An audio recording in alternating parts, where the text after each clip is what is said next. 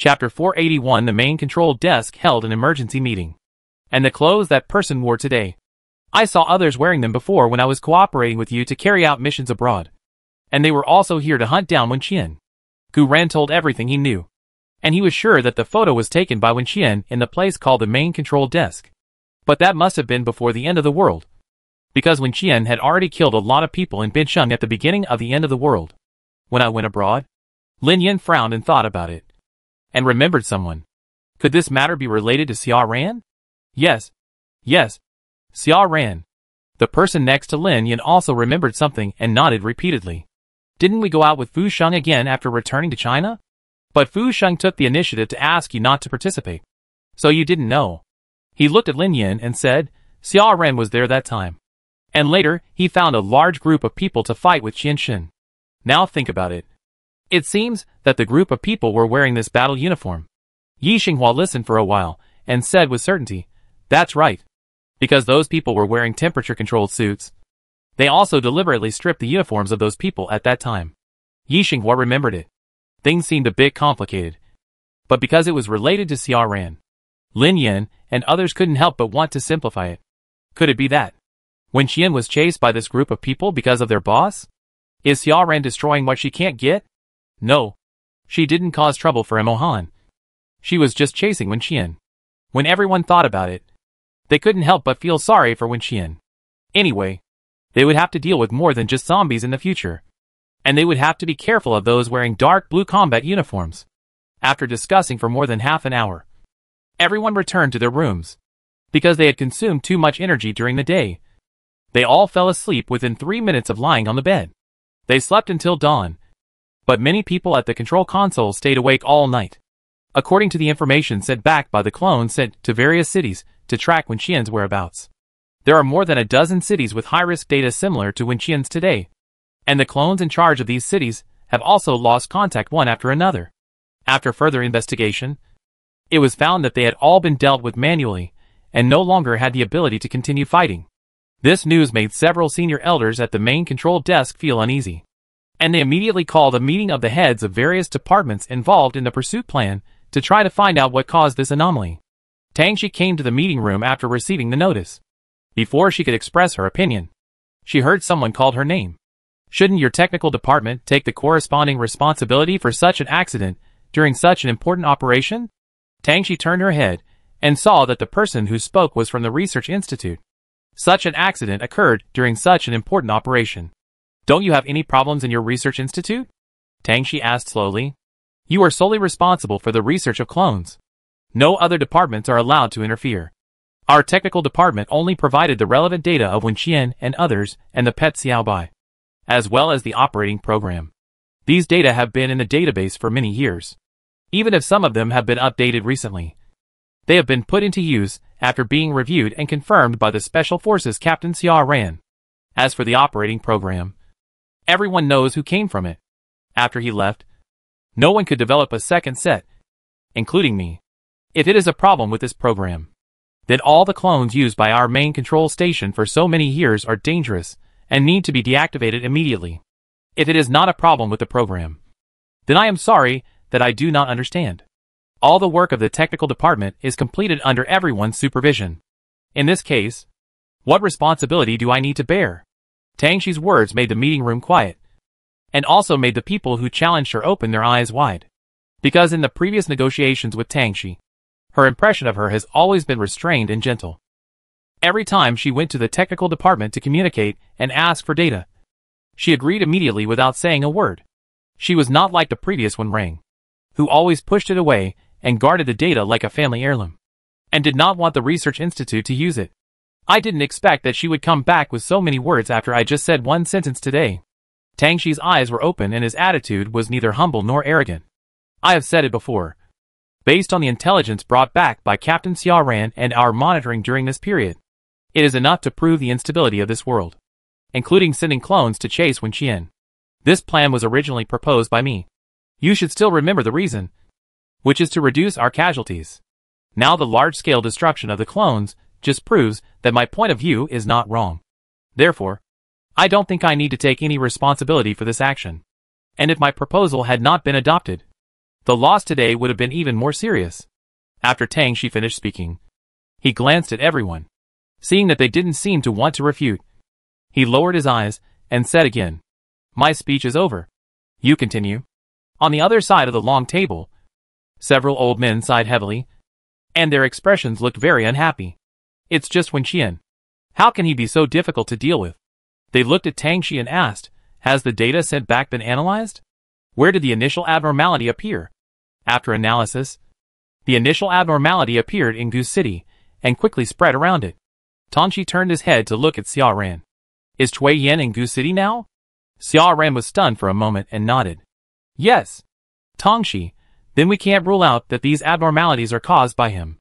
Otherwise, it is impossible to explain why more than a dozen cities appeared with powerful energy close to Wen Qian's combat power at almost the same time. Even if Wen Qian is powerful now, her combat power cannot be restored to its previous state. The distance between more than a dozen cities is so far that she simply cannot reach them in such a short time and accurately find our clones to destroy them. At present, the only variable that makes sense is probably Cui Yan. Cui Yan has the ability to turn humans into zombies. And it is precisely because of this that Xia Ran chose to cooperate with him, and got the tacit approval of the main control station. Tang Shi's words made everyone fall into deep thought. In the pursuit of Wen Qian, no one doubted Xia Ran. As the great hero who successfully expelled Wen Qian from the main control panel, everyone can see that she wants to kill Wen Qian. And Xia Ran currently trusts Tang Shi more, because the previous operations were successfully completed with Tang Shi's cooperation. Even if the final outcome is not satisfactory, everyone knows that it is not Tang Shi's problem. Chapter 482 Wen Qian's combat capability must be considered. Xia Ran escaped from danger several times with the help of Tang Shi. Cui Yan was able to escape from Bincheng smoothly at that time, all thanks to Tang Shi's help. If Tang Shi had a problem, Xia Ran would definitely not be alive now. In addition, there are special forces stationed in the technical department for a long time, including Tang Shi, and everyone's work is carried out under surveillance. So when such an accident happened today, no one suspected Tang Shi. The research institute wanted to push the blame onto her, just because she looked the most innocent. Even if she took the blame, she wouldn't be punished that severely.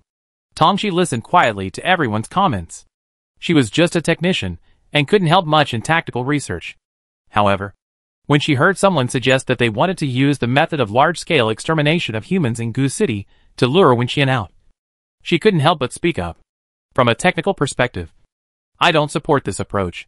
Tang Shi spoke softly, and everyone's attention was focused on her again. Reason? Several old men narrowed their eyes slightly and asked. Because according to previous data, the combat power of all the combatants we sent out to perform missions will be adjusted according to the differences in each world. Everyone knows Wen Qian's data. Her combat power growth rate in the high difficulty world is more than 10 times that of others. If we intervene and eliminate all humans in Goose City on a large scale, it is tantamount to helping this world accelerate the zombieization. Will Wen Qian's combat power be enhanced by the zombies? We must consider this issue. The last time Dean Sangyi personally led the team to Bincheng, he also tried to use this method to lure Wen Qian out. From a tactical point of view, she succeeded. But I'm afraid everyone has not forgotten how it ended. How Sangyi died at the hands of Wen Qian. Everyone present basically saw it. If it weren't for that incident, they wouldn't be so scared that they didn't dare to go out and kill Wen Qian in person. Tang Shi calmly analyzed the current situation for them. And because it was supported by data, it sounded more credible. These are the problems I see from a technical perspective.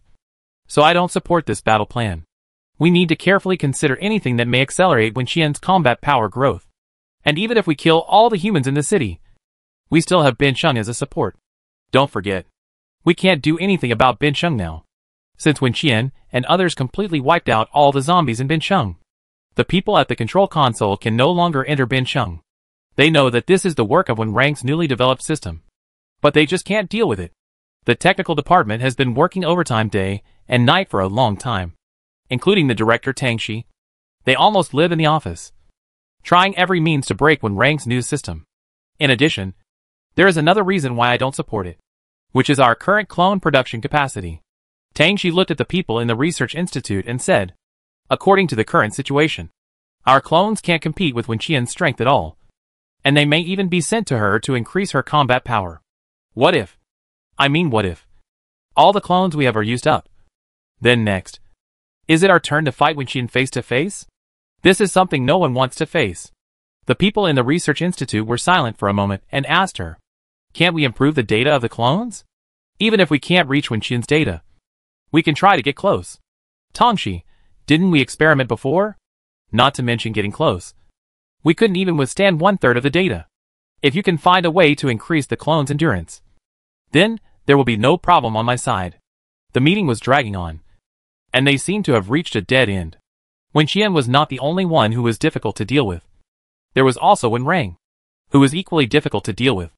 There was even the possibility that Imohan was there. The whole meeting lasted more than 3 hours. And Tangxi's head was a little swollen when she left. After leaving the meeting room, she went home for the first time in a long time. Washed up and lay on the bed. Covered her face with the quilt and couldn't help laughing. What's the point of sending people to watch her? A bunch of idiots who don't even understand what she does every day. Thinking of what she did today, Tangxi couldn't help but feel happy. She was only responsible for providing data to the research institute. But because of this, all clones had to go through her. A clone without data input is just a shell, and it won't move without a soul. When Tangxi helped them inject data, she also located their position, so she could notify Wen Qian immediately that an enemy was approaching. Through the bracelet given to Wen Qian before, Tangxi roughly grasped Wen Qian's current combat power data.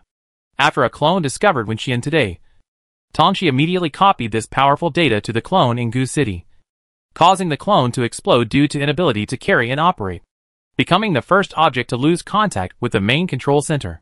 Other cities also used the same method, because too many clones were destroyed. No one cared about the movements in Jingbei, and it was impossible to determine where Wen Qian was currently. Tangxi is not afraid of someone standing behind her every day to see what she is doing, because her computer has 2 systems running at the same time. Every time a command is entered, the computer is doing 2 different things at the same time. One is displayed on the computer screen, and the other is done quietly behind the scenes. For example, the capital letter A. Normally its corresponding lowercase letter should be A, but after changing the program, it can also become Z. When Tangxi typed it with the first system, Z also appeared in the second system at the same time. Characters. In this way, whatever she wants to do with the second system, she can operate it through the first system. This is what Wen Rang taught her before. Because of the difficulty of operation, she secretly practiced for a long time. So the entire technical department and the people who are responsible for monitoring her know that she is now busy breaking through Wen Rang's new system every day and assisting the research institute in research and development. She has no time and opportunity to do other things. She does not leave the base and does not contact the outside world. It is absolutely impossible for her to have any contact with Wen Qian and other traders. Tangxi took a long breath, adjusted her mood and wanted to have a good sleep. But when she thought that Wen Qian's combat power had recovered to 70%, she couldn't help but get excited. She really looked forward to the day when the little girl would come back, bring those who had risked their lives to escape from here, and bring the reforged and upgraded combat power. Bring her Wen Rang back. Chapter 483. Go back to Bincheng and do business. The last time Tangxi saw Wen Rang was a few months ago, when she was busy during the day. She didn't have time to think about him. But when she was free, Tangxi's smile disappeared, and she wrapped herself tightly in the quilt, forcing herself to fall asleep quickly and go back to the office to work early tomorrow morning. Wen Qian spent a night in the space, and was woken up by Xiaobai in the morning. Almost suffocated, Wen Qian pushed Xiaobai off her body with great effort, sat up and breathed for a while before leaving the space. The people at the control desk have appeared, so Wen Qian dared not take it lightly. After breakfast in the morning, Yi Xinghua, Lu Bai, and Ji Fan were about to go out when Wen Qian called them. I have already put the food in the material storage point, and you can notify the canteen to start work. Also, from today on, increase the surveillance and prevention work around the base. If you find any abnormal situation with large-scale zombies, or any suspicious people appear, call me immediately. Yi Xinghua and the other 2 had already learned what happened from Lin Yin and others last night, so they naturally knew who the suspicious people Wen Qian was referring to were. Wen Qian waited for them to leave before leading the team to set off. Then, outside the base gate, he saw some familiar people. They were members of a team that had worked together before. They now come out to kill zombies and save crystal cores whenever they have time. When they saw Wen Qian and others, they seemed to have something to say to them. But Wen Qian did not give them the chance. Wen Qian saw that the number of zombies outside the base had indeed decreased. So he used the summoning skill to call in 5,000. Today's main task is still to sweep the supplies in the city, and clean up the zombies encountered along the way. Because they encountered the pursuers from the control center yesterday. Everyone, including Wen Qian, was very careful today. But to their surprise, the other party did not seem to intend to send more people. Of course, it is also possible that they are not sure whether Wen Qian is here. Wen Qian knew that Tang Shi must have done something to cover her up. She was very worried about Tang Shi's safety. But now she could do nothing except killing zombies. After the meeting last night, the control center finally decided to give up the plan of massacring the city and lure Wen Qian to show up. Because they were all worried that Tang Shi's prediction would come true. Rather than risking Wen Qian's combat power to surge, it would be better to maintain the status quo and delay time. And try to deal with her before Wen Qian finishes everything. Wen Qian and his group were busy until very late at night, and returned to the base after 10 o'clock. After returning, everyone simply washed up, then went to the restaurant to eat, and went back to the room to rest. Liamo, Wen Chongning, and Wen Rang were busy in this space for a whole day. Wen Rang didn't sleep for dozens of hours. He stayed up all night until now, and finally completed the transformation of all the Xiaobai clones. Tomorrow, they can be released for Lin Yin and others to use. After telling Wen Qian, he went to soak in a hot spring, and then went into the room of the villa to sleep. Wen Qian wanted Liamo and Wen Chongning to stay in the space overnight, but was rejected. Although staying in the space has many advantages, such as safety and good for the body. But this place is isolated from the world, and staying for a long time will still make people feel psychologically uncomfortable. For people like Wen Qian's family, who are extroverted and can't stay at home, staying in the space for a long time is not a good thing. So they are busy in the space during the day, and they will go out to chat with others at night to change their mood. Wen Qian processed the crystal cores in the space, took the medicine out, and planned to distribute it to everyone tomorrow. She also processed the special grade crystal cores. But because of their higher grade, it would take a little longer. She wanted to wait until all the special grade medicines were processed. Let Imohan dilute them, and then distribute them to them. Wen Qian left the space, and went back to the bedroom to rest. As a result, she heard someone talking on the rooftop. So she went to take a look out of curiosity. When she arrived, she found that it was her father, and his group of brothers. Wen Chongning and the others were annoyed when they saw her coming. Did I wake you up? No.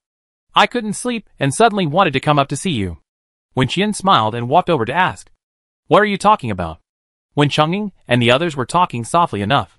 Wen Qian was just nervous because the sudden appearance of the person at the main control desk made her too alert. So she would pay attention to any slight movement. When everyone heard Wen Qian's words, they smiled at each other. Wen Chongning replied, just a few words. Nothing serious. He looked at Wen Qian worriedly. Why can't you sleep? Are you too tired these days? No. Wen Qian comforted, you know my physical condition. I'm stronger than a bull. How can I not sleep because I'm too tired? Maybe it's because I drank too much snow-top coffee in the afternoon. Dad, your cooking skills are getting better and better now. It's a pity not to open a shop. Wen Chongning and Liamo used to cook all kinds of delicious food for Wen Qian. Because Wen Qian had food poisoning outside when he was a child, the family rarely ordered takeout. No matter what Wen Qian wants to eat, they will learn it. They even spent a lot of money to enroll in a chef class. After the end of the world, the two of them became more skilled in making food. Now they can make not only all kinds of food, but also all kinds of drinks, which are not inferior to those milk tea shops and coffee shops. Wen Chongning was very proud when he heard his daughter's praise. Others also laughed softly, and said to Wen Qian, we just said that when we return to the main control station in the future, our brother's cooking skills must not be wasted.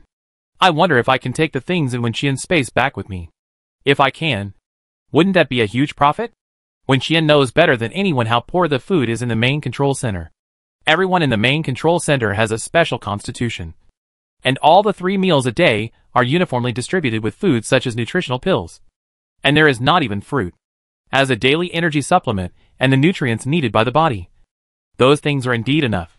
But apart from being a food that can fill your stomach, it really has no other advantages. Who can stand taking nutritional pills for years? Wen Qian didn't know how others did it, but she couldn't stand it. She always took the opportunity to eat a lot when she was on a mission, and then tried to sneak some back, but was punished again and again. After hearing what they said, Wen Qian's eyes lit up. Yes, I don't know if she can bring it back from this space. According to previous experience, it should be possible. After all, Xiaobai and Xiaoran were both picked up by her from the outside world. Moreover, the combat power she gained outside would not disappear when she returned to the main control station.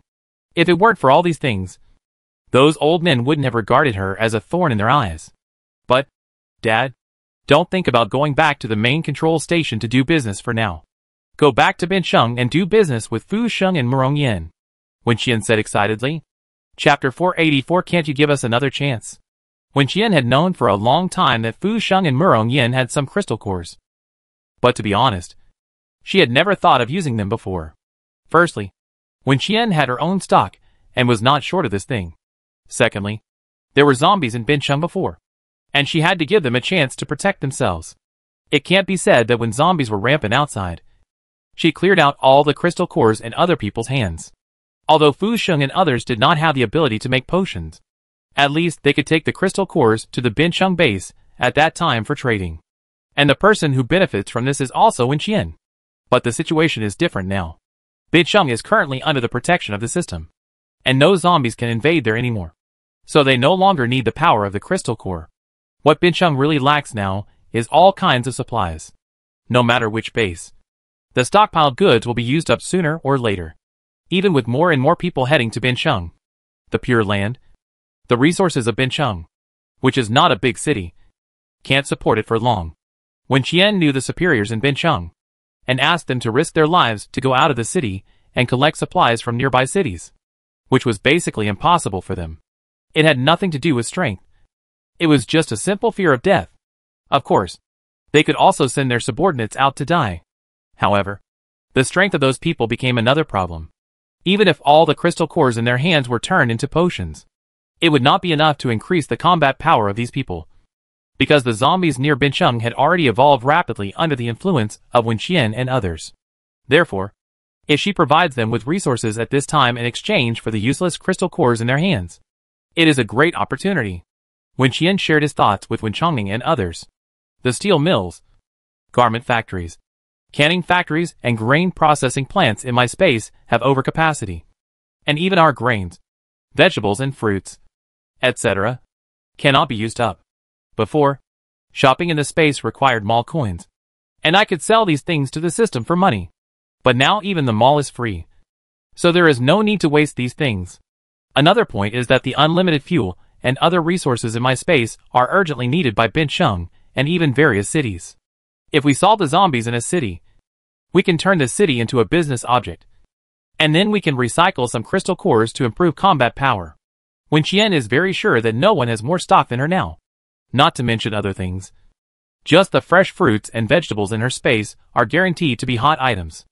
After hearing what Wen Qian said, Wen Chongning and the others' eyes lit up immediately. Wen Qian sighed and said, "There are too many things missing in this base. Although we had conflicts with them before, since we have decided to stay here, we can't just ignore them. The transformation of the base must start immediately. I am afraid that in another month or two, this extreme weather will cause some changes again. So I plan to give them a batch of building materials tomorrow and let them build and maintain the planting area first. This way, even if there are sandstorms or acid rain and hail in the future, they won't be collectively dumbfounded." Wen Qian wanted the crystal cores in Fu Sheng's hands, and also intended to give them to the people in the base. More and more people dared to go out of the base to kill zombies in the past 2 days, and Wen Qian would not treat them unfairly for their efforts. As I said, as long as everyone worked together without making any trouble, she would give them anything, whether it was food or supplies. Everyone gathered together to discuss for a while, and then seeing that it was really late, they went back to rest for the time being. The next morning, Wen Qian told the rest of the people about this matter. Everyone's first reaction was that Fu Sheng would cry when he saw Wen Qian in Binsheng. Wen Qian has always been a man of action, and she was also worried that Fu Sheng would use the crystal core in his hand to do some experiments again. So she decided to go back today and rush back in the evening. After listening to Wen Qian's plan, Wen Rang pondered for a moment and said, "Then I'll stay in the space today and study how to make something useful in your space." The entire space was created by him. And the previous factories were also created under the operation of the system. So when Rang felt that this matter was not difficult, when Chongming nodded with satisfaction. Only at this time would he feel that his son was not born in vain, and was still somewhat useful. The remaining Wen Qian and others looked at Wen Rang with a complicated expression, because they really couldn't understand how Wen Rang could say such words in such a calm tone. Ji Fan even knelt down in his heart, and wanted to humbly ask Wen Rang if he could be a helper in doing odd jobs. But then she thought that she had a limited time to stay in this space. If she wasted more than 10 hours today, she would have to stare blankly when she encountered an emergency in the future. So she swallowed her words back. After some discussion, Wen Qian finally decided to bring Gu Ran, Qi Chen and 2 other children with her in addition to her brother and father. Gu Ran and the other 2 could fly planes, so Wen Qian was happy to have some free time. As for the main combat forces such as Mo Han and Xiong Yushuang, they still had to stay here. If a special class appeared, they could be dealt with in time. Liamo also stayed behind to prevent anyone else from getting hurt. After confirming the number of people going out, Yi Xinghua contacted the airport to ask them to prepare. Mo Han also called Bin Sheng and told them that he would go back today and asked them to prepare to pick them up. Jingbei Base and Bin Sheng were a little panicked after hearing the news. Mo Han and Yi Xinghua did not reveal who was leaving, which made them subconsciously think that everyone was leaving. Lin Yen had not shown up in front of the people in the base for the past few days. No one knew that his injury had healed, and they were still worried whether his injury had worsened. Considering what happened 2 days ago, it seemed that Wen Qian and the others were still angry and were going back to Bin Sheng. So when Wen Qian arrived at the airport, she saw Zheng Yuanchen and the others waiting there anxiously. Wen Qian raised her eyebrows in surprise and wondered why so many people came to see her off. But she soon realized that she was wrong. Zheng Yuanchen was also stunned when he saw Wen Qian and the others, because the others did not show up.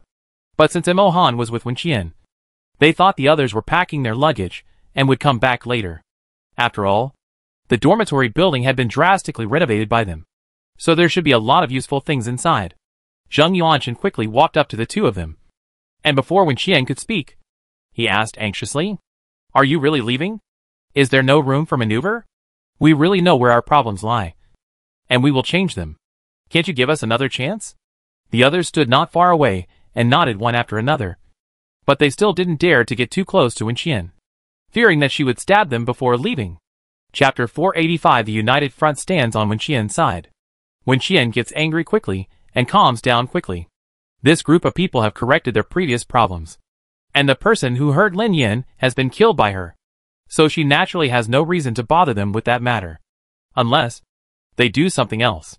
So after Wen Qian realized what they were worried about, she didn't keep them in suspense, but said directly, "You misunderstood. I went back to Bin Sheng just to deal with some things, and I will be back in the evening." Zheng Yuanchen was stunned, and quickly looked at Mo Han, asking uncertainly, "Really?" "Yeah," Mo Han responded calmly, and Zheng Yuanchen and others finally felt relieved.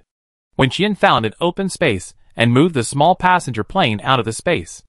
Although everyone had seen her power before, after seeing it again, they couldn't help but sigh. How could she have everything in her space? Wen Qian was right before. Anyone who knew how great her space was would be tempted. But no matter how tempted they are, they have to weigh their own weight now. Apart from envy, they can't do anything. Gu Ran and Qi Chen took the 2 little guys on the plane first, while Wen Chongming and Wen Rang had already entered the space. One was busy typing on the keyboard, and the other was busy making food. Mo Han sent Wen Qian to the cabin door, and kissed her forehead reluctantly. "Come back early," he spoke softly, with the words "take me away" written all over his face. Wen Qian nodded, said okay, and then turned around and got on the plane. The plane took off smoothly and quickly. Mo Han looked up for a while and prepared to go back. As a result, when he turned around, he saw Zheng Yuanchen and others staring at him as if they were frightened. "What are you doing?" Mo Han asked. "We should ask you this question." "Right. What were you 2 doing just now?" Zheng Yuanchen couldn't help but roar in his heart, and then he spoke in a squeak. You and Wen Qian, you just..." Mo Han understood in his heart, but asked knowingly, "So? What happened?" His calmness and self-righteousness made Zheng Yuanchen's mind go blank. Zheng Yuanchen looked back at his companions, who were as dumbfounded as himself. After finding that he was not the only one who was confused, he breathed a sigh of relief, and his mind gradually began to work again. Zheng Yuanchen suddenly remembered what Shen Jing had said before. He said that Imo Han came to Jingbei with his girlfriend. Zheng Yuanchen took a breath of cold air. Wen Qian is your girlfriend? How is this possible? Seeing him making a fuss, Imo Han frowned unhappily. Why not? Because from the aura of the two of you, you are the kind of people who will quarrel after a few words. And according to Wen Qian's personality, she might even fight you to death. Zheng Yuanchen almost yelled out his true feelings, but held back at the critical moment. Imo Han saw that he wanted to say something but didn't dare to, and then glanced at the people behind him and asked, Didn't Shen Jing mention this to you? Zheng Yuanchen, he did. But he only said you came with your girlfriend. Not who it was. So I thought he was joking. The old man's words were true and false. False and true. Even the news that Wen Qian had a huge space and could make crystal core potions was not revealed to them. So Zheng Yuanchen selectively believed the other information. Now you know he is not joking. Imo Han said softly. Wen Qian is my girlfriend. And I went to Bincheng to find her. So, don't try to sow discord between us. And don't make her angry again. Otherwise, I will leave with her instead of staying here to help you rebuild the city. He left after he finished speaking, leaving Zheng Yuanchen and a group of people who were completely dumbfounded looking at each other, digesting the heavy news they had just received. Imo Han went to Bincheng for Wen Qian. He obviously has an extremely ambitious career face. But he turns out to be a fucking love-brain person? Everyone was shocked for a while, and then walked back while discussing this matter. The final decision was that, even if Imo Han and Wen Qian had any conflicts in the future, they would have to unite and stand on Wen Qian's side. Because if what Imo Han said was true, then there was no doubt that he would be the one to admit his mistake in the end. After all, they, who had experienced it, understood too well what it meant to be afraid of your wife. After Imo Han returned, he took the rest of the people out of the base. Although Wen Qian left, it did not affect the members of the system from throwing supplies into her space. Zheng Yuanchen and others were directly called over by Yi Xinghua and assigned tasks to them. Before leaving, Wen Qian left behind some of the building materials needed for the base renovation, and finally relented, allowing Zheng Yuanchen and others to eat after finishing their work. Since Zheng Yuanchen and others were dismissed from their posts, they have been doing some grassroots work. Now that Yi Xinghua has asked them to be responsible for the base renovation, they naturally understand what he means. This is a good opportunity to make up for the mistakes. But you must not give up. You must seize it. First, cover the planting area. If there is enough time, we will try to cover the entire base with glass. Yi Xinghua conveyed Wen Qian's meaning to them. He thought of the basic defense facilities of Xiaowei Base. Although meteorological disasters such as acid rain and dust storms have not yet appeared, it must be said that Wen Qian is really foresight. If the early stage of infrastructure construction of all bases can be honestly carried out according to that level, it would not be so troublesome now. However, there is no medicine for regret in the world. And there is no point in saying this now. People spend their lives constantly encountering and solving problems. As long as you don't give up, there is always hope. Wen Qian and his companions arrived safely in Bincheng after a few hours of flight. Because they were on a small private plane, they simply landed at the Alliance base, which was the former Bincheng base airport. Wen Qian saw Shen Jing and Mu Yan, as well as Shen Yu and Mu Beichuan. As soon as he got off the plane, they knew Wen Qian was coming back, but they didn't know what her purpose was. Mu Beichuan looked behind Wen Qian, raised his eyebrows and smiled in surprise. Hey, why didn't you see Chief Imo come back? Isn't this a chance for me to poach people? Shen Yu couldn't help but mock beside him. You really know how to flatter yourself. Shen Jing walked in front of Wen Qian and asked in a low voice. Is there something particularly important? It can't be solved over the phone. So serious that she needs to come back specially? Well, it's relatively important. Wen Qian smiled and said. Actually, I came back specifically to find Fu Sheng and Murong Yin. And to meet you by the way. Shen Jing. Mu Beichuan. I think I heard Mr. Fu crying. Chapter 486 Damn. She has fresh fruits. Wen Qian came back from Beijing North just to find Fu Sheng?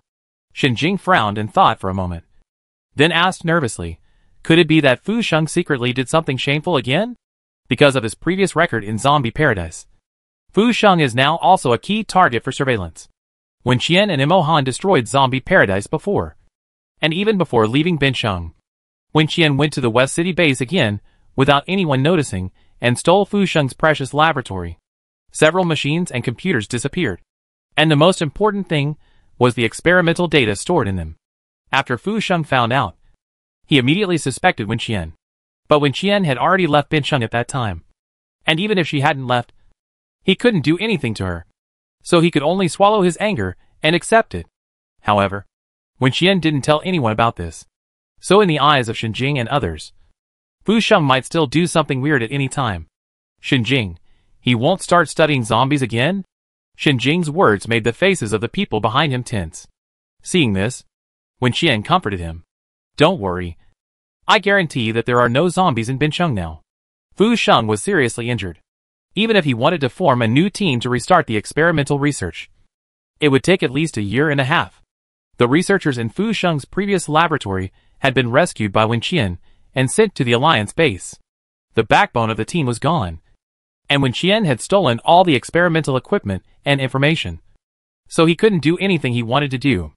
Wen Qian, I came back to find him for the crystal core in his hand. By the way, you should have some crystal cores in stock. Right? Shenjing was slightly startled. Wen Qian smiled and said, don't worry. I won't take your things for nothing. I will exchange them with supplies.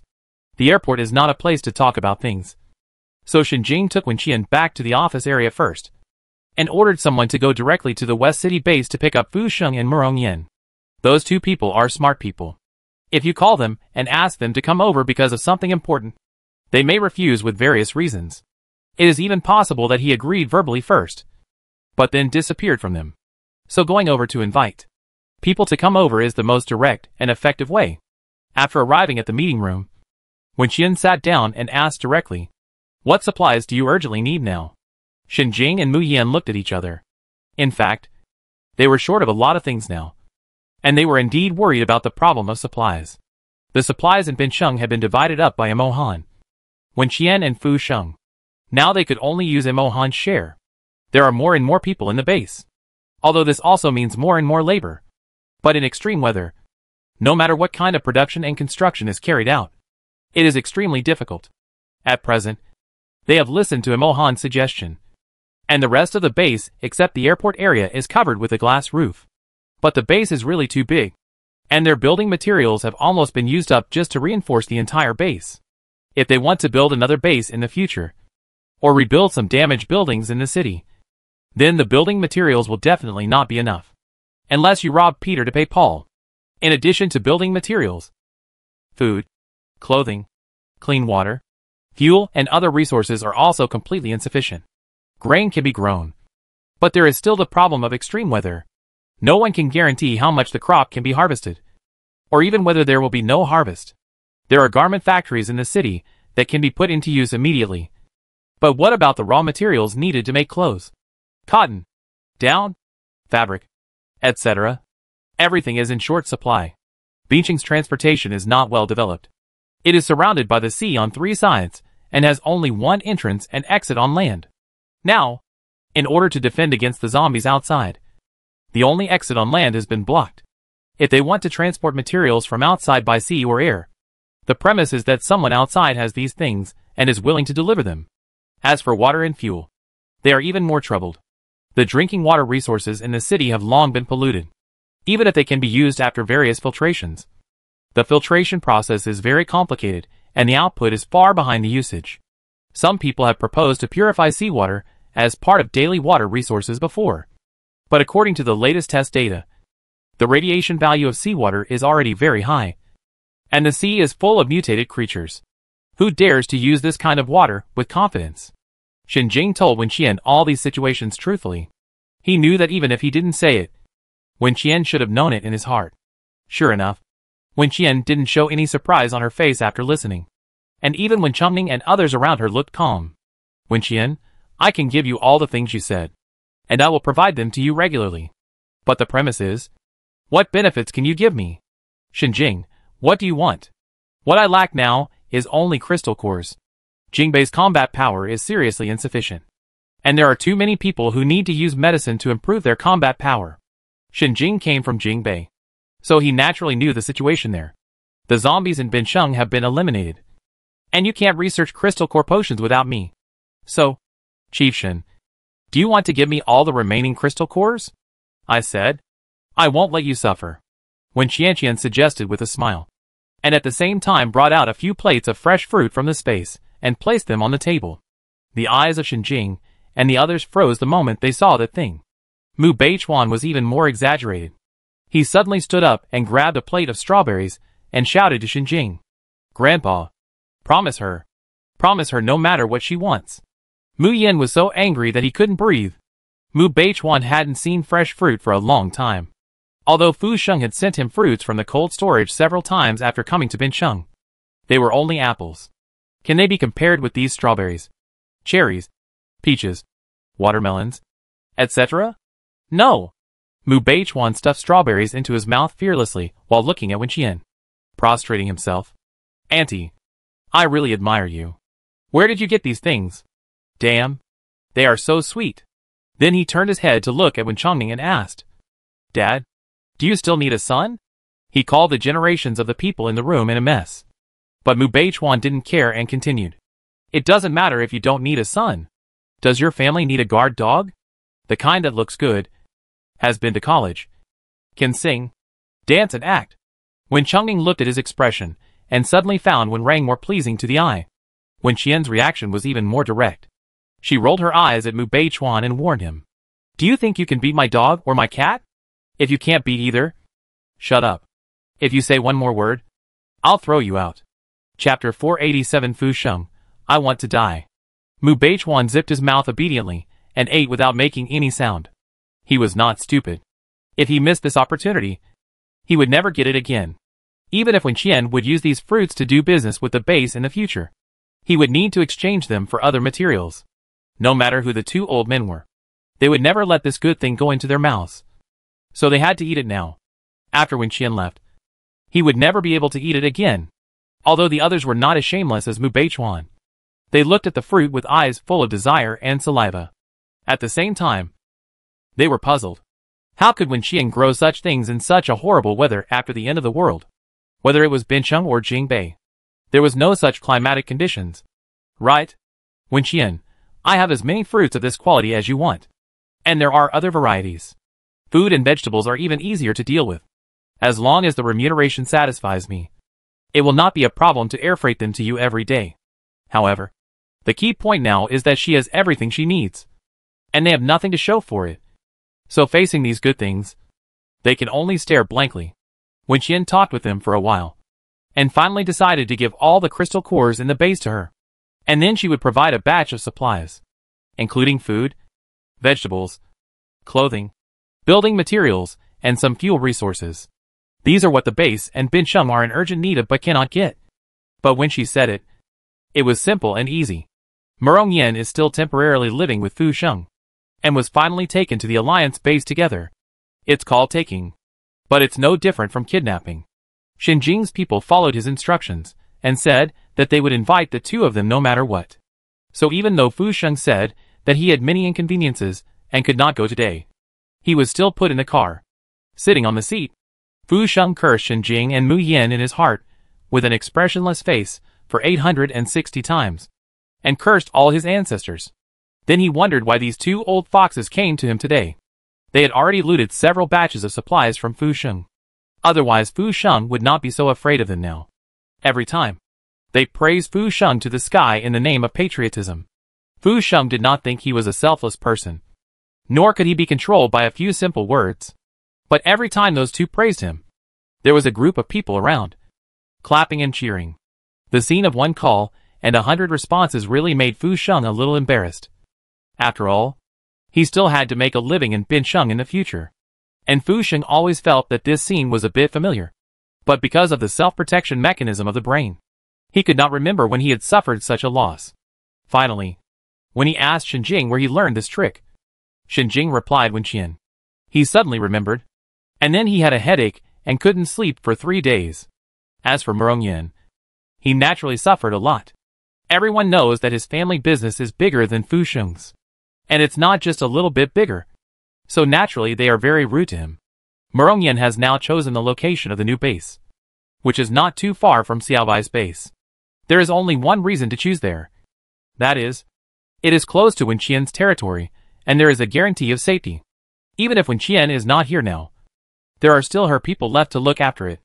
Murongyan is now just waiting for the people in Jingbei to prepare the materials, and then find a way to deliver them to him, so that he can start working in minutes and stay away from Fu Sheng, the unlucky guy. The two of them took Shenjing's special car and arrived at the Alliance base with mixed feelings. When they walked to the door of the conference room, their right eyelids jumped at the same time. This made them subconsciously pause, and they resisted and didn't want to open the door. But things have come to this point. It is no longer a question of whether they want to or not. Fu Sheng made up his mind and knocked on the door twice, ready to go in and deal with Shenjing. He never expected that the first thing he saw after opening the door was Wen Qian's face. The moment he and Wen Qian looked into each other's eyes, Fu Sheng's heart quickly fell to the bottom. Wen Qian smiled and waved at him, saying hello, Mr. Fu, long time no see. To Fu Sheng, that voice sounded like the king of hell urging him to die. So he turned around and walked out. He really would rather see a ghost than see Wen Qian now. Murongyan followed behind Fu Sheng and was bumped by him when he suddenly turned around. He frowned and asked, "What are you doing?" Fu Sheng looked at him with a complicated expression. He was really close to saying run. Then he heard Wen Qian's voice behind him. "Where do you want to go? Mr. Fu? Why do you seem unhappy to see me?" Fu Sheng. When will this damn girl have some sense? Is he just not happy now? If he had known she was here, he would have broken his legs today, and would rather lie in bed for 3 months than come here. Wen Qian looked past Fu Sheng and looked at Murongyan. Mr. Murong is here too. That's great. I also have something to discuss with you. Murongyan. Why is this damn thing here? Didn't she go to Jingbei? Why is she back again? Don't use the word you with me. I can't stand it. Seeing you here? That's really bad. Fu Sheng and Murongyan both felt that their breathing was not smooth. They exchanged glances and saw despair in each other's eyes. Fu Sheng was already feeling guilty because of Lin Yan's incident a few days ago. Now seeing Wen Qian, he couldn't help but wonder, is Lin Yan dead? So Wen Qian came back to settle accounts with him, although he also felt that it was unnecessary to make such a big fuss for a subordinate. But then he thought that Lin Yan was a mobile warehouse, and this was not just a subordinate. Besides, the other party is Wen Qian, who can do anything, not to mention coming back to settle accounts with him. Even if Lin Yan's body is hung on the head of his bed, it is not impossible. After all, there has been a precedent before. Fu Sheng turned back stiffly and looked at Wen Qian again. He pulled the corner of his mouth, revealing a very unnatural smile, and said, I didn't sleep well last night, so I thought I was dreaming just now. Ha! Why did Qian Shen come back to Binsheng? You didn't even say hello in advance, so I can pick you up at the airport. It's not that I'm afraid that Mr. Fu will be too excited to know that I'm back, and if I accidentally fall and sprain my ankle, it will be bad. So I want to see you directly. How is it? Are you surprised? Are you surprised? Fu Sheng. Surprised to death. Chapter 488. Can you make a crystal core potion? Fu Sheng and the others walked into the room under Wen Qian's gaze, and saw the fruit on the table at a glance, and their eyes were immediately wide open.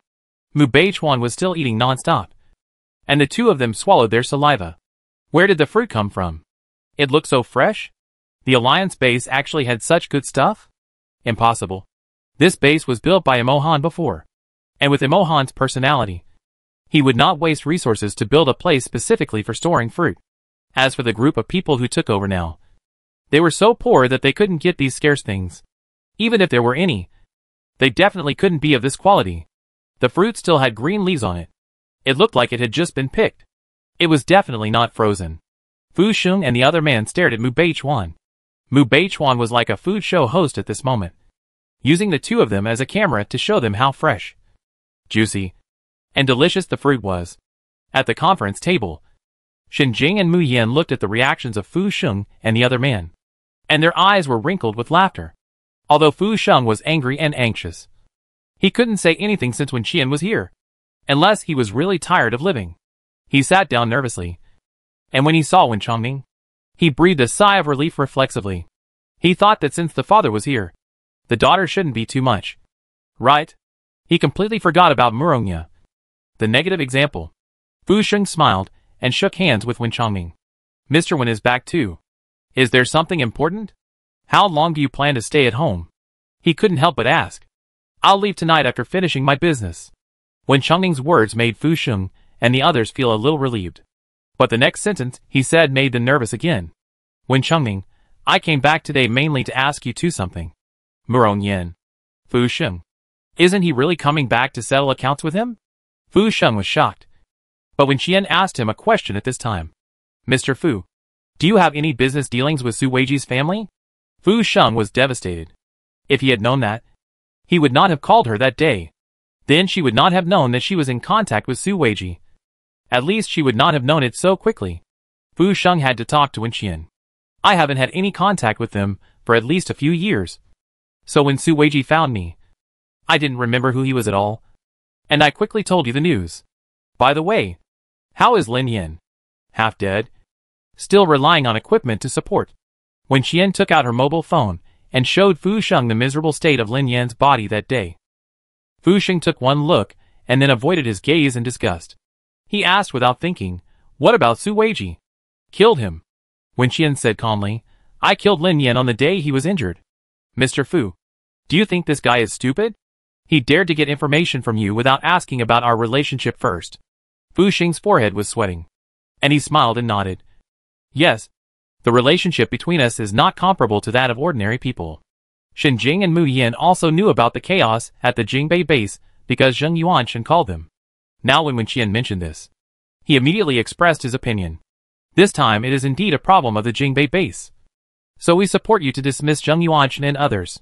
Fu Sheng and Murong Yin were stunned again when they heard this. Especially Murong Yin. He had been to the Jingbei base several times before. So he naturally knew Zheng Yuanshan's position in the base. When Qian and Mo Han had just been there for a few days, and they pulled Zheng Yuanshan down? This is really a new official's 3 fires when he took office. Which is amazing. When Qian did not respond to Shen Jing and the others. But when Chongning looked at Fu Sheng and said, Mr. Fu has no business dealings with the Su family. So would you like to make a deal with us? Us? Deal? Fu Sheng didn't react for a moment. What was there to trade? According to past experience. Is that a deal? That's a one-sided demand? Fu Sheng glanced at Wen Qian from the corner of his eye. Wen Qian obviously had no interest in joining this topic. Just like Mu Beichuan. He was munching on the fruit on the table. Which made people feel greedy and annoyed. Yes. A deal. When Chongning's words made Fu Sheng withdraw his gaze. He pointed at the pile of fruits on the table and asked. Is Mr. Fu interested in these? Did you bring these? Fu Sheng asked in surprise. And then thought. That's right. Who else in this room besides Wen Qian can do this? But where did she get it from? Fu Sheng's eyes swept over the fruits carefully. And Murong Yen did the same. Because when Chongning brought up the topic, they finally had a chance to observe it carefully. Otherwise, they are also well-known figures. As soon as they entered the house, they stared at the food non-stop, which made them look like they had never seen the world. As 2 rich people who have everything they want since birth and have never worried about food and drink. Their quality of life requirements are naturally higher than ordinary people. After so long in the apocalypse, although their food, clothing, housing and transportation standards are much better than those of ordinary people, they are still far behind those before the apocalypse. It's not that they don't want these fruits on the table in front of them, but they have no way to get them. Now that they have seen it, there is no reason to miss it. Murong Yen looked at Wen Chongning and asked, How do you want to trade? Use the crystal cores in your hands. Wen Chongning did not beat around the bush. Now that the zombies in Binsheng have been cleared out, there is no use for you to hold the crystal cores.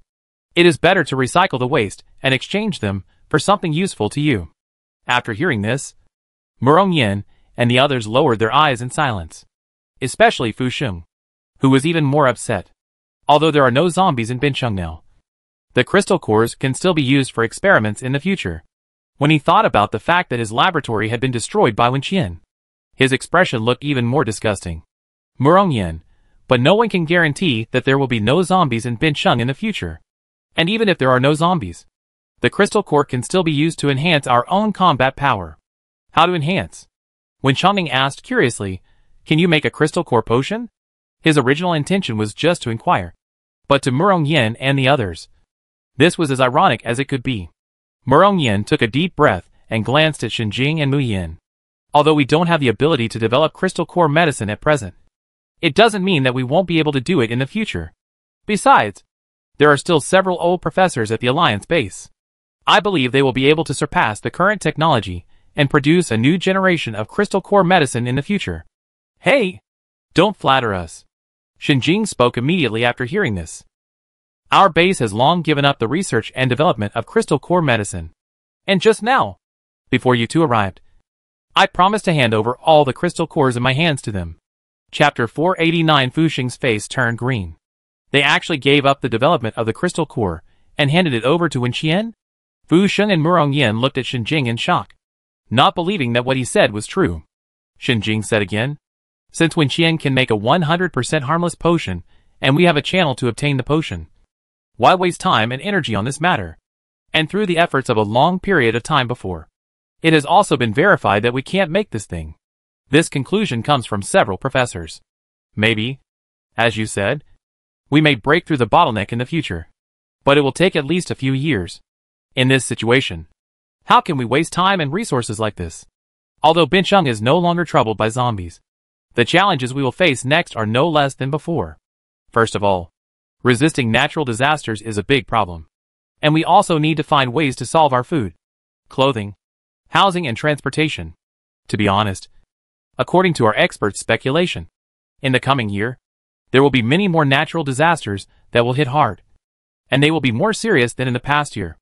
We must now be prepared to deal with these and various epidemics in the future. After all, more and more people are moving to Bincheng. So we still need to pay more attention to medical and epidemic prevention. Otherwise, once the infectious disease spreads, the severity will be comparable to the zombies. Fu Xing himself is in the pharmaceutical industry, so he naturally knows how important the production capacity of effective drugs is if infectious diseases spread. Currently, his company is the largest drug research and development company in Bincheng, and if the raw material resources can keep up, production can be resumed at any time. This alone will ensure that he will have a high status in Bincheng in the future.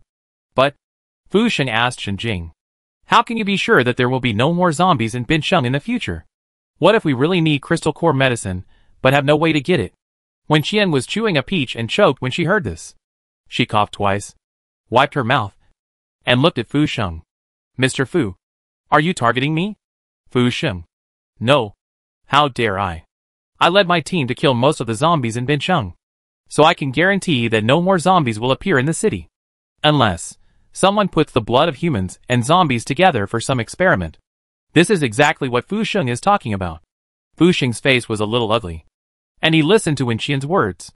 But even if things develop to that point, I have a way to control the situation. I can be responsible for every word I say now. And I can also guarantee that no zombies will appear in Bincheng in the future. Even those outside the city can't get in. Fu Xing frowned. How can you be so sure? Maybe it's because I'm awesome. Wen Qian smiled arrogantly. Mr. Fu, do you still remember the situation in the base before when you couldn't get out no matter what? Fu Xing and Murong Yin couldn't help but think of the ghost encounter that day. It was the day when Wen Qian and his team invaded the West City base and destroyed the zombie paradise.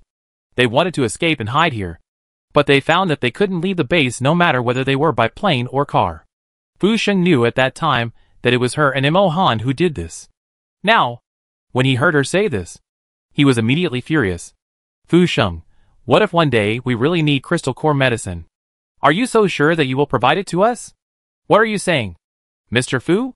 Didn't I give it to you when you needed it before? But you asked for so much at that time. I'm afraid I don't need to remind you again? Fu Xing was really furious. Otherwise, he wouldn't have brought up the past like this. Wen Qian couldn't help laughing when she heard this. Mr. Fu, are you referring to the exchange of 5,000 crystal cores and 100 kilograms of grain for one pill? But wasn't this exchange condition originally proposed by you? If you hadn't mentioned this to me and Mo Han, we wouldn't have quoted the price based on this. Wen Qian shrugged innocently. You clearly set the price yourself. Why are you blaming me now? Fu Xing was so angry that he gasped and couldn't think of any rebuttal for a while. Murong Yin, who was standing by, couldn't help but frown and glance at Fu Xing when he heard this. At first, he thought Wen Qian's price was too high, but there was nothing he could do. After all, she was the only one who had the goods. But he didn't expect there was another hidden truth. It turned out that he was cheated by Fu Xing. seeing that Fu Sheng was so angry that he couldn't speak. When Changning spoke to ease the atmosphere. Qian, say less. He deliberately said this to Fu Sheng. And when Qian naturally nodded obediently and stopped talking. When Changning, if Mr. Fu still wants the medicine now, we can trade again. The price is also a bit more cost-effective than before.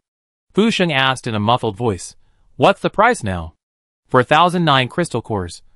100 kilograms of grain for one? Fu Sheng's face turned green. It's really a good deal. I've heard that Wen Chengning is also a businessman. Now it seems that this man is more evil than me. More of a profiteer than me. Seeing this, Murong Yen couldn't help but ask, what if I want to exchange? Mr. Murong. Wen Chengning thought for a while and said, how about 3,000 crystal cores for one? Fu Sheng's expression was more like he had eaten shit. Reduce it by half. Right? You don't want 100 kilograms of food. Right? Murong Yen stole a glance at Fu Sheng's appearance and almost laughed out loud. He didn't really want to change the medicine. He just wanted to ask. But he didn't expect to really make Fu Sheng angry. Although it was the first time to deal with Wen Chengning. Judging from the degree of anger he spoke, there was no doubt that he was Wen Qian's biological father. Shen Jing and Mu Yin watched the fun from the side and didn't dare to say anything. Because compared with Fu Sheng's exchange price, it was almost free. You have to behave yourself when you get a bargain. And you can't say anything at this time to ruin Wen Qian's good fortune. Fu Sheng was so angry that he snorted. I don't want this deal. I don't want the fruit. And I won't give the crystal core. Wen Qian raised his eyebrows and said like a bandit, then I have to go back to the base with President Fu today. Fu Sheng took a breath. Are you reasonable? Are you going to rob me? It's not that I don't have it. I didn't say that. Don't wrong me. Mr. Fu. I just missed the cows, sheep, pigs, etc. in your base. I came back specially. Mr. Fu should give me some. It shouldn't be difficult. Right? Fu Sheng didn't even look at her. He thought. You didn't even bring back Lin Yan's living warehouse. Why are you being so arrogant to me? Even if I give it to you, how many can you take away? He sneered and nodded in response. Okay. How many you can take away depends on your ability. Wen Qian's eyes lit up. Are you serious? Then let's go now. Chapter 490. The system has been upgraded again. Fu Sheng was serious at first. But when he saw Wen Qian's reaction of being so excited that her eyes were glowing green, he suddenly became a little uncertain. Wen Qian had already stood up and looked at Fu Sheng sitting there with a dark face and said to him, Mr. Fu, let's go. Why are you in a hurry? Free beef, mutton and pork. Who wouldn't be in a hurry? What if you regret it later? Fu Sheng has already regretted it. He felt something was wrong. But the words had already been said. And in that tone, Fu Sheng had always been a face-saving man. But now, he was caught in a dilemma, and was a little overwhelmed. And there was a bastard in the room, who wanted to watch the fun. When Mu Beichuan heard that he was going to the West City base, he stopped eating. He sat up straight and looked at Fu Sheng, asking, Mr. Fu, can everyone who sees it get a share? I don't ask for much. I just want to eat a roasted whole lamb. Compared to Wen Qian, Mu Beichuan's request made Fu Sheng feel warm. He gritted his teeth and stared at Wen Qian, roaring in his heart, look how much he knows how to control himself. He can be satisfied with just one sheep. Look at you. Wen Qian stood there and stared at Fu Sheng, making Fu Sheng unable to back down. At this time, Murong Yen didn't know what was wrong with him, and suddenly spoke. Let's not talk about the transaction first. Wen Qian rarely comes back from Jingbei, so we should treat her well. Mr. Fu, why don't you treat her today? And when my base is built, I will treat her next time when Wen Qian comes back. How about it? Fu Sheng closed his eyes. He could not say anything except nodding his head. Shen Jing and Mu Yin exchanged glances, declined briefly, and then followed him out of the house. They were afraid that if they said one more word, Fu Sheng would really not take them with him. They left the meeting room and drove to the West City base. Fu Sheng and Murong Yi were still in one car, and Shen Jing, Mu Yin, Shen Yu, and Mu Beichuan were in one car. As for Wen Qian and the others, they took a 7-seater commercial vehicle and followed them. There were many more vehicles and pedestrians on the road than before Wen Qian and his friends left Binsheng. Fu Yuan and Gu Wanwan leaned on the car window and looked at the familiar yet strange world outside, their faces full of confusion and curiosity. A few dozen minutes later, The car arrived at the West City base smoothly. Fu Sheng was in a bad mood, but had to force a smile. After welcoming everyone into the banquet hall, he called the chef to arrange today's menu. After Fu Sheng decided on the dishes, he glanced at Wen Qian inadvertently, and found that Wen Qian's expression seemed a little unnatural. She even stole a glance at Fu Sheng guiltily, and when she met his gaze, she smiled awkwardly. Fu Sheng frowned, not knowing what she meant. Wen Qian leaned back in her chair, sitting upright, like a primary school student. She was really guilty now, because she suddenly found that her system seemed to be able to store all the supplies of Fu Sheng's base into the space. Wen Qian didn't know whether it was because her brother had done something wrong in this space again, or because she had cleared all the zombies in Bincheng. So the system automatically divided the entire city into her territory. So she was so unscrupulous. Anyway, nothing like this happened when she went to Beijing North. And everything was fine when she went to the Alliance base just now. But after she sat down here, she heard a system prompt asking her if she wanted to automatically search for supplies in the base. Wen Qian was in a very complicated mood now.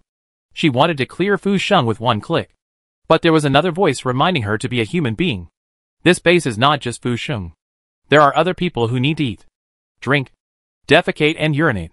It would be great if it could be cleared in different areas. Wen Qian frowned and thought worriedly. As soon as she had this thought, the system responded again. The materials in each area of the West City base are being classified. Please choose the items you need. Wen Qian raised her eyebrows and almost laughed out loud. She thought seriously for a while, and felt that the system in her space should be similar to the one on the main control desk. After using artificial intelligence-related technologies, it can slowly evolve on its own.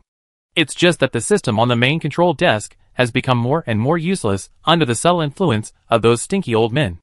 And her system, under Wen Rang's initial unlimited indulgence, has become more and more indulgent to her. And now it almost responds to her every request. It can even further fulfill her needs through her thoughts. When Wen Qian had conflicts with the West City base several times before, the system automatically regarded this place as an enemy and prompted her to clear the supplies here. What a terrible technology.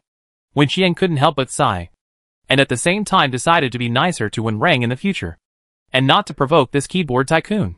Fu Sheng felt something was wrong and kept staring at Wen Qian. Seeing that her mood seemed to have suddenly improved, he did not relax. But his bad premonition became stronger and stronger. While waiting for the meal, everyone continued to chat politely, because Murong Yin just mentioned the construction of a base. Everyone's topic revolved around this. Where is Mr. Murong's new base located? Wen Qian asked curiously. Murong Yin hesitated for 2 seconds, and then answered truthfully.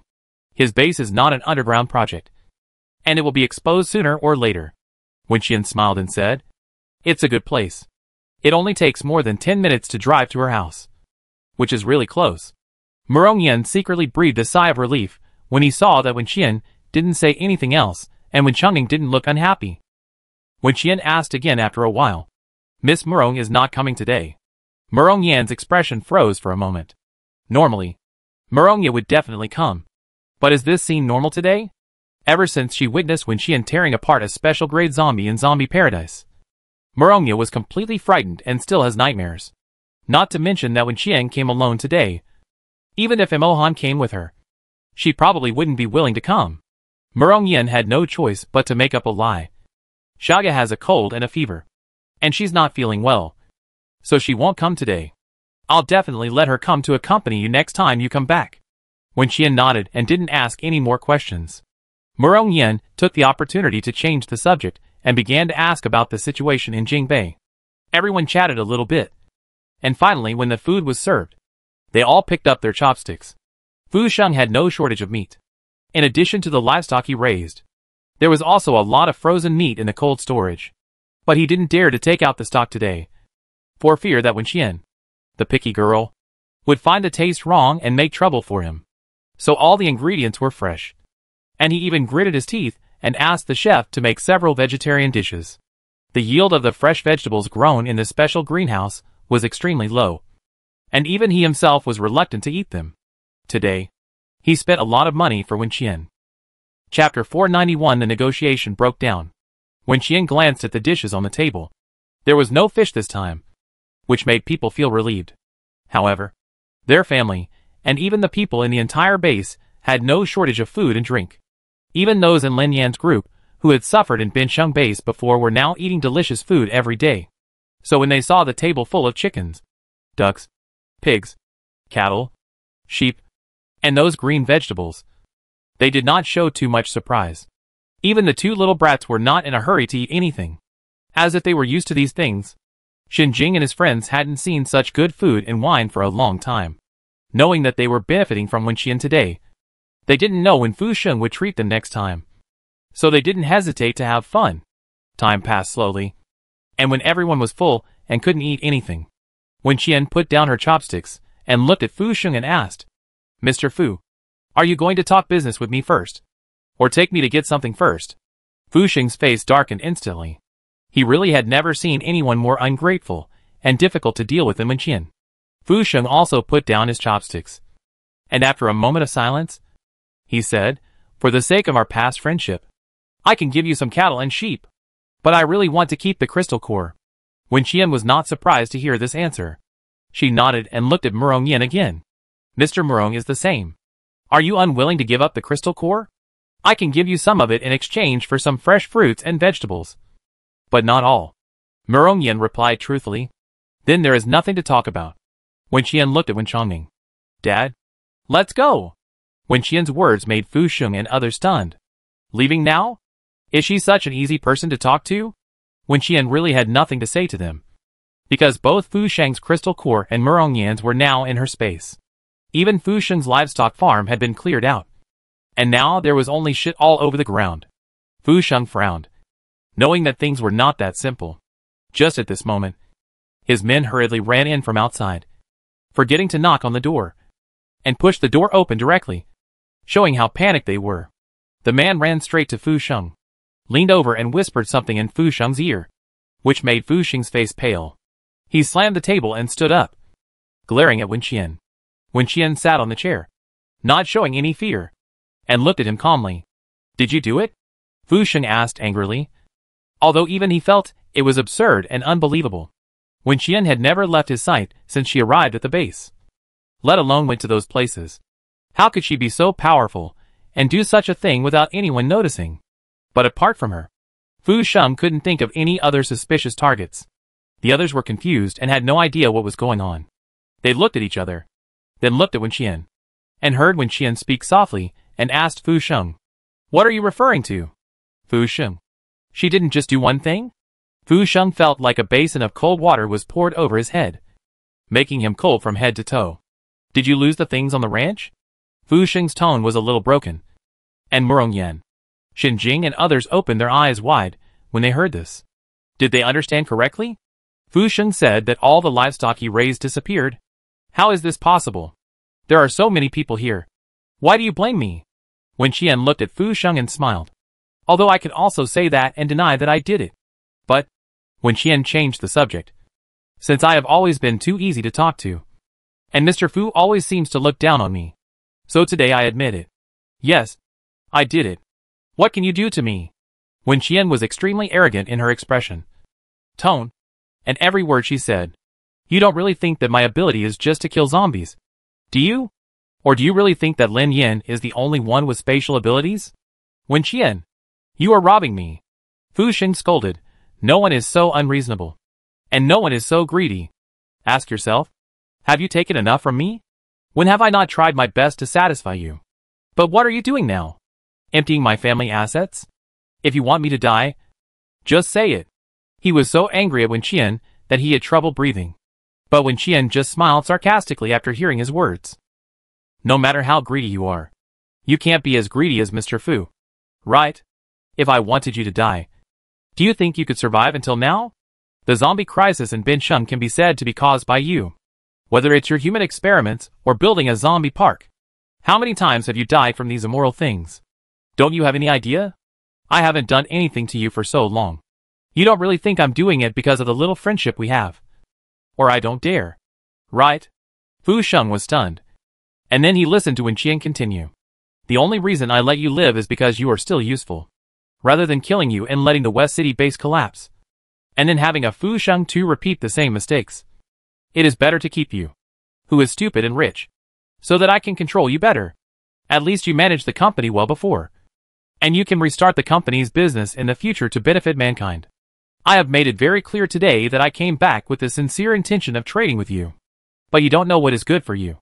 What can I do? The crystal core is of no use to you at the moment. But there are other cities in Beijing that have been attacked by zombies and are in urgent need of this kind of thing. You said I emptied your assets. Is your assets only these livestock? Do you want me to show you what it means to really empty your entire base? As soon as Wen Qian finished speaking, the house changed drastically. The entire table in front of them disappeared, as well as the lamps on the ceiling, the air conditioner on the wall, and the carpets, murals, and other decorations. Fu Sheng and the others took a deep breath, and the fear spread rapidly from their hearts to their whole bodies. Wen Qian, I think I have been very polite to you. Otherwise it would not be just this reception building that would be emptied now. Fu Sheng staggered down, holding the back of the chair. Wen Qian saw that he was speechless for a while. So he turned his head and looked at Murong Yen. Mr. Murong just said that he didn't want to give me the crystal core. Right? It doesn't matter whether it's yours or Mr. Fu's crystal core. It's in my hands now. Murong Yen's body was stiff. He clenched his teeth, clenched his fists, and tried his best to control his anger. Wen Qian was not afraid of his anger at all, and added fuel to the fire. Your family assets are all in Beijing North, and that place can now be considered my territory. Tell me, after I go back, should I take some time to take away all your supplies? Chapter 492, Being Arrogant Requires Strength. Murong Yen still hopes to send people to deliver the materials from Jingbei to Binsheng. But now he has to face the premise that Wen Qian agrees or not. The atmosphere in the room dropped sharply. Murong Yen calmed down for a moment and asked, Are you threatening me? I am reminding you. Of course. If you want to understand it as a threat, you can. Wen Qian looked at Fu Sheng, then at Murong Yen, and said seriously, Trade with me. I can regularly deliver the materials you want from outside. And I can also return everything I took today except the crystal core to you. If you don't trade with me, there will be no benefit. As long as it's something I like, I can take whatever I want. Anyway, you can't beat me. Wen Qian proved with facts that people need strength to be arrogant. Otherwise, someone like her would have been beaten to death long ago. Fu Sheng and Murong Yen never thought in their lives that one day they would be controlled by a yellow-haired girl. They were so angry that their teeth were about to break. And they looked coldly at Shenjing and Mu Yan, who were watching the fun next to them. The two old men drank a lot today.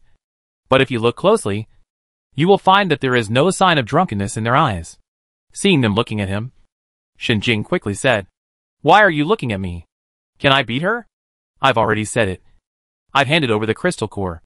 Don't you understand what I mean? A man of insight is a hero. Unless you are tired of living. Otherwise, what's the point of going against her? Fu Sheng and Murong Yen were completely speechless. They sat on the chairs panting.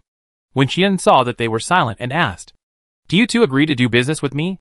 What else? Do we have any other way? Murong Yen asked back in a bad mood. As for Fu Sheng, he was so angry at her words stupid people with lots of money are easy to control, that his head was buzzing. And now he didn't want to say a word to her. Seeing that they had given in, Wen Qian immediately moved the things in the room out of the space. The speed of his expression was faster than turning a page of a book. Wouldn't it be better if you did this earlier? Don't worry. I will definitely not treat you unfairly if you trade with me. Wen Qian looked at the two people with a smile. Fu Sheng still ignored her with a cold face. But she didn't mind.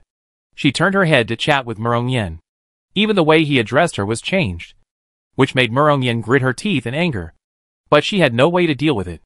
At the same time, she completely understood the anger and despair Fu Sheng felt when facing her. Uncle Murong, you had contact with the Jingbei base before, right? Murong Yen didn't want to pay attention to her at first. But after thinking about it, he snorted coldly, barely responding. Wen Qian heard it and said, Then how about this? You provide some material assistance to the Jingbei base, and I'll ask them to hang a banner on the gate of the base warehouse. A super big one. It's written.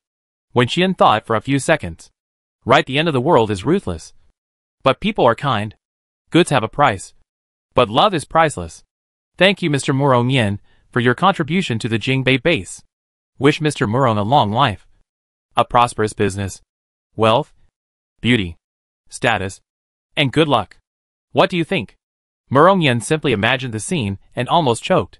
Fu Xing's face improved a little after hearing this. Although he had suffered no less than Murong, he couldn't help but feel a little better when he saw someone who was equally unlucky. Murong didn't even want to say anything to refute it now, because it was useless to say it. Just as Wen Qian just said, his things were all in Jingbei, and he couldn't go back now, and didn't want to go back. In addition, Wen Qian's special space ability, she can do whatever she wants. Murong sighed heavily, frowned, and thought desperately, is there no one who can control her? Seeing Wen Qian staring at him expectantly, as if waiting for his response, he had no choice but to nod and say, as long as you are happy. She looked like she had lost all her temper. Wen Qian was delighted when she heard this. I knew Uncle Murong was a reasonable person. By the way, you must need a lot of supplies to build a base, right? Is there any stock in Jingbei? Can I help you transport the supplies? Or can I provide you with some? Murong thought about what she said. In fact, from the current situation, there is really no one more suitable than Wen Qian for transportation between cities. Her spatial ability is very powerful, so she doesn't need to travel back and forth many times to transport supplies.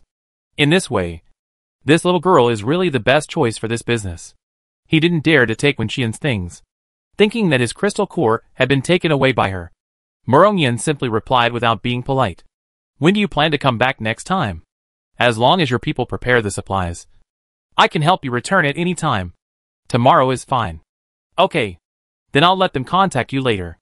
The two reached an agreement, and Wen Qian went to see Fu Sheng again and asked him, how long are you going to glare at me? Are you angry because I hung a banner for Uncle Murong, but not for you? That's easy. I'll hang a few for you at the Alliance base later. Thank you. No need. Fu Sheng quickly replied, hurry up and return all my assets to their original locations. Oh. Wen Qian pouted and asked, then you really won't give me any cattle or sheep? Fuck you.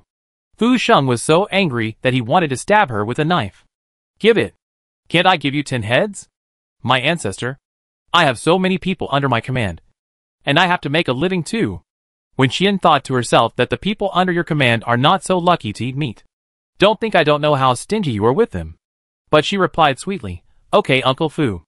I will return the rest to you right away. Fu Sheng looked at Wen Chongning speechlessly.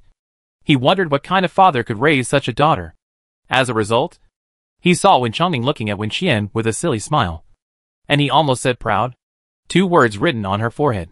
After the crystal core issue was settled, Wen Qian had no intention of staying here for long. She returned some of the livestock from Fu Sheng's ranch, leaving only the ones he promised to give her. Then she left a lot of other supplies for him and Murong as a return gift for the crystal core. She was not a real bandit. She was very reasonable. After a big fuss, she left the West City base. After returning to the Alliance base, Wen Qian told Shen Jing, send someone to keep an eye on Fu Sheng. He is not a pushover. Even if his pharmaceutical company resumes production, he must be careful to see if there are any problems with his drugs. Black-hearted businessmen like Fu Sheng can do anything. In fact, what Wen Qian said to Fu Sheng today was not all. There was another reason why she didn't kill him. Except for herself, Wen Qian has not seen anyone who can plunder supplies better than Fu Sheng. This guy's ability to hoard things is extraordinary. So Wen Qian also wants to keep him as a backup warehouse, and just go to him to get whatever he needs.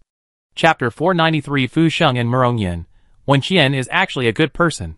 Wen Qian has not yet discovered what Fu Sheng's special ability is, but she always feels that it should be related to hoarding. All crows are black. If you kill one Fu Sheng, there will be thousands of others. It is better to keep this one for some use. After Wen Qian left the West City base, Fu Sheng and Murong were tired of each other and did not communicate much. They returned to their residences. They were all very angry with Wen Qian, but when they found out that Wen Qian had left them some good things, their mood inexplicably improved a lot. Wen Qian gave them a lot of fruits and vegetables they wanted. As for how to store them, that was their own business. In addition, there were a lot of food and building materials, and they all looked very new and of good quality. Definitely not defective. The two sat down to calm down for a while, thinking with a very complicated mood that Wen Qian didn't seem so hateful. But after just a few minutes, they came to their senses. What are they doing? A slap in the face and a sweet date. Are they satisfied with this? Had they forgotten the anger and losses they suffered before? They exchanged these things for crystal cores. They did. Wen Qian didn't give them for free. How could they have the illusion that Wen Qian was a good person? They were oppressed for a long time and felt happy when they were given some benefits. When did they become so mean? They are fucking crazy. The two of them started to pack up the supplies while cursing. Murongyan called his daughter over. When Murongya saw the fruits, she was so surprised that she shouted without caring about her image.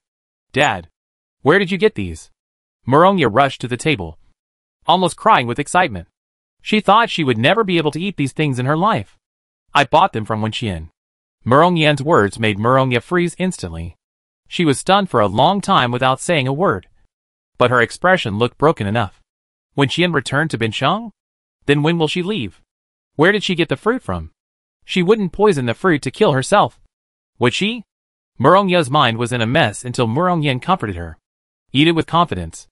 If she wants to kill us, she doesn't need to go through so much trouble. And she should still want to continue cooperating with us. Murongyan washed some fruits and tried them with Murongya. The two of them originally just wanted to take a few bites to taste the flavor. But they couldn't stop eating. These fruits are top-notch in terms of appearance and quality. It was difficult for them to buy such fresh and delicious fruits before the end of the world. The two of them were so hungry that they even thought about buying something from Wen Qian after eating these fruits. The situation on Fu Sheng's side was basically the same.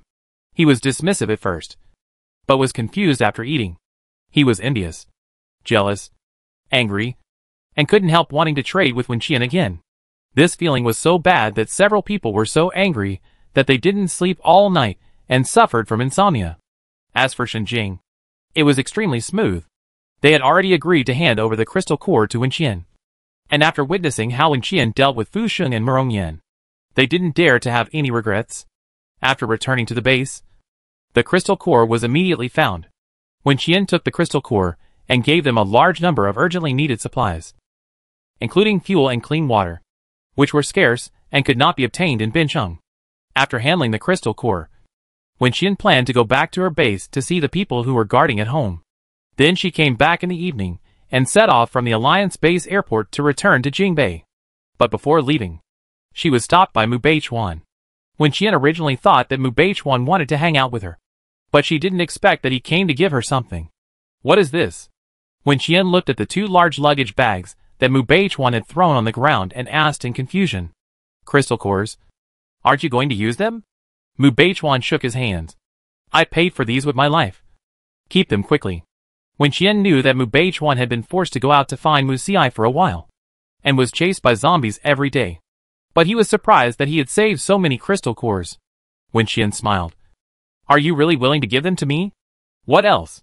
Mu Beichuan ate a lot of the fruits she brought back today. At least his stomach is full now. As the saying goes, a man who eats from others should be grateful. And he is not the kind of person who eats and takes from others for free. Moreover, since Wen Qian needs the crystal core, there is no reason for him not to help. Then I won't be polite with you.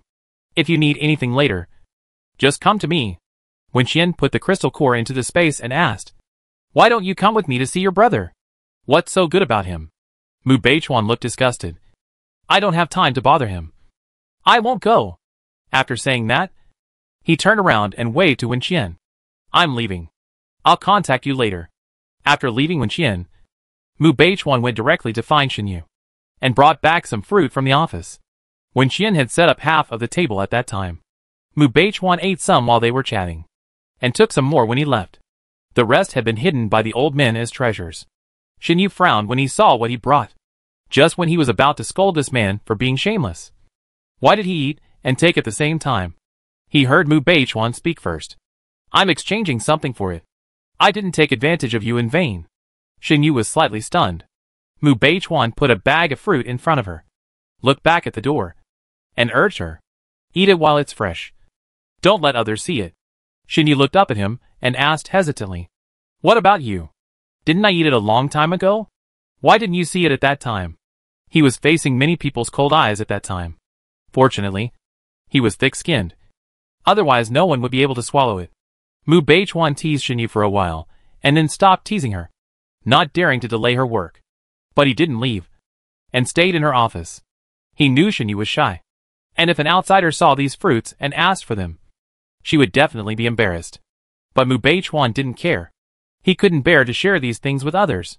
When Qian and his friends drove home smoothly, and when they arrived at the gate of the base, the system automatically recognized their faces and opened the gate. The people guarding the gate didn't react for a while when they saw Wen Qian and his friends. And they felt as if they were dreaming. What are you standing there for? I've only been gone for a few days. And you don't recognize me? Wen Qian leaned against the wall and couldn't help laughing at their reactions. After hearing her words, they suddenly stood up and rushed out of the gatehouse, their faces full of excitement. Fu Yuan took Gu Wanwan to play with the children in the base. And Wen Qian and the others stood at the door and chatted with them. After a while, no one else showed up. So Wen Qian asked in confusion, where are Mu Xiai and the others? Are they not in the base? Chapter 494. The video of her killing zombies was used as a teaching material. When Wen Qian mentioned Mu Xiai, several people quickly replied, no. He led the team out to kill zombies. Huh? Wen Qian was dumbfounded. Where to kill zombies? Outside the city. There are no zombies in our city, so we can only go outside the city. Wen Qian blinked and digested the news. She didn't expect Mu Xiai to work so hard. And Mu Yin, as a grandfather, couldn't have been unaware of Mu Xi's actions. Right? But when they met today, he didn't mention a word to her. Mu Xiai said that if we stay in the base and do nothing, our skills will only decline. Besides, the supplies in the city are limited, and we will have to leave sooner or later. So he took the brothers who had recovered from their injuries and left first. And the rest of us stayed in the base to guard it. Oh, by the way, there is also the Bincheng base. No, it is now called the Alliance base. Anyway, there are about 10 people who worked for Mohan before, and they have also come to our side. We were afraid that you were too busy in Jingdei, so we didn't tell you for the time being. Wen Qian nodded thoughtfully, and probably knew who those people he was talking about. They were the ones who went to the West City base with Yi Xinghua and didn't have time to run away with Lin Yin. They should be them. Right? They are all combatants in Wen Qian's system. Even if they come to Xiaobai base, Wen Qian has nothing to say. Wen Qian sighed. He originally wanted to come back to play poker and mahjong with them, eat and drink and have a pleasant afternoon. Wen Qian turned his head to look at Wen Chongning. Dad, you stay in the base. I will take Gu Ran and Chichen to find them. Wen Chongning nodded. Okay. Then you should pay attention to safety and come back early. The people guarding the gate instantly became alert when they heard this. Then take us out too. They stayed in the base because their bodies had not yet fully recovered. But now that Wen Qian is here, what are they afraid of? After the battle in Zombie Paradise, dozens of people in Wen Qian's system were seriously injured. Although Liu Mo has the ability of healing, he can't heal so many people at once. So he can only disperse his strength to save their lives for the time being, and then heal them bit by bit later. Before Wen Qian and the others left, these people seemed to be fine. At least they didn't have to lie in bed and rely on equipment to prolong their lives.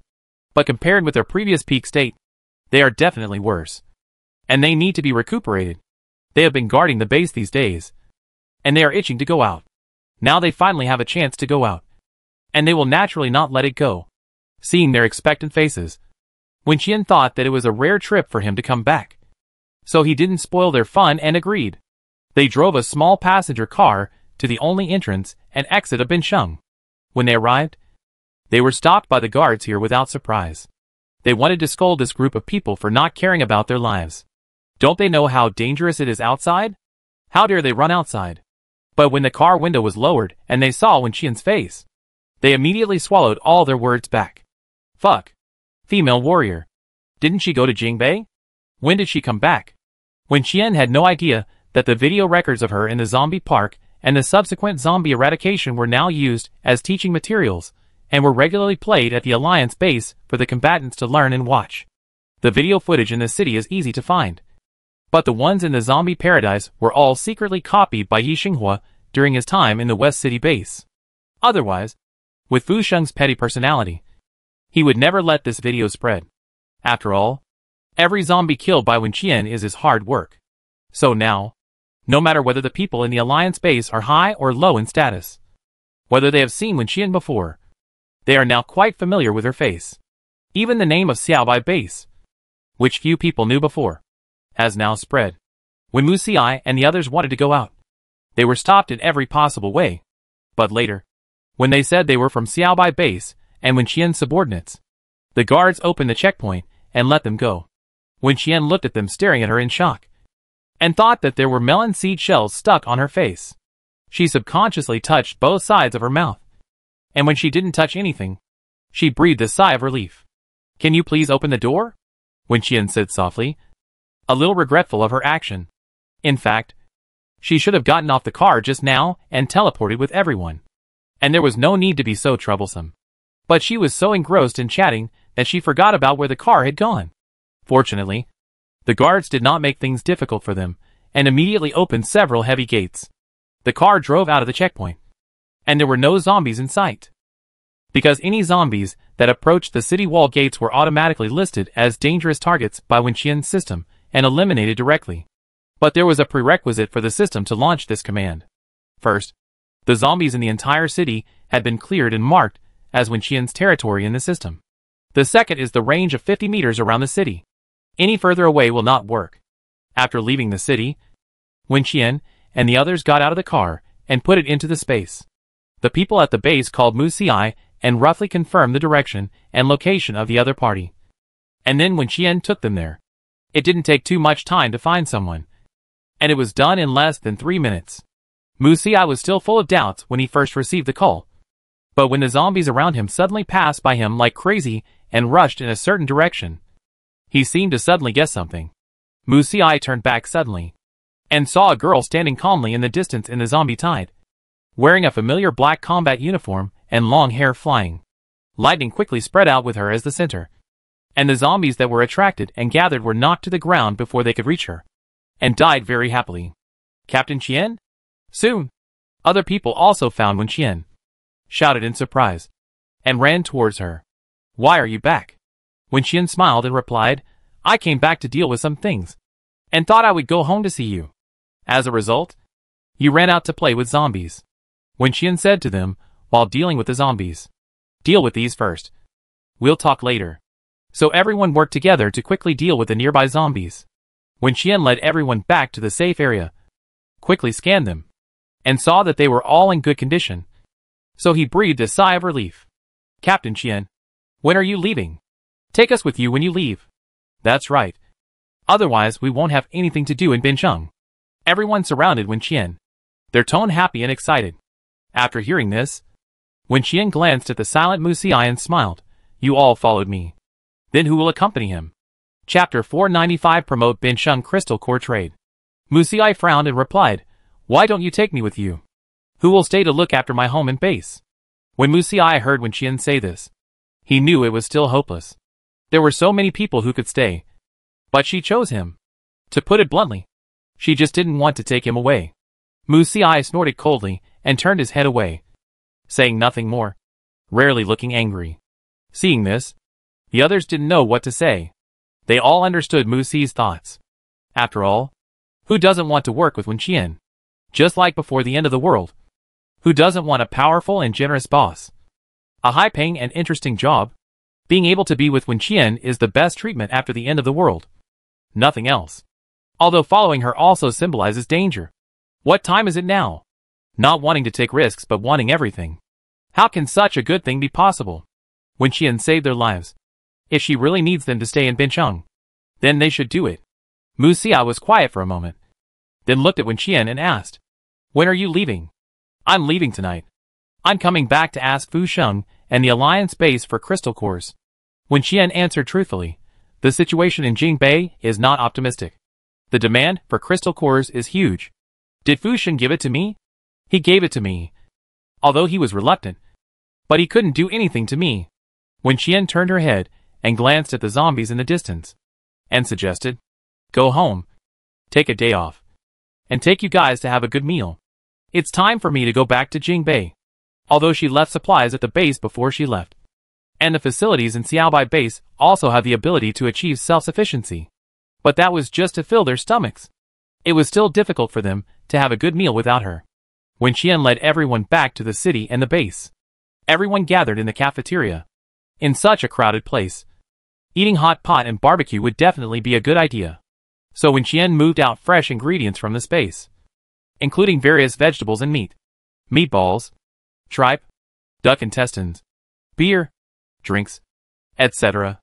The main thing was that they had a large amount of food. Wen Chengning was very happy to see that Mu Xiai and the others were safe. So he drank some wine with them. Then, after talking about going out of the city to kill zombies, he said, "Actually, this is a good idea. If you stay in Bincheng, you might be able to promote the crystal core trade in Bincheng." Crystal core trade? Mu Xiai frowned slightly, not really understanding what he meant. After Qian left, no one in Bincheng has the ability to make crystal core potions. What use are crystal cores to them? You can trade with me. Wen Qian interrupted. Didn't I come back today to trade with Fu Sheng and the others? Now there are very few people in Bincheng who dare to go out and kill zombies. But as a large number of people move here in the future, coupled with the spread of news, I believe that more and more people will be brave. And with Mu Xiai and his group here, they can be regarded as an example for them and play a leading role. Maybe more and more people will take the initiative to contact them and want to join them in the future. Wen Chengning, yes. You can exchange crystal cores for supplies. We have conveyed this news to the Alliance base and the West City base today. For their own interests, they will definitely take action in the future. Even if the superiors do not leave the city, they can let the subordinates go out. And they can even act as middlemen to make a profit. The reward allows those who are brave and capable to leave the city and exchange crystal cores for daily necessities. Then they will take these crystal cores to find Wen Qian. Because not everyone can contact and meet Wen Qian in person. Mu Xiai looked at Wen Qian. Will you come back to Bincheng regularly in the future? Yeah. Wen Qian nodded. If they have crystal cores, I'll come back to get them. Even if they don't, I'll find time to come back. Because Mu Xiai and the others are still here. And they're still killing zombies. If they stay in the base honestly and find a stable job in the future, it's fine. But if they keep running out of the city to get crystal cores for her like now, she can't just ignore it. She has to find time to send them some crystal core potions occasionally to prevent the zombies outside from evolving faster and their combat power from being insufficient. After hearing what Wen Qian said, Mu Xi's tense nerves relaxed a little. He thought for a moment and asked worriedly, if the crystal core is really circulating in Bincheng, will someone eat the crystal core raw to enhance their combat power? And then mutate again? And zombies will appear again? People are greedy. This kind of thing has happened before, and will never disappear in the future. Don't worry about this. Wen Qian comforted. Currently, the entire Bincheng is under the system monitoring of our base. If someone mutates, the system will detect it and eliminate it immediately. This is the subsequent benefit of completely eliminating the zombies in the entire city. Bincheng has now completely become a safe zone. Not only can the zombies outside not get in, but there will be no zombie transformation incidents inside. Everyone knows that the defense system of their base is powerful, but they didn't expect it to be so effective. It took almost 3 hours to finish the meal. Seeing that it was getting late, Wen Qian had to leave. Before leaving, she took out some potions and gave them to Mu Xiai. Distribute them to everyone. I will bring more medicine to you next time I come back. Mu Xiai only hesitated for a second before accepting the things, because this was the only reason he could see Wen Qian again. Okay. Then we'll wait for you. Mu Xiai nodded. Don't worry. We will protect the base. Wen Qian said goodbye to everyone and left and returned to the Alliance base. The airport was ready, so the plane took off quickly and returned to Jingbei smoothly. Mo Han and his friends came back early today because they were concerned about whether Wen Qian had returned. Wen Qian immediately processed the crystal cores brought back from Bincheng, and then sat aside while Mo Han and his friends were having dinner, and told them what happened in Bincheng. She ate too much today and couldn't eat anymore, so she just chatted with them. Everyone was very happy to know that the companions who stayed in the base were still killing zombies. Although they were separated at present, at least they were doing the same thing. So they would definitely have common topics to talk about when they met again in the future. After eating and drinking, everyone was about to go downstairs to take a shower and go back to the room to rest. But the doorbell of the first floor door suddenly rang, and it was transmitted to their ears on the 7th floor through the broadcast in the building. When Rang pressed the doorbell later, so that when someone outside was looking for them, they could find them immediately. Who is it so late? Someone asked in confusion. Wen Qian thought about it and had an answer in his mind. It should be someone from the base who came to me to exchange crystal core potions. The people from Team 1, Team 2, and Team 3 have been leaving early and returning late every day recently. The standard for exchanging potions set by Wenqian is not high. So many people should have met the standard. Chapter 496 Envy the Strong. Follow the Strong. Wenqian went downstairs and opened the door. As expected, there were 3 people standing outside the door. They were the deputy captain of the first team and the captains of the second and third teams. The 3 of them stood together, and the atmosphere was not very harmonious. Although they didn't say anything or fight, the look in each other's eyes was very wrong. There must have been some conflicts in the past. Wenqian was not surprised or minded. Who among the combatants doesn't have a temper? Wenqian was not afraid of conflicts between them, but was afraid that another bastard like the previous captain of the first team, Suweiji, would appear. Do you have something to ask me? Wenqian asked knowingly. After hearing this, the 3 of them gave up their eye contact and nodded at Wenqian. Yes. Something. Come to change the medicine. Wenqian's time at the base is not fixed. It's rare that she came back early today and was caught up by them. Naturally, she would not miss this opportunity. Wenqian glanced at the haggard faces of the 3 people. She also understood that it was not easy for them to save crystal cores. So she didn't embarrass them and said cheerfully, "Okay. How many crystal cores do you have?" The 3 of them quickly handed the crystal cores they brought to her. The number of crystal cores of the 3 people is proportional to their combat power. The deputy captain of Team 1 brought 2,000. The captain of Team 2 had 1,000. And the captain of Team 3 had 800. According to what Wenqian said before, in addition to giving them medicine at a ratio of 200 to 1, she should also bring the person from Team 1 with her tomorrow to go out of the base together. She put the crystal core into the space and took out the potion. The 3 watched the crystal core disappear in her hand and turned into potion in an instant.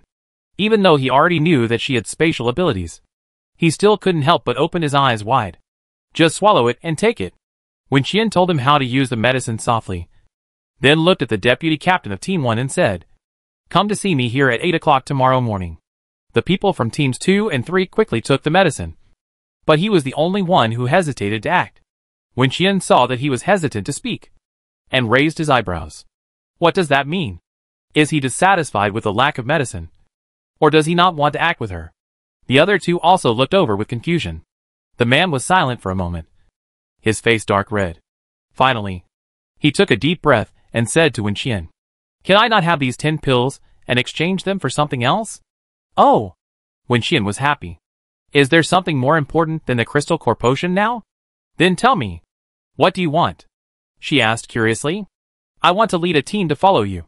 "Of course. We won't follow too close. We will keep a distance of dozens or hundreds of meters from you. We won't cause you any trouble." Wenqian narrowed her eyes slightly. "Don't you think this request is a bit excessive? It's true that the 2,000 crystal cores came with her admission ticket, but that was only for one person. Now he wants to use this one person's quota to exchange for the whole team." When the man heard Wenqian say this, his face became even redder, and he lowered his head and didn't know what to say. In fact, the people in Team 1 already knew what kind of person Suweiji was, and they should have expected that he would attack Lin Yin.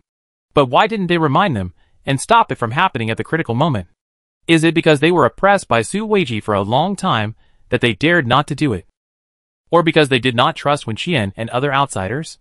Only they themselves knew the specific reason. But since the day when Wenqian kicked them out of the team, each of them regretted it. They really wanted to act with Wenqian, not because of safety, nor because Wenqian would provide them with water and food. It was just that after seeing such a refreshing battle, they yearned from the bottom of their hearts. No one would not envy the strong, and no one would not want to follow the strong, especially after working with the strong for a while, and then being driven away. The psychological gap and blow are enough to keep them awake at night. Recently, everyone in Team 1 has been desperately killing zombies in order to return to Wenqian's team as soon as possible. But when they think about what their former captain has done to Wenqian's people, they are not sure whether Wenqian will accept them again. The man standing in front of Wenqian has been feeling uneasy because of this. So just now, under the impulse, he tentatively said that sentence. Wenqian saw his embarrassment and thought for a moment before breaking the deadlock. "But considering your courage, I can consider it. It's just that if I agree to it, it seems a bit unfair to Team 2 and Team 3. She glanced at the two expectant people next to her, thought for a moment, and said again, "Why don't we do as you said? I'll take the 2,000 crystal cores and won't give you the potion. From tomorrow, Team 1 can follow my team, but they must keep a distance of more than 100 meters. At the same time, I will not guarantee your safety. If Team 2 and Team 3 also want to join, then they can also follow this condition. Go back and gather 2,000 crystal cores for me. Stay away from me. Don't delay me." Before Wen Qian finished speaking, the two people from Team 2 and Team 3 suddenly stuffed the potion they had just received back to her, and then turned around and ran away. Wen Qian subconsciously took the things and saw the two people looking back at her after running a few meters. "We will go back to get the crystal cores and come back soon. It's a bit difficult for one person to get 2,000 crystal cores, but it's easy for a team to get 2,000. Knowing that Wen Qian was giving them a break, they ran as fast as they could, fearing that Wen Qian would go back on his word. The deputy captain of Team 1 also turned away when he saw this. "We still have crystal cores. I'll get them for you. There must be more than just these 3 people with crystal cores. The others didn't come today, either because they didn't know how to face Wen Qian about Su Weiji's matter, or because they were too embarrassed to come because they had too few crystal cores." Wen Qian sighed, turned around and sat on the steps, grabbed a handful of melon seeds from his pocket, and ate them while waiting for them. The door behind them opened, and Lin Yin and others stuck their heads out. They had just heard it, and couldn't help but whisper to Wen Qian, "Captain Qian, aren't you afraid of another Su Weiji? It's only 100 meters away. What's there to be afraid of?" Wen Qian sneered, "If there really is one, just shoot them all to death. Besides, it's impossible for so many people to break their legs twice in the same pit." Even if Wen Qian didn't remind them this time, Lin Yin and the others would definitely be extremely vigilant, and would never trust outsiders as easily as last time. Besides, following us may not be a good thing. Wen Qian said again, "We have high combat power, so it is likely that we will attract high-level zombies. With their current combat power, it will definitely be a tough battle, and casualties are inevitable." The zombies that Wen Qian had summoned for them before, who were wandering outside the base, were all the lowest level zombies, and they were just sending them corpses, since they were asking for trouble. She would not be polite. Chapter 497 New Superpowers and Rewards. Wen Qian didn't have to wait long before the 3 of them all came back. From the way they were panting, it was clear that they had all run as hard as they could, and were already running with stars in their eyes. They handed over all the crystal cores of their respective teams to Wen Qian. Team 1 had more than 10,000, and Teams 2 and 3 had about 10,000 in total. Wen Qian took the crystal cores very happily, and was not polite to them at all. "Wait at the gate of the base at 8 o'clock tomorrow morning. Remember? Bring your own vehicle." After she finished speaking, she went into the building. The remaining 3 looked at each other, breathed a sigh of relief, and walked back without saying a word. Wen Qian returned to the room, first dealt with these low-level crystal cores, and then took out dozens of bottles of medicine from the space. All the special crystal cores obtained in the zombie paradise have been processed. She kept 1 medicine for each crystal core, and gave the rest to Emohan to dilute and process. Now all the medicines added together are enough for everyone in her team to get a few pills. Of course, Wen Qian did not forget Mu Xiai and others who stayed in Binsheng, and left some for them. Good things should be used by their own people, and Wen Qian did not intend to let these medicines flow into the hands of unfamiliar people. Taking dozens of special-grade medicines at a time was an unprecedented experience. Wen Qian poured all the medicines into the palm of her hand, drank a few sips of water, and soon felt that her body was slightly warm, and then many prompts sounded in her mind. She could directly absorb the abilities of zombies by taking special-grade medicines, and the abilities of the monsters in the zombie paradise were even more complete. So this time, she was almost omnipotent. Wind, fire, thunder, lightning, water, earth, gold, strength, speed, plant control, invisibility, and other superpowers. She mastered them all. At the same time, if she already had the superpower, then the strength of the superpower would be doubled. The body was subjected to too much energy in an instant, causing even a combat power like Wen Qian to feel a little dizzy. She closed her eyes and relaxed, and suddenly remembered that when Lin Yin first took the crystal core potion, he fainted several times, and couldn't help but chuckle. Wen Qian lay on the bed with her eyes closed for about a minute, and then she didn't respond. The moment she opened her eyes, she heard the system's voice again. Because it was the first time she took so many special potions, she accidentally unlocked a new achievement, and the system gave her a reward. Her summoning skill can be upgraded from summoning 5,000 zombies each time to 10,000. In addition, she can also choose a special ability she doesn't have. The system gave her 3 options. One is the ability of Fuyuan, which is similar to an air shield, and can protect teammates at critical moments and prevent them from being discovered by zombies. Wen Qian is not very interested in this because Fuyuan already has it. As long as he is by her side, she can just copy it and use it. There is no need to choose it specifically. The second one is like Sengyi's, which is the dean of the research institute before the main control console, her brother's teacher, and the old lady she killed outside the Bincheng base. This ability is similar to counterattack. No matter whether it is a human or a zombie, the damage it hits on you can be rebounded to cause the same effect to the other party. Wen Qian was a little interested in it, but not too much, because she thought about it carefully. This ability would only enhance her combat power, allowing her to kill the enemy more quickly. However, there were very few zombies or people who could hurt her, unless she deliberately sent them. With her strength, she could kill the target she wanted even without this. And if she sent people away intentionally too many times, she might be taught a lesson by her brother and Imohan, which was not worth it. Wen Qian continued to look at the third option, and then her eyes lit up. You can check the abilities of people or zombies at will. No limit on the number of times. This may seem useless, but what is the essence of human beings? It is gossip. Who can stand this? Anyway, she can't. Wen Qian hesitated for only 1 second, and any more would be disrespectful to this option. This way, next time she returns to Bincheng, she will know clearly what abilities Fu Sheng and Murong Yen have. Wen Qian laid down to rest happily, and when she thought about being able to directly reveal other people's cards in the future, she rolled happily on the bed. She slept well, and woke up early the next morning. After washing up, she saw Imohan in the restaurant. Wen Qian immediately used her new ability on him. Then she found that in addition to mental control, Imohan also had the ability to copy and stop. What to stop? Time? The bastard. He hit it well enough. Wen Qian looked at the words above Imohan's head that only she could see, and cursed silently in her heart. But she thought again. Since she now has a new ability, can't he also copy it? Imohan didn't know how he had offended Wen Qian. Anyway, when they met in the morning, his girlfriend stared at him fiercely and warned him, "Don't copy my ability."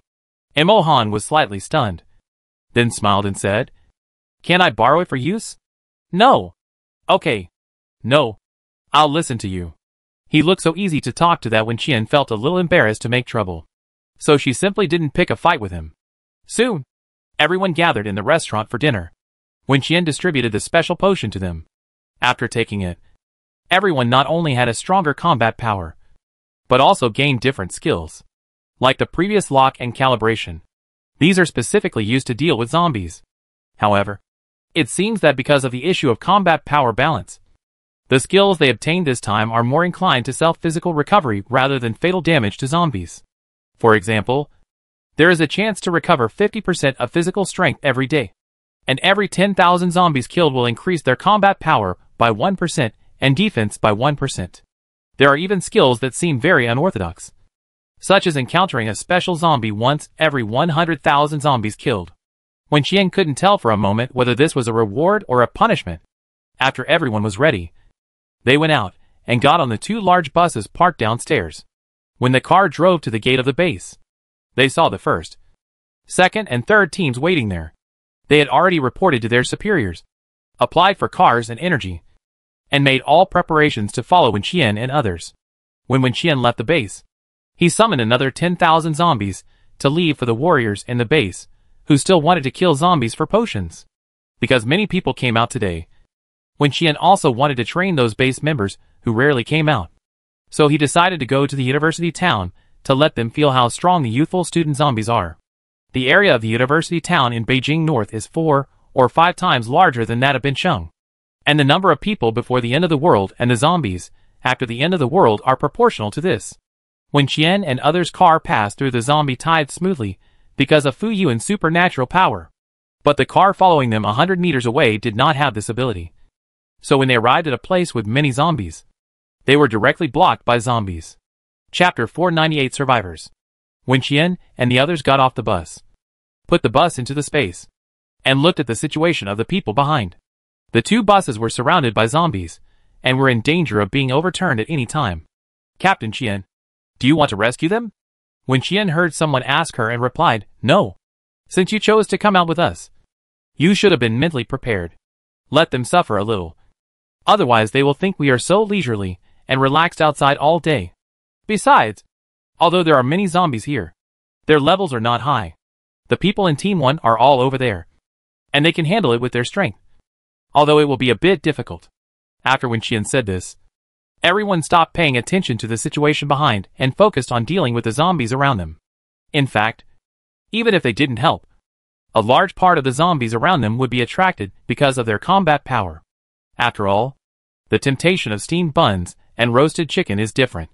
Compared with them, the group of humans behind them are simply bland and unattractive. Seeing that the car couldn't move forward at all, and there were zombies all around, they had to get off the car to fight. Moreover, they were with the other two teams, and they didn't want to be looked down upon by each other. So they fought even harder. Zombies kept pouring towards them, and soon they felt exhausted. Especially the members of Team 3, whose combat power was not high to begin with.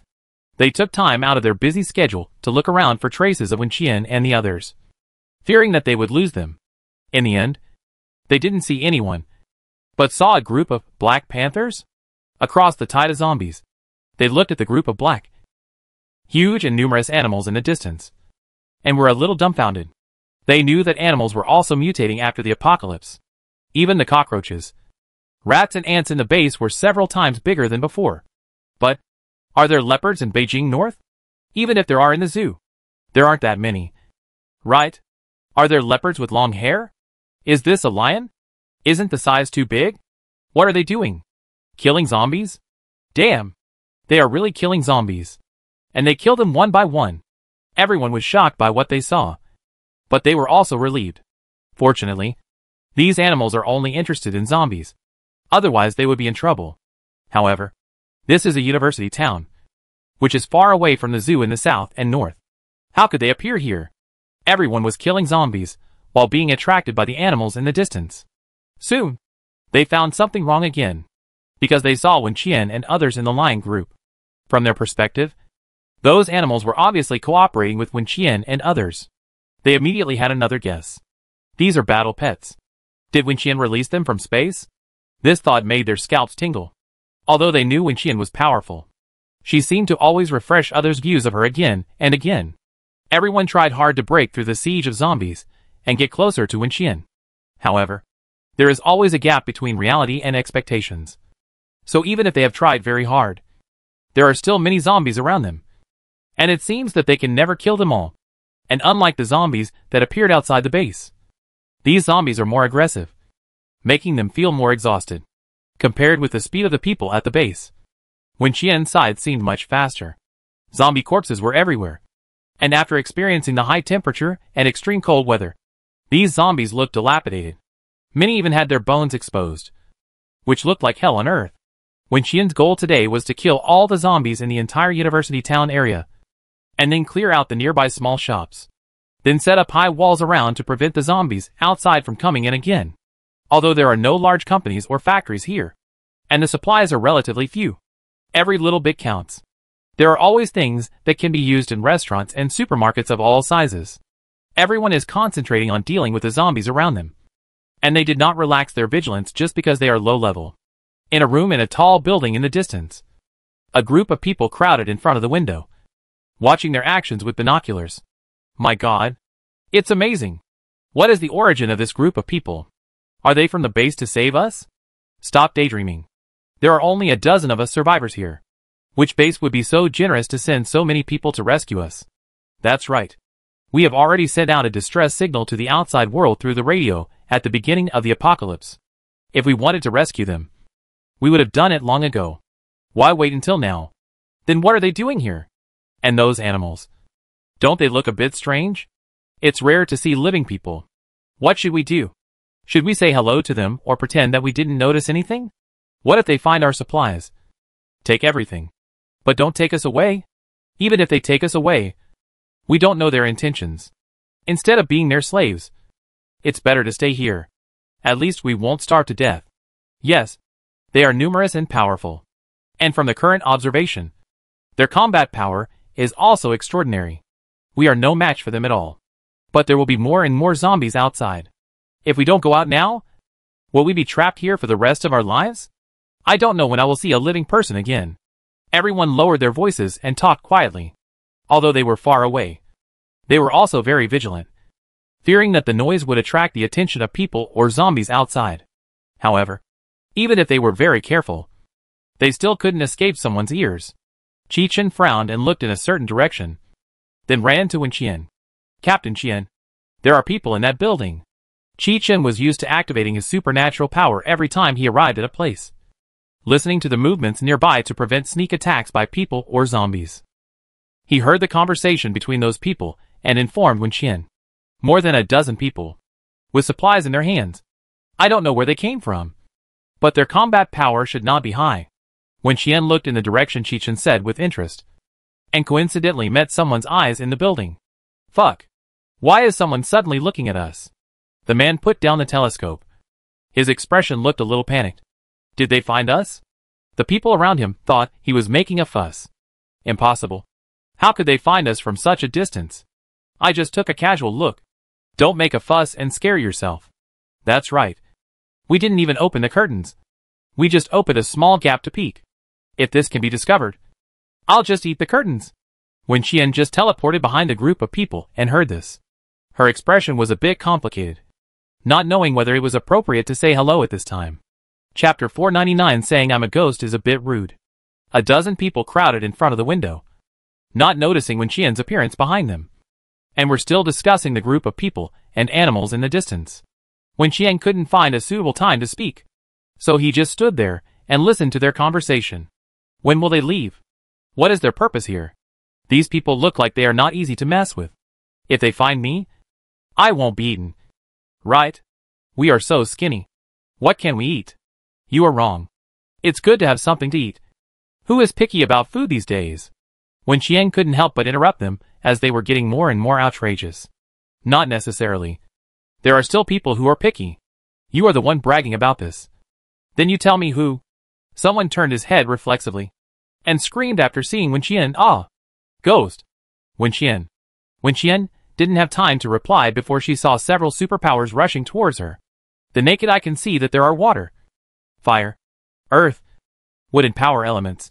But unfortunately they are too weak. And in her eyes, they look a bit fancy. There was a commotion in the house. But Wen-Chien was not hurt at all. And even she teleported to the corner of the wall, out of the range of their superpowers. And the group of people did not notice, because they were too panicked. They only focused on attacking. But because the strength of the superpowers was originally low, and everyone was hungry and exhausted, it didn't take long. Just 1 minute. And they ran out of strength. Wen-Chien looked at the group of trembling quails. Judging from their age and clear and stupid eyes, they were definitely college students. There were both men and women, with a slightly higher proportion of men. They acted like tigers, and then found that Wen-Chien was still in the house, and was not affected at all. So they panicked even more, whether to flee or fight. This thought only appeared in their minds for a short second. Before they could think about it, they were tied up by Wen-Chien. I don't mean anything else. I just want you to calm down. Wen-Chien secretly used Imohan's mental control to prevent them from shouting and making a fuss. Also, I want to protest. You just said I was a ghost, which is a bit rude. Everyone. Then you came up and tied us up. Are you polite? You can't run away. And you can't shout. More than a dozen people looked at each other, looking at the despair in each other's eyes. And they all felt that it's over. Wen-Chien looked them up and down again. Everyone was covered in dust and dirt. In order to keep warm, they put on several pieces of clothes, and none of them fit. They should have been stripped from the dead. But no matter what, they must have a skill to survive until now. Captain Chien, have you found anyone? Chi-Chen's voice came from downstairs. Wen-Chien walked to the window and pulled open the curtains and opened the window. The cold wind instantly poured into the room, making the air in the room much better. Wen-Chien leaned out and said, "Found them. A group of students. I'll chat with them for a while." "Okay." We'll come find you later, Chechen said, turned around and left. And when Qian walked back to those people, she looked around the room. This was a classroom. The tables and chairs were piled up at the front and back doors to prevent the zombies from the corridor from rushing in. There were also several sleeping bags on the floor. And in the middle, there was a stove that came from nowhere. A big hole was dug in the wall connecting to the next room, just enough for one person to pass through. When Qian curiously crawled through the hole, and then inexplicably felt like she was crawling through a dog hole, and couldn't help but curl her lips in disgust. The structure and furnishings of the next door room were basically the same. It should be for men and women to live separately. So they deliberately built 2 large bedrooms. When Qian continued to walk into the next room, this group of people had punched through the rooms on the entire floor, with a hole in each wall. At the same time, the doors and windows were blocked, and it seemed that they had lived here for a long time. So how did they survive until now? When Qian walked forward and wondered. And soon she got the answer. When Qian looked at the things in a room, stunned for a while, and then laughed softly. She teleported back to the original room. And because of her sudden appearance, the group of people were frightened and their faces turned pale. They looked at her tremblingly, not knowing whether she was a human or a ghost. Let me introduce myself first. My name is Wen Qian, and I currently live in the Beijing North Base. It was purely accidental that I came here today, and it was fate that I met you. Next, I will release the control over you. But remember not to shout. Otherwise I will silence you. Understand? Everyone nodded hesitantly. And from their expressions, they were all very unwilling.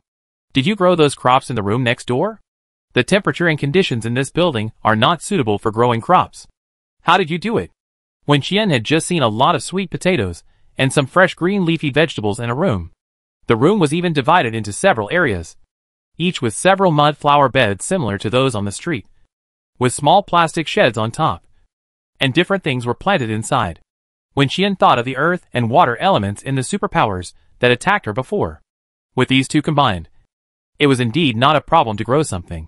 But ordinary seeds can't survive in extreme weather, unless they develop new seeds like the Bincheng base. When Qian just discovered that this is an agricultural college, so this possibility also exists. The group standing in front of her is the chosen farmers, the kind that she and her father will definitely have common topics. What do you want to do? The biggest man in the crowd spoke in dissatisfaction. He was stunned for a moment when he found that he could speak, and then struggled violently, trying to break free from the rope tied to him. But the more he struggled, the tighter he was tied, and finally strangled the other people's faces pale. Stop moving. Brother. I can't breathe. Brother. Fuck. I'm going to be strangled. Brother. When Qian looked at the group of people with disdain, and waited patiently for them to gradually calm down before answering the boy's question. What do I want to do? When Qian spoke softly, thought for a while and said, I want to take you away and treat you to rice noodles, spicy hot pot, snail noodles, duck blood vermicelli, crayfish. I can't do that. I don't have any. Let's change it to hot pot. Malkai. Hot and sour noodles. Skewers.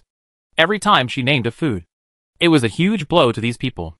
When Qian looked at their drooling movements, smiled and said, Would you like some more fried chicken?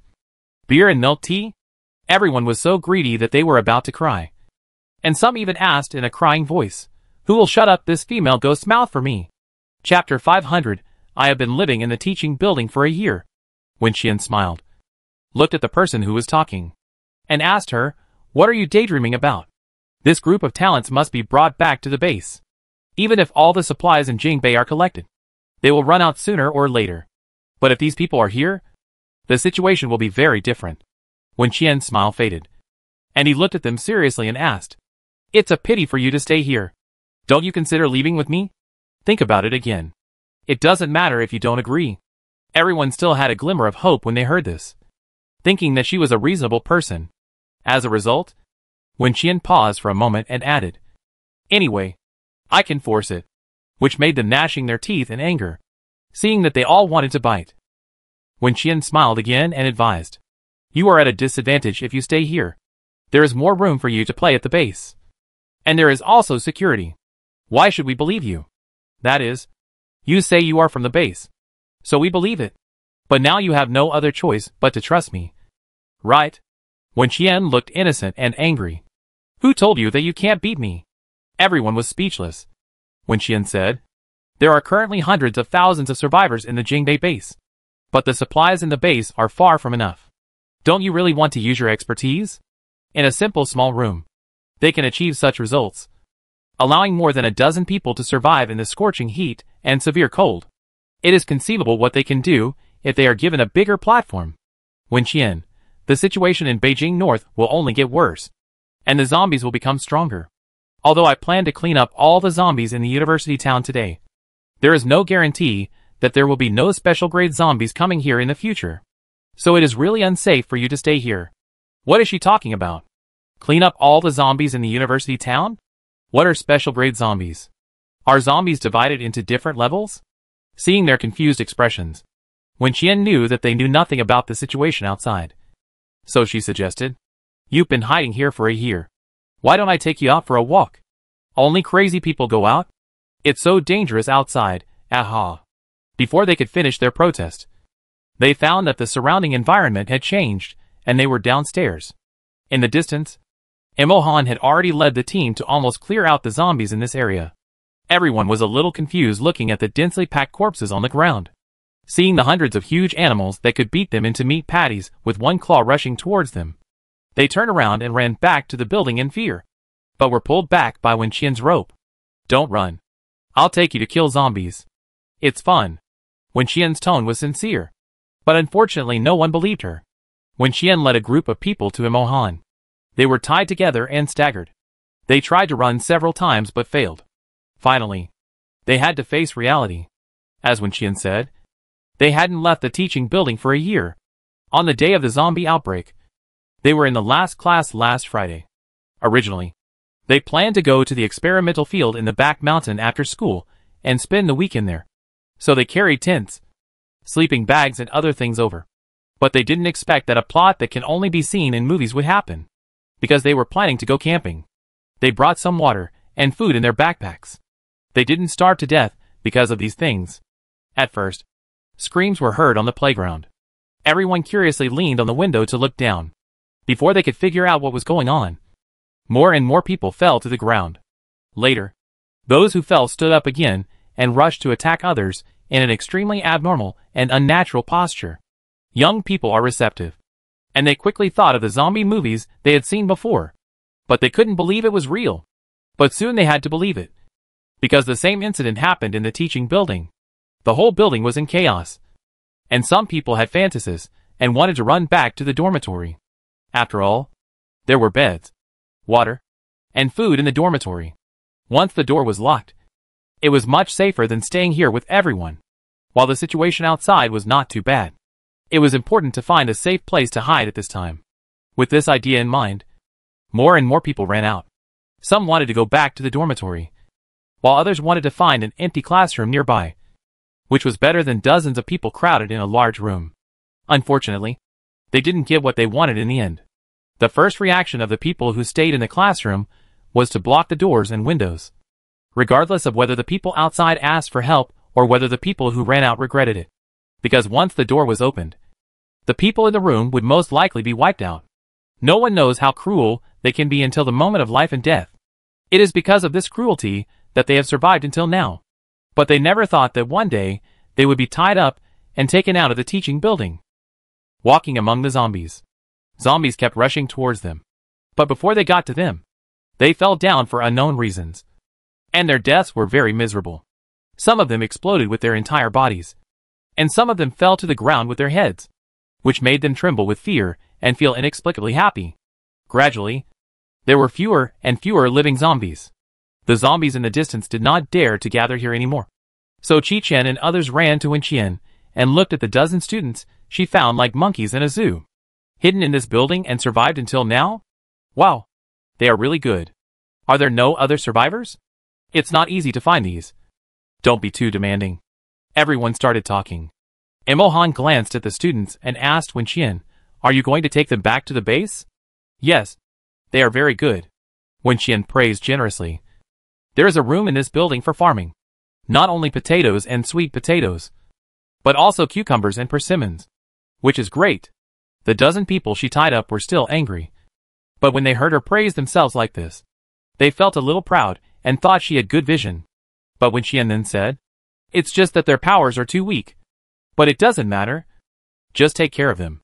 They were so angry that they couldn't help but roll their eyes again.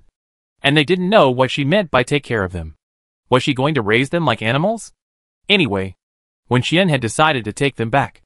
So for the next whole day, they were forced to stay with this group of crazy people who didn't care about their lives, and watch them kill countless zombies, who were so strong that they didn't look like humans. Sitting in the car on the way to the base, they whispered, "Where did those animals go? Why did they suddenly disappear? Have you seen Pokemon?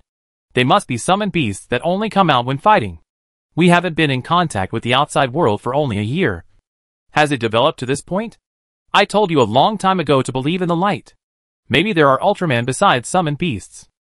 Chapter 501, picked up by a group of big guys. It was already dark.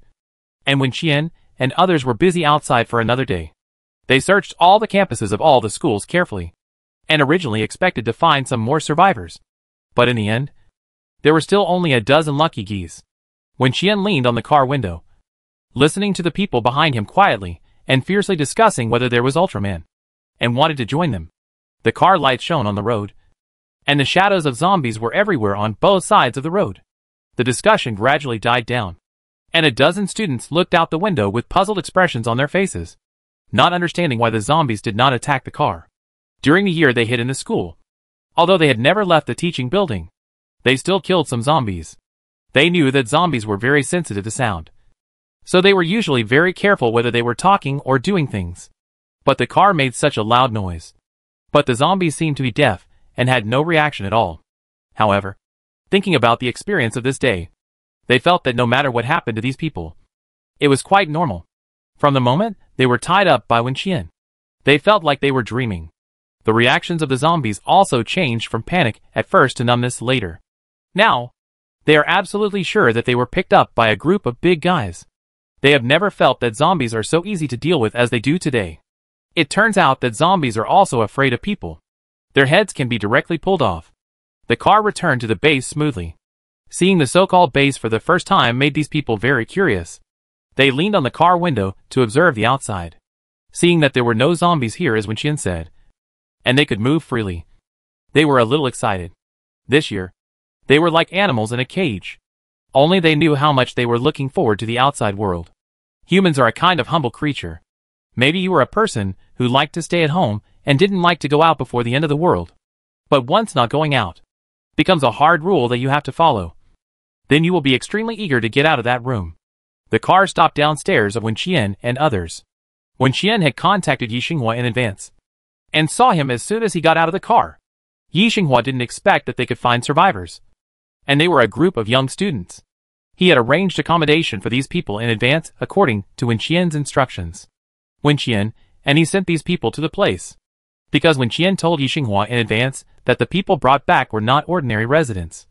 Yi Xinghua simply arranged for them to live in a building with the staff in the base. Wen Qian walked around their residence and thought it was pretty good. The dormitory with 4 people in one room was much better than their previous residence. She turned to look at those people, thought for a while and said, "You should have a good rest tonight. I will come to find you tomorrow morning and take you to your workplace. We originally agreed to treat you to hot pot and skewers, but you haven't eaten oily food for a long time, and I'm afraid you will have diarrhea. So forget it today and change it to something else." Everyone snorted when they heard her words. They didn't believe her words from the beginning. What time is it now? Having a cold potato and sweet potato to chew is already good enough. And talking about spicy hot pot, rice noodles, hot pot and skewers. You must be dreaming. Wen Qian saw their expressions and said nothing, and left with Yi Xinghua. A dozen people watched them leave. Then they were quiet for a few seconds, and swarmed back to their rooms, wanting to take a good look at their new residence. As a result, when I pushed the door open, I smelled a very fragrant smell, and after looking around, I actually found hot beef noodles on the table. Everyone was stunned. They reflexively ran to the corridor. When they saw other people with the same expression, they were sure that they were not dreaming. Where did the noodles come from? Is it the dinner prepared by the base for us? There are so many people in the base. The food can't be so good. Then tell me what's going on with the noodles. Could it be that when Qian gave it to them? She did say that she would treat them to a meal. Could it really be her? Everyone was silent for a moment, and finally decided to eat the noodles while they were hot. Even if there was poison in it, they decided to eat their fill today. When Qian prepared 2 bowls of noodles for each of them, the kind with super large portions and a lot of meat in them, enough for them to eat their fill. When she returned to her residence, she heard Lin Yin and others chatting about the 3 teams that followed them out today. After a day of fighting outside, those people were not unscathed. 2 people died in the 3rd team today, and 1 also died in the 2nd team. There were no casualties in the 1st team, but everyone was exhausted. When Qian was calm after hearing this, breaking the rules requires a price. It was good enough that she made an exception and let them follow her. It was impossible to expect that she would appear in time, like a bodyguard to protect them in case of danger. When Qian invited everyone to have dinner together, everyone talked about the dozen students and discussed whether the 3 teams would continue to follow them tomorrow. After eating and drinking, they went back to their rooms to rest. The next morning, when Qian did not rush out, but went directly to find those students, Imo Han accompanied her, since he left Yixinghua and Lu Bai at the base to handle affairs. He has completely become a hands-off boss. Every day, apart from being a follower beside Wen Qian, he doesn't want to care about anything at the base. As for Yixinghua and Lu Bai, they are busy all the time. Every night before going to bed, they think about quitting. And then when they open their eyes the next morning, they silently cheer themselves up and tell themselves that the day will pass quickly. They don't dare to mention to Imo Han that he should stay at the base. When Wen Qian and Imo Han arrived, the students were already standing in a row in the corridor, waiting for them like they were doing military training. Wen Qian saw that they all had dark circles under their eyes, and looked more like wild zombies than yesterday. So he asked curiously, "You didn't sleep?" Everyone looked at each other, and they didn't dare to say that they were too excited and didn't sleep. They could only lie. "We slept, but we know our own beds." Wen Qian opened his mouth, but didn't expose them after all. I thought to myself, your broken sleeping bag. Is that a bed? You've slept on it, and it's full of holes. Do you think I didn't see it? Wen Qian coughed lightly and changed the subject. Okay, then you can roll around on the bed more when you have time. Get familiar with it, and sleep better at night. I'm here to talk to you about some serious business, and I have to leave the base after that. Wen Qian glanced at the other end of the corridor. They were the only ones living on the entire top floor, and there were a few empty rooms left. She didn't plan to arrange for anyone else to come in. Chapter 502 The Real Chosen Farmer. Wen Qian walked to an empty room, put the things inside into the space, and then moved some out. Behind her, more than a dozen people watched her transform the room like a magic trick, all holding their breath in shock, wondering how she did it. I brought back all your things from school. Do you need anything else? Wen Qian put all the crops they planted in the classroom in front of them again and said, "You can use the rooftop space as you like. I'll have someone build a sunroom for you later, so that the temperature inside can be guaranteed. Also, do you want to go to the office building to do research, or stay here?" Wen Qian understands the social phobia of contemporary college students very well, and guessed that they would choose to stay where they are. Sure enough, she heard the answer as soon as she finished speaking. "Stay here." Wen Qian smiled and nodded. "Okay, then I'll help you clean up. You wait." Scientific research certainly requires electricity, so Wen Qian got them a generator. There were also basic equipment such as desks and chairs, as well as some instruments and facilities moved back from their school. Soon, the 2 empty rooms were filled with these things. Wen Qian looked back at the stunned crowd and said, "What else do you want? Tell me now. You may miss it later. I'm usually very busy, so you may not be able to find me." Everyone was stunned for a while, and then they made requests without hesitation. They all wanted things for office experiments, and Wen Qian would satisfy them as long as she had them in her space. She looked like Doraemon, and the crowd was stunned. Finally, someone couldn't help asking her, "Who are you?" This question stunned Wen Qian. She thought about it seriously and said, "An ordinary worker?" Everyone rolled their eyes. Wen Qian curled her lips and glanced at Imo Han, who was laughing beside her. She pointed at him and asked, "Then tell me, what kind of person is he?" Her words successfully shifted everyone's attention to Imo Han. Soon, someone answered with a positive tone, "He is your boyfriend." Wen Qian was surprised. How did you know? Everyone was speechless, thinking that we are not blind. Of course we can see it. They didn't dare to have direct eye contact with Imohan, so they looked at him secretly. In fact, last night, they had already started a discussion on who is the boss among Wenqian's group. The answer is simple. Because this man's aura is really extraordinary. Just one look at him, and you can tell that he is a ruthless person, and it is impossible for him to be a follower of others. As for his relationship with Wenqian, it is even easier to see. To put it nicely, the way he looked at Wenqian was full of possessiveness. To put it bluntly, the way he looked at Wenqian was just like a dog guarding its food. And it was the kind of fierce and vicious dog that was absolutely not allowed to be raised in the city. But they didn't dare to say this out loud. They had seen the strength of this group of people yesterday. Killing zombies was easy. So killing them, a bunch of college kids, wouldn't it be a matter of moving a finger? Wenqian was even more puzzled when she saw that they were mumbling and couldn't say anything. Imohan, on the other hand, looked at them with a much friendlier look. Because compared to the blind people like Yixinghua and Lin Yan, their eyes are obviously much better. Imohan was in a good mood and was willing to talk to this group of unfamiliar people. Someone will come to take you to the cafeteria for lunch at noon, and then go to the planting area of the base. A group of people nodded like little chicks, and they didn't dare to ask him a word. Wenqian arranged them, and then left with Imohan. The rest of the people gossiped quietly for a while, and then hurried to do their business. They were originally a group of students from an agricultural university, some majoring in agronomy, some majoring in animal husbandry, some majoring in soil and fertilizer, and some majoring in biological pests. They knew each other because they joined the same club. It was these things they learned in school, and the little supernatural power given by God, that kept them from starving to death in the difficult end of the world. Now that they have a safe and comfortable environment, there is no reason to give up what they were doing before. Lu Bai came to pick them up for lunch at noon, and everyone sat around a table when they arrived at the cafeteria.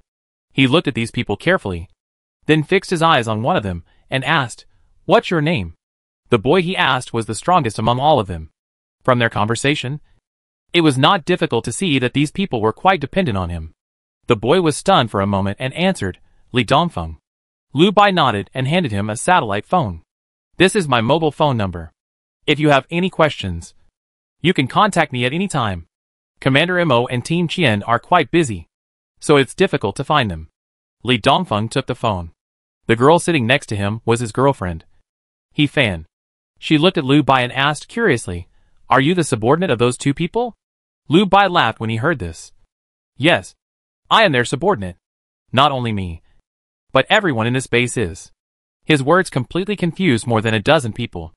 Although they had guessed that the two were not ordinary people before, they definitely did not expect that they would be the big boss of this base.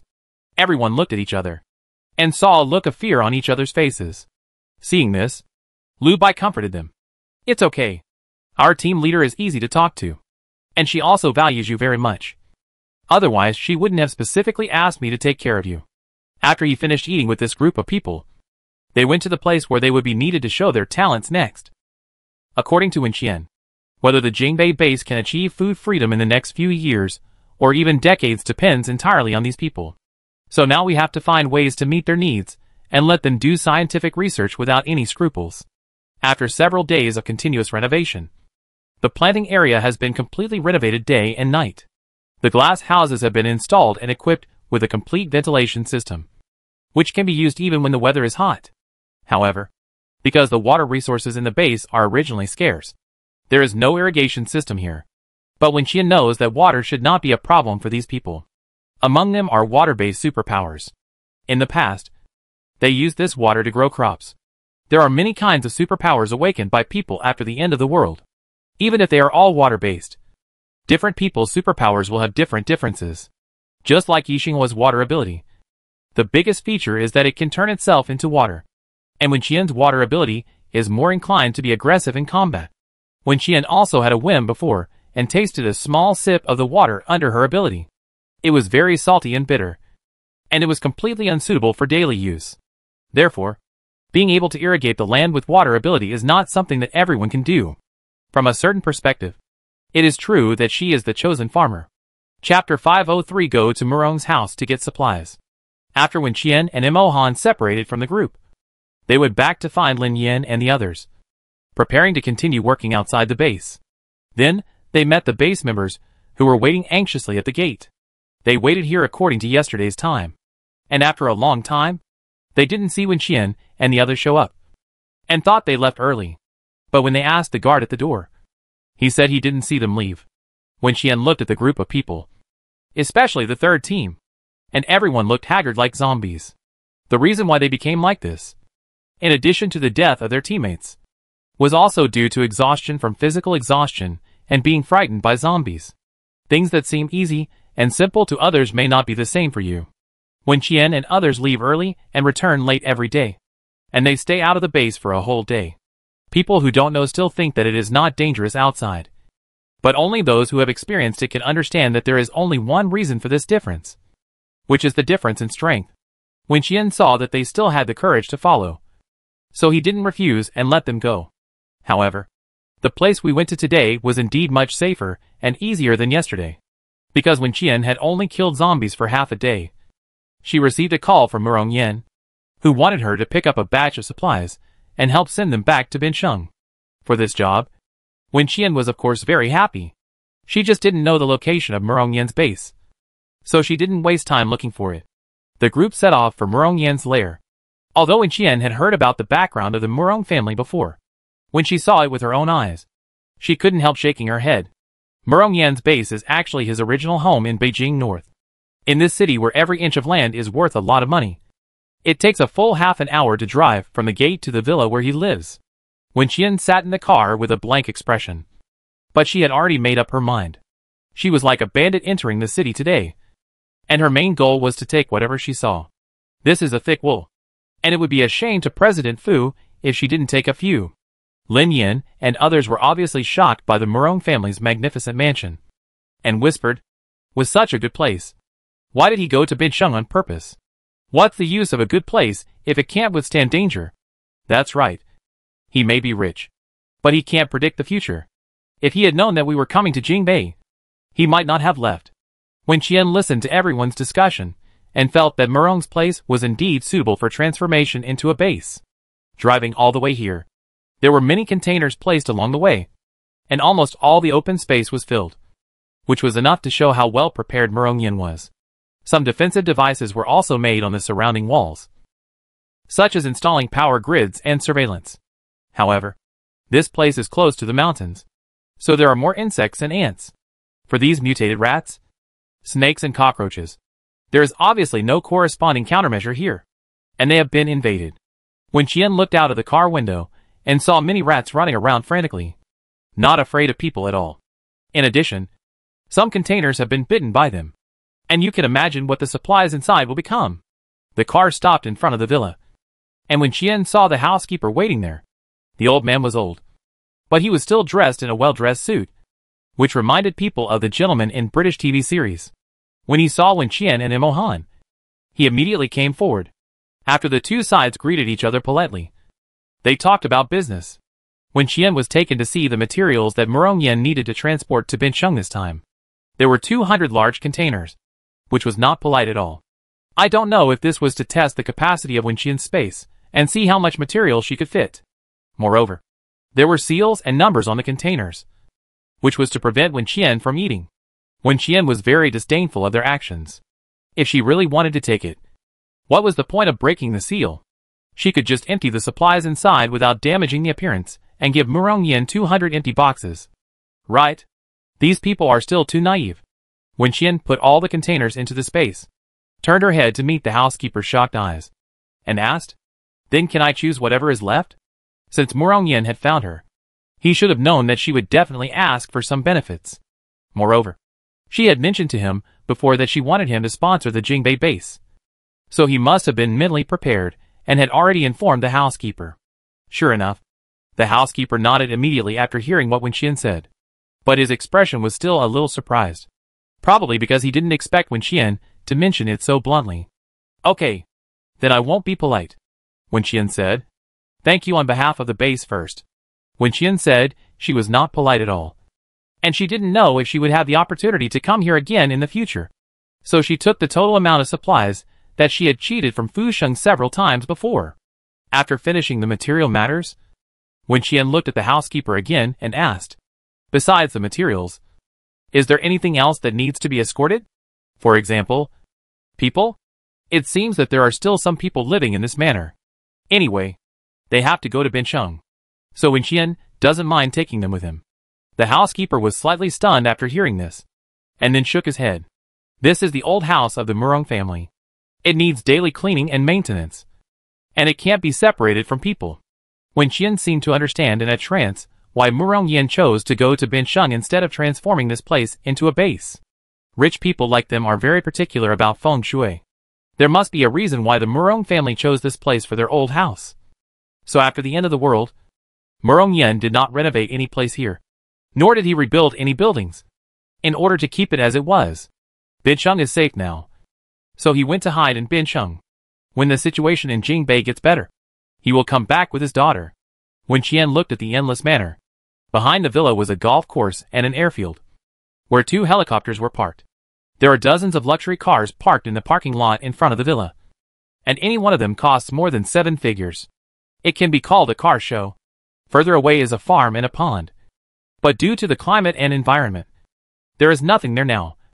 Just an empty space. Wen Qian retracted his gaze and asked worriedly, there are so many supplies here. Aren't you afraid that someone will come to rob them? The housekeeper smiled and replied, supplies are not usually stored here, and there are bodyguards at home, so there is no need to worry. Wen Qian, that means Murong Yan's stockpiles are far more than these? Does he have other storage points for supplies? Good guy. This guy is a hamster. Right? Did he almost plunder all the supplies in Beijing North before the end of the world? Chapter 504 Murong Yan's ability. Murong Yan had made sufficient preparations before leaving for Bincheng. He left many bodyguards in Jingbei, and in order to ensure their loyalty, their families were settled in other places. Here they have the supplies they need for life, and the guns and ammunition they can use for fighting. In general, if it were not zombies, but a small number of humans, it would be really difficult to occupy this place. Even if a person with an ability really succeeded, Murong Yan would use other forces in Jingbei to take it back, or directly contact other bases for assistance. As long as he opens his mouth, no one in Jingbei will refuse to give him face. After Wen Qian learned this, she took some supplies without hesitation. Anyway, Murong Yan had other stockpiles, so she didn't need them. After leaving Murong's house, Wen Qian returned to the Jingbei base. She first put the supplies she got from Murong Yan into the base warehouse. And then, as she promised Murong Yan before, she hung a banner of thanks on the warehouse door, and specially marked his name. There is a garment factory in Wen Qian's space, so it is not difficult to get a big red cloth to make a banner. After finishing all this, she took a few photos and planned to ask for credit when she saw Murong Yan again. Then she called Murong Yan and arranged a time to hand over the supplies in Bincheng. Murong Yan actually had to find Wen Qian this time. He wanted to transport too many things. If he used his own people, he would need a large transport plane and an airport. Moreover, one plane could not fit them all, and he would have to go back and forth several times to transport them. Moreover, the distance from his supply point to the available airport was not short, and he could not rule out the possibility of encountering zombies and other predators. So Murong Yan thought about it, and finally decided to find Wen Qian. This way, he could do Wen Qian a favor and solve the transportation problem at one time. As for the materials that Wen Qian wanted, let her take them. Anyway, Bincheng would resume production and construction in the future, so he would not lack these things. Murong Yan knew Wen Qian's speed, but he didn't expect Wen Qian to tell him that the materials would be delivered tonight, and asked him to stay awake and wait for the delivery. Wen Qian planned to run back and forth before dark, so as not to delay leading the team out tomorrow morning. After making the decision, she immediately asked Mo Han to contact Bincheng. Then after having a meal with everyone, she set off for Bincheng with Mo Han. A few hours later, the two arrived at the Alliance base smoothly, and ran directly to the location Murong Yan mentioned after getting off the plane. The two arrived at Murong Yan's base site. As soon as Murong Yan went out, he saw 200 super large containers placed on the open space. After a moment of daze, he looked at Wen Qian and Mo Han, and suddenly didn't know what to say. The transaction was so safe and efficient that it was worth it even if it cost more materials. During the days when Wen Qian was away, Murongyan's base had already started renovation, and it was the kind that worked day and night. At present, the outer walls have been built and raised to 5 meters. The sky above the base is also going to be covered with glass. The decoration style makes Wenqian feel a little familiar, compared with the Alliance base and the West City base. This place is not too big, but it is still the area of 20 Xiaobai bases. There is a super large warehouse right next to the villa where Murongyan lives. Wenqian turned to look at the newly built warehouse and asked Murongyan, "Do you need my help to move the supplies in?" "It's free." Murongyan hesitated for a moment and replied, "Don't bother. Some supplies will be needed tomorrow. It's easier to find them if they are temporarily placed outside." Wenqian nodded and didn't force it. She looked Murongyan up and down, and suddenly she thought of her latest ability to view other people's abilities. Murongyan didn't know what Wenqian was thinking, but he felt that the way she looked at him was suddenly not right, which made his back a little cold. Wenqian quietly activated her superpower on Murongyan. After seeing the name of his superpower, she was puzzled. Money power? Is this also considered a superpower? Wenqian was puzzled. Fortunately, there is a detailed explanation of the superpower. There will never be a shortage of survival supplies, and you will not starve to death due to shortage of supplies. Wenqian was silent for a long time. It was the first time she saw such a superpower, and she was a little confused. Is this the privilege of the rich? Too much. Is this a superpower? Is this the lucky goose chosen by heaven? Wenqian frowned, and suddenly wanted to know what Fu Sheng's superpower was. Didn't Mr. Fu come to your base today? Wenqian looked around and asked knowingly. When Murongyan heard her mention Fu Sheng, his expression stiffened for a moment. In fact, since Wenqian went to Fu Sheng's base a few days ago and made a scene, Murongyan moved out of Fu Sheng's base. Are the two of them currently in a cold war? Although Murongyan felt that the word cold war was not appropriate to use between them, their current state is indeed that they are not in contact with each other. Fu Sheng felt that Wenqian went to his base that day entirely because of Murongyan's suggestion. If Murongyan hadn't said something at the time, Wenqian would not have had the opportunity to go, and his crystal core would not have been taken away. Murongyan thought Fu Sheng was an idiot. Murongyan, I haven't been in touch with Mr. Fu for some time. That's a pity. Wenqian sighed, then took out her phone and showed Murongyan the banner she had hung at the Jingbei base. Since he has the ability to make money, she will be really rude in the future. Anyway, he will never lack supplies. Even if Wenqian has taken all the wool now, he will definitely get new supplies by chance in the future under the urging of his supernatural power. Uncle Murong. Wenqian smiled sweetly, and Murongyan shuddered. The Jingbei base may need your continued assistance in the future. How about this? Next time, I'll ask them to record a thank you video for you. It's the kind where tens of thousands of people stand together to thank you. What do you think? Murongyan. Murongyan, I don't think it's necessary. If you need anything, just come to me. As long as it's not excessive, I'll try my best to satisfy you. This is also my sincerity in wanting to cooperate with the two of you. How about it? Great. Much more sensible than Fu Sheng. Wenqian clapped her hands in her heart. Then it's settled. Thank you, Uncle Murong. Murongyan felt like his life was shortened when she called him uncle. Wenqian teased him for a while, then left with Emohan. The two drove out of the base gate. Wenqian lowered the window and reached out. Do you feel something is wrong? Wenqian asked in a low voice. Yeah. Emohan felt it since he got off the plane. The temperature in Bincheng has risen, and the wind is stronger. There is also some dust in the air, which makes it uncomfortable to breathe. This should be one of the reasons why Murongyan is in a hurry to find them to deliver supplies. Jingbei has not felt it yet, but they speculate that the weather will definitely change in half a month at most. Chapter 505. A new round of natural disasters and zombie evolution is about to begin. Due to the terrain, the temperature in Bincheng area has always been higher than that in Jingbei. However, what happened today was not a good phenomenon at all. Wenqian and the others did not dare to delay. They first returned to Xiaobai base and dropped off the special medicine they had prepared to move Xiai and others. Then they left some gas masks and protective clothing for them just in case, and then hurried back to the Alliance base and flew back to Jingbei. It was already past 4 in the morning when they arrived at the Jingbei base. After resting for 3 hours in the room, they got up and went to the restaurant to meet the others and told them about the climate change in Bincheng. So what we are facing next is likely to be acid rain and storms. and even air problems. Wen Rang frowned after listening to the two people's words. Then the supplies we need most at present, in addition to masks and protective clothing, are air purifiers. Wen Qian nodded. I thought of this too. Although ordinary people can't use it at present, and even if they are given it, there is no power supply to operate it. But there are a lot of rich people gathering in Bincheng now. We can use this thing to exchange for useful supplies. In just a few days, the number of people entering Bincheng has increased dramatically. All the well-known figures from various cities have arrived there. And even if they don't use these things for trading, they have to keep some for themselves. When Wen Qian was sweeping supplies in Bincheng before, she had collected a lot of electrical appliances from major shopping malls. Currently, there are about a few hundred air purifiers and sterilizers in her space.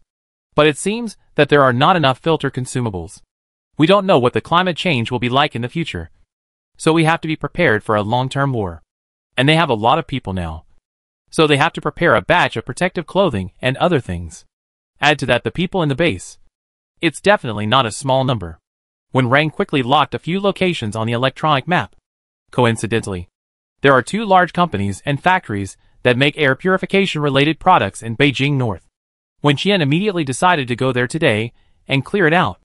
As for the base, we have to speed up the infrastructure upgrade.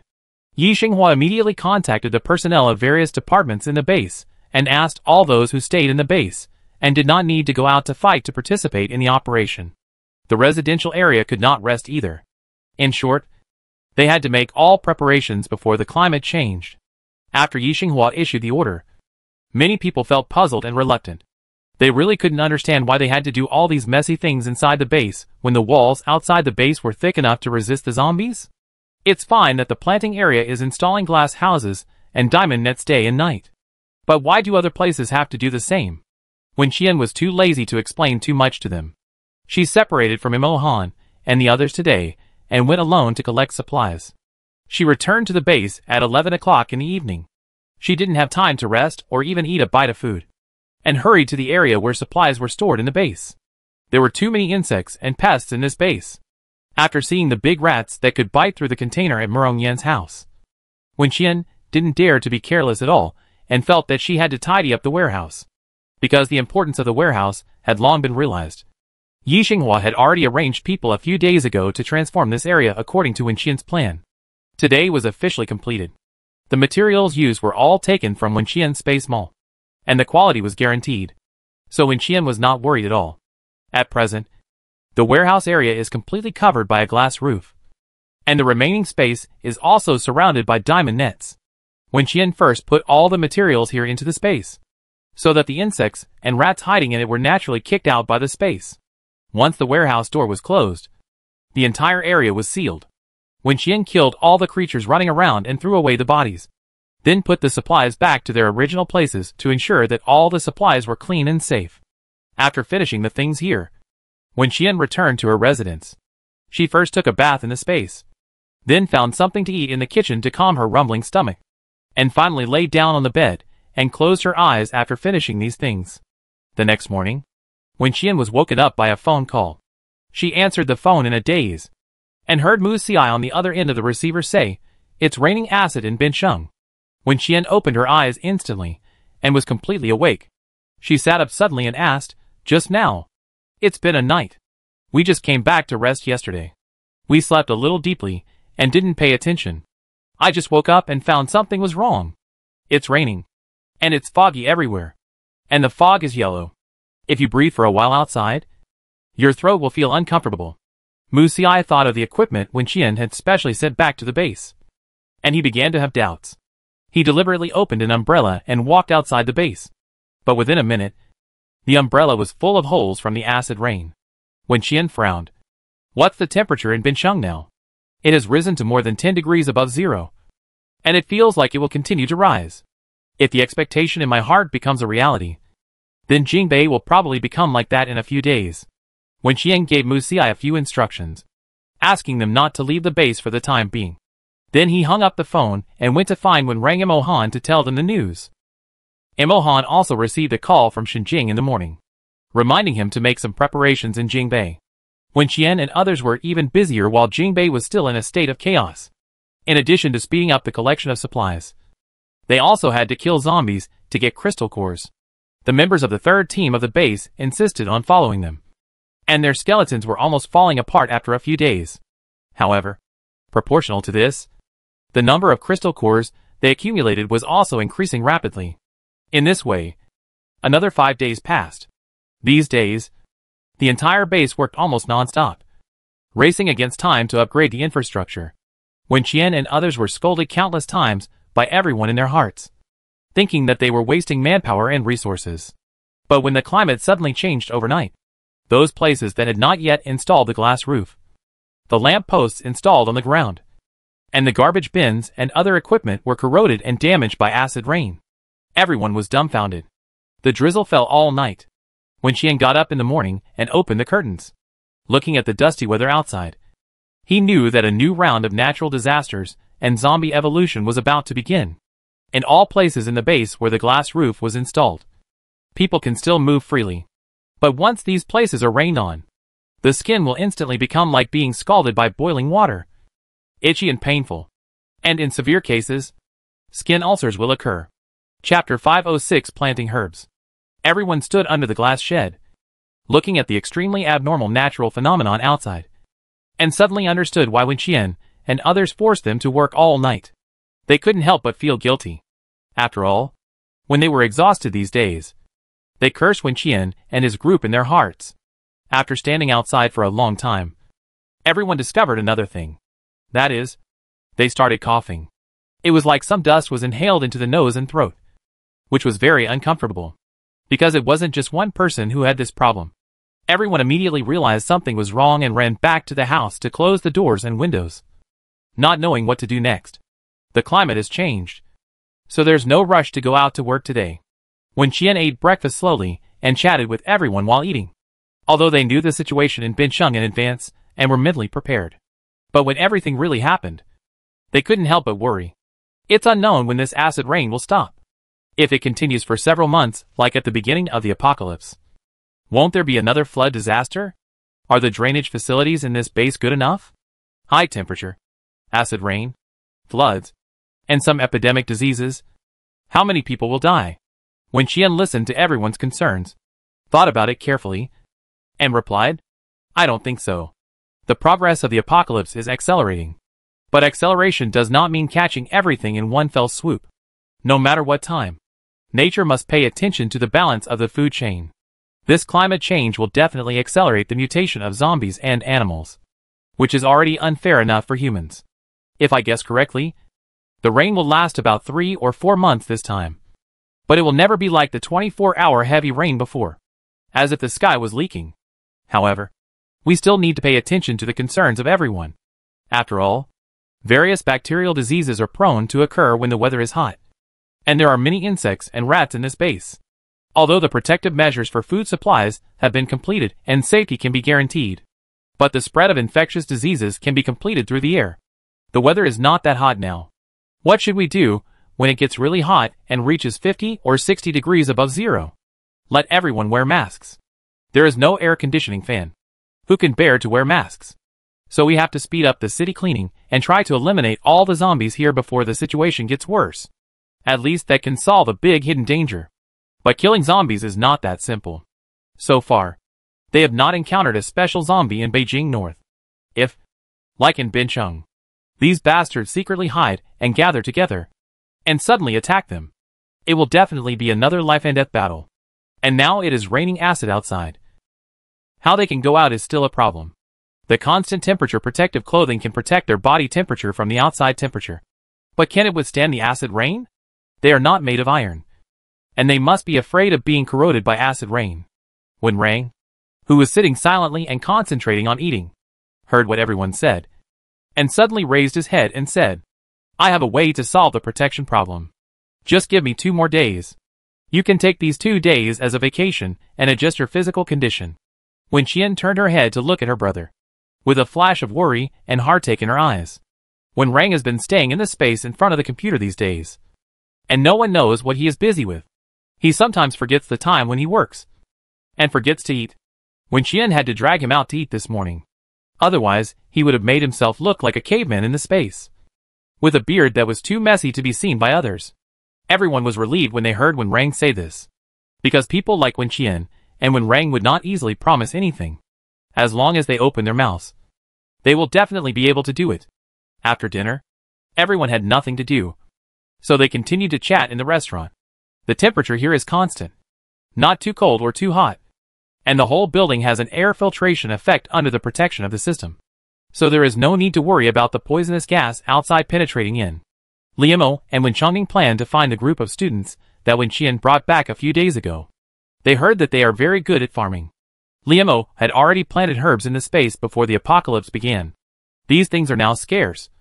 So Liemo wants to talk to them to see if they can plant them in large quantities.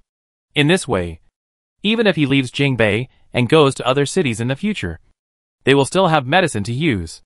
Some major areas and roads in the base have been installed with glass roofs, such as the material storage area, the grain planting area, the residential area, and the roads from various department buildings to the base cafeteria, etc.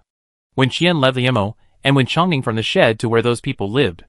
After explaining their purpose, the dozen people were so excited that they were going crazy. Liemo handed them the herbs he had prepared in advance. If they succeeded, these herbs could also be used daily. Now the air conditions are so bad that everyone's respiratory system will have some problems to a certain extent. These medicines can effectively solve the problem. But the premise is that the amount of medicine must be sufficient.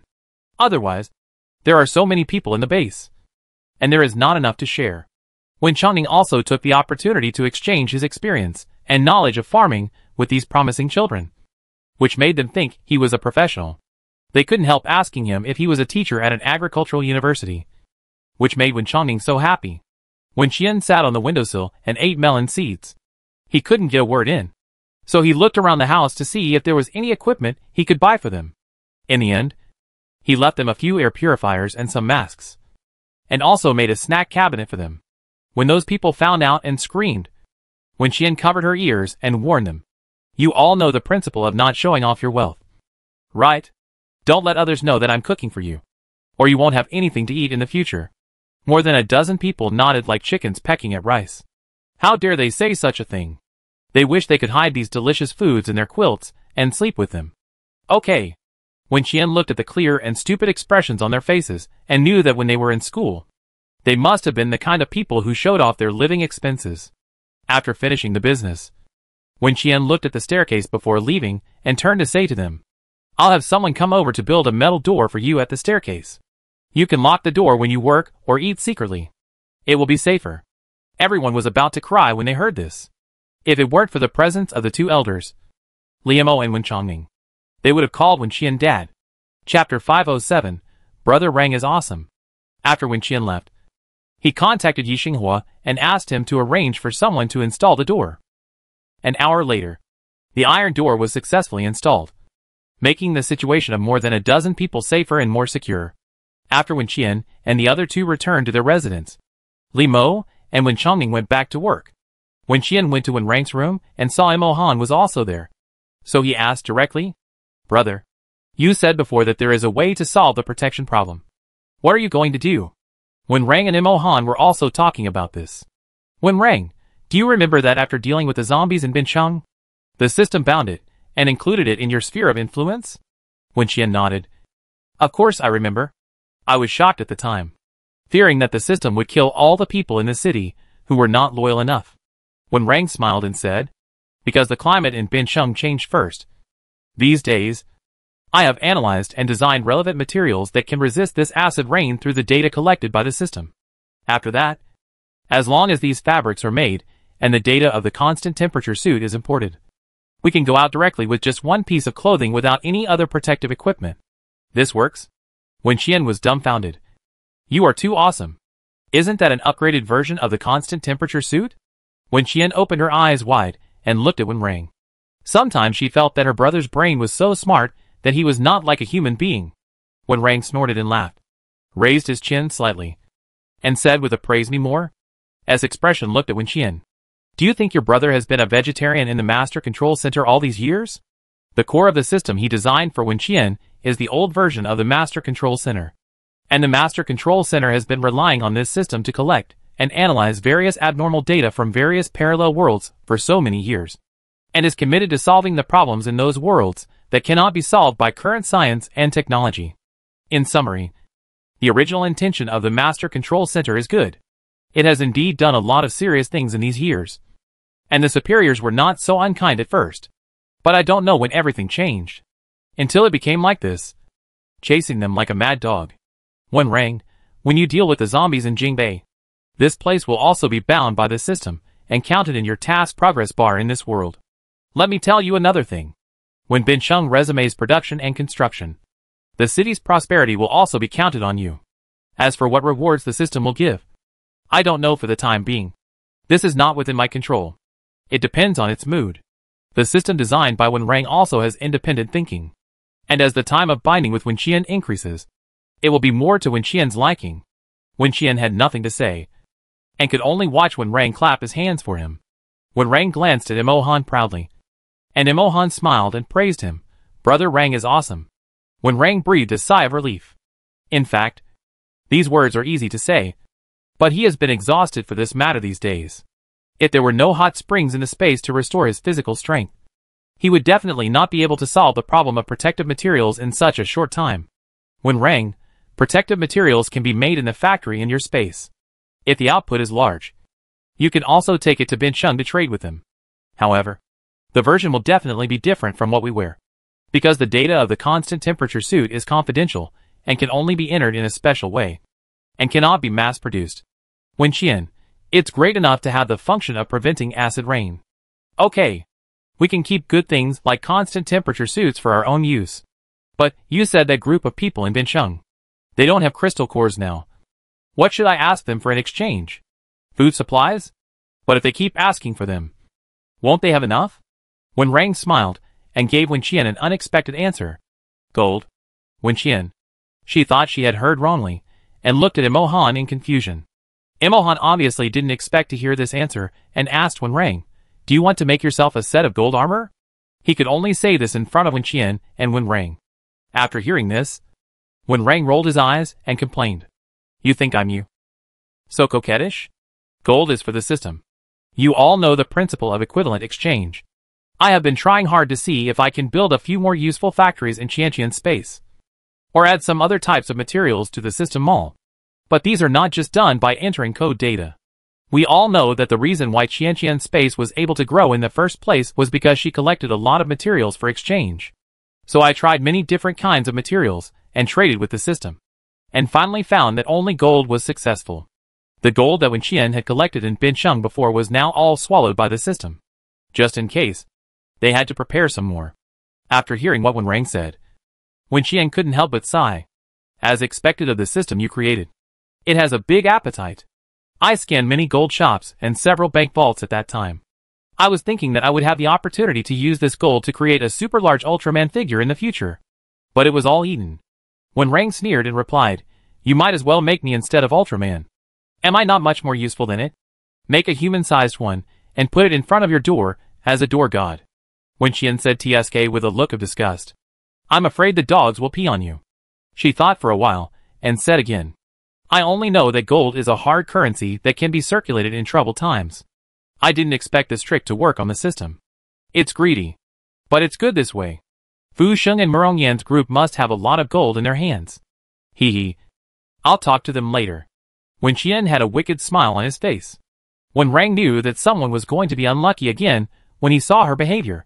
He chatted with Wen Qian and Imohan for a while, as a break, and then went back to work. Wen Qian wanted to join in the fun and see if there was anything she could do. But by coincidence, her cell phone rang at this time. Wen Qian narrowed her eyes slightly and teased. Why do I suddenly have a hunch that this call is to send us gold? Imohan raised his lips slightly. I also have a hunch. It's Mr. Fu. Wen Qian couldn't help but chuckle. She picked up the phone and heard Fu Xing's voice as expected. Wen Qian gave Imohan a thumbs up and winked at him, while speaking sweetly to Fu Sheng. Hey, Uncle Fu, why did you think of calling me? Fu Xing took a deep breath and closed his eyes. He was really afraid that Wen Qian would get close to him. Chapter 508, I want to meet Wen Qian. Fu Sheng forced a smile and looked at the other people around him. He took the initiative to contact Wen Qian today, But he had no choice. Just as Wen Qian had thought before, there are a lot of upper-class people gathered in Bincheng now. And there are people from other cities, and even countries, who want to move here and immigrate. There happened to be a party today, organized by Yen, so that these people from different places could have a chance to get to know each other. Of course, everyone would give face to Yen. Fu Sheng had some conflicts with him before, but he didn't want to miss this opportunity to meet new friends. So he had to bite the bullet and come. At the party, Yen took out the fruit he had received from Wen Qian before, which surprised everyone except Fu Sheng. Although the fruit had been in the cold storage for some time, it was a surprise for people who hadn't seen fruit for a year to see this thing. Not to mention that it was still so fresh, which made them unable to take their eyes away. During this period after the apocalypse, they had eaten all kinds of frozen food and planted some vegetables in various ways. But the yield of fresh vegetables was very small, and they had to calculate how much they could eat, which was not satisfying at all. They naturally thought about cultivating and growing fruits. But how could they be so easy to grow?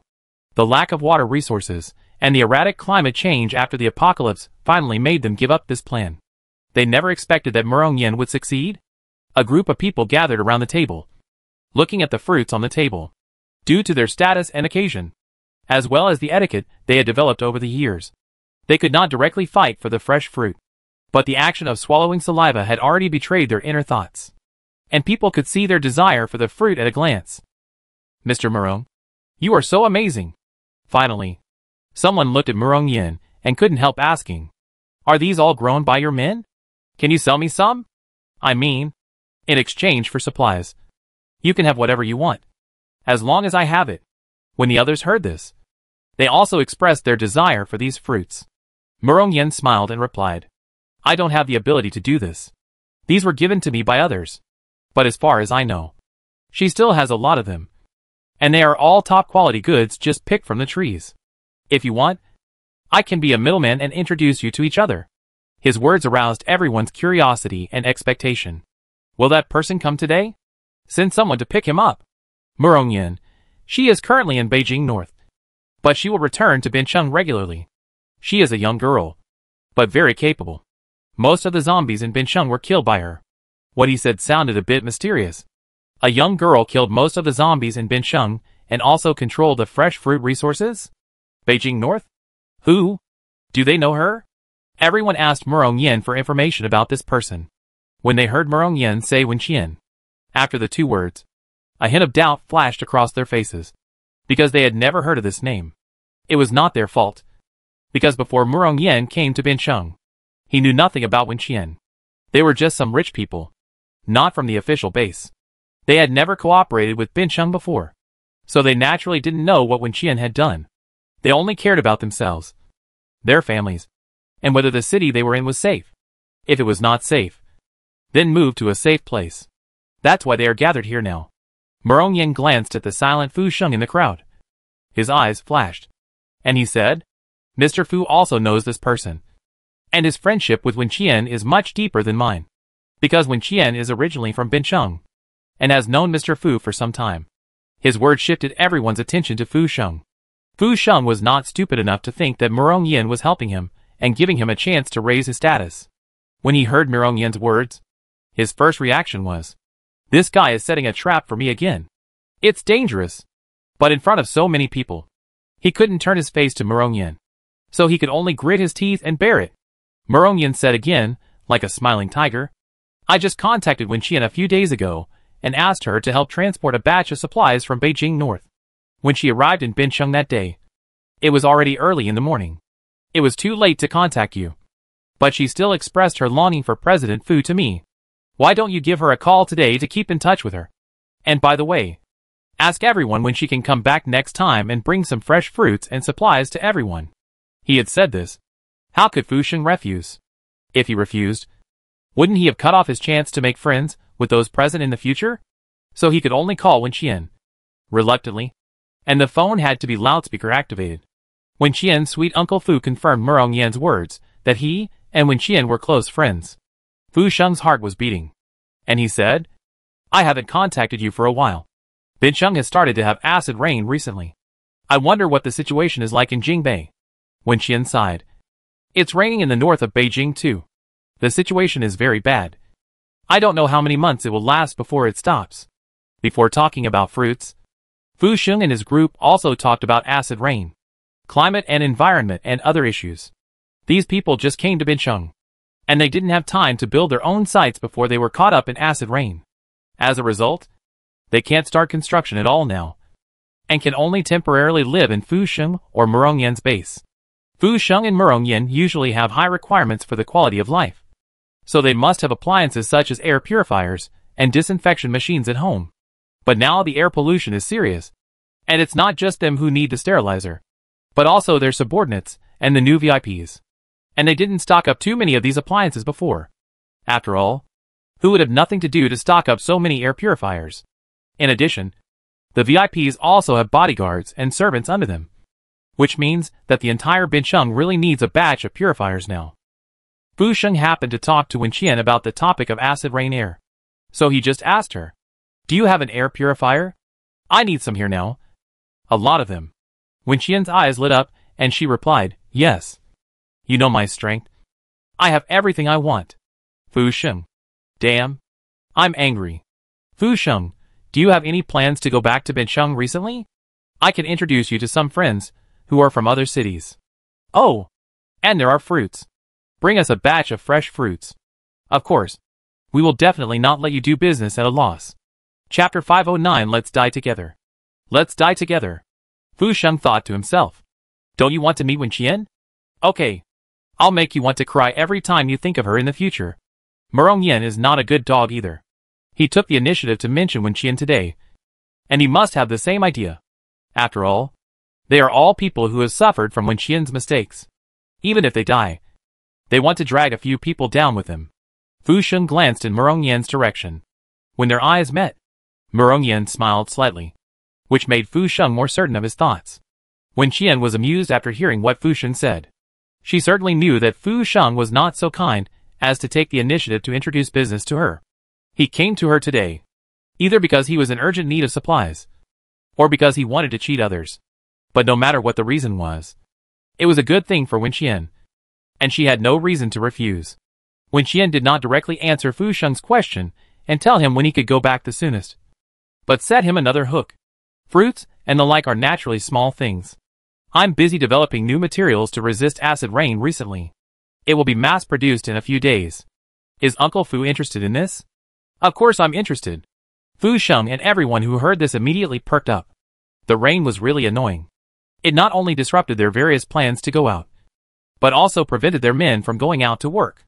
Even if they held an umbrella, it would become tattered within a minute and could not be used anymore.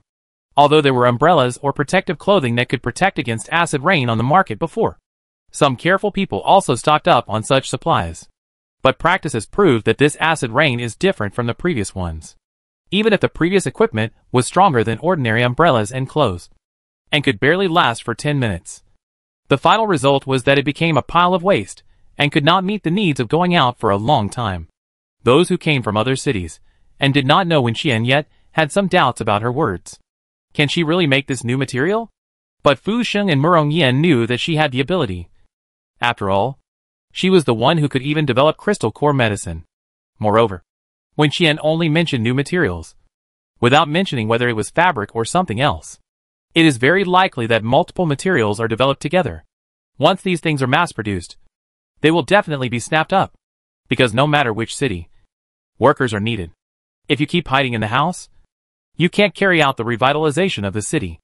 Merongyan's eyes flickered slightly, since Wenqian was willing to take the initiative to mention this matter to them. It means that she is willing to cooperate with them. He walked quickly to Fu Sheng and spoke softly. Qian, I'm Uncle Merong. Wenqian raised her eyebrows and heard him say, remember to bring me a batch of this new material when you come back next time. I'll have my people contact you. You can pick whatever you like from the materials I left in Jingbei. Fu Sheng didn't expect him to do this. He took a breath and couldn't help cursing in his heart. You're the only one who has money and materials. Right? You're so damn good at taking advantage of us. Who in this room can take advantage of you more than you? What are we going to do after you open this hole? Don't you know how big that damn girl's appetite is? Why don't you transfer all your Merong family's property to her? Why not just carve her name on your ancestral grave? Fuck. Angry, Fu Sheng thinks Murong Yin is a market disruptor. He doesn't even talk about the price. The 4 characters "dead rich man" are written all over his body. Wen Qian was even happier when she heard Murong Yin say that. If he was willing to exchange materials with her, he would definitely be willing to take out the gold. Wen Qian, don't worry. Uncle Murong, I will definitely keep this first batch of materials for you first. Fu Sheng was so angry that he was panting while holding the phone. There are also mine. Don't forget. Wen Qian, okay. Okay. Got it. The tone sounded perfunctory. This kind of differential treatment made Murong Yin feel very good. He thought about it and asked with some concern. Will the rain not stop falling affect your trip? Wen Qian knew what he meant. Acid rain can corrode many things, including the aircraft shell. But airplanes are made of special aviation materials. They may be affected by acid rain for a long time. But this situation will never happen in a short time. At least it takes her a few hours to go back and forth from Jingbei to Bincheng, which is completely fine. What's more, she still has her brother, and she can buy airplanes in the system mall. If it doesn't work, she can get a few more as spares, and replace them with new ones if they break down. However, Wen Qian didn't show off her wealth in front of him. She just replied, I have my own way to solve it. I will go back after I finish my work and contact you then. Wen Qian ended the call and heard Imohan ask her, when are you going to leave? No hurry. Give them a few days. Otherwise they will really think we are delivering men. Whatever you want, you can get it whenever you want it. How can such a good thing happen in the world? With the supplies in hand, Wen Qian stood up straight and spoke very confidently. In this way, Wen Qian and others stayed at the base at ease, adjusted their physical condition, and waited for Wen Rang to make new combat uniforms for them. Seeing that Wen Qian no longer led the team out, and the acid rain did not seem to stop, the other people in the base could not help but worry about what to do next. If the rain doesn't stop, what should we do with the zombies outside? However, they didn't dare to ask Wen Qian and Imohan about this question, for fear that they would think they were urging them to go out and kill zombies. So they could only urge the R&D department of the base to find a solution while hoping that the rain would stop soon. Unfortunately, the situation was getting worse day by day. The acid rain kept falling, and although the rain didn't increase, it didn't decrease at all. Moreover, the harmful substances in the air were increasing. In just 2 days, many residents in the base fell down.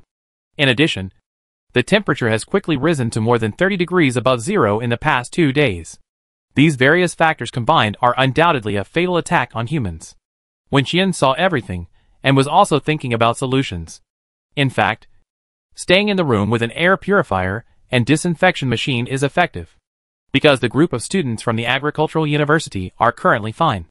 Of course, this also excludes the situation that they have good physical fitness. After all, they all have superpowers, and their physical conditions are definitely stronger than ordinary people.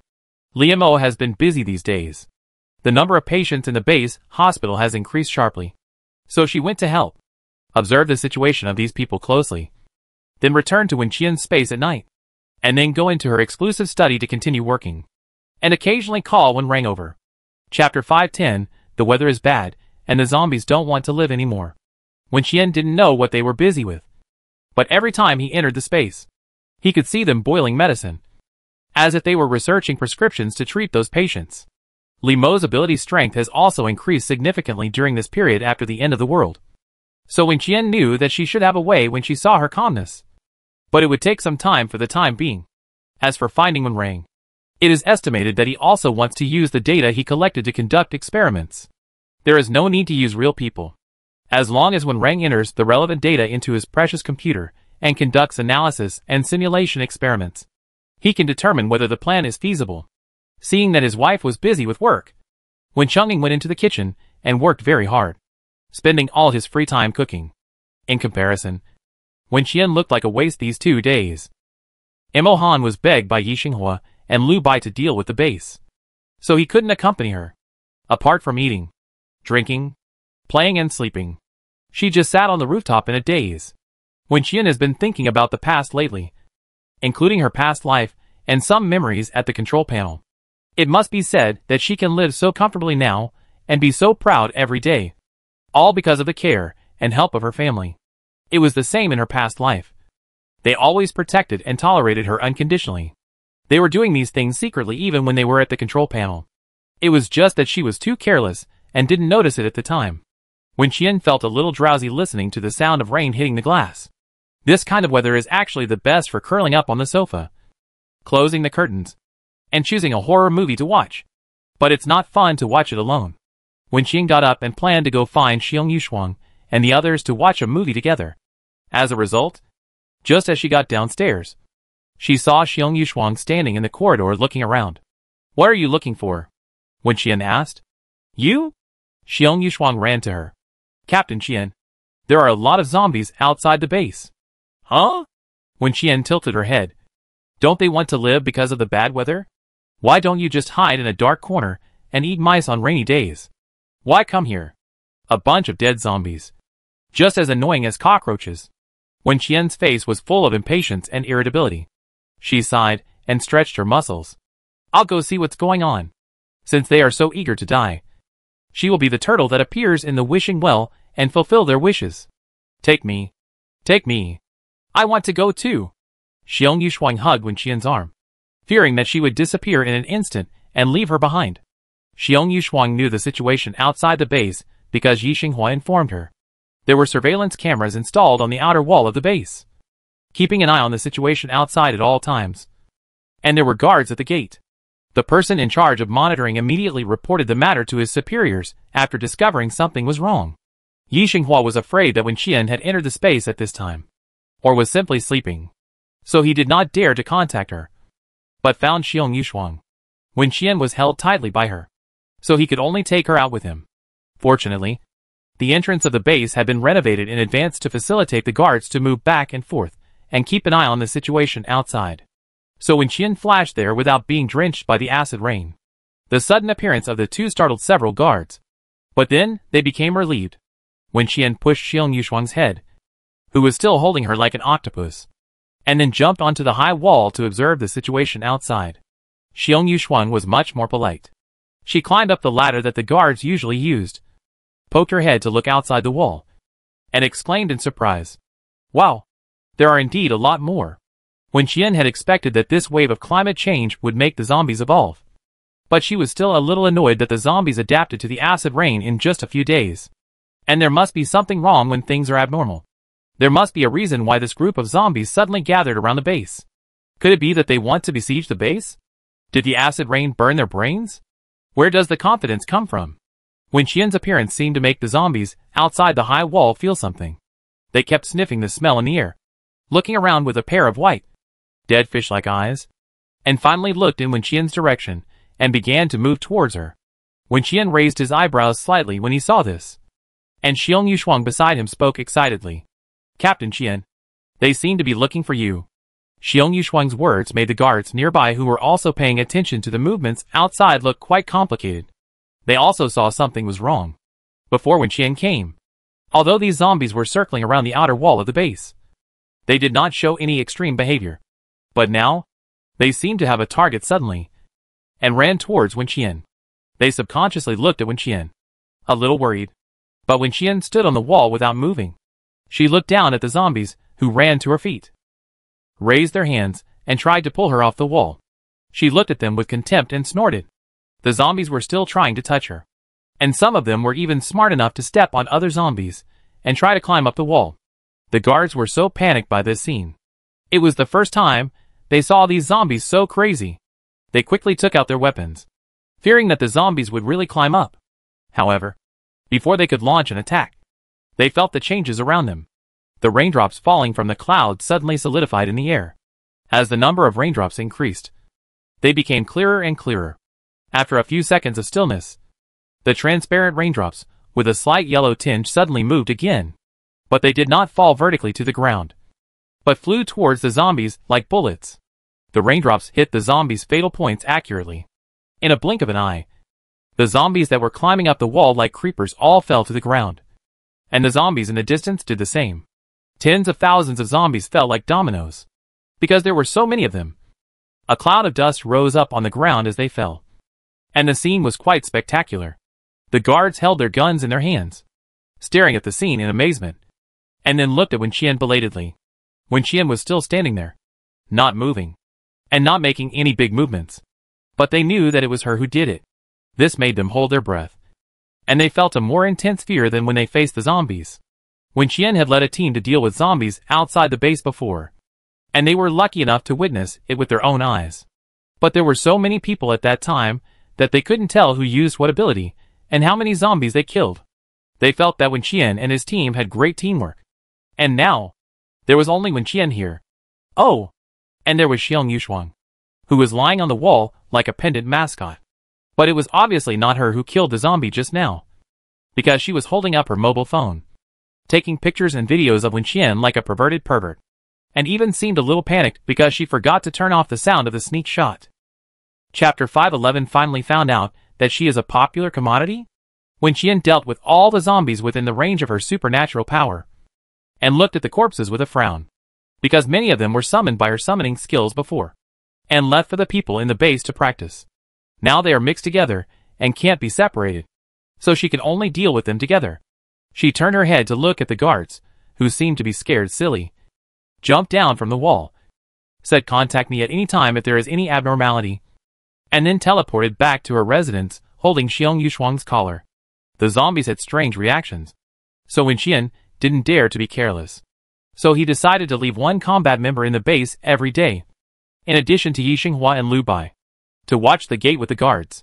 As for who to leave, they would take turns. There were about 100 of them, so they would take it as a day off for everyone. The news that Wen Qian killed tens of thousands of zombies outside the base in seconds was quickly passed back to the office building. Of course, even if the guards didn't report it, the staff sitting in front of the monitoring screen had already seen it. And like them, they were also scared. Fortunately, the zombies launched this wave of attacks, and did not come to die. This allowed Wen Qian to watch a horror movie in its entirety, and sleep well at night. When Rang had asked everyone to give him 2 days, when the deadline came, he really made an upgraded version of the constant temperature combat suit. One for each person. The clothing program has been added to the clothing factory in your space, and you can automatically mass-produce protective clothing without constant temperature effect later. Although it is not constant temperature, it can also withstand this high-intensity acid rain, so it is still a scarce item. In addition, Wen Rang also made the masks, which were also made of upgraded fabrics. It is breathable, acid rain-proof, cooling, and effectively blocks harmful dust in the air. After all, these people are very proud. If acid rain falls on their faces and burns a few pits, it will be bad. Moreover, conventional gas masks are too heavy, and not suitable for people like them who fight outside all day. With Wen Rang's work, everyone can go out of the base to fight zombies again.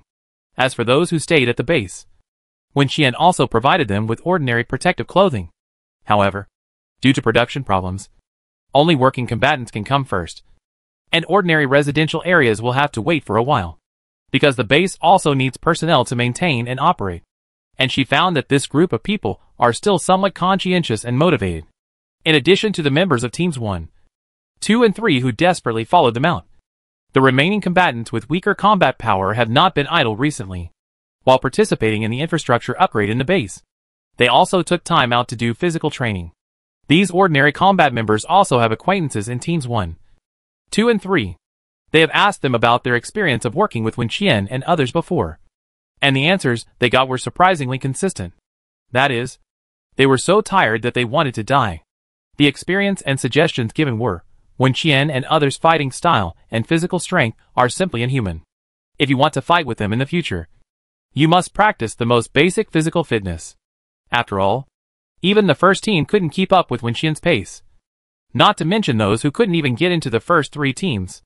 After Wen Qian distributed protective clothing to them, he immediately asked Yi Xinghua to arrange people to clean up the zombies outside the base. The temperature is high now, and the corpses are prone to rot, stink and insects, so they must be cremated quickly. Wen Qian brought back a lot of equipment, such as corpse furnaces from outside a few days ago. She was even willing to provide energy to the base for free, just so that she could have a slightly more comfortable living environment. Otherwise, the stench of corpses outside would drift in, and this base would be uninhabitable. As for the reward, she didn't even think about it. She knew too well how poor this base was. Poorer than the soles of Murong Yin and Fu Sheng's shoes. What could she expect from them? Wen Qian continued to lead the team to deal with the zombies, which finally made the people who stayed in the base feel relieved. After getting the protective clothing, the people of Team 1, 2 and 3 immediately rushed to the gate of the base to gather.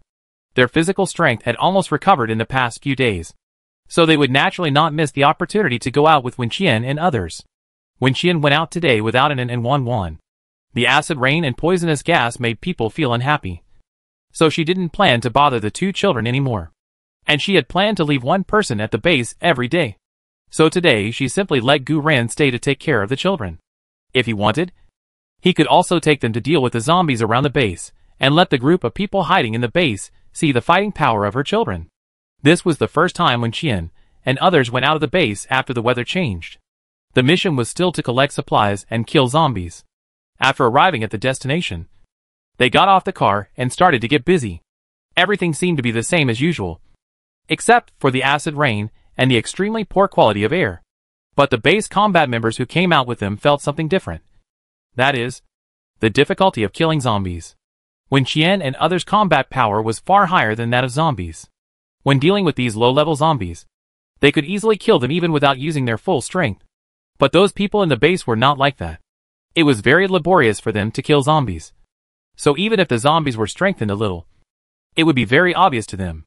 After not leaving the base for a few days, they clearly felt that these zombies were harder to kill than before. With the same force, they could chop off the zombies' heads before. But now they couldn't. There were even some zombies whose heads could not be penetrated by bullets. At first they thought it was their own illusion, but soon they found that their companions had the same confusion and collapse on their faces. When Qian and others in the distance were not affected at all, they still killed the small fish zombies in front of them skillfully and ruthlessly, just like they had killed fish in the supermarket for decades. Seeing this, the members of the Jingbei base could only grit their teeth and continue to persevere. They were now looking forward to getting more crystal cores and going back to Wen Qian to exchange potions, so that one day they could become as calm as them. In fact, Wen Qian and others did not fail to feel the changes in these zombies, especially Wen Qian. In addition to feeling that the zombies' skin became thicker, their blood became more numerous, and their heads became stronger. She also found that they had become much braver, because she had not used the skill of attracting firepower. But all these zombies rushed to her desperately. This really excited Wen Qian. She looked at the dead zombies who were about to bite her with their mouths open, and thought of the group of zombies that were out of control outside the base before, wondering, it seems that they are really coming for her. Finally found out that she is a popular commodity? It doesn't make sense. She has been excellent for a long time. There is no reason for acid rain to make them smart. Could it be that there is some special zombie behind the scenes giving instructions? Chapter 512. She not only sprayed people, but also zombies. Others soon discovered something was wrong. At first, they saw these zombies approaching Wen Qian, and they thought it was the effect of attracting firepower. But after a long time, they still didn't see them ignoring Wen Qian's existence. So they knew that something was wrong. Especially Lin Yan and others. They were even more panicked. Wen Qian's combat power continued to rise after the end of the world, and even his supernatural powers were upgraded more and more in the direction of being inhuman. They all knew this. Seeing this group of zombies rushing towards Wen Qian like they were desperate, as enthusiastic as seeing their relatives, they couldn't help but wonder, could it be that they smelled the same kind of scent? They came to recognize the boss? They nibbled a few times when they met, just like the kiss on the cheek in foreign countries. Is it considered a traditional etiquette in the zombie world? Mo Han, Xiong Yushuang and others were annoyed. Wen Qian always liked to report good news, but not bad news. Although Wen Rang's system was monitoring her condition, it could not be completely ruled out that something abnormal had happened in her body, which led to this result. Even if this is not the reason, the other possibilities are not optimistic. Either this group of zombies has mutated and upgraded again, and will actively want to turn the strongest person they meet into their own kind, or they are instructed by the special class to come and attack Wen Qian. Calculating the number of zombies they have killed recently, it is almost time to trigger the system's reward and meet the special class zombie. Everyone looked at Wen Qian with worry, but the person involved seemed to be completely unconcerned, teasing the zombies around her like playing with dogs, and then killing them. She was simply enjoying the battle, even though her opponent was not strong enough to show her true strength. Just as everyone was still guessing what caused this phenomenon, They suddenly felt the change in the surrounding air pressure. It was hard to describe that feeling. If I had to describe it, it was like a person walking alone in the dark night, seeing nothing, but suddenly feeling a chill on the back and hair standing on end. Or maybe it was waking up from a nightmare in the middle of the night, with the body stiff. The kind of collapse and fear of wanting to move, but being unable to.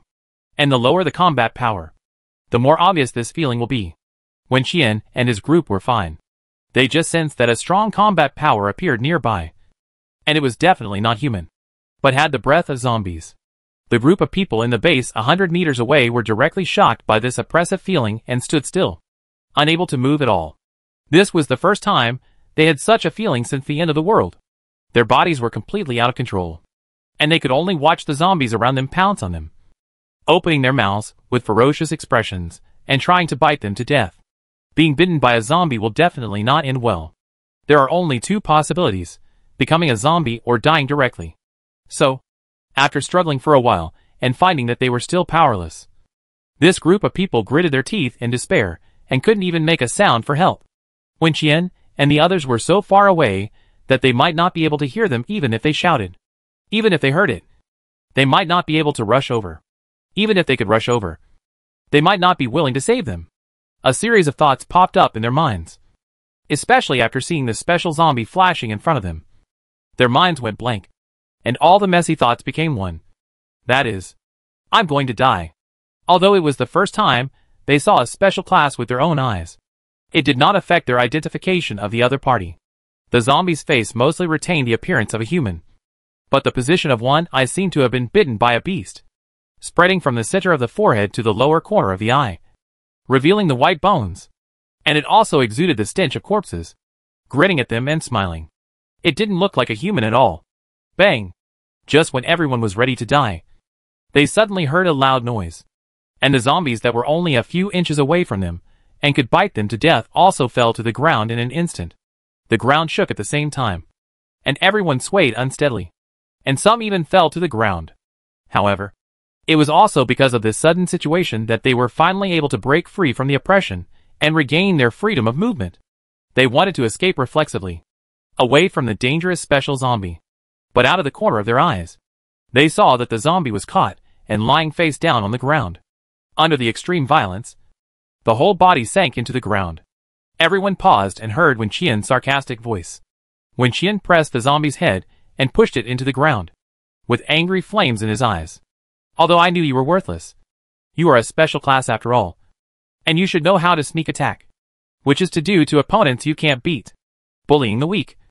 Isn't it a bit too shameless? The zombie was quiet for a moment after being suppressed, and seemed to be a little confused about what happened. After hearing Wen Qian's words, it immediately wanted to get up, put its hands on the ground, and tried its best to fight with the people behind it. But Wen Qian just pinched the back of its neck with one hand, and it didn't seem to use any strength, so that no matter how hard it struggled, it was in vain. Wen Qian's words were not pleasant to listen to, and basically everyone who had contact with her knew this. Not to mention the combat members of the Jingbei base around her. Even people who were several times higher in status than them could not escape the fate of being ridiculed by her. But they never thought that she not only scolded people, but also zombies. Wen Qian half knelt on the ground, looking at the stinky zombie boy with cold eyes. No wonder you only have half a face. It seems that you are too shameless. Aren't you afraid that the news will spread and other special class zombies will look down on you, and you won't be able to survive in the zombie world? Oh, sorry. I forgot that you won't live to see other special class zombies, because you will die in my hands today. She spoke without using any swear words, and her tone was extremely yin and yang. The combatants who heard this instantly felt that she was really polite to them before. Wen Qian's words were undoubtedly a critical blow to this zombie. It suddenly stopped struggling. But Wen Qian knew it was definitely not going to give up, so she increased her strength to suppress it. Sure enough, after a few seconds, the zombie moved again. Its head was still pressed to the ground by Wen Qian, but its body slowly turned over. This made the onlookers nearby stunned, because if it were a human, the bones would have been broken and it would have died long ago. Everyone listened to the cracking sound of its neck and watched its entire body change from lying on the ground to facing upwards, and then attack Wen Qian. Wen Qian watched this change with interest and praised it for its good flexibility. Before she could say anything else, She saw her vision darken, turned her head and frowned.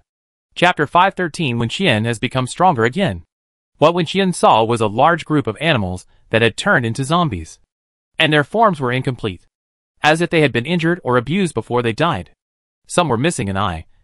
Some had their tails cut off. Some had broken legs. And some had no ears.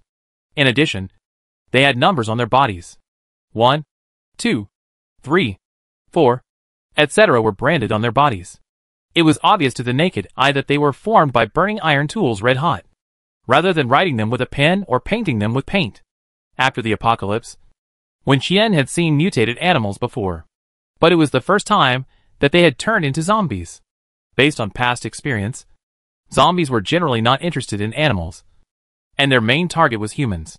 Small animals such as stray cats and dogs also gradually mutated because they ate rotten human flesh. But the ones that appeared in front of Wen Qian now were obviously not ordinary mutated animals. Their eyes were white like zombies, and their behavior was just like the group of zombies just now, attacking her frantically. Wen Qian frowned slightly, but still had no reaction. The people around him were anxious, and they hurried to deal with those weird creatures. However, it was not their turn to take action. Before they could react, they were startled by Xiaobai running from a distance. Xiaobai rushed to Wen Qian, waved his claws, and slapped several little chickens away. From the appearance of the animals after the corpse transformation, they were much larger than their normal bodies. But this change was not worth mentioning in front of Xiaobai, who weighed 700 kilograms. The weight of an adult male lion is only about 400 kilograms. Facing Xiaobai, who weighs almost as much as 2 lions. Not to mention these animals, even many special zombies would be stunned and curse in their hearts. Xiaobai didn't need to do anything else. He just stood in front of Wen Qian and made a low warning sound in his throat, which made those animals dare not move forward. Although the zombie suppressed by Wen Qian had his head buried in the ground and couldn't see what was happening, his senses were still sharp. Wen Qian was enjoying watching Xiaobai's impressive appearance. When his men were suddenly free, he looked carefully and saw that the zombie had actually escaped. It used teleportation. The zombie successfully escaped several meters away. After seeing Xiaobai's appearance clearly, a perverted light instantly burst out in its eyes. Wen Qian saw its reaction clearly, so he was more certain that this small team of animal zombies was the masterpiece of this beast. Wen Qian calmly checked the zombie's special abilities: assimilation, teleportation. Wen Qian understood the latter part and was very skilled. She had never seen the former part before. However, there was a detailed explanation below the superpower, so it would not be so confusing. Wen Qian looked at the sentence transform the killed animals into zombies and began to curse in her heart, especially when she saw another condition for obtaining the superpower below. She cursed even more. Kill 1,000 animals in her life. Wen Qian read these words several times and looked at the zombies in the distance. Although the zombie was far away from her, she could vaguely feel that the way she looked at her seemed a little different from before. It immediately felt bad, but the zombie's inherent arrogance and superiority over humans came out to cause trouble, making it give up trying to escape by teleporting, and instead yell at Wen Qian. I didn't expect you to be so powerful. It's interesting to think about turning you and this monster into zombies, and then putting chains around your necks. Wen Qian stood up and sneered. I've seen many whimsical zombies, and you're the most disgusting one. As soon as she finished speaking, cracks appeared on the ground under the zombie's feet. The huge plant that broke out of the ground was growing at a speed that was almost impossible to catch with the naked eye. It jumped several meters in the blink of an eye. And this plant was not an ordinary vine, but was covered with thorns all over its body, enough to pierce the body of anyone or zombie. The incident happened suddenly, and the zombie began to dodge almost reflexively. However, because it happened suddenly, it was careless and did not notice that someone was waiting in the direction it fled. Emohan kicked it back to its original position, and the plant thorns that continued to grow and increase in strength pierced the zombie's chest, and finally hung it in the air. The whole process was over in just a few seconds. The zombie's bones were broken by Emohan's kick, and then the dense spikes pierced its body. However, this did not kill it. It took a deep breath and was about to escape again, but saw Wen Qian, who was supposed to be on the ground, suddenly appeared in front of it. The next second, its head was not crooked. Wen Qian didn't like the perverted look it gave him, and said coldly, if you look at me again, I will dig out your eyes. After saying that, She started to attack without giving the other party a chance to close his eyes. The zombie wailed, startling the base personnel watching below. Wen Qian threw its eyes to the ground, and Xiao Bai ran over and swallowed them in one gulp. He looked up, as if he was still waiting for Wen Qian to feed him. Everyone thought it was outrageous. But the next second, another zombie's arm fell off. As the zombie screamed more and more miserably, Wen Qian removed all its limbs. Don't you like to torture and kill? Now that you have experienced it yourself, it should be quite refreshing, right?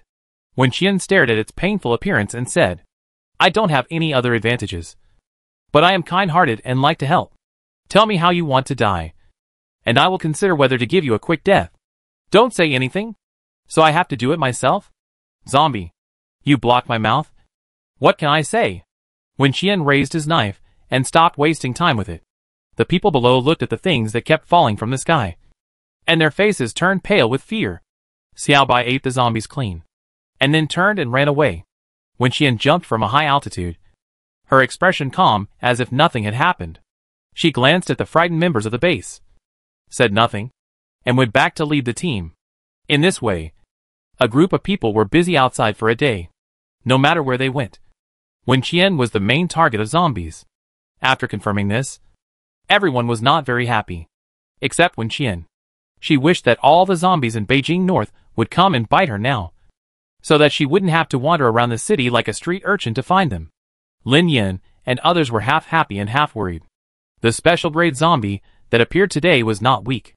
Even the sense of oppression it exuded was stronger than the special grade zombies they had encountered before. However, it was killed the fastest. There was only one reason for this result. That is, Wen Qian became stronger again.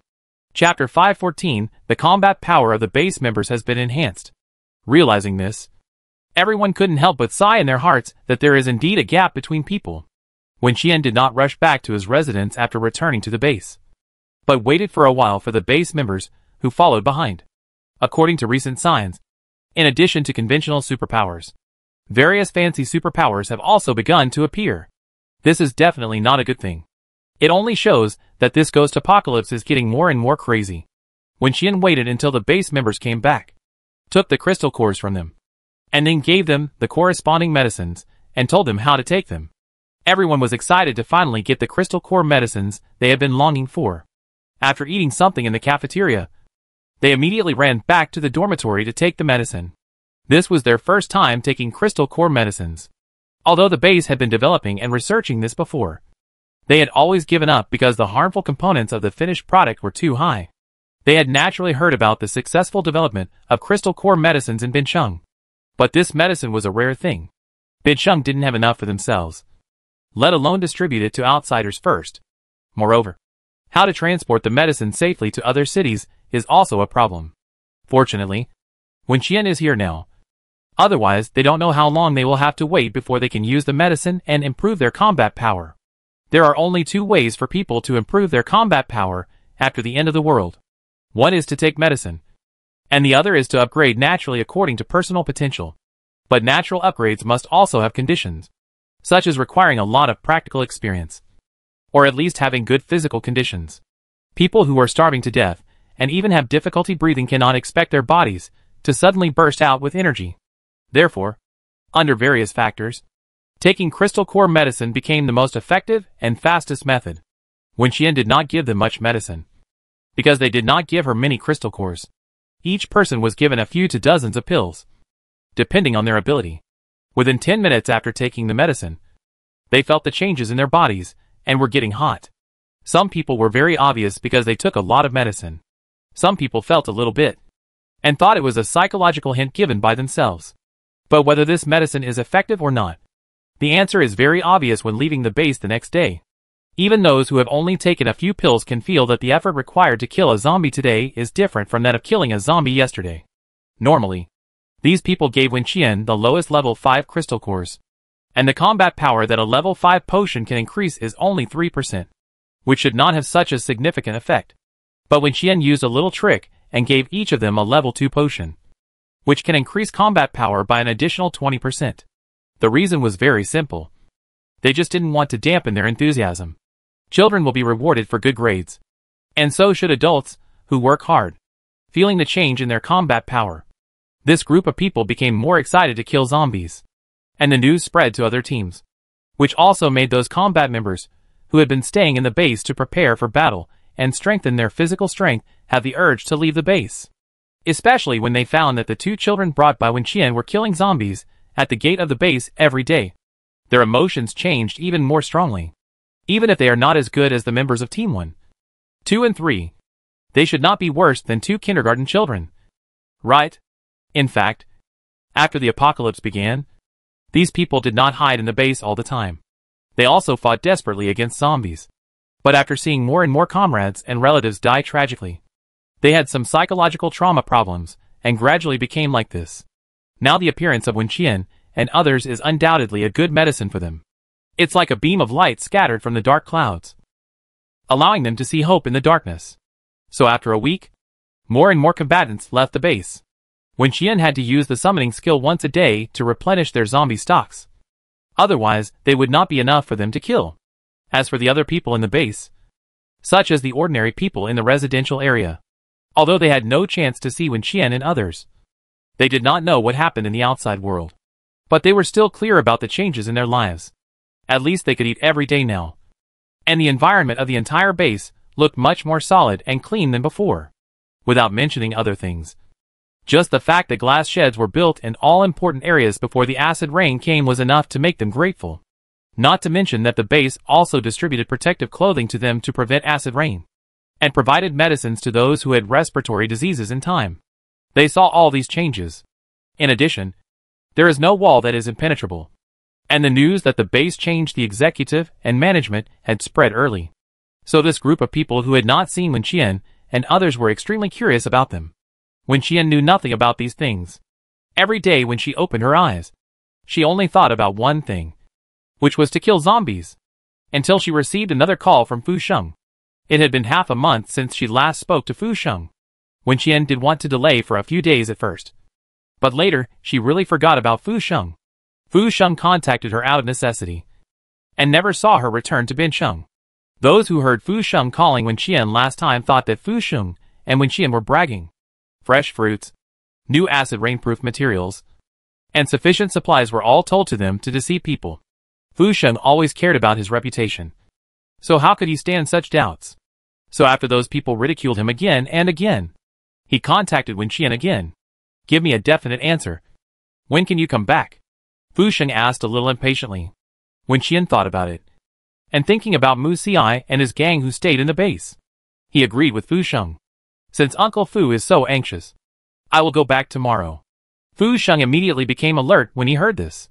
He immediately made a list of the supplies he needed for her, and told her that even if she forgot Murong Yan's things, she must not forget his. Wenqian had just hung up Fu Sheng's phone call, and within less than a minute, she received another call from Murong Yan. She originally thought that Murong Yan was also urging her to return to Binsheng to deliver supplies. But she didn't expect that he said, "A group of people robbed a batch of my goods. You help me get them back. I will deal with the people, and the things will be yours." Wenqian was slightly stunned. There were indeed other survivors in Jingbei, but because the place is so big, she has not encountered them yet. How brave do you have to be to rob your Murong family's supplies? Do you know the details of the other party? Jingbei is so big. Where can I find someone for you?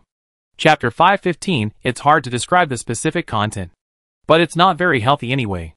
Wenqian dealt with Murong Yan verbally, but she was watching the fun in her heart.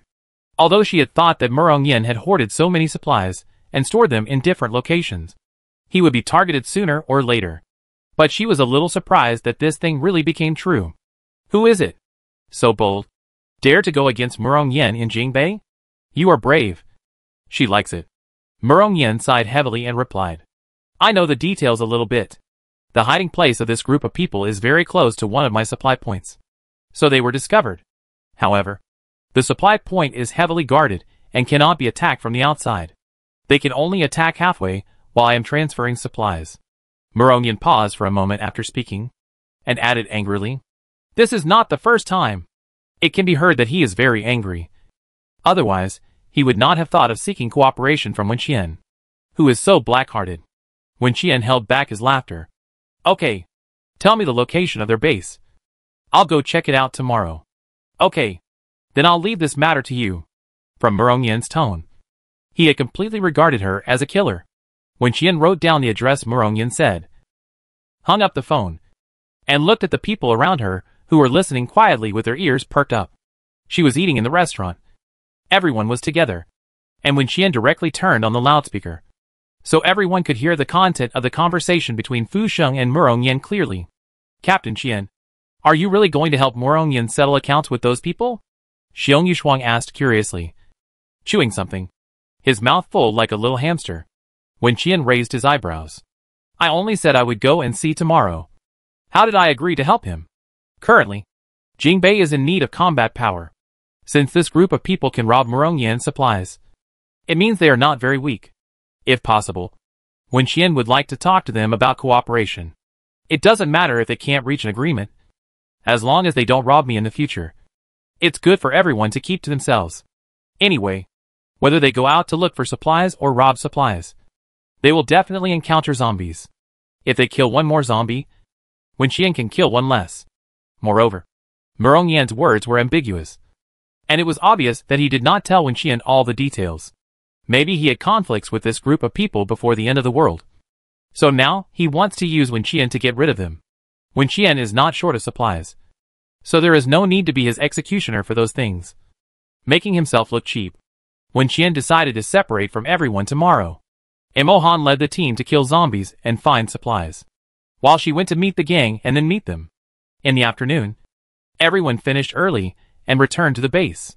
She and Imohan set off to Bincheng and returned that night, which would not affect the plan to go out the day after tomorrow. Although Imohan wanted to act with her, he finally listened to her arrangement. However, he suggested, let Qi Chen follow you. When Qian thought about Qi Chen's super hearing as special ability, and nodded in agreement. This made Xiong Yushuang, who was standing by, envious and jealous.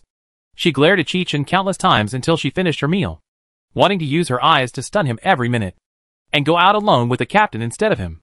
The next morning, when Qian set off with Qi Chen after breakfast, when the two of them arrived near the address given by Murong Yan, they unexpectedly discovered that the place they were going to was actually a security company. No wonder they had the confidence to rob the supplies of Murong's family. Sure enough, those who can survive until now after the end of the world and dare to go out are all capable. When Qian stood in a tall building not far away, using a telescope to observe the surrounding environment and facilities, Qi Chen stood aside, directly activated his supernatural power, and monitored the movements of the building. After a while, Qi Chen looked at Wen Qian, wanting to say something but stopping. What happened? Wen Qian saw that his expression was not right, and asked in confusion, what did you hear? Not many people. About a dozen people. Then, it was indeed them who robbed Murong Yan's supplies. Nonsense. Didn't we know this a long time ago? Otherwise, why are we here?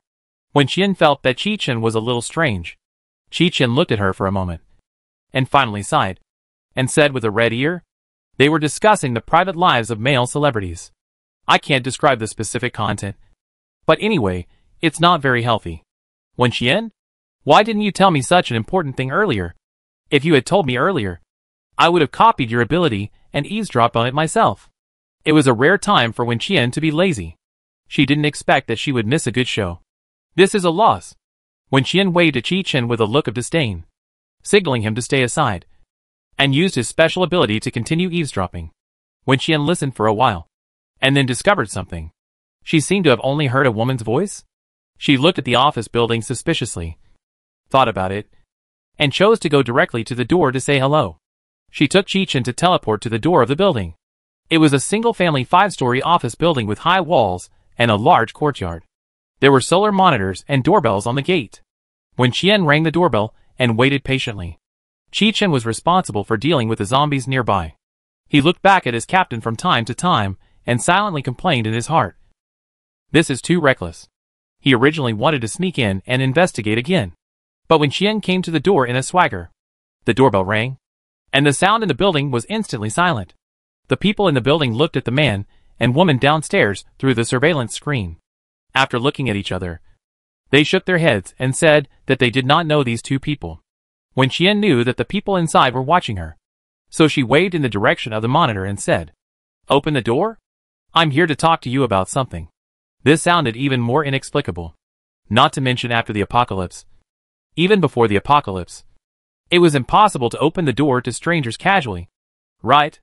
Seeing that the other party ignored her. When Qian sat down in front of the door. Seeing this, Qichen couldn't help asking her. Captain Qian, what should we do next? What else can we do? Wait. You're not here to fight. At least show your sincerity. When Qian took out a handful of melon seeds, and said while eating them. Come and rest if you are tired. I will release the orcs to kill them. When Qian pulled out an orc from the space after she finished speaking, she did not dare to release more, fearing that it would scare the people in the building, let alone open the door for herself. The acid rain kept falling. And when Qian and the others just sat in front of the big iron gate, eating melon seeds for half an hour, and drinking some Fat House happy water when they were thirsty. The feeling of relaxation made the people in the building dumbfounded. There was nothing wrong with the acid rain outside for half an hour. And there was also a monster that was neither human nor ghost helping them kill zombies. These two people looked strange no matter how you looked at them. And their strength was not ordinary. So after some discussion and consideration, the people inside decided to have a dialogue with them. Chapter 516. Our team is not even good at dealing with zombies, let alone Murong Yen. After half an hour of observation, the people in the building began to doubt whether the high walls and gates outside could really stop the two people outside. Because they just saw from the surveillance footage that the monster that kept killing zombies jumped to the height of several floors. It seemed that it was not difficult to jump from the outside of the wall to the yard. And since the two people had the patience to wait for so long, it meant that they were sure that there was someone inside. The hiding place has been revealed. And they don't plan to move away. So it will be a problem sooner or later. Rather than communicating after the other party's attitude is strong, it is better to take advantage of the present time when the other party is in a good mood to ask them what their purpose is. When Qian heard the doorbell above her head making a rustling sound, subconsciously turned her head to look, and then heard someone ask her, "Who are you? What do you want to see us for?" Finally spoke. When Qian thought, "If you don't speak up, I want to set up a table for hot pot. My name is Wen Qian. I'm from the Jingbei base. I want to discuss cooperation with you." When Qian didn't dare to mention Murong Yen directly, for fear that a few guns would stick out of the window and shoot her to death with a volley of bullets. Jingbei base? The people inside obviously didn't expect to hear this answer, and asked again after a few seconds of silence. How do you cooperate? Are you interested in killing zombies? As long as you have the ability. Follow me to kill zombies. Then all the supplies you need in your daily life will be provided by me. And you will not worry about food and drink for 3 meals a day. When Qian's words made the people inside laugh. And they thought she was being shameless. Your base is probably almost out of food. Right? And you're here to guarantee us food and drink? When Qian heard the other party's mocking question, as if she had been regarded as a scammer. Come to think of it, it's true. After so long since the end of the world, except for the initial period, there has been no movement in the Jingbei base. Now that she suddenly came out and said that she could guarantee other people's food and supplies, it really sounded like a scammer. When Qian sighed and explained, that was in the past. If you have investigated, you will know that several large granaries in northern Beijing have been emptied by us. And we are also cleaning up various large and small supply points in the city. Our ultimate goal is to eliminate the zombies in the entire city and restore the city to normal production and construction. I came here today just to say hello to you and express my intention and sincerity for cooperation. I know you have some survival and combat supplies, but it has been so long since the end of the world, and it should be almost consumed. Climate change is unstable now, and you probably don't have protective gear to resist acid rain and poison gas. That means you will most likely be trapped in this building for the next few months. Have you ever thought about how zombies will evolve during this period? It's not a long-term solution to keep hiding or to live by robbing other people's supplies. What's more, you rob too ostentatiously, and sooner or later something will happen. It's better to cheat and get it. When Qian's words made the brows of the people in the room frown more and more, especially when she mentioned the matter of robbing supplies. They immediately thought of Murong Yen. But when Qian's last sentence made them a little confused again. Was she reminding them that they should not rob supplies, but cheat? Which base did she say she was from? Would someone from an official base say such a thing? The building was quiet for a long time. And finally, someone spoke again. Did you cheat Murong Yen of supplies? Unlike when Qian's reminder, The person inside simply pointed it out and said Murong Yan's name.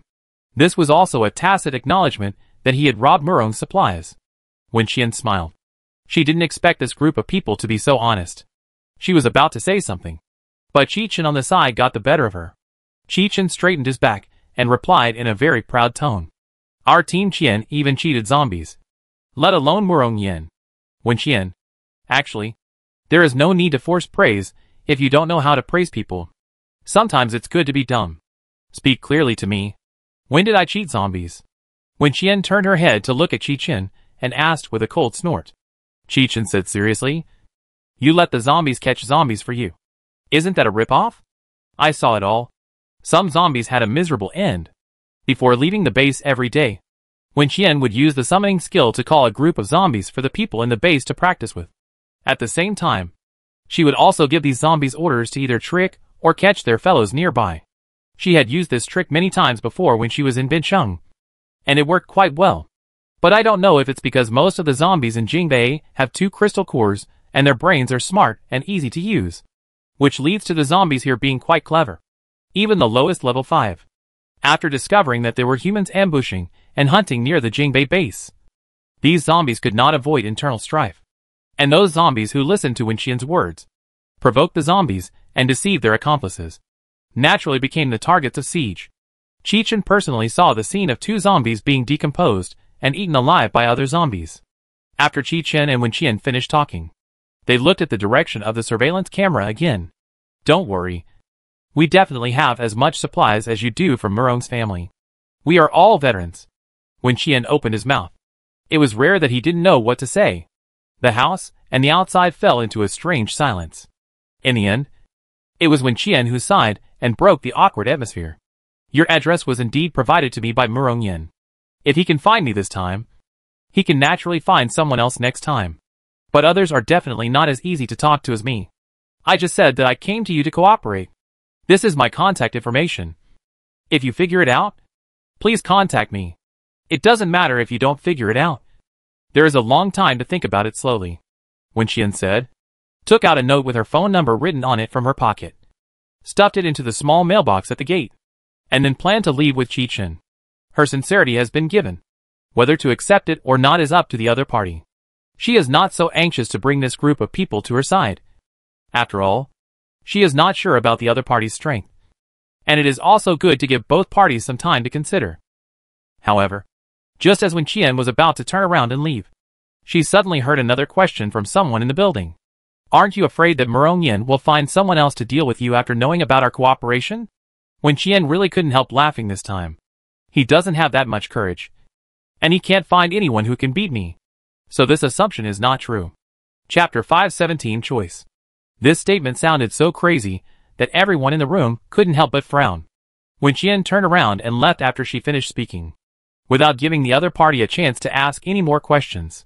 Everyone watched her, Qi Chen, and the monster gradually disappear from the surveillance screen, and couldn't help but discuss.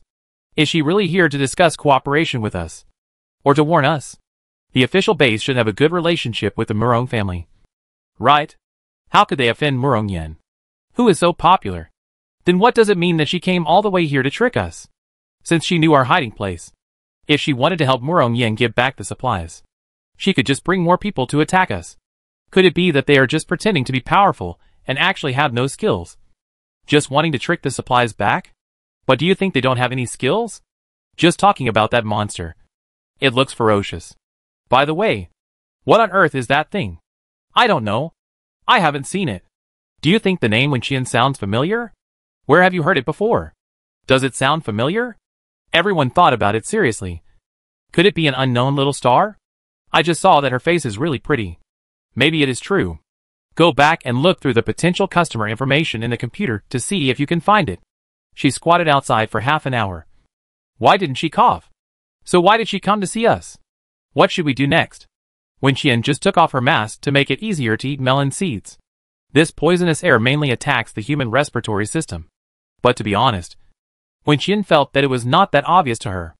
At least in just half an hour. She had no reaction. The people in the building were still discussing what to do next.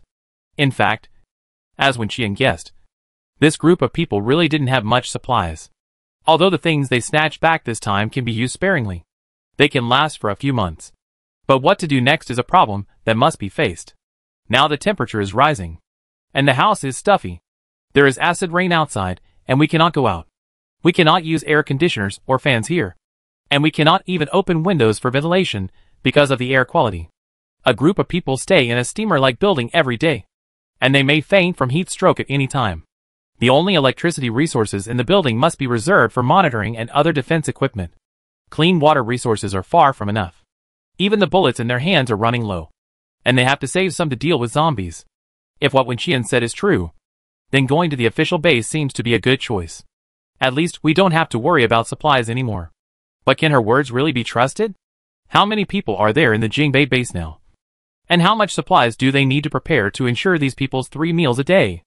A group of people sat around the desk, at a loss. Suddenly, someone slammed the table, startling the others, and making them shiver involuntarily. I remember. I did hear the name Wenqian. Seeing her happy face, everyone asked. So? Where did you hear it? Bincheng. Have you forgotten that we have contacted people there before?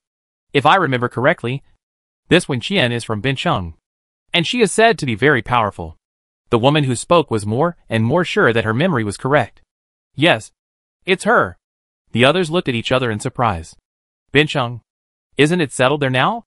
If this Wenqian is really from Bincheng, then why did she leave her good life and come to Jingbei, where there are zombies everywhere? Is she sick? Everyone was puzzled and just felt strange. These people worked in a high-end security company. Their main business before the end of the world was to provide bodyguards, security technology prevention, and special equipment services to various upper-class people. So rich people like Murong Yin and some celebrities were the company's main customers. The news from Bincheng was what they heard from other people in the company. Coincidentally, the bodyguards around Mu Beichuan came from this company. Knowing that Bincheng was already in a very stable and safe state, they naturally had the idea of moving there. But from Jingbei to Bincheng, the distance is more than 1,000 kilometers. How can they reach it smoothly in the current situation where there are zombies everywhere and resources are scarce? Driving? 12 people need to drive at least 3 cars. Where can they refuel on the way? Although they have some spare oil now, it can't support the distance to Bincheng. Take a plane? Where is the flight? None of our people can fly a plane. And the airport is full of zombies. So this route is even more impassable. It is precisely because of these factors that they are still staying in Jingbei. Yao Shui. Contact Bincheng again and ask about Wenqian.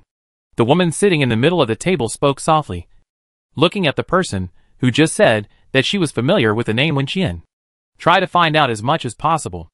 Okay. I know. Yao Shui nodded, got up and walked to the next room to get the satellite phone. The remaining group of people sat around the table, remembering the contact information that Wenqian had just left in the mailbox downstairs, and decided to get it back. Put on heavy clothes, quickly ran to the door to open the mailbox, got the paper, and then quickly locked the door and ran back to the building. The whole process took only 3 minutes. But the clothes of the people who went out had been corroded by the acid rain.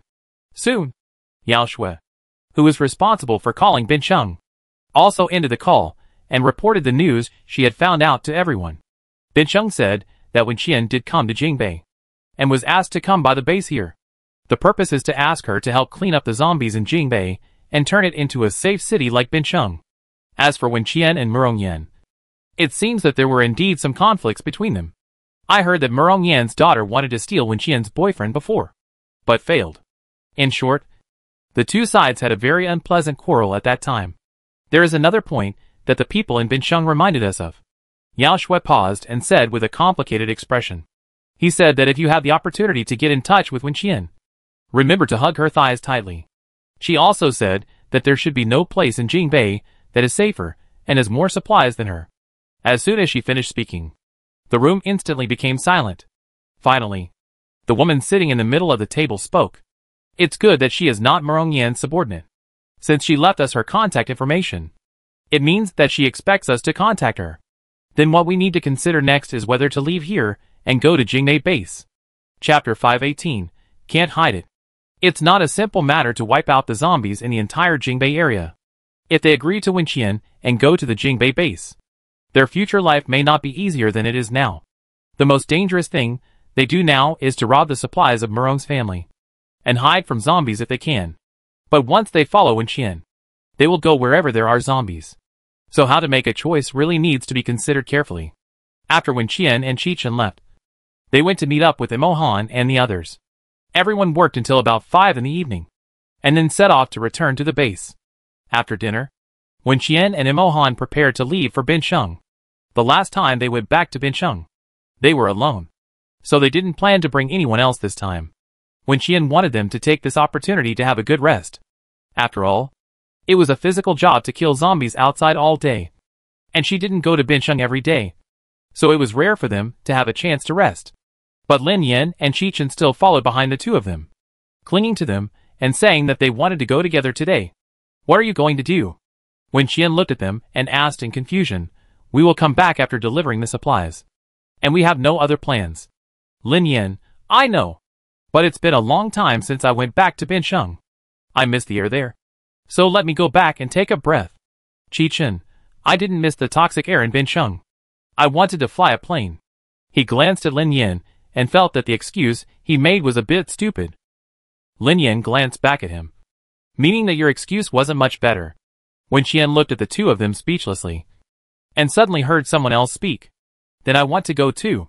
Xin Baizu, who was usually taciturn, raised his head and looked at Wenqian. I want to learn how to fly a plane. Wenqian? It's just getting dark. Why are you telling ghost stories? Xin Baiju's words scared everyone in the room. Even Imohan, who was drinking water, was choked and coughed twice, and looked at him with an indescribable expression. There were also a lot of people in the corners that Xin Baiju couldn't see, shaking their heads at Wenqian, signaling her not to agree. Everyone knew Xin Baiju's driving skills. What if this kid learned to fly a plane? Would they still have a way to survive in the future? Wenqian laughed dryly and looked at Xin Baiyu and said, it's dark and the air quality is bad, so visibility is too low. So today is not a good opportunity to learn. When the weather is good, let Lin Yan and the others teach you. Wenqian's words sounded reasonable and credible, and Xin Baiyu had to nod after thinking for a moment. Okay, I'll wait a little longer. Everyone finally breathed a sigh of relief. Wenqian was afraid that this ancestor would go back on his word, so he didn't dare to waste any more time. She got up and left, and Lin Yan and Qichen followed her. In fact, there was no other reason why these two insisted on following. They just thought that Wenqian and Imohan were tired enough, so they just wanted them to rest. Although flying a plane is not a physically demanding task, at least you have to sit in the cockpit and watch. Wouldn't it be better to let them sleep for several hours? The four of them set off to the airport, and the plane took off smoothly. Imohan went into the cockpit and explained some things to Lin Yan Qichen. When he came out, he saw Wenqian staring out the window in a daze, wondering what she was thinking about. Imohan walked up to her and squatted down. Wenqian turned her head and met his gaze. She rubbed her head and heard him ask, what are you thinking about? I'm wondering if our progress is a little slow. Wenqian answered truthfully. Although more and more people are daring to go out of the base to kill zombies, we may be able to solve the problem of Jingbei in about 2 months in the future. But there are still so many cities waiting in line. After killing all the zombies in China, there are still foreign countries.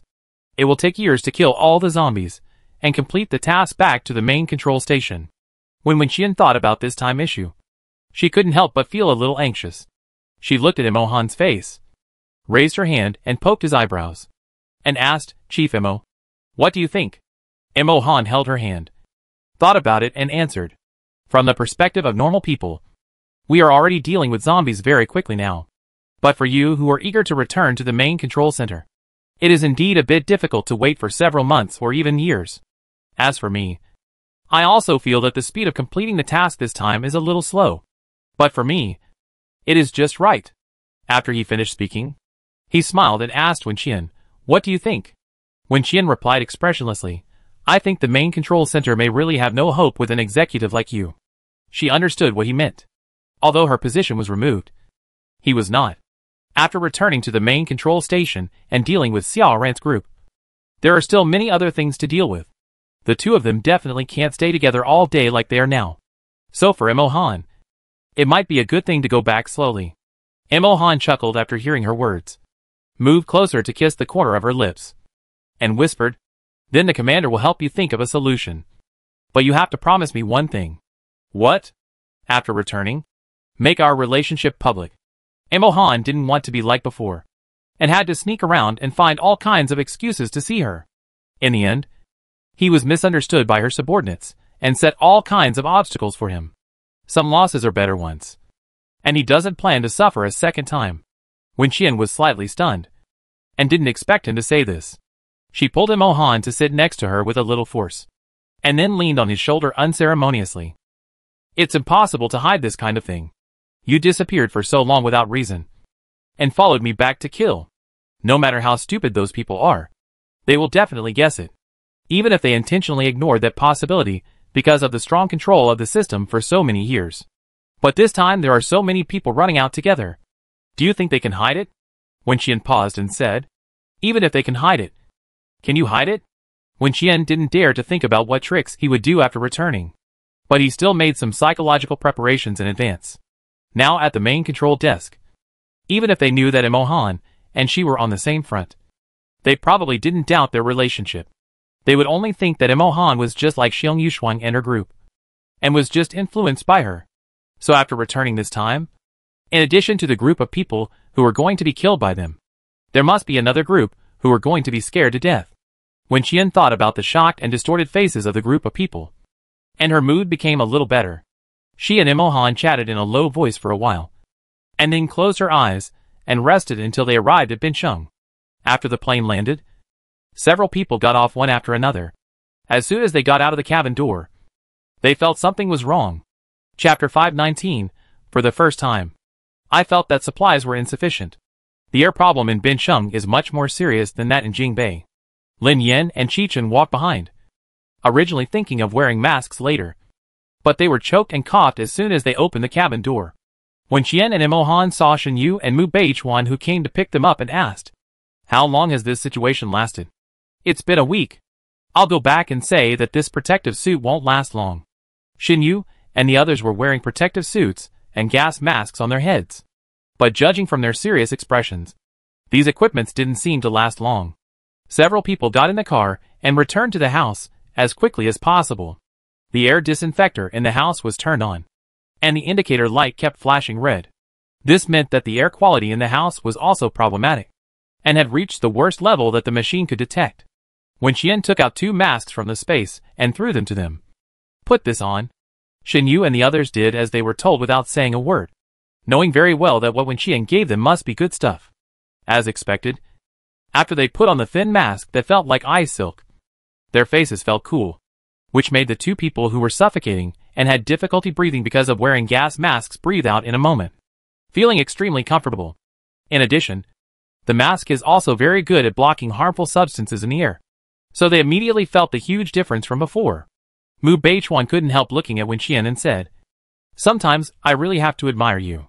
Where did this treasure come from?" "I made it myself." Wen Qian said calmly. "Where are the 2 old men? Why don't I see them today?" Shen Jing and Mu Yan came to pick them up when they came here several times before. Wen Qian was not being pretentious and insisted that they come over. She just felt it was strange and asked more questions. When Shen Yu and Mu Yan heard what she said, their expressions changed. "Shen Yu, I'm sick and can't get out of bed for the time being, so I didn't come." Wen Qian was stunned for a moment. "Respiratory disease?" "Yeah." Shen Yu nodded. There weren't enough protective suits and masks, and this wave of poisonous gas was really strong. So many people in the base fell down. When Qian came here today, originally thinking of leaving a batch of masks and protective suits for them before leaving, but she didn't expect the situation here to be so serious. She quickly took out some medicine from the space. "This is the medicine developed by my mother. It has been used in the Jingbei base, and the effect is not bad. This is the prescription. You can make it yourself later." Shen Yu quickly took the things from her, then frowned and said, "But this prescription is all Chinese medicine, and it is impossible to find it in Bincheng's situation. I have brought you all the herbs you need, and you can plant them on a large scale later." Bincheng's early defense measures were good, and the planting conditions were much better than those in Jingbei. As long as they are carefully cultivated, the subsequent supply of medicinal materials should not be a problem. Shen Yu felt relieved, but thought of Wen Qian's previous style of doing things, and knew that the supplies in her hands had to be exchanged for other things. So he said a little nervously, "But we don't seem to have any supplies to exchange with you now." "Forget it." Wen Qian sighed. "Let's talk about it later." She didn't have the heart to think about these things now. And she didn't think of making things difficult for them at the beginning. This base has millions of people to support. And it's not like Murong Yin and Fu Sheng, who have extra supplies. Wen Qian knows that she is not doing her job most of the time. But she is still a person after all, with a conscience, and she won't joke with so many lives. What's more, this Bincheng is the kingdom she fought hard for. So many survivors were not killed by zombies at the beginning. If they die in the acid rain and poison gas now, it would be her loss. After all, the necessary condition for her to complete the mission is to kill all zombies and let humans survive. Wen Qian is a little worried. According to the current situation, Bincheng needs more protective equipment than Jingbei. Protective clothing and masks against acid rain can be produced by the factory in her space. But the current production is not enough to supply both cities at the same time. And she had to prepare a part of it to do business with Murong Yin and his group. This was the first time that Wen Qian felt that supplies were insufficient. Bincheng and Jingbei were in this situation now. So what about other cities? It would be more serious than this. Right? Wen Qian was a little impatient. After leaving a batch of protective clothing and masks for Xinyu and the others, she immediately went to Xiaobai base. No matter how hard others were, she would always put her own people first in terms of supplies. After returning to the base and seeing Mu Xi and others, Wen Qian felt a little relieved. Because of their combat power, their physical condition seemed to be okay. However, the residents of her base, who were originally old, weak, sick and disabled, had a miserable time during this period. Wen Qian first distributed a set of protective clothing and masks to each of the combat members, including Mu Xi. Of course, it was not the same version as the ones given to others. She only gave ordinary acid rainproof clothes to Xinyu and the residents of the base, and upgraded constant temperature protective clothing to her own people. After they changed into new clothes, she distributed some medicines brought back from Jingbei to the residents of the base, and then handed the prescriptions and herbs that needed to be planted to Mu Xi. The planting conditions in her base are the best in Bincheng, bar none. Wen Qian still has the confidence to say this, because part of her base was expanded after the system reward. Moreover, the base has a clean water source, which alone is much better than other places. Everyone sat down to discuss the climate change problem in Bincheng. Wen Qian was very curious whether the zombies outside the city had mutated again under this situation. So she reminded Mu Xi and others, even if you have the basic guarantee to go out, don't be too reckless. Wen Qian finished speaking and brought them some crystal core potions. I'll go find Murong Yin and Fu Sheng later, and come back after I'm done. Then we'll go out of the city together to see what's going on outside. Her words instantly brought smiles to Mu Xi and the others' faces, and they nodded repeatedly to indicate that they would follow her arrangements. After finishing her own base, Wen Qian called Murong Yin and Fu Sheng. Although they had contacted her separately at first, she obviously didn't have the time and patience to run to two places now. So she asked them to gather in one place, and then gave them what they wanted. After a brief discussion, Murong Yin and Fu Sheng finally decided to meet at Fu Sheng's place, because the West City base is larger, and now there are more people coming from other cities living in Fu Sheng's place than in Murong Yin's base. Since everyone wants to meet Wen Qian and exchange some supplies from her, let them do as they wish. Chapter 520. Wen Qian is a profiteer. Wen Qian and the other three drove to the West City base. Although there are no zombies in Bincheng now, the defense measures of the West City base are still the same as before, with more than a dozen guards standing at the gate alone. In the thick fog, Wen Qian looked at the guards standing under the glass roof, wearing heavy protective clothing and gas masks, and suddenly felt like watching a movie. The people guarding the gate had already received instructions and knew that Wen Qian would come. However, because there were many people coming to the base tonight, there would be vehicles arriving every 10 minutes or so. So when they saw Wen Qian's car, they still came to check and verify their identities as usual. Then, after seeing the faces of Wen Qian and Imo Han, they immediately turned around and left, and opened the gate to let them pass.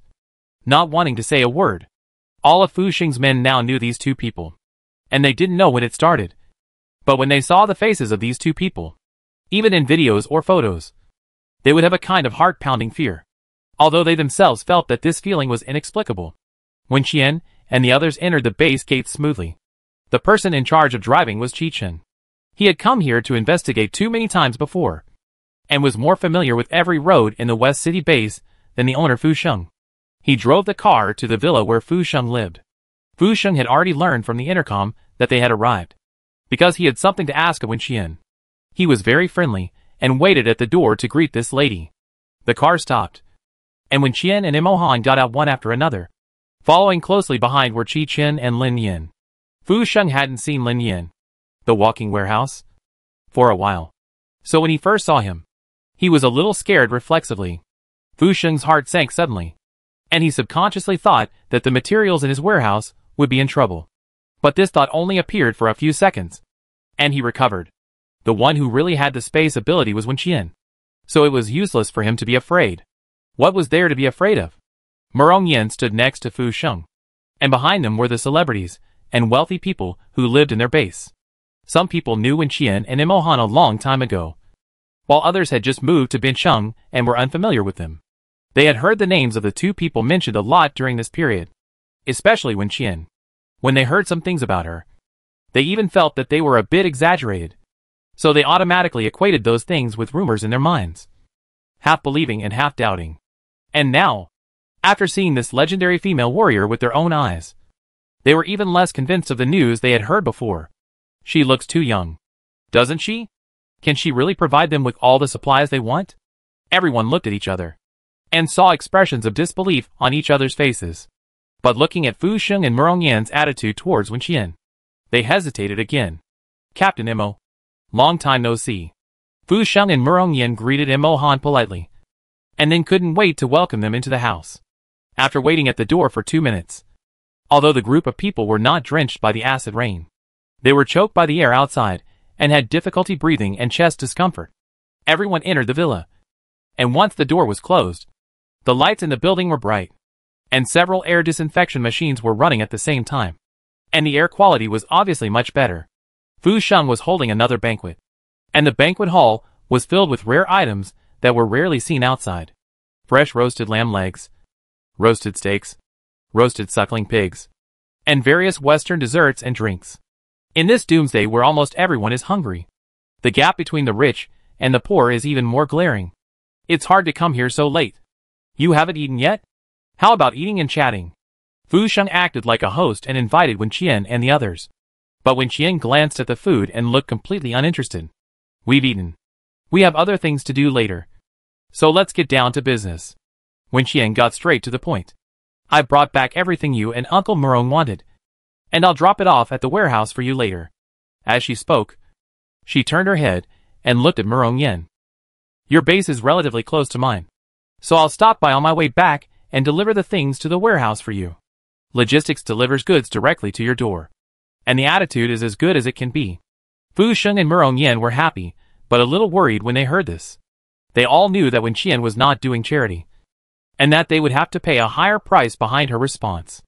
They no longer had crystal cores, so they didn't know what Wen Qian was going to ask them to exchange this time. Before meeting Wen Qian, Fu Sheng and Murong Yin thought of many possibilities. The most reliable one was food. They all had acquaintances in Jingbei, and they knew that the situation there was not optimistic. The official base can now eat, all thanks to the food that Wen Qian and Imo Han brought back after they went there. So they have prepared a large amount of food supplies in advance, just waiting for Wen Qian to speak. But they never expected that what Wen Qian asked them for was gold. Wen Qian smiled slightly, took out some fruits from the space, and filled the empty space on the table. Under the shocked or dumbfounded gaze of the crowd, he said in a clear voice, you definitely don't need this stuff. If you need any supplies in the future, just come to me with gold to exchange. These fruits are a gift for everyone to enjoy for free. Fu Sheng and Murong Yin said before that the fruits in their hands were provided by Wen Qian, and many people still didn't believe it. But now, they saw with their own eyes that Wen Qian brought out a bunch of fresh fruits that they hadn't seen in a year, and the quality seemed to be better than what they had seen and eaten at Murong Yan's place. Their minds went blank in an instant, and they squeezed in front of Wen Qian without even thinking. Fu Sheng and Murong Yin were squeezed to the back by this group of people. What's the price of the fruit? Do you have any other stock besides these? I want them all. Why do you want them all? What should we do if you want them? That's right. There are so many people here. How dare you say that? What? Do you think you are the only one with gold in your hands? And you think we are all paupers? A group of people started arguing, which surprised Wen Qian. She stood aside and watched the fun, thinking, it must be a rich man, rich enough to be more interested in fruit than rice and flour. But there are so many fruits in my space. Even if you take out all the gold in your hands, you still can't buy all my stock. She raised her lips slightly, looking past the crowd to see Fu Sheng and Murong Yen in the back. The expressions of these two people were obviously different from others. They didn't look happy, and even looked a little dark. If Wen Qian had the ability to read minds, she should be able to clearly hear the two people cursing her in their hearts as a profiteer. Chapter 521 Fu Sheng's ability. They naturally have gold, and in large quantities. Not only them, but everyone in the banquet hall now has it. Anyone who has money at home will have a hobby of hoarding gold before the end of the world, because this thing can really come in handy at critical moments. For example, it maintains value, and can be sold for cash in special times when funds are short. For another example, it is hard currency, and can be used for circulation and trading during war or the end of the world. Fu Sheng and Murong Yen had thought about it long ago. Even if Bin Sheng completely resumed production and construction, gold would be the currency in circulation for a long time. But they never expected that the first person to propose trading in gold was Wen Qian. This stinky girl really has a business mind. Who taught her? Could it be that smiling tiger Wen Chongming? They had heard that the Wen family was doing business, although they had not yet found out what kind of big business they were doing. But since they met Wen Chongming last time, they had also seen Wen Chongming's ability to hide a knife behind his smile. So they naturally did not dare to underestimate him. Don't worry. I have a lot of fruit resources that can meet all of your needs. So, you go to the side and line up. Register what you want, and then come back to negotiate the price with me, Wen Qian said, looking at Lin Yan and Qi Chen. You go and write down what they want. The two nodded in confusion, and walked to the side with a group of people, giving Wen Qian a chance to talk to Fu Sheng and Murong Yen alone. This is the acid rain-proof clothing and mask I newly developed. You can try the effect first, and then decide how much you want. Wen Qian took out 2 sets of samples from the space and handed them to the two people. Fu Sheng and Murong Yen took them and carefully examined them. They only felt that the fabric was thin and light, and it felt cool and comfortable to the touch. But it looked no different from normal clothes. Could it really protect against the high concentration of acid rain outside? The two people were skeptical and handed the clothes and masks to their subordinates, asking them to change and go out to try. The two people who got the equipment changed their clothes reluctantly, took a deep breath, and walked out of the villa gate. They were ready to run back in a minute, but they stood outside for 10 minutes without any damage to their clothes, and they only wore Wen Qian's mask. But they felt that it was much easier to breathe than wearing a gas mask. It was just a thin layer of fabric. How did Wen Qian do it? Wen Qian used the ability to check Fu Sheng while they were out trying out the equipment. Sure enough, as she suspected before, Fu Sheng's ability was related to supplies. He can accurately identify every place in the city with supplies. No wonder he was able to empty the entire city in just a few days when she and Mo Han went to Ningxing for rescue. Fu Sheng didn't know what Wen Qian did to him. He just felt that the way she looked at him was a little strange, and every time she had this reaction, he would be in trouble. Fu Sheng couldn't help but panic. Let's talk about it nicely. Don't look at me and smile. Fu Sheng tightened his clothes. It's scary. Uncle Fu, can I have a word with you? Wen Qian tilted her head and nodded to the side, and Fu Sheng's nerves jumped when he heard it. Don't. If you have anything to say, just say it here, Fu Sheng said in a panic. Wen Qian looked a little embarrassed. I'm afraid this is not good, because it involves your privacy, and I think you probably don't want others to hear it. Fu Sheng.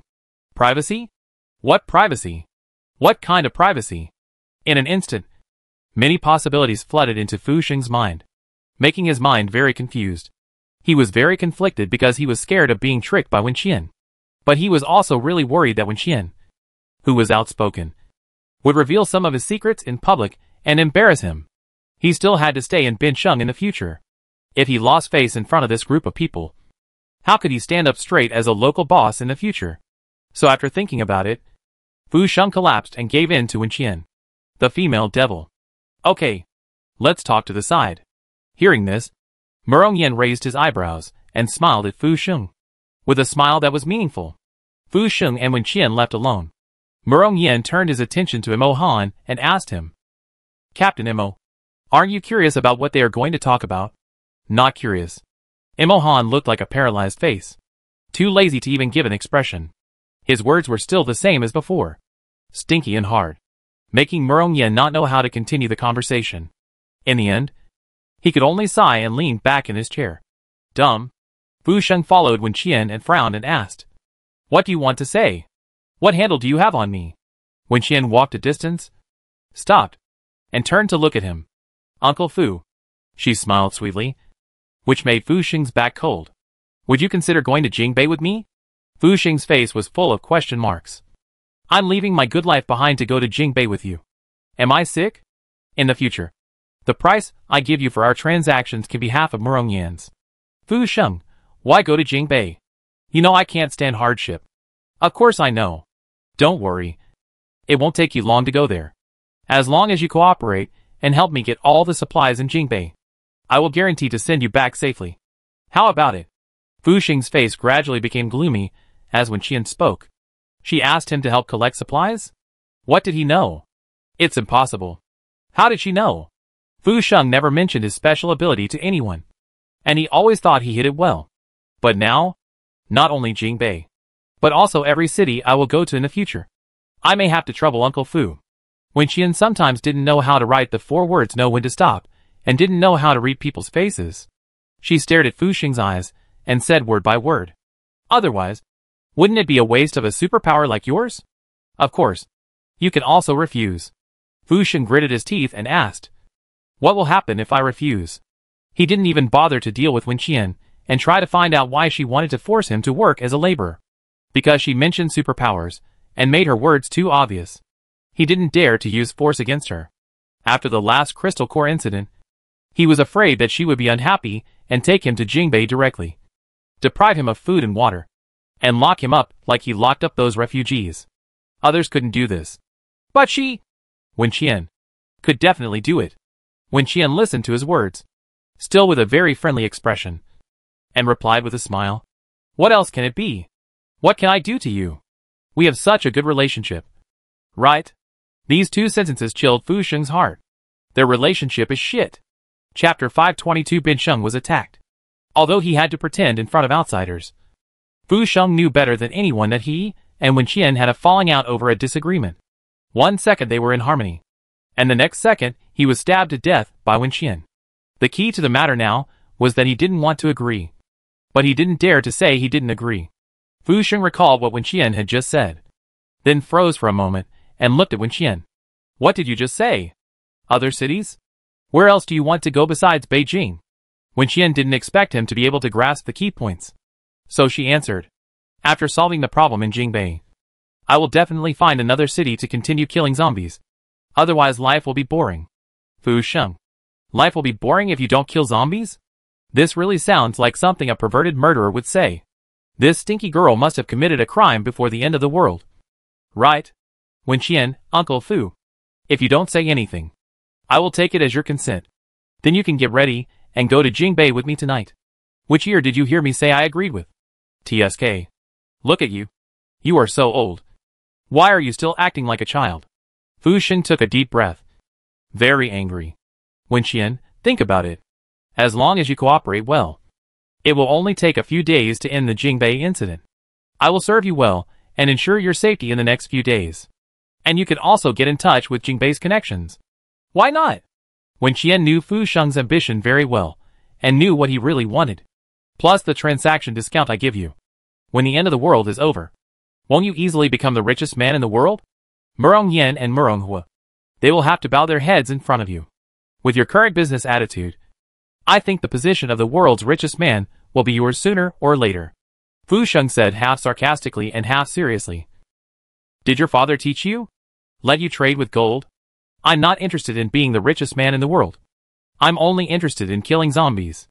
Wen Qian's words sounded even more like a pervert. As for gold, I do have a use for it. Because we need to research and develop new products. We need to prepare a little bit of various materials. Otherwise, where can I get the latest equipment for you? Fu Sheng still had a sullen face. But it was obvious that Wen Qian had hit the nail on the head. He was a vain person. Immortality and high status were his biggest wishes in this life. The previous plan had been temporarily ruined by Wen Qian. If there was a chance to achieve the latter first, it would be okay. Wen Qian saw that he was moved, so she took the initiative to shake his hand. Uncle Fu. Happy cooperation. Fu Sheng rolled his eyes at her directly, but did not say no. So be it. Fu Sheng thought. Even if he disagreed, this damn girl could take him away directly. So it would be better to take advantage of the opportunity. The two returned to their original place one after the other. Murong Yen looked at them and asked curiously, Mr. Fu doesn't seem to be in a good mood? Fu Sheng, then you are quite accurate. Wen Qian, how could you have seen it wrong? The two spoke at the same time, but their words were completely opposite. The atmosphere was awkward for a moment. Wen Qian smiled and glanced at Fu Sheng, and Fu Sheng quickly changed his words. I am very happy. While they were talking here, Lin Yin and Qi Chen had already helped everyone to sort out the necessary supplies. Wen Qian looked at the list of more than 10 pages of supplies, and was a little dumbfounded. Most people need high-quality food and water, as well as fruits, air disinfection machines, and other resources. And the new protective clothing that Wen Qian mentioned before that can prevent acid rain. However, there are also some special ones, such as various family planning products, which require a lot of quantity. Wen Qian saw this and said awesome in his heart, then took out a price list that had been printed long ago and put it in front of everyone. Here are the prices. You can see for yourself.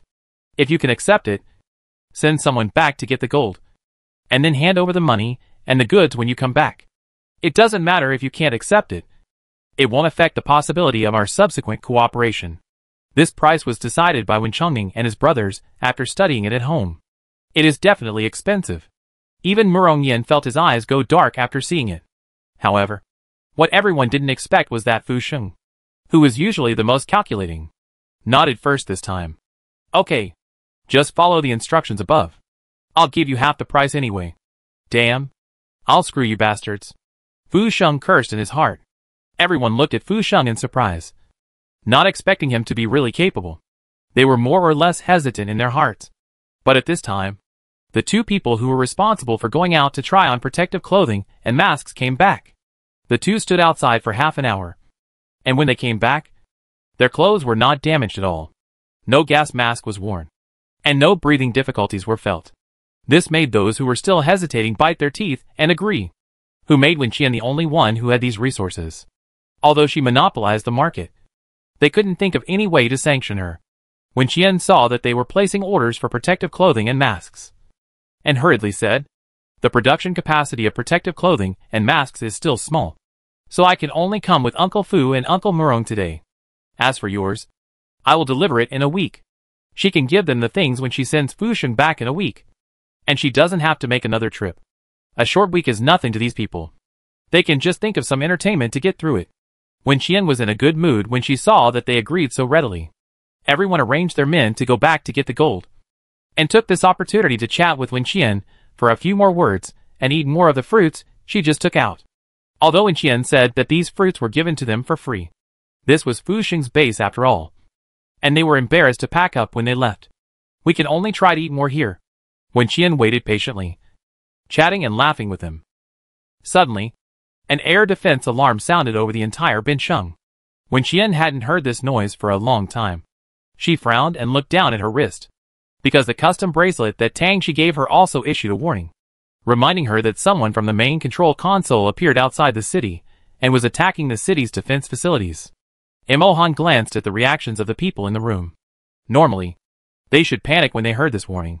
After all, they were the most afraid of death in this city. But Fu Sheng and others looked accustomed to it, and even explained to Wen Qian and others. It's been a while. It's the zombies outside the city trying to break into the city. But I have to say that our city gates are quite strong and can't get in at all. Chapter 523, He is the strongest. So what am I? It is not easy to make Fu Sheng say such words.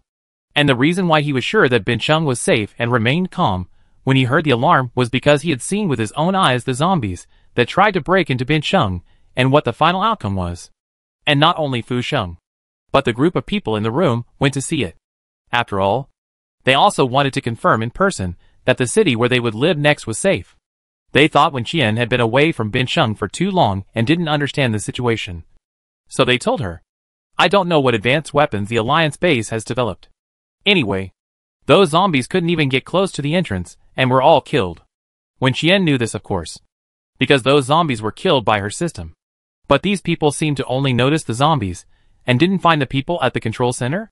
Could it be an accidental coincidence that today was the first time the people at the control center came here?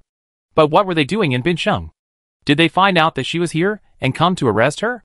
Wen Qian looked unhappy and turned to walk out. Fu Sheng and others saw her and asked her where she was going. Wen Qian paused and replied, going out of the city to kill zombies. Fu Sheng was speechless. He really thought that this girl had some psychological problems. Otherwise, it would be impossible for her to be unable to control her killing when she saw zombies. Wen Qian, I will be back in an hour. So don't worry about your supplies. Wait for me here. Wen Qian's expression changed. And Imo Han and others saw it. The four of them left the villa and drove straight to the entrance and exit of Bincheng. Wen Qian stared out the window absent-mindedly and explained to them. It's the people from the main control panel who are outside. Lin Yen heard the word main control panel again, and instantly perked up and listened carefully. Wen Qian, I suspect that the deterioration of Bincheng's air quality is not accidental, but because of them. Because there are no zombies in Bincheng anymore. The changes have become other problems. Wen Qian has been paying attention to the reminders of the bracelet. What relieved her was that the people from the main control panel seemed to have never entered the city, and were always outside the city. Wen Qian had a guess in her mind. It seems that it is not only the zombies who cannot enter Bincheng now, but also the people in the main control console. When her brother set up the system program, he also thought of the subsequent related problems. Lin Yen sat in the co-pilot and held it in for a long time, and finally couldn't help asking, then, will the person who came be Xia Ran? He only knew Xia Ran. And now, he especially suspected that the other party was chasing Wen Qian because of emotional problems. Who knows? Wen Qian smiled sarcastically. Last time, I let her run away. If it's still her today, then I have to reward her well. Lin Yen looked back in confusion. Reward? Why? Because she is so brave. So if we don't reward her by cutting off both legs at once, it would be unfair for her to come all the way here. Due to the acid rain and air quality, there were no cars on the road. Qichen drove like Qin Baiyu and drove all the way to the destination. The guard on duty saw a car coming and came out of the glass shed to check. After seeing who got off the car, he couldn't help but take a breath. Wen Qian? Commander Mo? Commander? Why are you here? Several people quickened their pace and ran to the two of them, speaking in surprise. Imo Han, come to see the situation outside the city. You can go back and rest. They were also wearing heavy protective clothing and masks, which was simply torture in such hot weather. Wen Qian took the opportunity to move ahead while they were talking and teleported out of the city. Qi Chen and Lin Yen quickly grabbed the corner of her clothes and were taken away together, leaving only Imo Han behind. According to the bracelet, the people at the main control center are still nearby. However, after Wen Qian left the city, she only saw a large number of zombies. But no one. But she was not in a hurry. After what happened in Jingbei last time, it can be judged that the people at the main control center should have the tools to track and locate her. As long as she is here, there is no need to worry about the other party not showing up. Sure enough, Wen Qian guessed correctly. Less than a minute after she came out of the city, she saw a young man wearing the main control center combat uniform appear in her sight. She quickly looked at him, then turned to look at Qi Chen. She had been away from the control center for too long, and had lost some of her memory. So she didn't know many people at the control center. But Qi Chen was different. He was the new blood of the control center. And he was also an intelligence agent. So he must know a lot of people. The light and vision were not good at night. And Qi Chen squinted for a long time before he could see who the person in the distance was. And then he was surprised. Why is he here? Wen Qian, know him? Yeah. Qi Chen nodded. He is known as the strongest person in the main control desk. Huh? Wen Qian was full of question marks. He is the strongest. Then what am I? Oh, it was after you left. Qi Chen lowered his voice and explained to Wen Qian. This person has only appeared in recent years. He doesn't have much contact with us. And he is not under the jurisdiction of any department. Instead, he is directly with the management and is responsible for protecting their safety. It is said that he is the proud work of the Research Institute. I don't know his specific strength. Anyway, I have never seen him take action. I just heard rumors that he is very strong and very arrogant. And he doesn't take Xia Ran seriously at all. Especially responsible for protecting the safety of those old men? From the Research Institute? Wen Qian became interested when she heard this, and was about to go over to say hello. Captain Qian, what are you doing? Qichen stopped her. Don't go over. Wen Qian was a little unhappy. What else can I do? Go fight. You said he is the strongest. So I have to show my strength and prove myself? After all, she was the captain of the Special Forces team, and was recognized as being powerful. Now someone the strongest in the main control console suddenly appeared. How could she tolerate it? Don't go. Qichen grabbed her clothes tightly. He should be here to collect data. Qichen didn't want the other party to get the actual combat data of the battle with Wen Qian. He didn't expect to meet such a difficult guy here. He knew that Wen Qian couldn't just turn around and leave. So he gritted his teeth and said, Don't you just want to see Yisheng's strength? I'll go. I'll go. I'll go. Lin Yan rubbed his hands on the side. He doesn't know me. So it must be okay if I go. Right? Wen Qian and Qichen were talking about the main control panel. And Lin Yan couldn't get in the conversation. But when he heard Qichen say that the other party was powerful and the strongest, he was a little unhappy. In his eyes, the strongest should be his goddess and chief MO. And everyone else should stand aside. Wen Qian looked at Lin Yan and didn't agree immediately. She knew Lin Yan's strength. But she knew even more that the main control panel was not operated by humans. Chapter 524, a piece of trash that you can't even beat with one hand. The guy standing dozens of meters away now, claiming to be the strongest person in the entire control console since her, looks like a human. But Wen Qian is not sure what he is actually. This is not an insult, but an objective statement of facts. Wen Qian is indeed not sure whether the other party is a human or a clone. Or what? Moreover, since he is called the strongest, he should have some strength. And he was specifically protecting those old men. So Wen Qian believed that he was stronger than Xia Ran. If such a person couldn't even beat Lin Yan, then the main control console was too rubbish now. They came to find me. Why are you showing up? Wen Qian looked at Lin Yan and Qichen, rejecting their proxy behavior. Qichen, but... No buts. Wen Qian sneered. After so many years, haven't they studied me enough? The group of people who have data and other things have a lot of them. But they haven't seen any results so far. Qichen is still worried. He knows that Wen Qian is very strong. But there is definitely still a distance compared to the peak period. In addition, he has never seen Yisheng take action. But he has heard many people say that he is very powerful. He even defeated Xia Ran in an instant. It is better to be safe than sorry. What if Wen Qian really can't beat him? Wen Qian seemed to see what he was thinking, and frowned slightly and said, Didn't you call me an idol before? Why are you so unconfident about your idol? Before Qichen could answer, he caught a glimpse of a figure. It was Imo Han coming out of the city. He looked at Imo Han as if he had seen a savior. Imo Han also knew Yisheng. He would definitely not let his girlfriend risk her life. Imo Han. Wen Qian tilted her head and nodded in the distance, asking, Who is better? Him or me?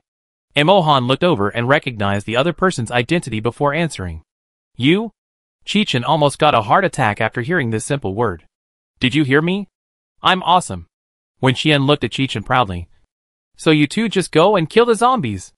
Qichen and Lin Yan looked at each other and reluctantly went to deal with the zombies. But they kept their eyes on the man in the distance, paying attention to his every move. Yisheng stood there, looking at the two people in the safety line in the distance, frowning. His earphones kept sending out sharp alarms. Judging from the values provided, the other party should be Wen Qian. Since she appeared, the zombies have reached a state close to madness. They ran towards Wen Qian without paying attention to anyone. And then after reaching a certain line, they were directly shot by the system deployed around the city. The scene looked quite spectacular. And from a human perspective, it was even more exciting. Wen Qian looked at the densely packed zombies that fell, and thought it would be great if she had the ability to clone herself. Leaving a clone sitting here, setting up a table and playing mahjong, she could attract countless zombies to die without having to do anything. She stretched her muscles and walked towards Yisheng, because Wen Qian and Imo Han were wearing masks. Yisheng could not confirm Wen Qian's identity 100% even if the alarm sounded again and again. Yisheng is currently a very special existence. The magnetic field data here is very unstable. It is precisely because of this that he was sent to collect data and investigate the cause. The main control station has confirmed that no zombies can enter Bincheng now, including them. The management is worried that Bincheng has now become Wen Qian's base camp, and all the traders who escaped from the main control station are gathered here. They were more worried that every time Wen Qian conquered a city, it would become like Bincheng, making it impossible for them to get close. So they planned to break through Bincheng. He Sheng had brought a group of clones here a few days ago, and the result was that the clones were like zombies, all annihilated and dead without a complete body.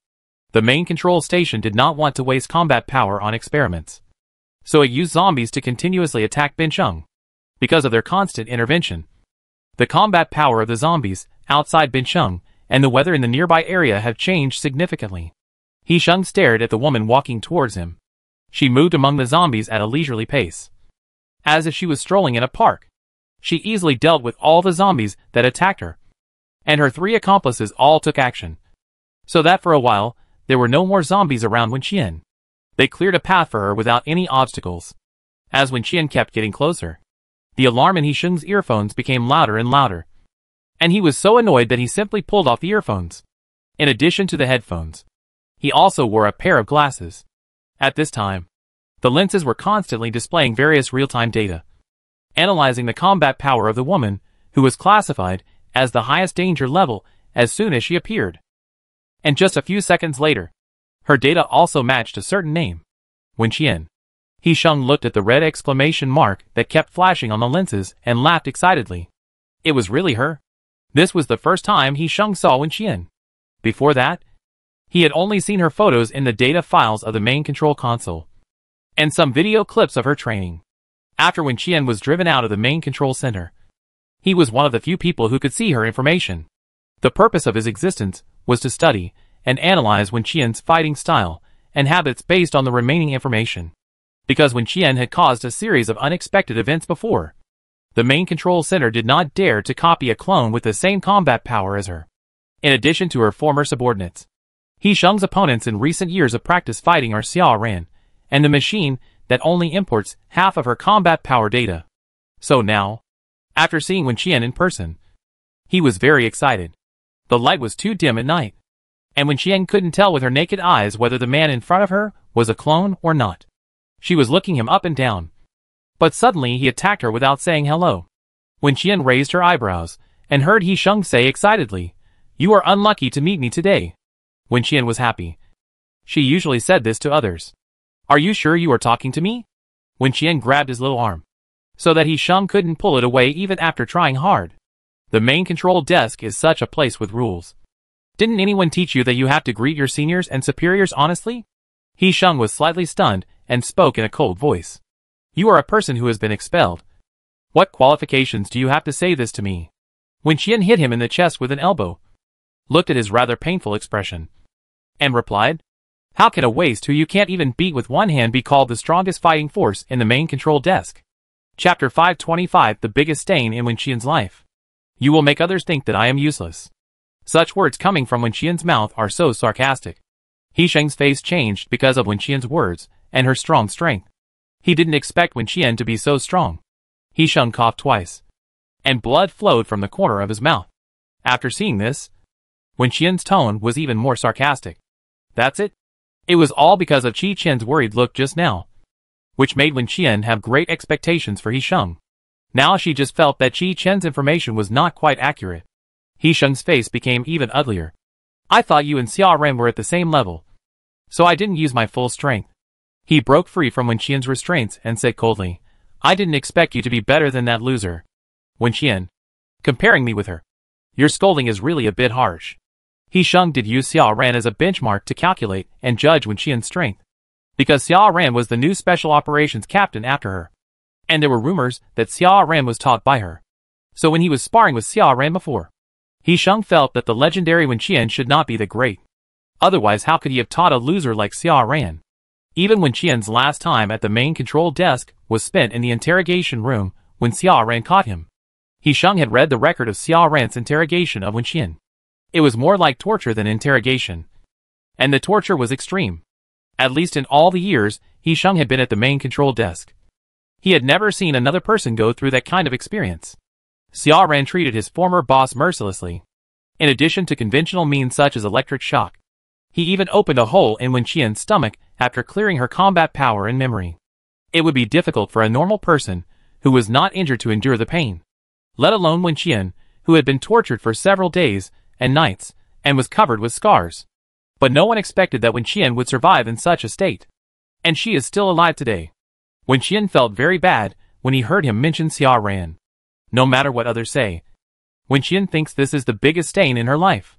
Raising an enemy with one's own hands. Who wouldn't be heartbroken?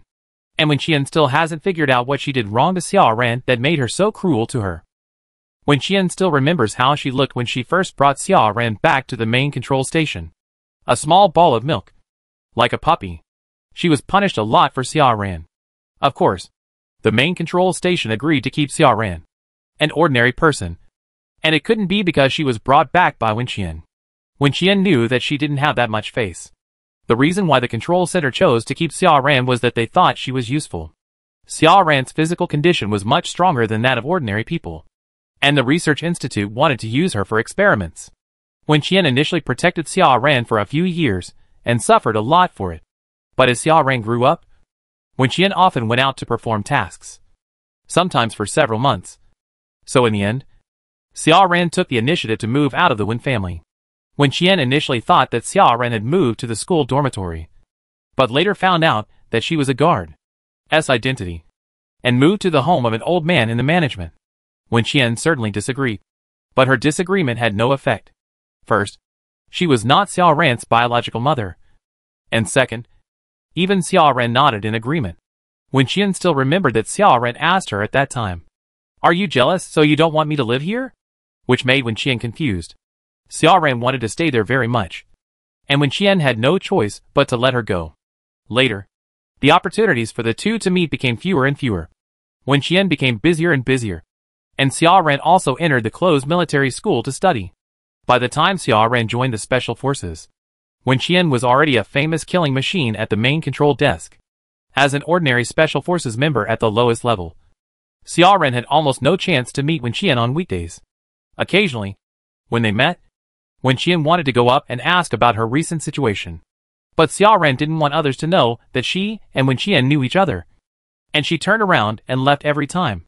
Because Wenqian had countless amazing achievements at that time. And also had an equally shocking penalty notice. Xiaoran didn't want to have anything to do with a troublesome person like her. Wenqian was not a good-tempered person to begin with. After several cold responses, she understood Xiaoran's intention to draw a line between them and herself. And she stopped contacting her. But Wenqian really didn't expect that she would end up falling into Xiaoran's hands.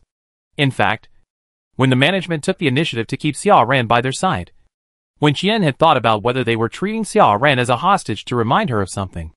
So when Xiaoran played that trick with them, and tricked Wenqian into saving her, Wenqian went anyway even though she had some doubts. Wenqian broke free from his memories, and looked at Yisheng in front of him. "What did Xiaoran do to make you think she is on the same level as me?" Yisheng frowned. "Even if she is not, you are not that good since you can teach her to that level. Then let me open my eyes and see your level." As soon as Wenqian finished speaking, Yisheng saw the figure in front of him move, and Wenqian disappeared from his sight. Yisheng felt the breath behind him, and subconsciously turned around to grab it. However, the opponent's speed was too fast, so he missed. The glasses Yisheng wore were also constantly helping him locate Wenqian's position. But the delayed speed at this time became an eyesore and distraction. So after taking off his headphones, Yisheng finally couldn't help but take off his glasses, and threw them on the ground. A gust of wind and sand blew by, making Yisheng squint his eyes subconsciously. A flash of lightning then broke through the sky, and thunder rumbled one after another, and Yisheng suddenly felt a stinging pain on his face. He raised his hand to wipe his face, and found that the acid rain had turned into small hailstones without knowing when, and the sharp corners scratched his face.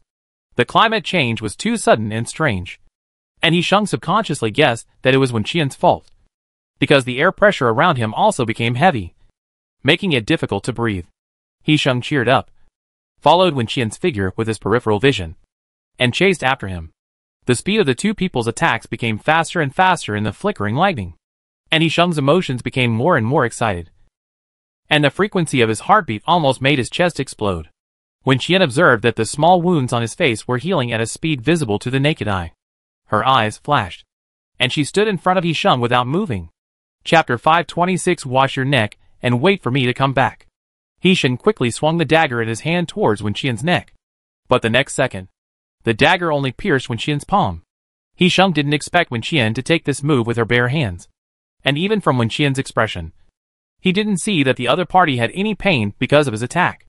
It might even be that she deliberately revealed a flaw. This thought flashed through Yisheng's mind, and was immediately confirmed. Wen Qian held the dagger tightly. Blood flowed down her palm. But Yisheng's hand holding the dagger could not move for a while. Yisheng saw the flickering light in Wen Qian's eyes from a close distance. Although she was wearing a mask on her face, he was very sure that the corners of her mouth were raised at this moment. In the blink of an eye, Yisheng's pupils shrank, and his whole body was invaded by huge pain. Wen Qian used brute force to remove one of his arms. Blood spurted out, and Wen Qian stared at the injured part of Yisheng, looking forward to the scene he would see next. But the scene did not appear. Wen Qian spoke in a low voice, full of disappointment between the lines. Why didn't it heal and regenerate? She thought he also had the ability to regenerate. But this is it? Wen Qian turned her gaze back to Yisheng's face. Through the fight just now and his current state, she was sure that he was not a clone. You are brave enough to come here in person.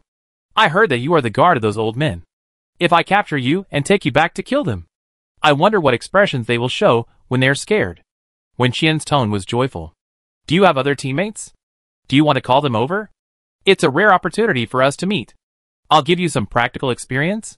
She was seriously tempting him. If it doesn't work, I'll cut off one of my arms to increase your chances of winning. Call them over now. Okay? Yisheng. She's a lunatic. Yisheng looked at Wen Qian's almost crazy eyes, and suddenly felt a tingling sensation on his scalp. Wen Qian was a little unhappy when he saw that he was reluctant to agree. She had deliberately delayed her time to accompany him for such a long time. But he didn't show any sincerity. In terms of strength, he was indeed better than Xia Ran. But he lacked practical experience. And like most people at the main control desk, he liked to underestimate the enemy. Wen Qian didn't expect that there would be people at the main control desk who dared to fight her in close combat. Wen Qian threw away the broken arm in her hand and pulled out the folding dagger that pierced her palm. The sharp blade danced at her fingertips. Wen Qian looked at Yisheng seriously and was about to discuss something with him. But he took 2 steps back. Wen Qian's heart sank, and she had a bad feeling. Want to run? Just as Wen Qian thought of this possibility, she saw Yisheng's figure began to become blurry and transparent. And she was so angry that she instantly gasped. Are you a bit of a moron? Didn't you just yell so loudly? Tell those old guys to wash their necks and wait for me to come back. Wen Qian said 3 sentences in a row, and Yisheng's figure completely disappeared from her sight. In fact, if she wanted to force him to stay, it was not impossible. But she didn't do that because she was afraid that the person who was cooperating with Yisheng at the main control console to evacuate was Tangxi. She really didn't want Tangxi to be in danger. Otherwise she would not be able to face her brother in her life. Yisheng escaped like this. Wen Qian sighed, turned around and went to find Imohan and the others. And they killed zombies together for a while. Then returned to the city and returned to the West City base. Those who were waiting to trade with Wen Qian had already taken all the gold and were anxiously waiting for her to appear.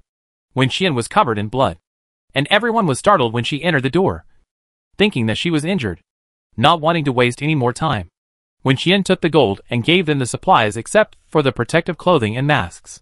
A group of people had heard before that she had a super invincible space where all the supplies were stored. But how big that space was, everyone had different guesses and concepts in their minds. At the moment, they watched Wen Qian constantly taking out supplies from the space, and their eyes widened, because it was obviously beyond their imagination. Fu Sheng looked at the surprised expressions of the crowd, sneered, and thought to himself that they were a group of country bumpkins who had never seen the world. Then Wen Qian turned to look at him and asked, Uncle Fu, have you packed your luggage? Shall we go now? Fu Sheng, why can't she just forget about this? Murong Yen and the others looked at Fu Sheng and asked after hearing what Wen Qian said. Where is Mr. Fu going? Fu Sheng gritted his teeth and answered, I'm going to Beijing North for something. Murong Yen raised his eyebrows, remembering Wen Qian's recent conversation with Fu Sheng alone. and asked jokingly, "Are you planning to move to Beijing North?" "Shut up now. Am I sick? Why am I going to Beijing North to develop now?" Fu Xing sighed. "Can't you see that I am unhappy? I will be back in a few days." Fu Sheng looked at Wen Qian after saying that. "I will go get my luggage. Wait for me for a while." He looked like he was being kidnapped by Wen Qian unwillingly, because he knew that Wen Qian had all kinds of supplies.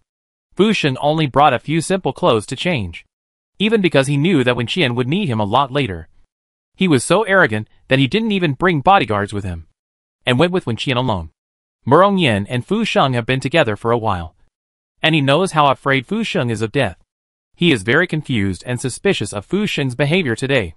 What did Wen Qian want to talk to Fu Sheng about? What did the two of them talk about before? After Wen Qian left the West City base, she didn't rush to set off immediately. She had promised Mu Xi and the others that she would take them out of the city to kill zombies. Now that the plan has changed, she can only go back to inform them and deliver Murong Yan's supplies to his base on the way. "I just left the city and confirmed that the zombies outside have mutated and become stronger. So you must be careful when you go out again." Wen Qian reminded Mu Xi. "This is the Crystal Core Potion. You can distribute it to everyone later. If you find any suspicious people outside the city, especially those wearing dark blue combat uniforms, remember to hide if you can and don't have any contact with them." Mu Xi frowned and took the heavy bag in her hand. "Have you given too much medicine recently? I can't help it. I'm not here, and I don't want anything to happen to you. Are those people in blue combat uniforms coming for you?" "Senior." Wen Qian patted Mu Xi's shoulder. "Sometimes, you should really learn how to play dumb from your brother." Mu Xi. "Okay. I get it. I won't ask any more questions. Don't use him to disgust me." Chapter 527. A Rabbit in a Wolf's Den. After dealing with the matter in Bincheng, Wen Qian immediately led his men back to Jingbei. Fu Sheng sat on the plane and felt like he had been kidnapped by human traffickers. The cabin was quiet. Fu Sheng actually wanted to take this rare opportunity to ask Wen Qian for some information about zombies. But after seeing Wen Qian and Mo Han resting with their eyes closed, he didn't dare to disturb them. It would be fine if Wen Qian was alone, but with Mo Han next to him, Fu Sheng felt a little scared. Fu Sheng was a little tired after a busy day. After listening to the noise of the plane engine for a while, Fu Sheng yawned and finally couldn't help closing his eyes. When he woke up again, he was already in the Beijing North Base, because he met the people at the main control desk in Bincheng. It took some time, so when Wen Qian and the others came back, it was already 4 o'clock in the morning. Wen Qian didn't plan to take Fu Sheng back to his residence, but it was not good to wake up others at this time to arrange a place for him, so he had to take him back. Fu Sheng was so sleepy at the moment, carrying his luggage bag and following Wen Qian and the others, forcing himself to open his eyes and looking around at the environment of the Beijing North Base. When they arrived at the residential building where Wen Qian and the others lived, he commented with a bit of disdain. "Why didn't you arrange a few villas for you? It seems that the Savior's treatment in the new territory is not very good." Fu Sheng silently complained in his heart, and Wen Qian and the others walked in front and didn't bother to pay attention to him until they heard a wow behind them. Fu Sheng's eyes rolled back when he was shocked by the security door on the first floor, and he almost fainted. Wen Qian stopped and heard the system prompt that an unidentified person was following her, asking her if she wanted to temporarily open the permission. She realized that not everyone could enter this building. Fu Sheng staggered back a few steps and fell to the ground. He looked at the door at the entrance of the corridor in horror, and Wen Qian and a few others, with a confused look on his face. Wen Qian suppressed a smile and stepped forward to help him. "What's wrong with Mr. Fu?" Fu Sheng shivered and dodged her hand, then got up from the ground. He pointed at the door and said, "There's something wrong with this door." Mo Han and the others had guessed that it was the door, but they didn't say anything. Wen Qian looked back at the protective door with a confused expression. What could be wrong with the door? She went in and out of the door twice, then grabbed Fu Sheng's arm. Fu Sheng's strength was like that of a little chicken in Wen Qian's eyes. He was easily carried into the building by Wen Qian. He was not electrocuted this time, but the after effects of the previous shock were still there, so his legs were weak. "Boss Fu, you didn't see a ghost, did you?" Wen Qian, this little bastard, was still playing tricks at the critical moment. He asked Fu Sheng in a sinister tone, which frightened Fu Sheng again. He looked at Wen Qian and gritted his teeth and said, "Seeing you is like seeing a ghost." Hurry up and lead me. I need to go to the toilet. When Qian then turned around and continued to lead him upstairs. Fu Sheng originally thought that even if he didn't have a villa to live in, he could at least get a separate suite. In the end, he found out that he had to live in the same room with Imo Han. Although they were separate rooms, it was enough to make Fu Sheng uncomfortable. Seeing that Fu Sheng's expression was not right, Imo Han asked knowingly, Mr. Fu, don't you want to live with me? It's my honor to live in the same room with Chief Imo. Oh! Imo Han nodded. I thought you had something against me. Fu Sheng's fake smile hurt his face. How could that be? Chief Imo is worrying too much. Fuck you. I don't even dare to say anything even if I have an opinion. Fu Sheng cursed in his heart. And after asking which bedroom he lived in, he quickly went into the room and closed the door, not wanting to stay with them for another second. After entering the room, Fu Sheng turned on the light and reflexively looked for the air conditioner and remote control. He was a little unhappy when he found out that there was no air conditioner in this room, but he felt that the temperature was okay, neither too hot nor too cold. So he gave up the idea of finding fault. Fu Sheng was originally very sleepy, but he was shocked downstairs just now. And now he is completely awake. He went to the bathroom, came back to change into pajamas, and lay on the bed in a daze. When Qian and others had gone back to rest, and the whole building was quiet, with only the sound of rustling rain outside, Fu Sheng listened to the rain until dawn. And then he got up again, because he was too hungry. He vaguely heard some noise outside. So he went out, and found the restaurant. The rich aroma of instant noodles came from inside, making Fu Sheng's stomach growl. Instant noodles, this kind of junk food, is the most delicious when others eat it. Fu Sheng swallowed his saliva and pushed the door open, meeting the eyes of a group of unfamiliar faces. Everyone in the house heard the door open and turned their heads to look. After seeing Fu Sheng standing at the door, they were stunned for 2 seconds, and then they reacted in unison and stood up. There were dozens of people, and they were fighting zombies outside all day long, and many of them had conflicts with Fu Sheng before. So the aura on their bodies was simply extraordinary, and each of them was murderous, which scared Fu Sheng so much that he retreated back and almost fell to the ground again. Hey, who is this? A teasing voice came from behind. Fu Sheng took a breath, turned his head, and saw Wen Rang's half-smile face. Wen Rang was also surprised to see him. He reached out to support his unstable body and asked in confusion, Mr. Fu, why did you come here instead of enjoying the good life in Binsheng? Humph. It would be fine if he didn't say this. Fu Sheng got angry when he said this. Go ask your sister? She arrested me. When Wen Rang heard this, his attitude changed immediately. He pressed Fu Sheng's shoulders, seemingly intimately, but in fact, he wanted to prevent Fu Sheng from escaping. A guest is a guest. So Mr. Fu, please don't be restrained. Come on everyone. Make room for Mr. Fu. It's a rare opportunity to have breakfast with Mr. Fu. Let Mr. Fu eat more.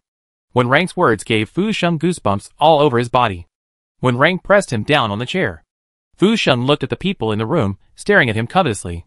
How could he have the heart to eat? He felt like a rabbit in a wolf's den. These people seem to be getting stronger and stronger. They can kill a zombie with one punch. Right?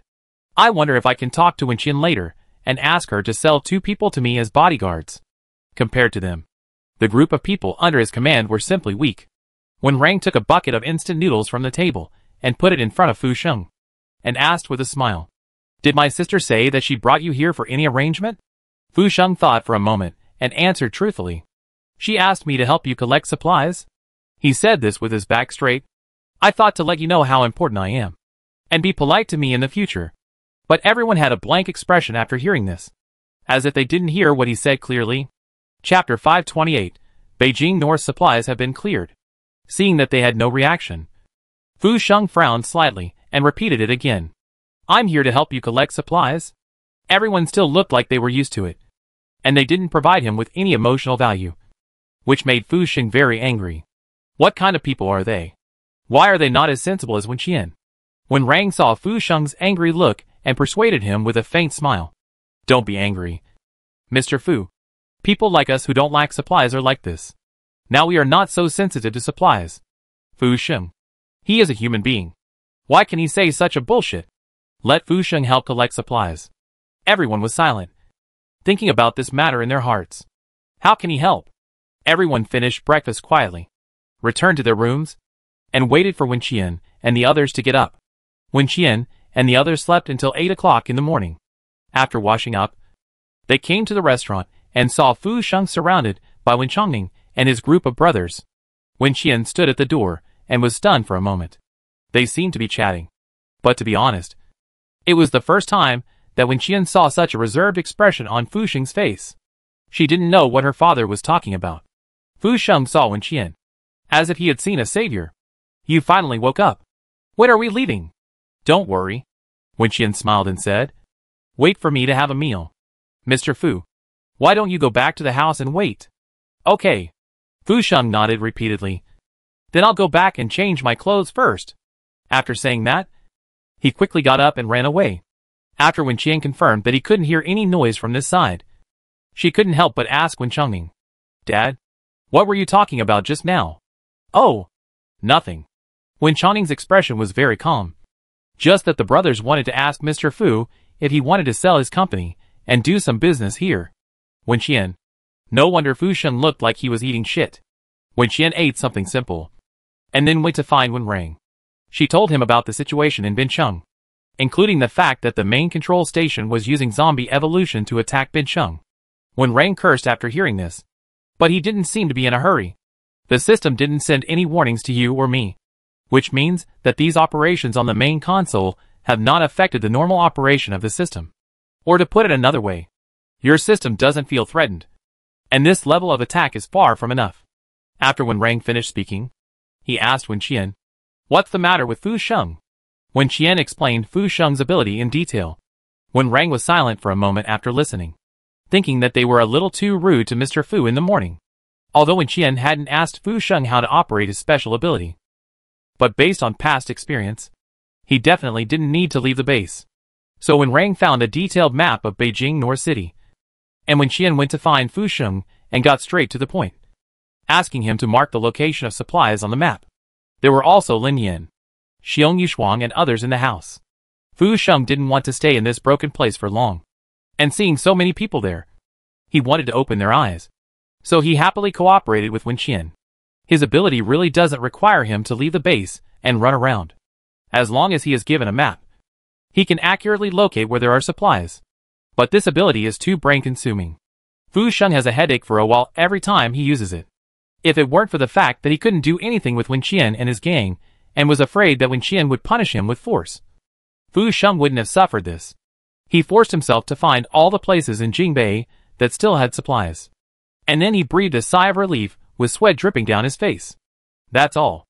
I even found that inconspicuous little supermarket for you. I can't do it anymore. Fu Sheng finished speaking and asked again, how many days will it take you to collect all these supplies? With Uncle Fu's help, it will probably be done today. Fu Sheng. If you need help, call him Uncle Fu. If you don't need help, call him President Fu. If you want to kill him, call him Fu Sheng. Right? He now completely understands Wen Qian's true face. Fu Sheng, although I know you collect supplies very quickly, you can't go to all these places in one day. Right? Who said I'm the only one?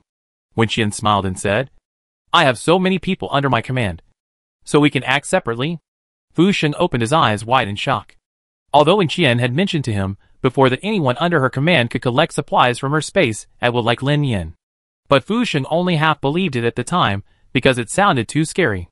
It turned out to be true? Fu Sheng was stunned.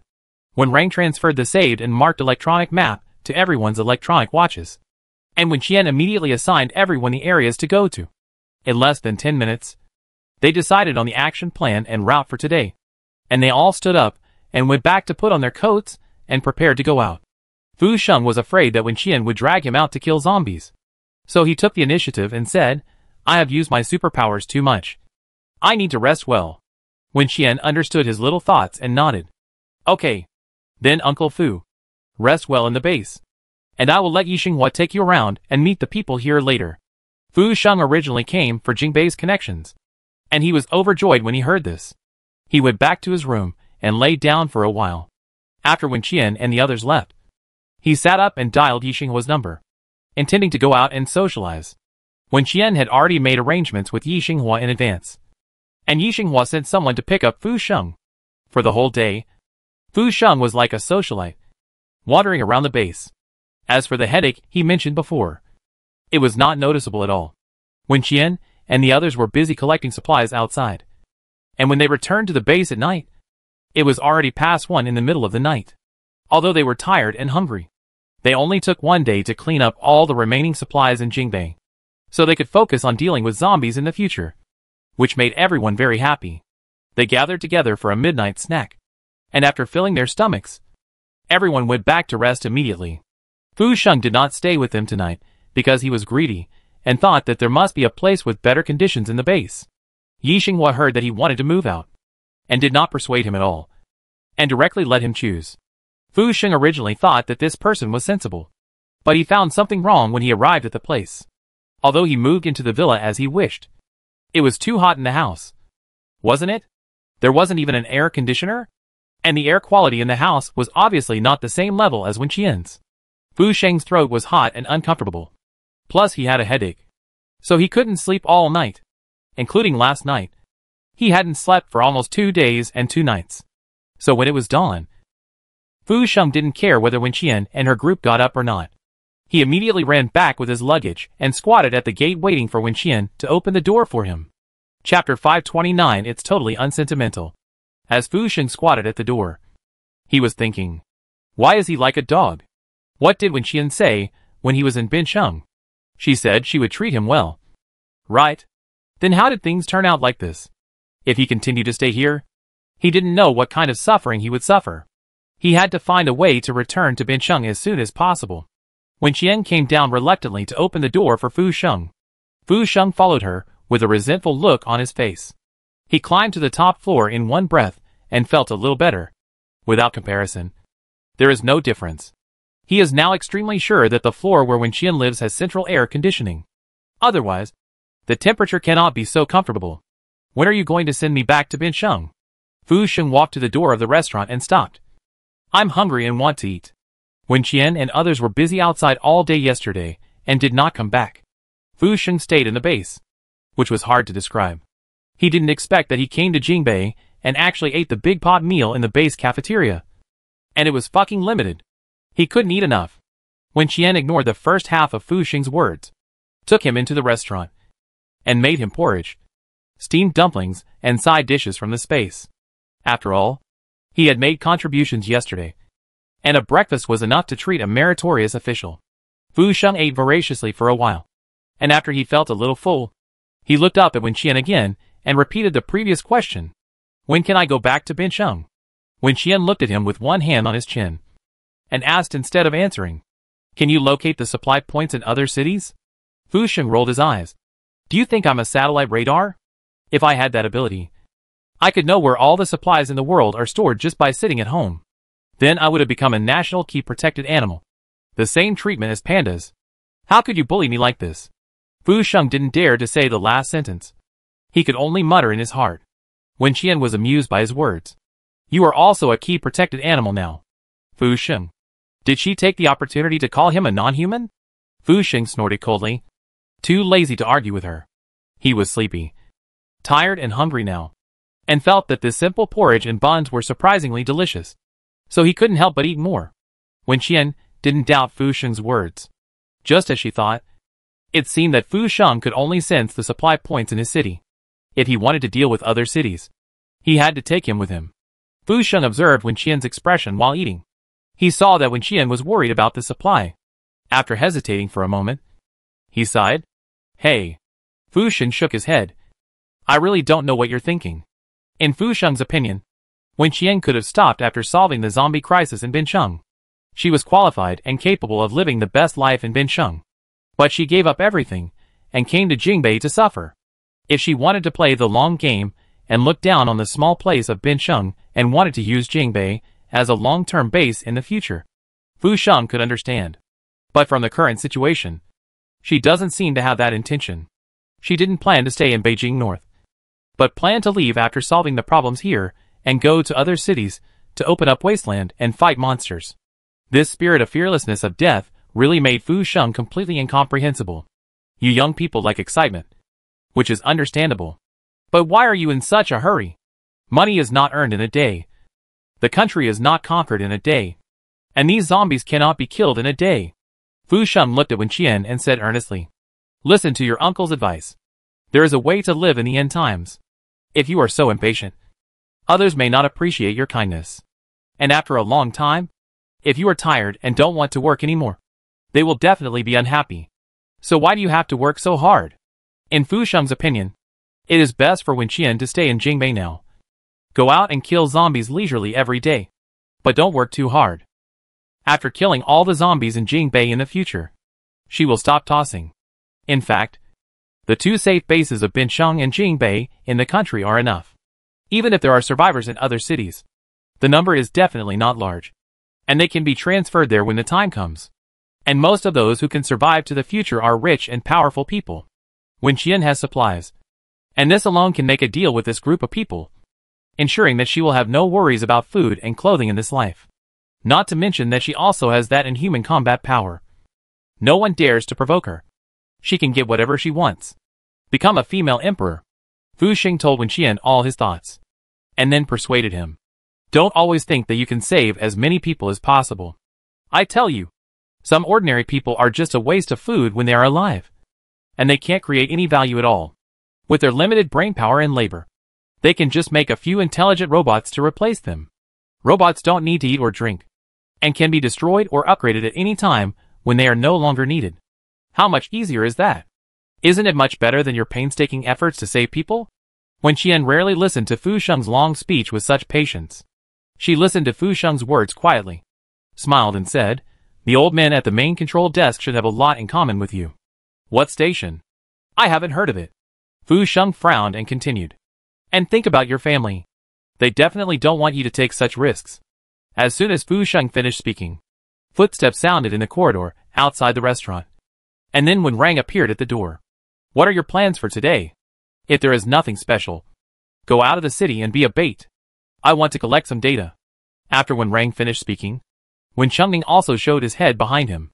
"My daughter, Dad will accompany you." "Oh, Mr. Fu is here too. So why don't we go together? Let's go for a walk in the next city." Fu Sheng. What kind of good person would let his own sister go out as bait? What the hell? Fuck. I can't be sentimental with your family. Right? Fu Sheng's breath was raised to his throat, and he couldn't get it up or down.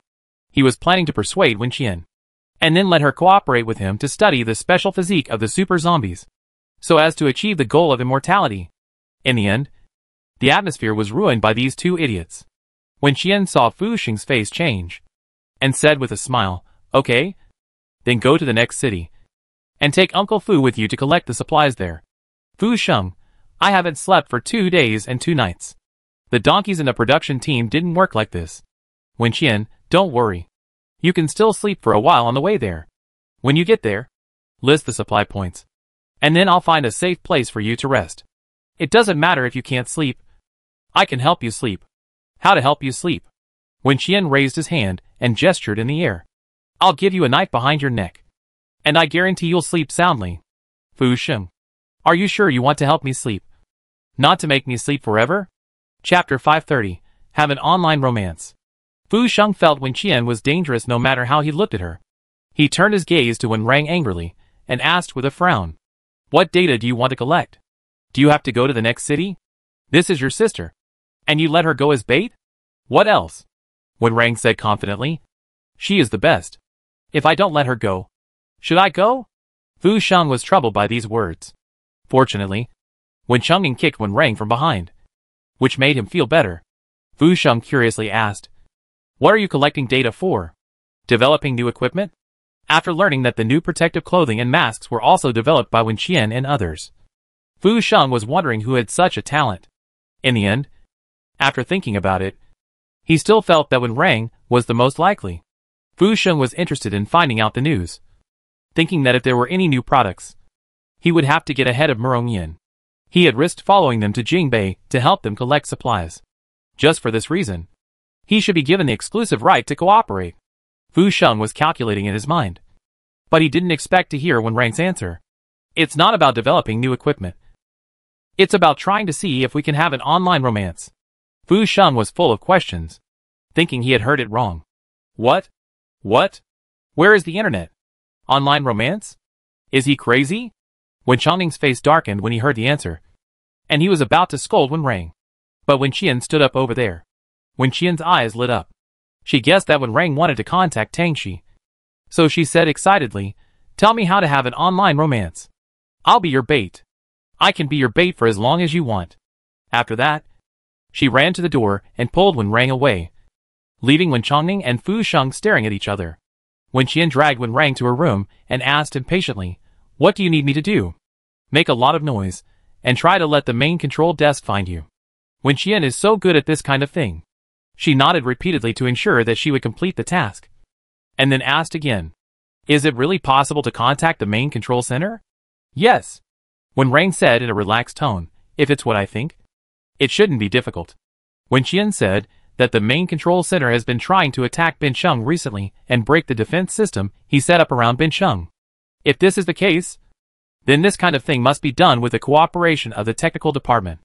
Wen Rang had adjusted the system warning level yesterday. If the defense facilities near Bincheng are attacked remotely in the future, he will receive a notification. Then he can follow the clues. And maybe he can directly hack into the other party's computer if he is lucky. After hearing what Wen Rang said, Wen Qian immediately called everyone to prepare to leave. Fu Sheng was forced to leave with him. He originally imagined that he came to Beijing North for vacation, but now it has become a tribulation. Wen Qian and others went to the neighboring Gu city. According to previous intelligence, Cui Yan's last appearance was also there. Before they set off, Yi Xinghua contacted the base in Gu city. He asked the other party's opinion, whether he wanted to continue to stay in Gu city or move to the Beijing North base with Wen Qian and others. If it was the former, Wen Qian planned to send them the supplies after collecting them. If it was the latter, how to transfer the large number of refugees was also a problem. When Wen Qian left the base, Yi Xinghua was still in a meeting with the other party. He would call Wen Qian to inform her after the decision was made. Wen Qian brought about 100 people under her and drove 2 large buses. Because she didn't want to waste time on the road, she also brought Fu Yuan with her, which surprised Fu Sheng. Until now, Fu Sheng still didn't know what ability Fu Yuan had that made Wen Qian keep him by her side. And he looked like a rich man. Once Fu Yuan's ability was activated, the 2 cars arrived at Gu City unimpeded. After arriving at Gu City, Wen Rang immediately took out the map he had prepared and gave it to Fu Sheng. Fu Sheng stared at the map with lifeless eyes. His head was about to explode.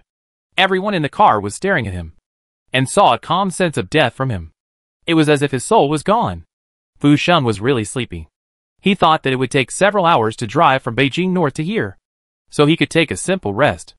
But who knew that the idiot driver seemed to have drunk 2 kilograms of fake wine, which made Fu Sheng feel carsick for the first time in his decades of life.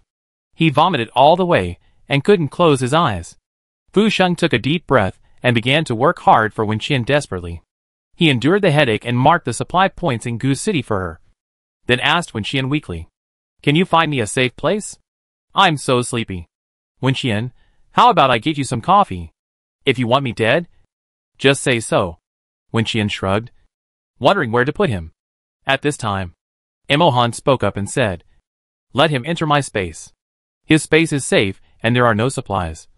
Which is enough for Fu Sheng to rest. Fu Sheng perked up a little after hearing what Emohan said. Emohan also has a space? Can people enter the space? Is it safe? Are they not using themselves as an experiment? Fu Sheng's eyes lit up slightly, thinking about taking a good look after entering. And by the way, looking for any treasures Emohan had hidden inside. But before he could enter the space, he was knocked unconscious by Wen Qian. Wen Qian hit Fu Sheng's neck with a knife, and Emohan caught him and threw him into the space. The 2 did not say a word, but they cooperated very well. The skillful movements inevitably made others wonder if they had done some kidnapping before. After dealing with Fu Sheng's problem, everyone started to act separately. Wen Qian thought of Cui Yan and warned him, "There may be a special class appearing. Once you see one, remember to send a signal to notify everyone." Wen Rang gave each of them a communicator that can locate and contact. As long as the signal is sent, the others can directly see the location of the signal on the communicator, so that the companions nearby can also go to help as quickly as possible. After everyone dispersed, Wen Rang also went into Wen Qian's space to get busy. Wen Qian acted alone today because in addition to collecting supplies, She also had another task, which was to make a big fuss in Goose City. When Qian released Xiaobai and the orcs in her space, stretched her body, and used the skill of attracting fire. Half an hour later, the bracelet on Wen Qian's hand issued a reminder notification. For members of the main control desk were rushing towards her location. At the same time, Tang Shi, who was at the main control desk, also saw the huge red exclamation mark on the computer. She frowned slightly, looked at the person behind her, and asked, "Didn't Yisheng say that when Qian was in Bincheng? How come there is now an 80% matching data in Gushi?" Chapter 531 Being Scolded. It feels good. After Yisheng fled back to the main control station, he was immediately admitted to the hospital because Wen Qian had removed one of his arms, and he underwent a prosthetic surgery. The Intelligence Department, the Special Warfare Department, and the Research Institute have all sent people to the hospital to ask Yisheng about some things about Wen Qian. Tang Shi has not shown up yet. And he is not in a hurry, because no matter what they want to do, they have to come to her for cooperation. Tang Shi has not seen the data brought back by Yisheng, but she is very sure that the person who has been captured by the system and issued a warning is Wen Qian himself. The last time Tang Shi read her data, the combat power matching was only 70%. It has only been a short time, but it has risen to 80. A smile flashed in Tang Shi's eyes, and he continued to talk to the person behind him. Go find Yisheng. Standing behind Tang Shi was a person sent by the management to monitor the daily work of the technical department, and also a member of the special operations team. Hearing Tang Shi's words, he showed a hint of embarrassment on his face. "I'm afraid he can't be brought here? He hasn't been discharged yet. He broke his arm, not his leg. So why can't he come?" Tang Shi had a cold face, and his fingers moved quickly on the keyboard. "Just say that I have captured the latest data about Wen Qian. No need to say anything else. People will come naturally." The people behind Tang Shi did as he was told. And soon, Tang Shi met Yisheng as he wished, as well as people from several other departments. Yisheng's face still looked very pale, and it was unknown whether it was due to excessive blood loss or some other reason. As a poor guy who had never taken Wen Qian seriously, but was severely taught a lesson the first time he met the real person, Tang Shi thought that his mood at this moment should be quite complicated and subtle. Tang Shi glanced at Yisheng's newly installed prosthesis, said nothing, and called up the signal data just captured on the computer. 80%? When the people from other departments saw this number, their faces turned pale. Why is it rising so fast? The last time they saw the data of 70, they were already uneasy. What will happen if it continues like this? Tang Shi heard the fear between the lines of their words and said expressionlessly, "Maybe her combat power has been fully restored now. What we see is just what she wants us to see." The room fell into a deathly silence. Everyone who heard this wanted Tang Shi to swallow his words. Tang Shi wanted to scare them again and have some fun. As a result, the system called them all to the conference room with a notification, and held another extremely long and boring meeting. Yisheng told everyone in detail how he met Wen Qian and the process of the fight, including Wen Qian's last few words. In the conference room, when everyone heard Yisheng say that Wen Qian was going to return to the main control console, their nerves couldn't help but tense up. They could imagine what the console would look like if Wen Qian came back. What kind of ending would be waiting for them? Tang Shi watched the excitement in silence until his name was called. "Is there any progress in Bincheng now?" "Tang Shi, we are still trying different plans. The defense system was designed by Wen Rang, so it is not that easy to break through." This made everyone angry, but they could do nothing about it. After all, even the defense system on the console was designed by Wen Rang. Tang Shi was not afraid of being punished for telling the truth. After all, she was not the only one who could not do anything to Wen Rang and Wen Qian. She was originally Wen Rang's subordinate. It was normal that she could not beat him in terms of technology. So Tang Shi looked calm. She even felt that she could continue to fish in troubled waters until Wen Qian really came back to the main control console. The room was quiet for a few seconds, and then Tang Shi heard her next task arrangement. "Attack Bincheng with all our strength. We must find the opponent's loopholes before Wen Rang sets up defense systems in other cities." Tang Shi nodded and accepted the order, but she complained in her heart, "You can do it if you can." After the meeting, Tang Shi returned to the office and continued to work under surveillance. Because she had just received the task, she studied the defense system in Bincheng. The person standing behind her was watching her every move as usual. Although he was looking at the screen and knew every letter and number on the screen. It was really dizzy to put them together, and even a little sleepy. The man looked at Tanshi's concentrated work and couldn't help but admire her. Anyone would get bored doing such boring work all day, right? Just when the man had this thought, he saw Tangshi suddenly slamming the table and standing up, with a strange expression on her face. He immediately asked, "What's wrong? Is there anything wrong?" Tangshi's heart was about to jump out of her throat. She gritted her teeth and replied, "No special circumstances. I just feel angry." When rang, that bastard. Although Tangshi was restrained, people could still hear her anger at the moment. The man looked relieved, and even looked at Tangshi with some sympathy. There were more than 1 or 2 people in the technical department who were driven to collapse by when rang, and it seemed that even Tangshi could not escape. In fact, she was not as calm as she appeared. Tangshi calmed down and sat back in her chair. She put one hand on her forehead and closed her eyes, not daring to look anyone in the eye. When rang, how dare he? Tangshi's heart was trembling. She took a deep breath, opened her eyes again, and looked at the computer screen intently. For a while, the only sound in the room was the clacking of keyboards. The person in charge of monitoring Tangshi felt her overwhelming aura and took 2 steps back reflexively. Goose City.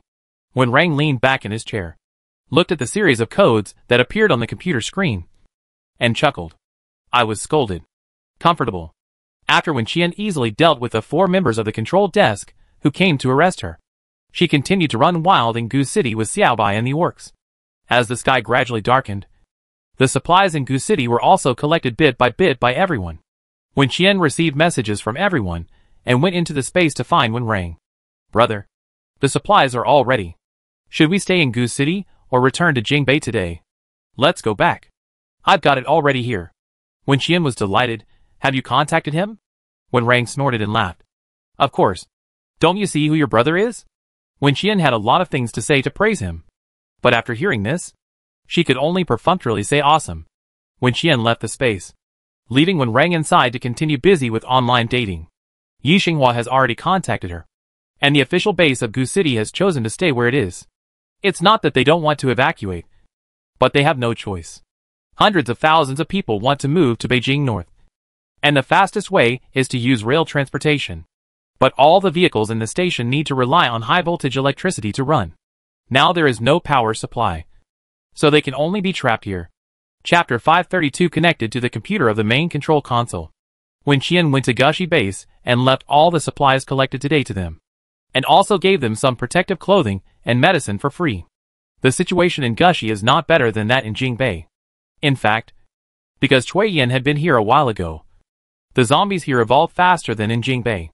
Today, Jingbei Base contacted Gushi Base and asked them if they wanted to evacuate, and gave them 2 arrangements. To be honest, Gushi Base didn't take the other party's words seriously at first, even though Yi Xinghua clearly told them that the people from Jingbei Base had arrived here and were doing their best to collect the supplies left in various places in the city. But such big talk was just for show, even if the people from Jingbei really came and found some supplies. But in the end times, who would be so stupid as to give the supplies they got to others? Besides, there were zombies everywhere outside. How many useful supplies could they find in just one day? So, when Wen Qian filled up their empty warehouse with supplies, everyone who witnessed the whole process was dumbfounded. Such a large amount of supplies suddenly appeared, hit them on the head. How is this different from a windfall? How is it different from picking up a lottery ticket on the ground and winning a 100 million jackpot? Everyone stared at Wen Qian in amazement and heard her say, "These supplies will be enough for you for a while. We will solve the problem in Jingbei as soon as possible, and then come to help you clear the zombies in Gushi." Everyone took a deep breath and began to look forward to the days ahead. After Wen Qian delivered the things to them, she set off to return to Jingbei. It was late at night when she arrived at the base. Fu Sheng slept in Mo Han's space for a whole day, and when he opened his eyes, he had returned to the Jingbei base. He was a little confused. Fu Sheng looked around at his environment, confirmed where he was, and realized that he had missed a great opportunity to search Mo Han's space. He immediately regretted it. Fu Sheng rubbed his neck with his hand, and some images flashed in his mind. He frowned and looked at Wen Qian, asking, "Did you knock me out?" "I didn't. Are you too sleepy and hallucinating? Why would I hit you for no reason?" Wen Qian looked serious. which made Fu Sheng doubt his memory. He was silent for a moment, and then asked, "Have you got all the supplies in Goose City?" "Yes." Wen Qian nodded vigorously. "This is all thanks to Uncle Fu. Just wait. Tomorrow morning, the thank you letter to you will be heard on the radio of the whole base." Fu Sheng: "I thank you. But you don't need to. Most of the people in this base are poor, and it's useless to thank him verbally." Fu Sheng: "Now that the supplies are in hand, send me back to Binsheng quickly. I don't want to continue to suffer with you." Wen Qian turned around and left after hearing this. "It's late today. I have to go back to take a shower and go to bed." "Wait a minute." Fu Sheng grabbed him. "What do you mean? You don't plan to let me go now that I'm here, right? How is that possible?" Wen Qian said innocently. "I'm just a little busy these 2 days, so I can't spare the time to send you off." "Uncle Fu, don't worry. I will definitely send you back to Binsheng safely," Wen Qian said, shook off Fu Sheng's hand, ran to the door, and closed it quickly. Fu Sheng looked at the door speechlessly, then looked at Imo Han, who was playing the game of silence, and didn't even think about talking to him. Fu Sheng collapsed and returned to the room, changed into pajamas, and laid down on the bed.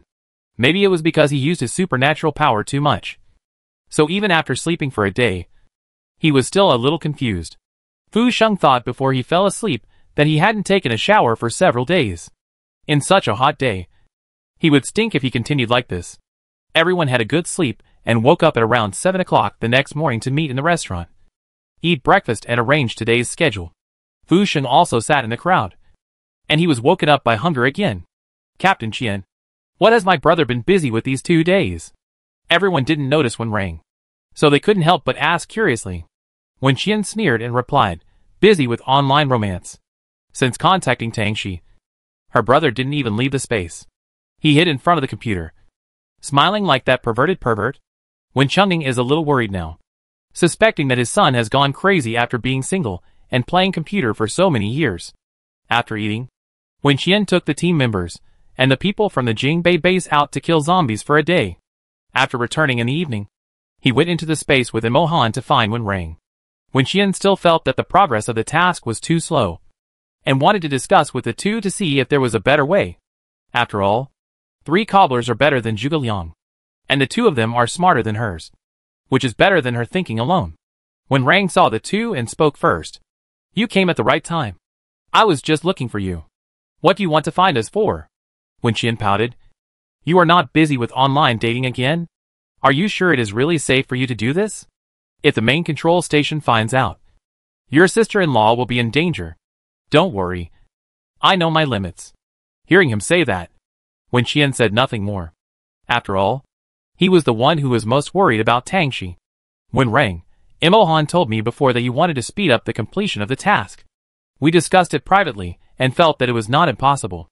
On the plane back to Binsheng before, Imo Han said that he would help Wen Qian find a solution. But he didn't expect it to be serious." Wen Qian turned his head to look at him, and listened to Wen Rang's words again. The technical department has always been responsible for assisting the special operations department in operations, so some permissions can be opened through there. Wen Qian nodded, remembering that when they attacked the zombie paradise in Binsheng, Tongshi had helped them to open a hack and control the entire West City base. "I'm now connected to the computer of the main control center. Give me a few more days. I'll try my best to find out all the loopholes there, and see if I can give you more permissions at the same time." Wen Qian opened his eyes wide, suspecting that there was something wrong with his hearing. When Rang suspected that the system he had made had loopholes, how could such words come out of his mouth? When Rang guessed what Wen Qian was thinking and patted her head. "There's no way my work can have bugs." "Then you just said." "But I can't leave the main control desk without any preparations," Wen Rang said with certainty. "So, before I find all these little Easter eggs, you'd better clean up all the zombies in Beijing North. As long as the system sets up the same defense facilities in Beijing North as in Binsheng, the main control desk will panic again. At that time, he will leave some bait for the technical department, waiting for them to take the bait. And then, he can completely invade the system of the main control desk." Chapter 533, Take Care of Jingbei in 1 month. This is also the result of Wen Rang and Tongshi's discussion. Although it is very dangerous, and no one can guarantee 100% success. But when they escaped from the main control console, it was destined to be a gamble. Since it is a gamble, you have to take risks. However, when Rang always feels that their chances of winning are higher. The three of them sat together and studied for a long time. Finally, when Qian and Imohan went out to rest, and when Rang continued to stay in the space, when Qian told Yixinghua and others about the next plan early the next morning, which was to do their best to clean up the zombies in Jingbei, just like the last stage of Bincheng. Basically, it was a day and night operation. Although the combat power of the Jingbei base was not enough, it can be seen that they have been working hard in recent times. So when Qian decided to provide them with another batch of crystal core potions to improve their combat power, when Qian did not expect them to keep up with the pace of his team, but hoped that they could gather all their strength to deal with this area near the base. Yixinghua and the others were somewhat surprised after hearing Wen Qian's words, and felt that it was too hasty. But on second thought, the climate has deteriorated so badly, and if they delay any longer, they don't know what natural disasters will be waiting for them. If there is another typhoon or tornado that prevents them from leaving the house, they will really be unable to do anything, and will only waste time. Moreover, since Wen Qian and Imohan made this decision, they must have considered their combat power. The two bosses both think they can do it. So what do they have to worry about? Just follow them, and it will be over. So Yixinghua immediately contacted the people in the Jingbei base, and asked them to have a meeting together. The people called by Yixinghua went to the meeting room one after another. After seeing Wen Qian and Imohan were also there, they subconsciously slowed down their pace when entering the room. They didn't forget how the previous meetings with these two ended. What big news is there to announce today? Why are these two here? All the personnel were present, including the three captains of the first, second, and third teams of the base. They didn't expect that they would be called here. And after looking at each other, they heard Yixinghua say, "I called everyone here to announce something. We plan to clean up all the zombies in all areas of Beijing North within a month at the latest." These two simple sentences made everyone hold their breath and be stunned. 1 month? Is he serious? Although they have seen the power of Wen Qian and others during this period, they never thought that things would go so smoothly. In their opinion, if they could make Jingbei the same state as Bincheng within a year, it would be a great fortune. What did Yixinghua say? 1 month? Zheng Yuanchen frowned and asked, "Isn't it too urgent in terms of time? Jingbei has a larger permanent population than Bincheng. In just 30 days, tens of millions of zombies have to be killed. It's impossible no matter how you think about it. If you are the ones killing the zombies, of course it's impossible." Wen Qian spoke softly and calculated the data for them. "We have dealt with some zombies during our time in Beijing. Normally, there should be more than 30 million zombies alive in Beijing. We are responsible for the majority of these 30 million zombies, which is 30 million. 30 days, 1 million zombies a day. I brought 100 team members, which means 10,000 zombies per person. Does this sound okay?" Zheng Yuanchen. Can he say he didn't feel that way? One person kills 10,000 zombies a day. What does that mean? More than 400 should be killed in an hour. And about 7 in a minute. Wen Qian knew from his expression that he couldn't understand. But it didn't matter. She felt that she could do it anyway. After the zombies in Bincheng were cleared, Wen Qian got tens of millions of zombie crystal cores, and she made them all into crystal core potions. Most of these medicines are now in her space. And she hasn't given Xiong Yushuang, Lin Yin, and others extra meals yet. After everyone takes these medicines, the combat power will undoubtedly rise to a higher level. Plus there are the orcs in her space, and Xiaobai's army of 100 battle pets.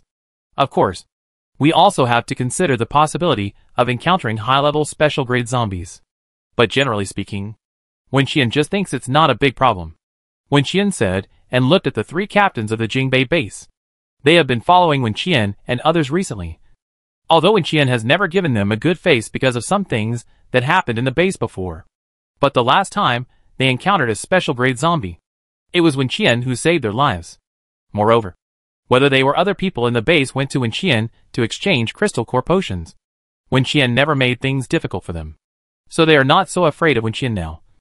And even compared to the beginning, their desire to join Wen Qian's team is getting stronger and stronger.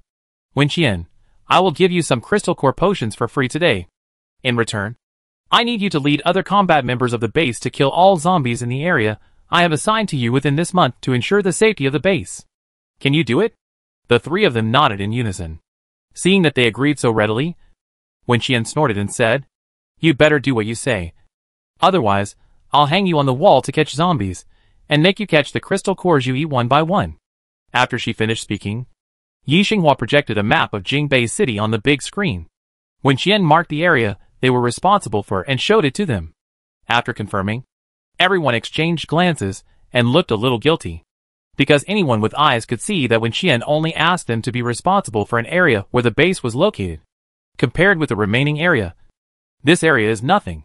They also thought about the fact that the base had been relying on the food and supplies brought back by Wen Qian and others to survive. And that Wen Qian and others helped them to transform the base infrastructure, and provided them with protective clothing and related medicines after the acid rain extreme weather. When they thought about some of the things and words that Wen Qian and others had done when they first arrived at the base, they couldn't help but have the urge to find a crack in the ground to crawl into. At first, they all thought that Wen Qian and Imo Han were just here to mess around in Jingbei. But now it seems that they are here to fight for their lives. Wen Qian, we will not leave the base today. Everyone will take a day off and move on time at 7 o'clock tomorrow morning. There will be some side effects after taking the medicine. And Wen Qian is worried that it will affect their performance. And everyone is really tired during this period. So a simple rest is also a good thing. Chapter 534 New Forces Join. What was originally impossible was decided in just a few words by Wen Qian. And strangely, after listening to her plan, everyone felt that it seemed to be possible. After finding out what she was thinking, everyone except Wen Qian and the others felt puzzled. Because a few days ago, let alone discussing the topic of killing all the zombies in the city, they couldn't even go out of the base to kill zombies and find supplies. Imo Han sat next to Wen Qian and didn't say a word during the whole meeting, even though people kept looking at him and wanted to ask for his opinion. But his reaction was just as he said before. He was Wen Qian's subordinate, and he would listen to Wen Qian's arrangements and everything. After Wen Qian told him about the plan, she got up and left. But before leaving, she threw several large bags of crystal core potions on the table, which stunned everyone in the room. They all knew how precious this thing was. As the only person who could successfully make safe potions, Wen Qian could use these potions to trade with others. And there would definitely be many people willing to give everything to agree to her conditions. But now she gave them all for free. The group of people felt mixed emotions, and they wanted to slap their former selves in the face. Wen Qian left the potion and left with Imo Han Ye Xinghua and returned to their residence. Fu Sheng only saw Lin Yin and others after getting up today, and he felt it was strange that he didn't see Wen Qian and Imo Han.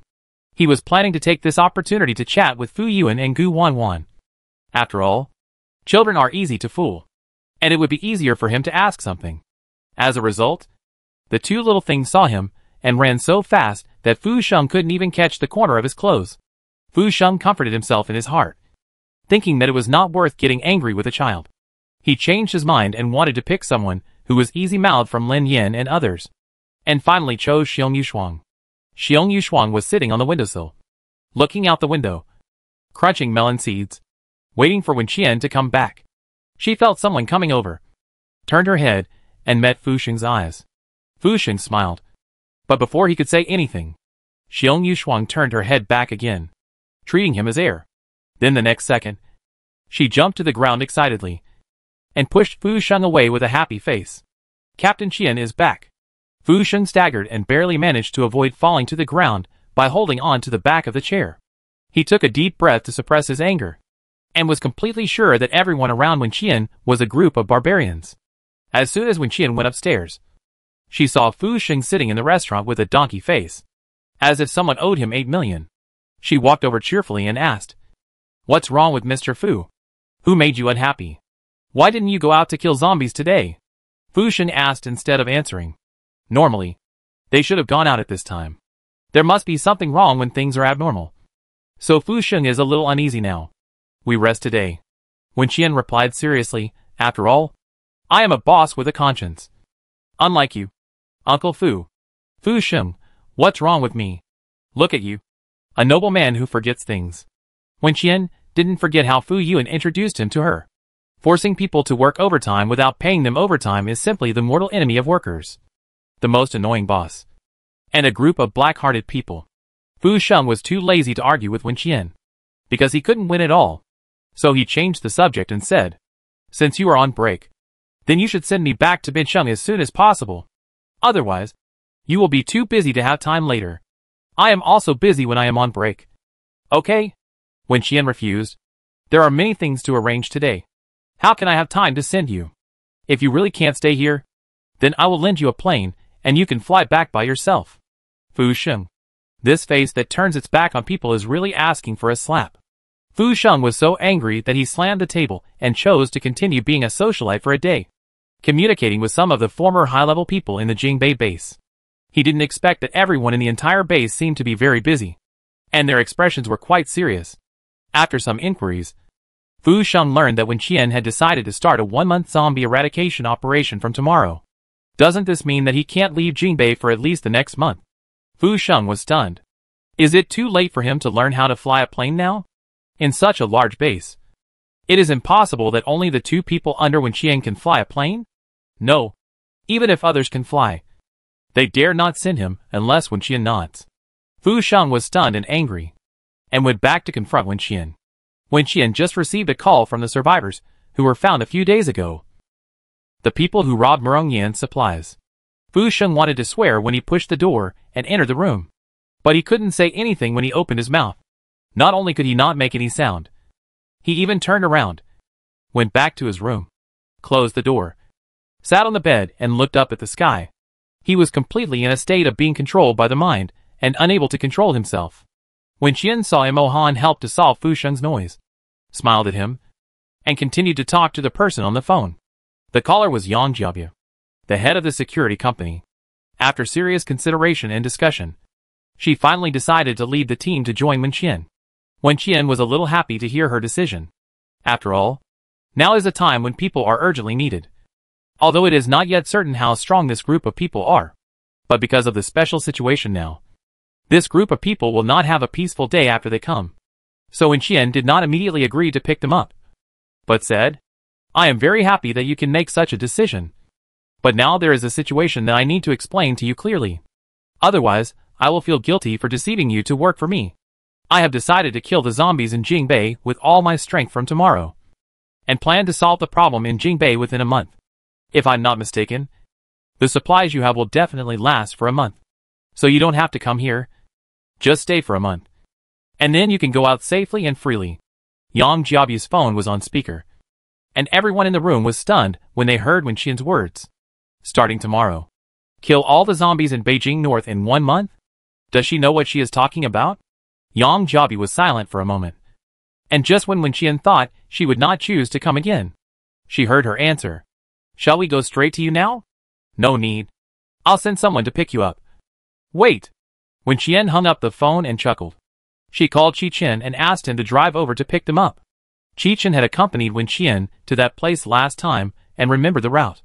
After hearing Wen Qian's order, he was also surprised and said in astonishment, These people are not afraid of death. Are they really going to come and kill zombies with us? Chapter 535 Reasons for Choosing Wen Qian. Qi Chen didn't think it was a good thing to come to them at this time, but since the other party had mentioned it, there was no reason to refuse. So he took Fu Yu away and drove to pick up those people. When Qi Chen arrived, Yang Jiabia and others were ready to go, each carrying a suitcase and waiting in the building. After seeing Qi Chen, Yang Jiabia took the initiative to speak. We still have some supplies in the basement. You can bring more people to move them later. No need to bother. Qi Chen used the skill of automatic search for supplies. And soon, all the useful things in the building were all put into Wen Qian's space. After finishing the supplies in the building, Qi Chen turned his head and looked at the cars parked outside, and also put them into the space. Although Yang Jiabia and others did not see the supplies in the basement disappear, they saw the cars in the yard disappear. They opened their eyes wide and listened to Qi Chen say, Okay, let's go. And then, they reacted half a beat late to what was going on. Space-related abilities? Looks very powerful. Everyone followed Qi Chen into the car, and was surprised to see a child in the car. Fu Yuan sat obediently in the seat with a seat belt on, seeing a group of girls getting on the car and staring at him. He greeted them softly. Hello, sisters. This sentence made everyone happy. Who wouldn't like a clean and beautiful child who doesn't call people auntie randomly? This child is so sensible. The future is promising. Everyone sat down, and Qi Chen started the car and returned to the base. Along the way, they saw many zombies wandering on the street, and their nerves were always tense, ready to fight the zombies that rushed to chase the car. This was the case every time they went out before, and they had to spend a lot of time repelling the zombies. But what surprised them again today was that the zombies seemed to be completely unaware of the existence of the car. They just looked over here a little dully when they heard the car roaring past. But they did not have any aggressive behavior. In this way, Chi-Chen and his men returned to the base smoothly. When the car drove into the gate of the base, Yang Jiabao and others finally felt relieved. Chi-Chen drove the car to the downstairs of their accommodation. When Qian heard the noise in the building and gave him permission to bring people up in advance, to avoid the situation a few days ago when Fu Sheng was shot by the security door. When Yang Jiabao and others saw Wen Qian, she was sitting at the table eating melon seeds, and there were a few unfamiliar faces beside her, looking at them curiously. "Thank you for your hard work." Wen Qian looked at them and said with a smile, "But next, you may have to work harder."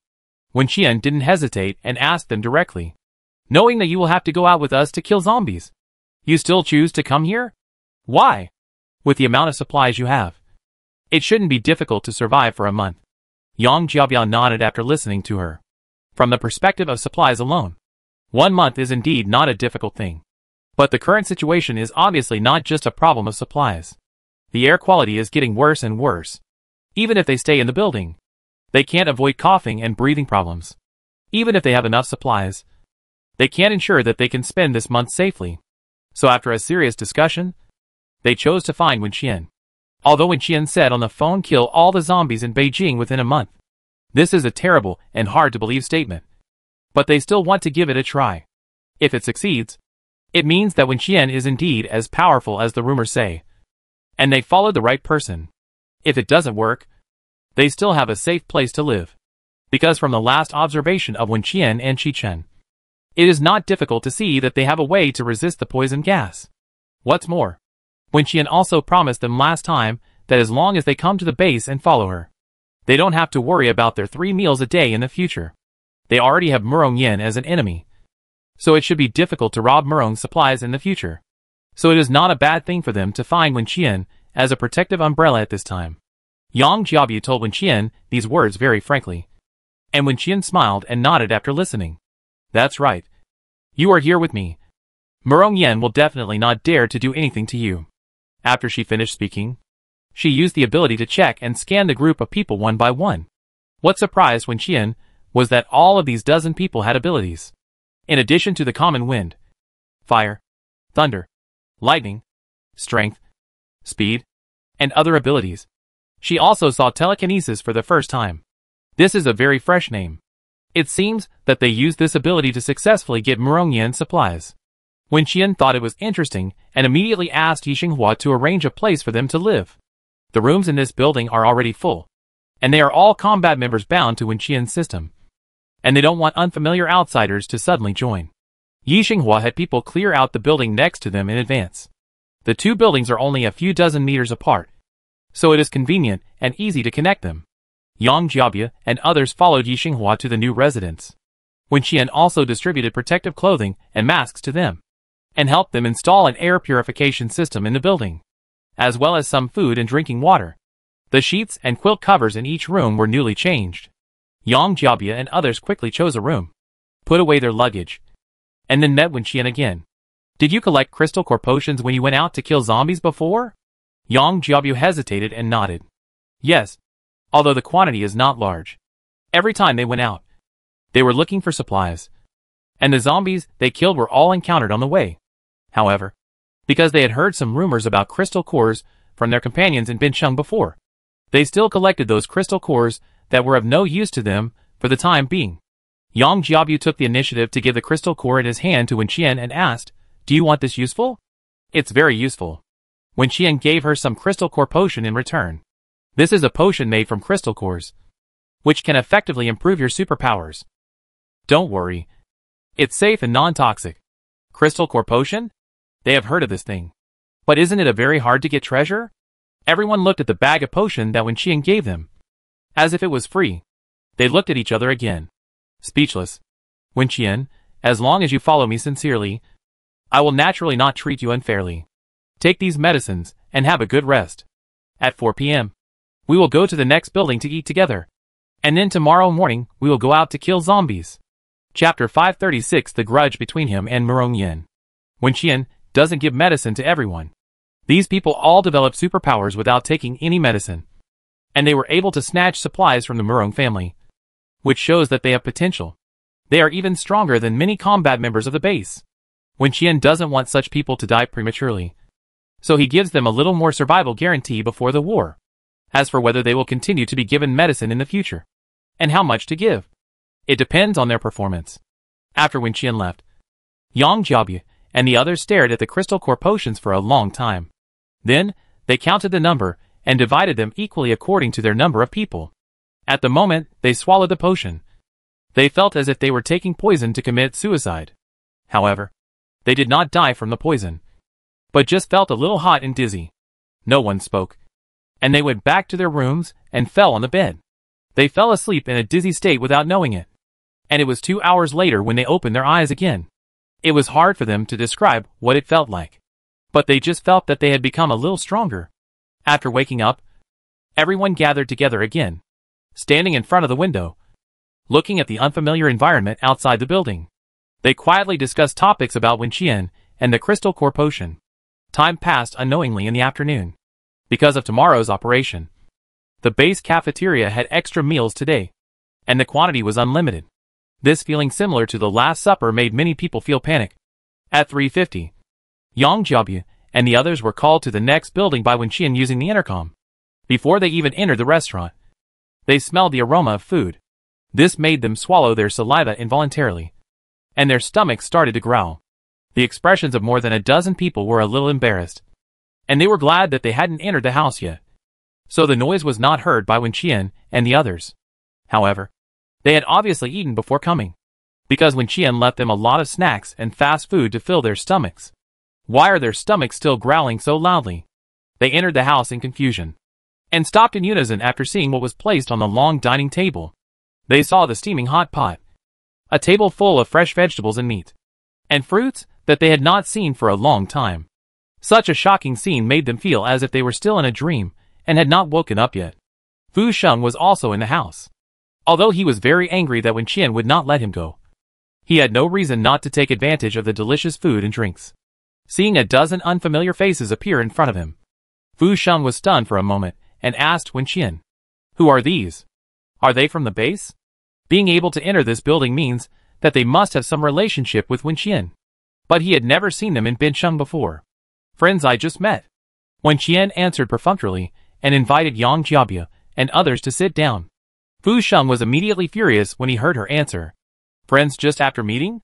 I have suffered so much loss from you before, and you have cheated me of so much supplies, that I can enter this building and eat a meal with you. What did they give you?" Wen Qian didn't expect this guy to be so naive. She looked at Fu Sheng speechlessly and replied slowly, "They will follow me out of the base to kill zombies starting tomorrow." "President Fu, do you want to compete in this?" Fu Sheng's arrogance instantly dropped by half. He would never do anything that would cost him his life, even if it was Wen Qian. Don't even think about letting him step out of the base from tomorrow. Fu Sheng had personally experienced the Bincheng clearing operation before. He knew what the state would be like once the operation started, and how crazy Wen Qian and his group would become. If possible, he really hopes not to have any contact with Wen Qian and others before the operation is over. If possible, he hopes that someone can send Wen Qian back to Bincheng while he is busy giving his life.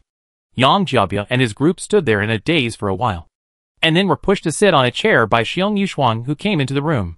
"What are you all standing there for? Is it fun to be a door god?" She turned her head to look at the group of people, walked around and sat down next to Wen Qian, and asked, "Captain Qian, will they set out with us tomorrow morning?" Can they handle it?" Xiong Yushuang looked at those people again, a little worried and suspicious. "Not sure yet. If it doesn't work, let them come back." Yang Jiabyu and others listened to their conversation with blank minds, and their focus was still on the big table of food. No, it's been so long since the end of the world. Where did they get the vegetables and fruits from? What did they see? Watermelon. They actually have the chance to eat watermelon in this life? Stupidly, they suddenly remembered what their companions in Bincheng said to them when they called them before. "If you have the chance to get in touch with Wen Qian, You must try your best to hold her thighs tightly. Now in Jingbei, there is no place safer, and with more supplies than Wenqian. Recalling these two sentences, everyone looked at each other with emotion. Unexpectedly, they really made the right choice. Everyone in the room was eating and chatting quietly, and the atmosphere seemed very harmonious. Yang Jiabyu and others gradually relaxed, picked up chopsticks and started eating. Then, they remembered Murong Yan's matter, and asked Wenqian, if Murong Yan knew that we were here, wouldn't he really cause trouble for you? Before Wenqian could answer, Fu Sheng beside her became alert. Murong Yan? How could he hear this name from these people? Do you have a conflict with Murong Yan? Fu Sheng asked with interest. Tell me quickly, so that I can have fun. Wenqian glanced at Fu Sheng, but did not stop him. She was also a little curious about what hatred this group of people had with Murong Yan besides the supplies. Their base is in the north of Beijing, so there is no reason why they don't know the background and strength of the Murong family. So there must be a reason for daring to attack the Murong family. Yang Jiabyu looked at Fu Sheng, then at Wenqian, and spoke in a low voice. In fact, we had conflicts with Murong Yan long before the end of the world. Wenqian raised an eyebrow and listened to her continue.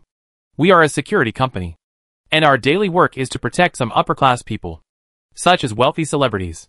The Murong family used to be our client, but later parted ways unhappily for some reasons. Later, Murong Yan also set up a security company and poached many people and clients from us. It was from that time that we had a grudge. Wenqian nodded thoughtfully, and then thought of someone. Celebrity. Then you should know Mu Beichuan. Right? Yang Jiabyu nodded. The bodyguards around him are our colleagues. Chapter 537. Xia Ran asks Tang Shi for help. Wenqian didn't expect it to be so coincidental. It seems that they chose to come to him because of Mu Beichuan in addition to the reasons mentioned before. Fu Sheng listened to their conversation from the side. Although Yang Jiabyu didn't elaborate on what Murong Yan did to poach people and steal customers. But he is also a businessman, and he has done a lot of similar operations before, so he naturally knows it. It seems that Murong Yan has made trouble for these girls.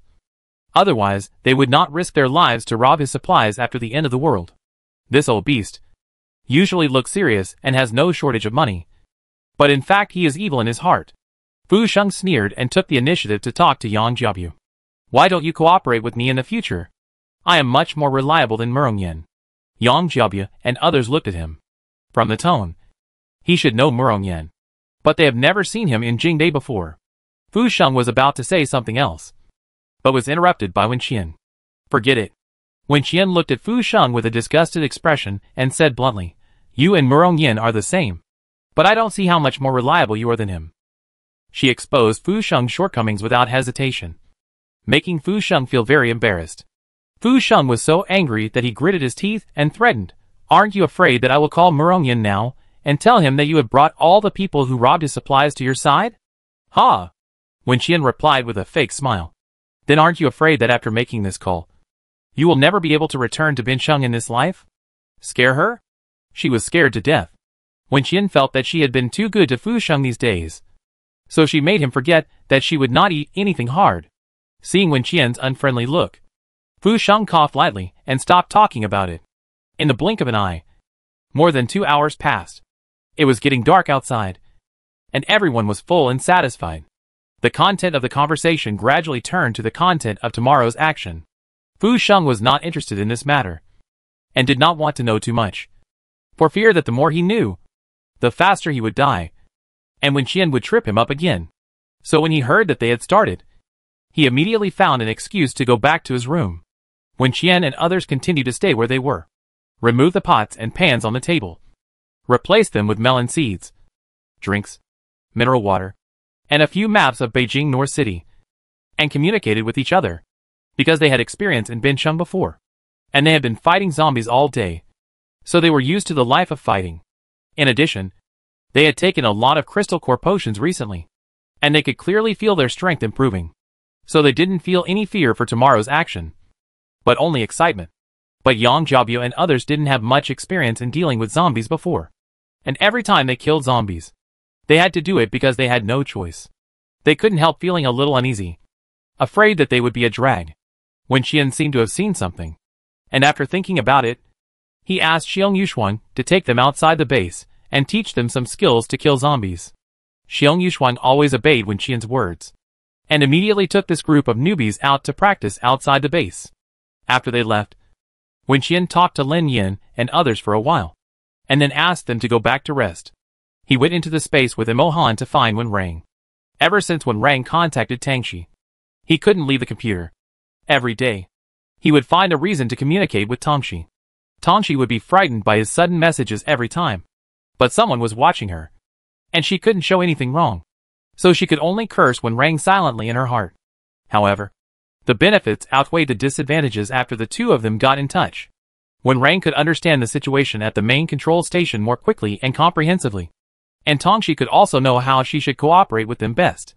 The two of them joined forces, and kept throwing smoke bombs at the main control station, making it unclear where Wen Qian was now. Dangerous signals similar to Wen Qian's combat power data appeared in multiple cities one after another, which made people at the main control desk panic, and the whole atmosphere became a little wrong. When Wen Qian and Imo Han came to find Wen Rang, he had just finished talking with Tangxi. After Tangxi confirmed that he would not contact her again today, she also breathed a sigh of relief, stretched her back, leaned back on the chair, closed her eyes, and relaxed her mind. The person in charge of monitoring her only knew that she had a huge workload recently and was typing on the keyboard all day. But because he was an outsider, he didn't know what she was busy with. Of course, sometimes other people from the technical department would come over to check if Tangxi's computer was running smoothly. Ever since Wen asked them to leave, all departments were basically like this. Even the heads of each department could not do whatever they wanted.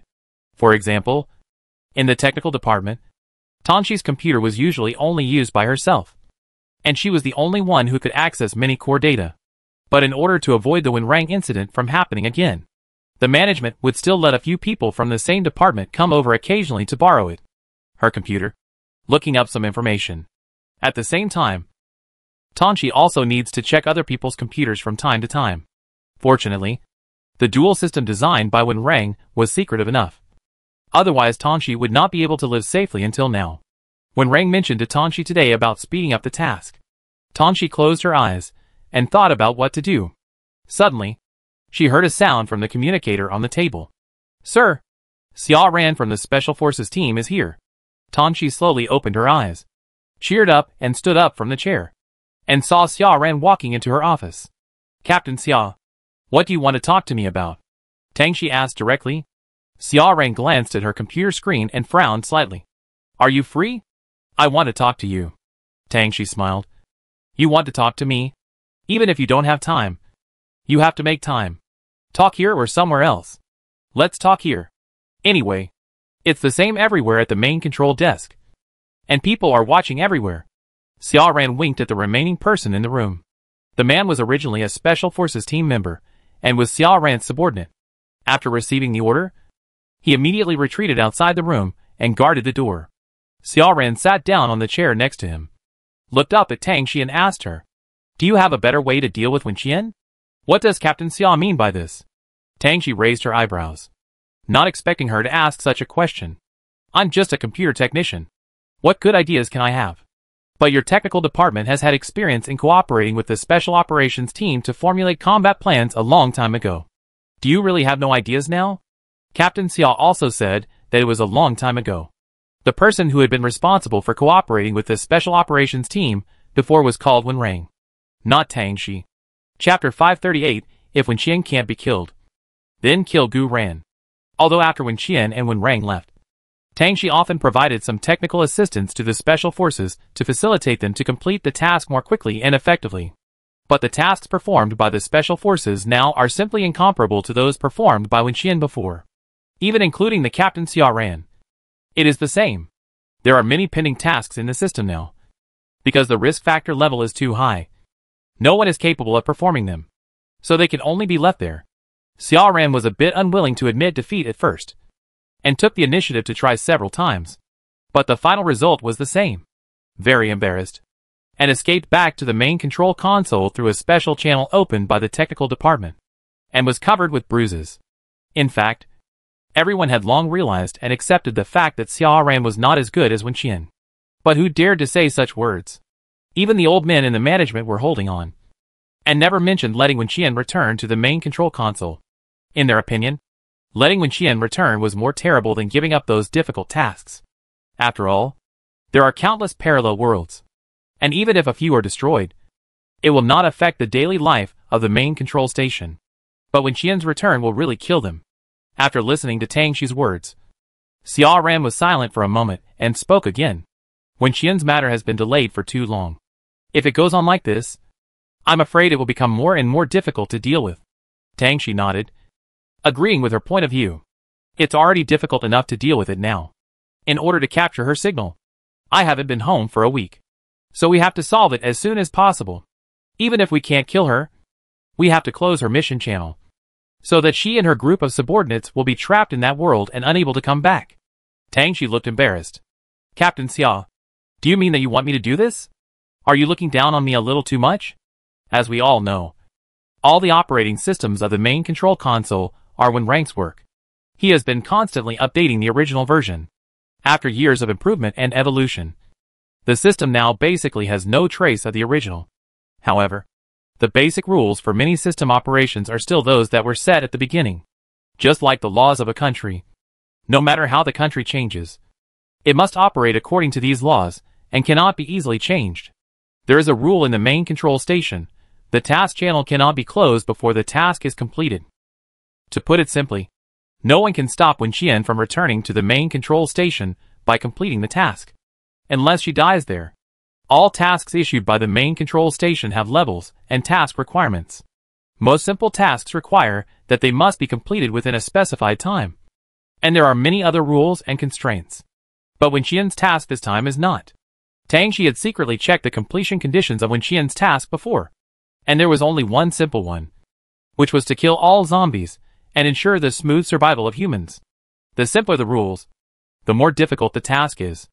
Xia Ren thought that the world where Wen Qian was her task, so she tried her best to deal with the zombies. But only she knew that she had thought about giving up many times, because those zombies were really hard to kill, and the speed of human combat power evolution was far behind that of zombies. She insisted on staying in that world at that time because of Imo Han. She thought Imo Han went there to help her complete the mission, and she didn't want Imo Han to look down on her. Xia Ran really can't modify the instructions?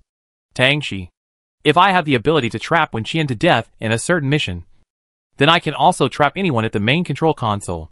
Do you think this is possible? Xia Ran sighed heavily, feeling very disappointed. Tang Xi could also see that she was very impatient now, and was obviously forced into a desperate situation by Wen Qian. Because of Wen Qian, the entire Special Forces team's mission has been stopped, and everyone is on standby, ready to assemble at any time to deal with Wen Qian's return. There are so many people chasing Wen Qian, but Wen Qian's combat power is getting higher day by day, and it is almost close to her previous combat power data. How can Xia Ren not be afraid? Even if she didn't show it on her face, she was still afraid in her heart. After all, it was she who deceived Wen Qian, which led to Wen Qian's memory being wiped out and leaving the control center for so many years. Xia Ren herself knew very well that if Wen Qian came back, the first person she would kill would definitely be her. She was really anxious. Otherwise she would not have come to Tang Xi to say these things. Xia Ren lowered her head and remained silent for a long time. Tang Xi looked at her from the side and actually wanted to ask her what she was thinking at the beginning. Wen Qian was not bad to her. How could she have the heart to do those things? However, Tang Xi would never say such words. Xia Ren sorted out his mood for a while and looked at Tang Xi again. Since the passage can't be closed, there is only one way, which is to kill Wen Qian. Tang Xi, isn't this what we have been trying to do? Wen Qian is now surrounded by Xiong Yushuang and others, who were the most powerful group of people in the special forces before.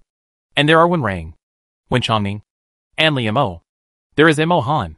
These people, any one of them is enough for them to bear, not to mention them all together. Tang Xi, do you have any other ideas? Tell me. As long as I can do it, I will try my best to cooperate with you. Xia Ran, start with the people around Wen Qian. Tang Xi, who do you mean? Who do you think will help us kill Wen Qian? In fact, Xia Ran's idea is right. Wen Qian has completely different attitudes towards her own people and others. If you can really buy off someone who makes her absolutely at ease, it will be easy to stab her in the heart with a knife. Just like Xia Ran did back then. Xiao Ran thought for a moment and replied, "Aren't there 2 children around her?" Tang Shi frowned and listened to Xiao Ran's words. Find a chance to contact them. Tamper with their memories. And turn Wen Qian into their enemy. They have been with Wen Qian for a year.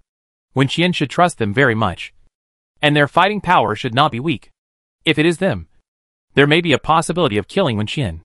Xiao Ran seems to have conducted some investigation on the 2 children around Wen Qian. One of the girls is Gu Wanwan. Her parents have died at the hands of zombies. Now only her brother Gu Ran is left. Since we can't kill Wen Qian, let's kill Gu Ran and let Gu Wanwan think it was Wen Qian who did it. Do you think my method will work?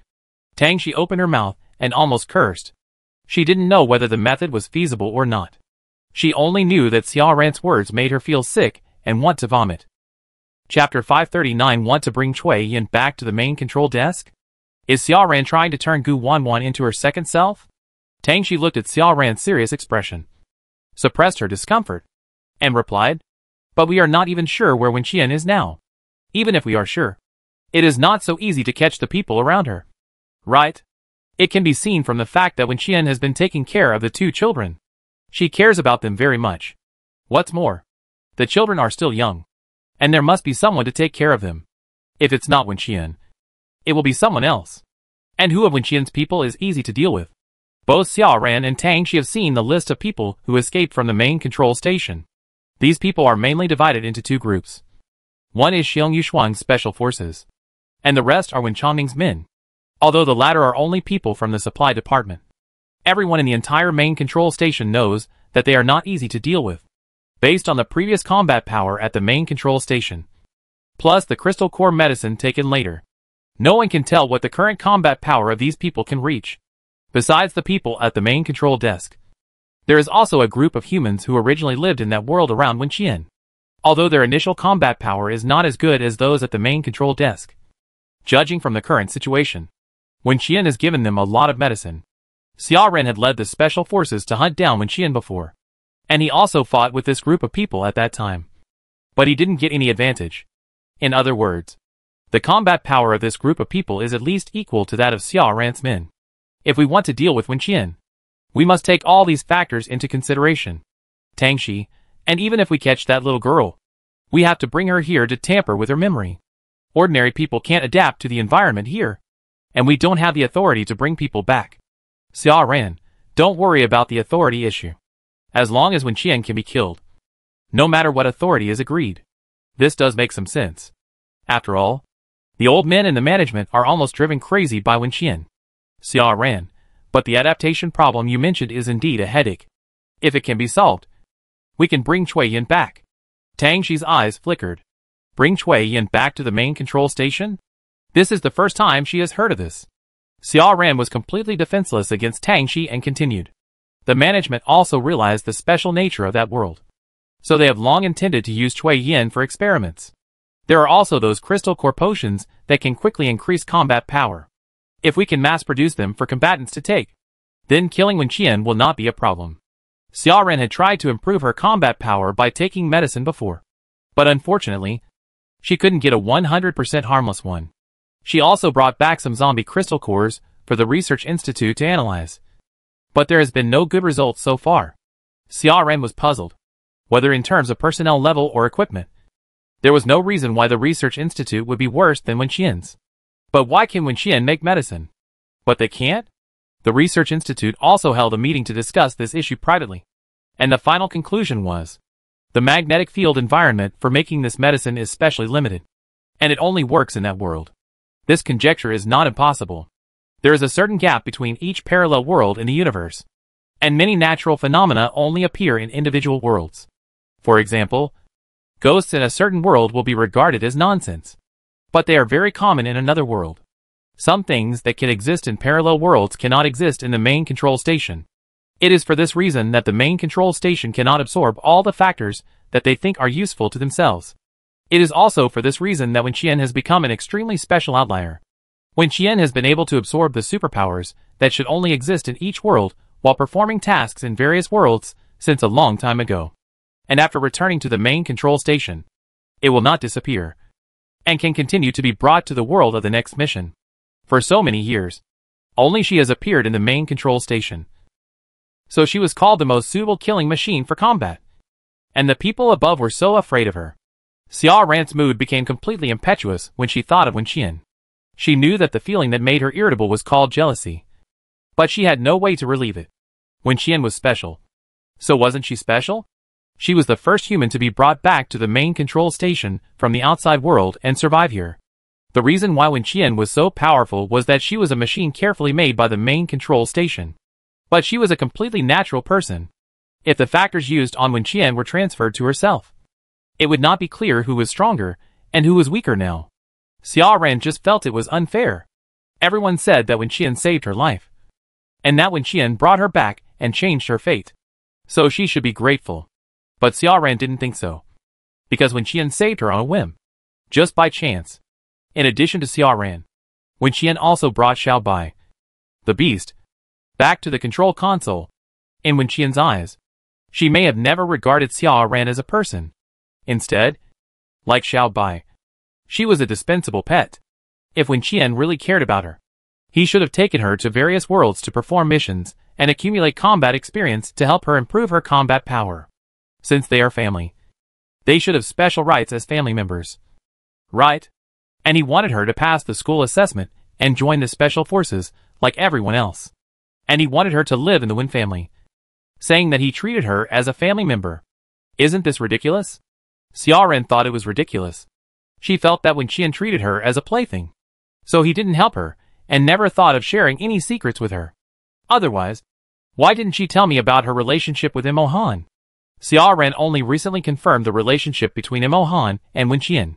She thought it was outrageous, and couldn't understand why Imo Han liked Wenqian, and was even willing to do those things for her. He could have made a better choice. He was a child of destiny, and the youngest and most promising executive of the control center in all these years. But look at him now. What has he become of himself? So many people are willing to risk their lives for Wenqian. But do they really know what position they hold in Wenqian's heart? Wenqian only thinks about herself at all times. At critical moments, all of them are just her shields. She has no heart. No feelings. She is a killing machine that should have been destroyed long ago. Xia Ran clenched her fists and her breathing gradually became rapid. She didn't know what she was thinking. But looking at her, she looked like she was about to explode with anger. Chapter 540. I can't get rid of this anger. Tangxi was a little worried. She was afraid that Xia Ran would really go crazy and beat her up. Although the two were at the same level, Tangxi was not from the special forces. So her combat power was definitely not good enough. She chose to do technology because she hated fighting and wasting energy. Captain Xia, let's continue to talk about how to use Gu Wanwan. Tangxi spoke softly, trying to free Xia Ran from that dangerous mood. Xia Ran heard her words, slowly turned his head slightly, looked at her, and then nodded slowly. Yes, we want to use Gu Wanwan. Xia Ran came back to his senses and said, well, you write a memory to save it first. If we can't bring the person back, then we will take the equipment with us. Tangxi. She thought this man was really crazy. Damn. That machine is so heavy. Who will carry it? How to carry it? Tangxi was very angry. But she had to keep smiling. Tangxi nodded. Okay. I'll start writing the memory in a while. And I'll let you know when it's done. But we still need to report this to the higher-ups. Right? Yes. I'll report it to the superiors. After Xia Ran finished speaking, he looked at Tangxi with a little sympathy. You must be annoyed by Wenqian and Wen Rang's affairs. Right? They just walked away, leaving a lot of messes for us to deal with, and never considered our feelings. I'm just following the orders issued by my superiors. If there is any trouble, it is that I have less time to rest than before. The dark circles under Tangxi's eyes prove that she is not lying. Xia Ran sighed and comforted, don't worry. There is no reason why we can't beat Wenqian with so many people. Tangxi nodded and agreed. I think so too. Based on the current data analysis, where do you think Wenqian is most likely to appear? Xia Ran suddenly changed the subject. Tangxi thought about it and answered, Gu City. Why not Bincheng? Because she is obviously not the kind of person who can stay calm. The zombies in Bincheng have been dealt with, and the zombies outside can't break through Wen Rang's system defense.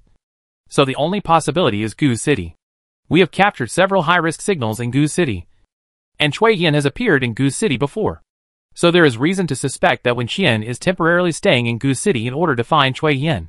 Xia Ran nodded thoughtfully. I will contact Cui Yin and ask him to try to lure Wen Qian to show up, so that we can determine Wen Qian's whereabouts and have a chance to snatch the two children away. After she finished speaking, she remembered something and frowned. Don't all the members of the control center have locators? Why can't we track even one signal when there are so many of them? Tangxi, don't forget who Liu Mo is. The devices on them must have been removed through surgery a long time ago. Xia Ran's mood became a little irritable again. Then I'll leave first. I'll contact Cui Yin later. Please help me keep an eye on him. If you find him in danger, immediately open the authority to help him move. Don't let him die. Okay. I will do my best to cooperate with your actions. Tangxi sent Xia Ran away and sat in a chair for a long time.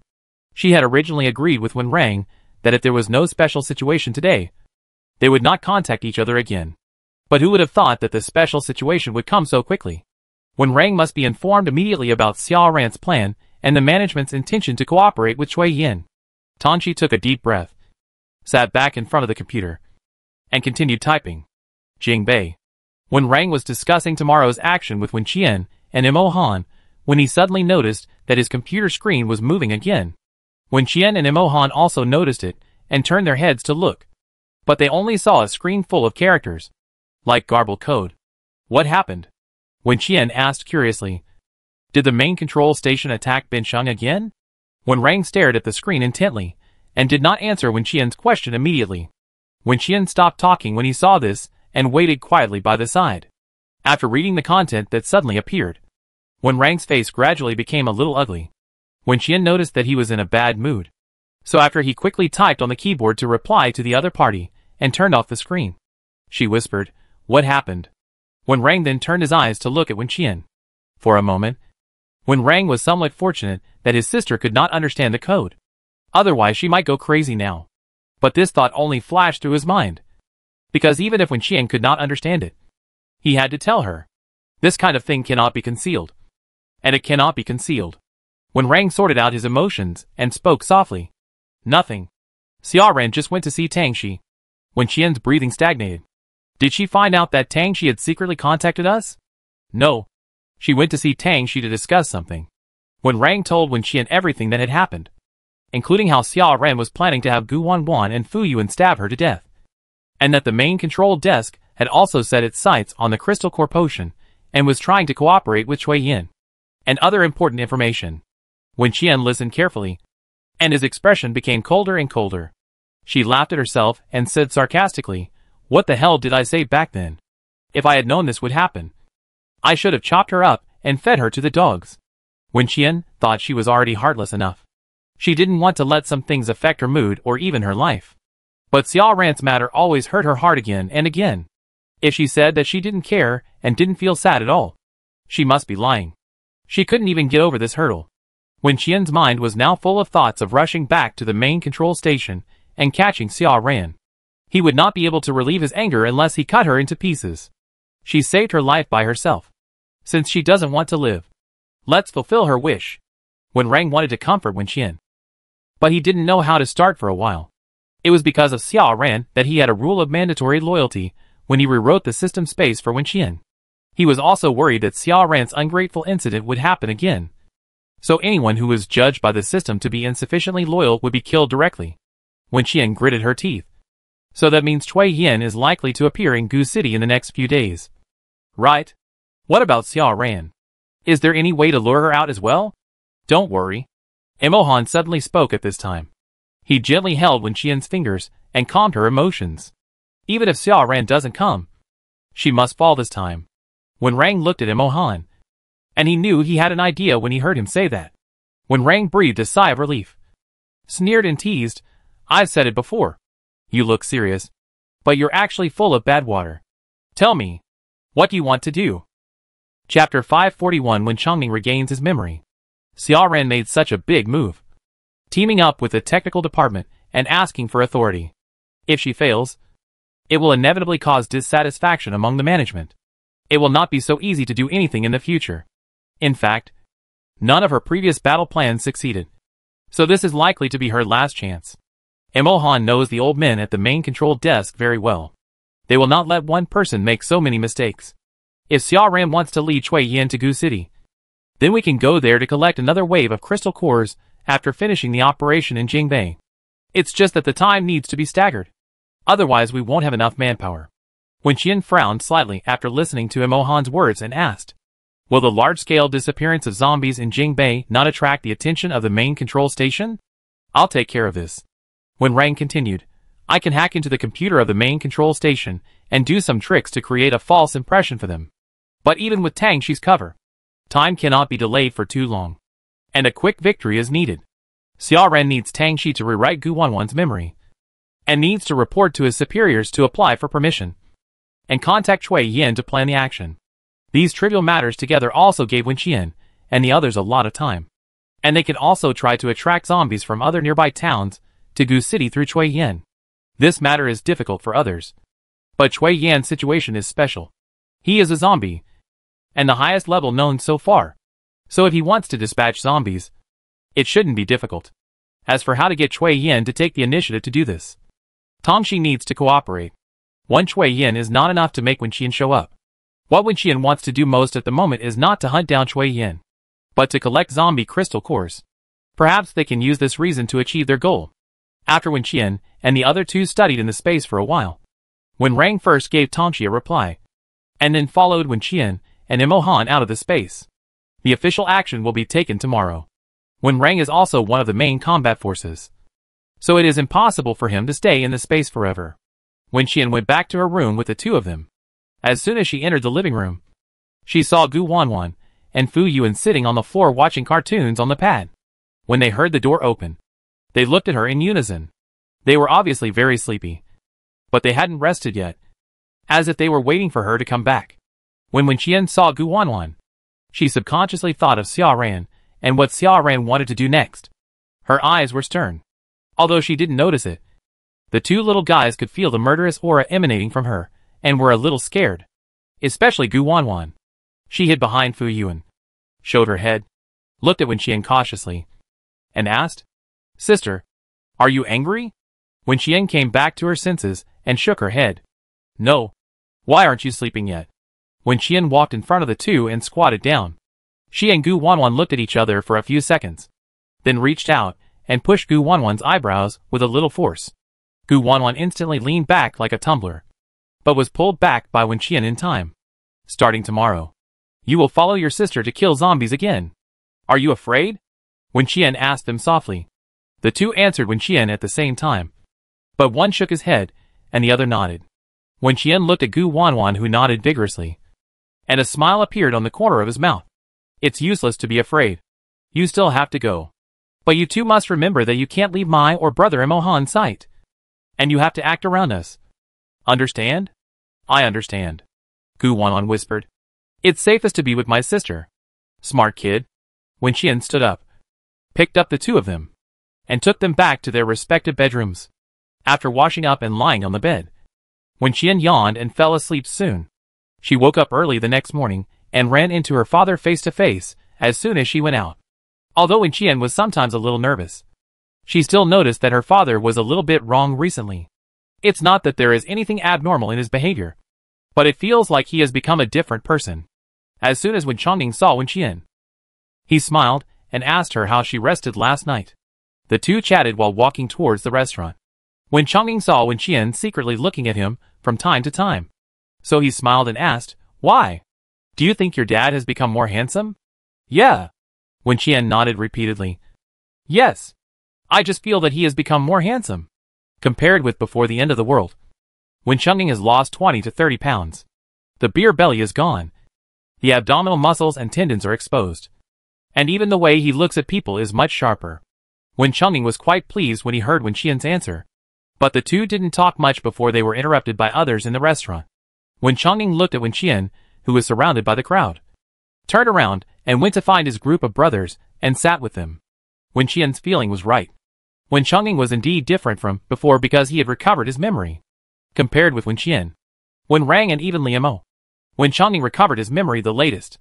But unlike them, Wen Chongning's memory was not recovered intermittently, but all at once. That feeling was very strange.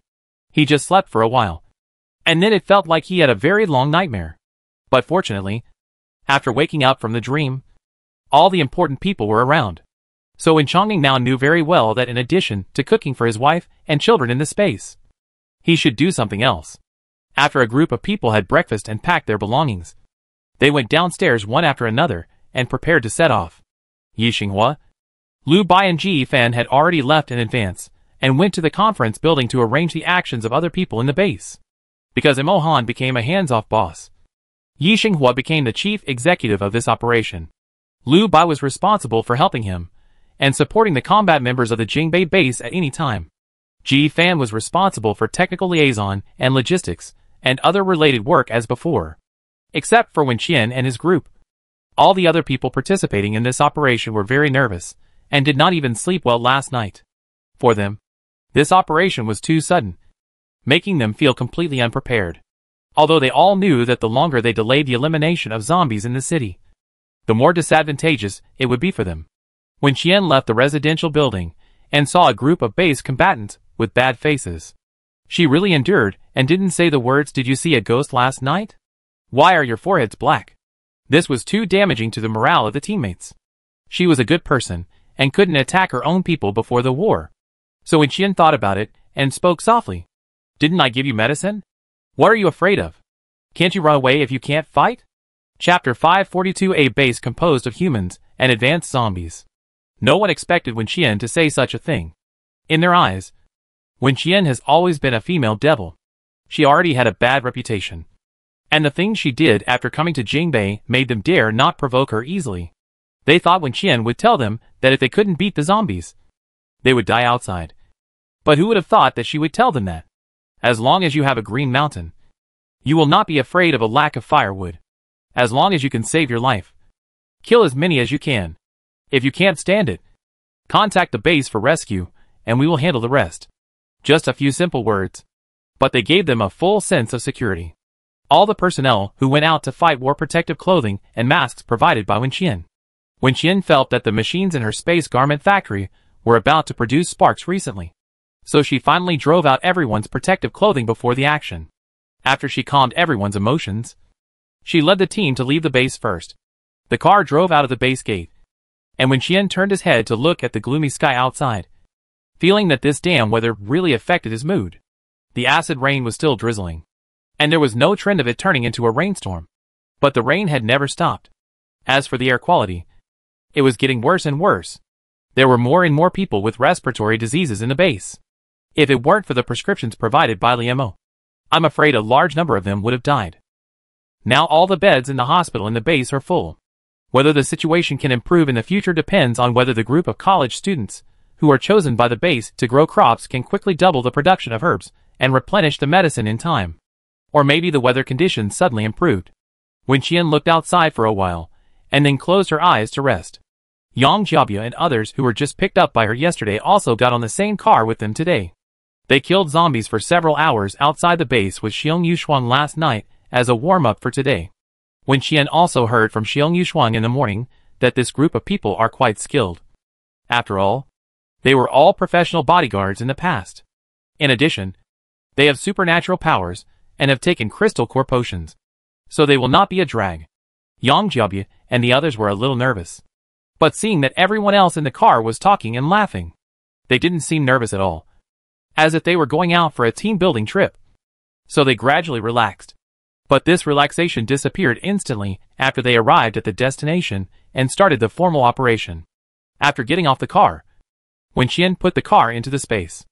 At the same time, hundreds of battle pets in the space were released, as well as the team of orcs that had not appeared for a long time. The zombies rushed towards Wen Qian's position as if they were out of control. Zombies were everywhere. Front, back, left, and right. This scene was completely different from what they had seen outside the base last night. And Yang Jiabia and the others, who had just participated in the operation for the first time and had caught up with the big scene, were inevitably a little panicked. But in the blink of an eye, the sky changed drastically. Groups of zombies fell to the ground in the thunder and lightning, without even a chance to resist and escape.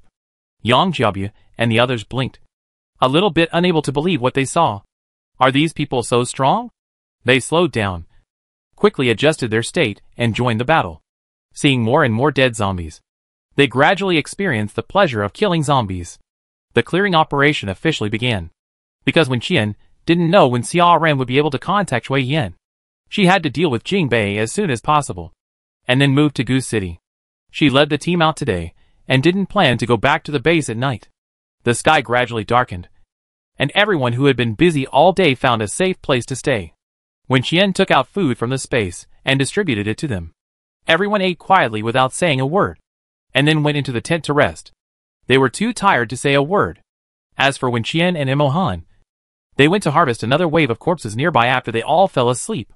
The two returned to the group at dawn, and while everyone was still asleep, they quickly went into the space to take a shower and soak in a hot spring to restore their strength. Days passed one by one, and the number of zombies in Beijing North was also decreasing day by day. When Zheng Yuanchen and others heard the plan proposed by Wen Qian, they thought it was difficult to implement. But the daily battle report sent back to the base made their dead hearts begin to revive little by little.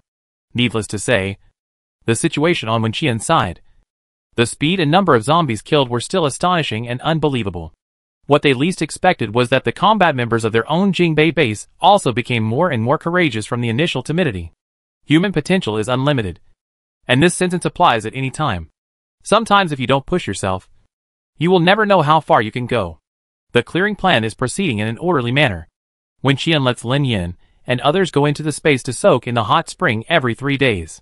As for Yang Jiabia and others who have not yet bound to the system, they have been given the spring water in the space to drink, and they are also given crystal core medicine every day. When Rang followed the large team during the day, and at night, he had to take time to go into the space to do online love and business with Tangxi. Tangxi knew they were busy, and tried her best to deal with Xia Ran and others at the main control console to delay Cui Yan's trip to Goose City. But in fact, even if she didn't do this, Xia Ran seemed unable to execute the plan she wanted to execute quickly. Just as Imo Han said, because Xia Ran's previous actions failed, several senior executives now don't trust her very much, and are also worried about the safety of this action. Because Tangxi had previously produced clear data showing that Wen Qian's combat power would recover significantly after fighting with the people at the main control console. So they would rather maintain the status quo than let Wen Qian become more powerful. Xia Ran could only communicate with them while contacting Cui Yin.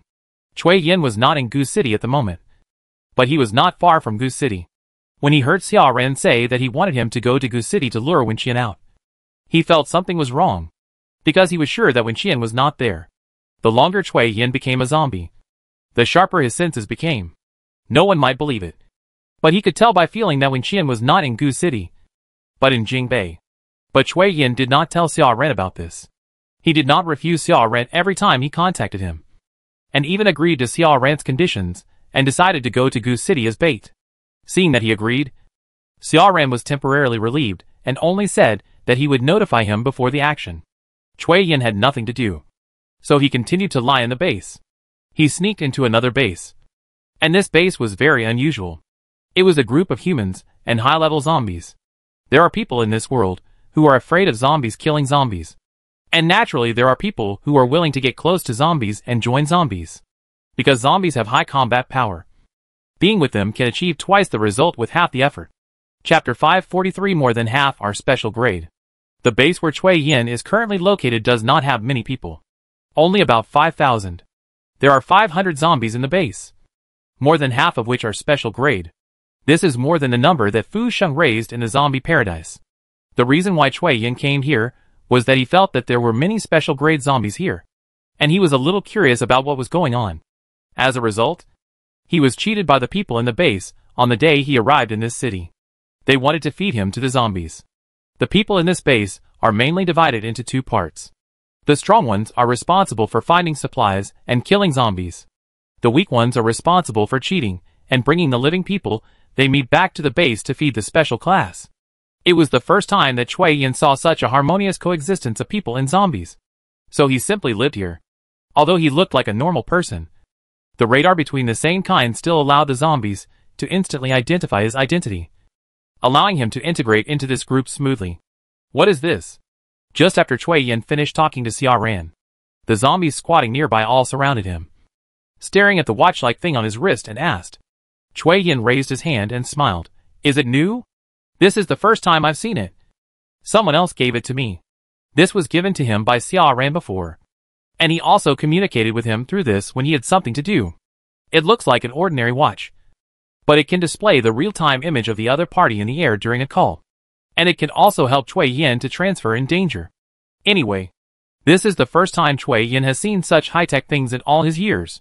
Even when he was with Fu Shun before, he had never seen it. After Chui Yin finished speaking, he turned his head and looked at the group of special zombies around him. Many of them were transferred from Jingbei and Gu City. And their combat power is not weaker than the group raised by Fu Shun at the beginning. Especially the special ones in Jingbei. Because they have twin crystal cores. Their combat power is much higher than others. Chui Yin thought for a moment, and said to them with a smile. You just heard it. I may have to go to Gu City in a few days. Do you want to go with me? The zombies shook their heads when they heard this. And they were not interested at all. I'll take you to meet someone. A very interesting person. Chui Yin said again when he saw this. She is both beautiful and powerful. The zombies were all amused by this. A woman? She is not your ex-girlfriend. Is she? She is beautiful. But how powerful is she? Is she powerful in bed? As they chatted, some of their words gradually became less serious. Chui Yin glanced at the zombie, who was making dirty jokes. And the zombie subconsciously stiffened and dared not say anything more. Awesome in the literal sense. Chui Yin leaned back on the sofa and said, I'm not trying to hit you. All of you. No. All of you zombies put together may not be her opponent. After saying this, all the zombies looked at him with mocking expressions and eyes. What was he kidding? They were special zombies. Ordinary people don't even have the courage to run away when they see them. Even if they have superpowers and strong combat power. They can barely fight them to a draw. But they can never beat so many of them. Chui Yin. It's okay if you like the girl. But it's meaningless to praise her by stepping on so many of our companions. Chui Yin raised his eyebrows and smiled when he heard this. You will know whether it's forced praise when you meet her. I have seen her kill dozens of special zombies with my own eyes. They die completely, and there was no chance of survival. Zombies. If she is so powerful, why did you take us to see her? What do you want to do in Gu City? When I was in Gu City, why didn't I hear of such a powerful person? That's right. Not to mention Gu City. I haven't even heard of Jingbei. If she is so powerful, wouldn't the official bases of Gu City and Jingbei have been set up long ago? As for hiding in the base like a turtle, she doesn't even have the courage to go out to find supplies? Chui Yin, because she just arrived in Gu City recently, and was in Bin City before. Haven't you heard that all the zombies in Bin City were killed? She led the team to kill them. This doesn't sound funny at all. The zombies looked at each other. Their expressions gradually became serious, and they couldn't help asking Chui Yin. Then why did you go to find her? To die? I think it's interesting. Chui Yin shrugged his shoulders and replied, Aren't you curious about who is better? Me or her? In fact, I am really looking forward to seeing her being bitten to death by zombies. Chui Yin narrowed his eyes slightly. If she can be turned into a zombie, then there will be no hope for humanity. He couldn't imagine how strong Wen Qian would become after becoming a zombie. By the way, they haven't seen each other for a while. She must be stronger than when she was in Bincheng before. Right? Has she discovered that she is a zombie? If so, she must want to kill him very much. Right? TSK. I don't know if Xia Ran can move himself away at the critical moment like last time. To be honest, he hasn't lived enough and doesn't want to die so early. The zombies around Chui Yin were quiet for a while, and finally expressed their decision to go to Gu City with him. The reason was simple. They just wanted to see what the woman who killed everyone in the city looked like. Although Chui Yin's words were exaggerated, they still didn't think that a mere human could win over zombies, let alone so many of them. The zombies' inherent arrogance that looked down on humans came out again at this time, making them very unconvinced. They really wanted to tear the woman to pieces in front of Chui Yin, to let him see who was more powerful. Chui Yin guessed what they were thinking, but didn't say anything, because sometimes his inner thoughts were the same as theirs. After all, he was also a zombie, although he looked very different. I wanted Wen Qian to die, and I wanted to see the desperate expression on Wen Qian's face when he was in trouble because of the zombies. This was a thought that Chui Yin would have from time to time. But there were also many times when he would feel that it was a good thing that Wen Qian was on the human side. Otherwise, This world would be really boring. Chui Yin also knew that his thoughts were strange. He was obviously a zombie. But sometimes he really wanted all zombies to die. It was precisely because of this contradictory thought that he chose to kill his sister the first moment after being bitten to death by his own sister and turned into a zombie. And did not do anything to Fu Sheng when he sneaked into the West City base later. Chapter 544 received a reward from the system again. When Chui Yin was in Bincheng, he had many opportunities to kill Fu Sheng. Even if Fu Sheng had more bodyguards around him, he could still easily kill him, because no one could see Chui Yin's identity as a zombie with special abilities. If he wanted Fu Sheng to die, he only needed to bite him. Chui Yin's sister died at the hands of Fu Sheng, although she was not killed by Fu Sheng himself. She also lost her life because she was infected while helping Fu Sheng conduct human experiments. Chui Yin's family favors boys over girls. But Chui Yin has had a good relationship with his sister since he was a child. Because when he was a child, he would always secretly send some food to his sister's room when his parents didn't let her eat enough. Or when his sister got into college with her own efforts, but didn't give her living expenses, he would secretly use his pocket money to send her money. Chui Yin didn't quite understand his parents' ideas. In his opinion, his sister was much more promising than him. It would be easier for them to expect him to succeed than to expect his sister to succeed. So when Chui Yin heard the news of his sister's death, he was completely stunned. How could such a good person, with such a gentle personality, such excellent academic performance and such a successful work, die so suddenly? Chui Yin didn't believe it. But when he followed his parents and saw the cold body, he had to believe it. In order to get more money, his parents kept delaying the cremation of the body and tried to make a big deal out of it. But when they finally got what they wanted and got a high hush money from Fu Sheng, they were bitten to death by their daughter, who suddenly turned into a corpse. What an irony! Chui Yin was also bitten at that time. But he did not die, but turned into a zombie. At the moment of the zombie transformation, the remaining rationality in Chui Yin's mind kept reminding him he must kill his sister and not let her continue to hurt others. She chose to study medicine in order to save the dying and the wounded. Turning into a zombie and biting people to death was a great insult to her. After killing his sister, Chui Yin also thought about committing suicide. But it's funny that he couldn't do it. He was a special class from the moment he turned into a zombie. So the inherent thinking of zombies was even more serious. There are too many humans, so killing some of them won't hurt. There are many advantages to becoming a zombie. At least it's much easier than living as a human. These thoughts appeared in Chui Yin's mind again and again, and finally made him look down on humans more and more. And he killed many people with his own hands. When Wen Qian first met him, all the survivors in the apartment building where he lived were killed by him. Before that, he also deceived several waves of people through the radio and also took their lives. But this is also the point that he is a contradiction. When he is controlled by the zombie's mind, he will kill people crazily. But when he is sober and rational, he hates everything he has done and wishes that all the zombies in the world would die, including himself. Fu Sheng is very lucky that Chui Yin was basically normal during the time he was in the West City base, and did not have much killing intention. Otherwise, Fu Sheng would have been bitten to death by him. Another point is that Chui Yin knows Fu Sheng's ambition. Fu Sheng wants to live forever, so turning him into a zombie is simply a bargain for him. The reason why Chui Yin agreed to Xia Ran's proposal and went to meet Wen Qian this time was because he felt that Wen Qian might be the one who could help him fulfill his wish. Also, he really thought Wen Qian was a very interesting person. If it was before the end of the world, they would definitely become friends. After Chui Yin talked with the zombies around him about going to Gu City to besiege Wen Qian, he went back to his room to sleep. He was so excited now that he couldn't wait to set off for Jingbei in a minute to see what Wen Qian was doing. But unfortunately, Xia Ran repeatedly told him to hide his whereabouts, and not let Wen Qian find out where he was hiding.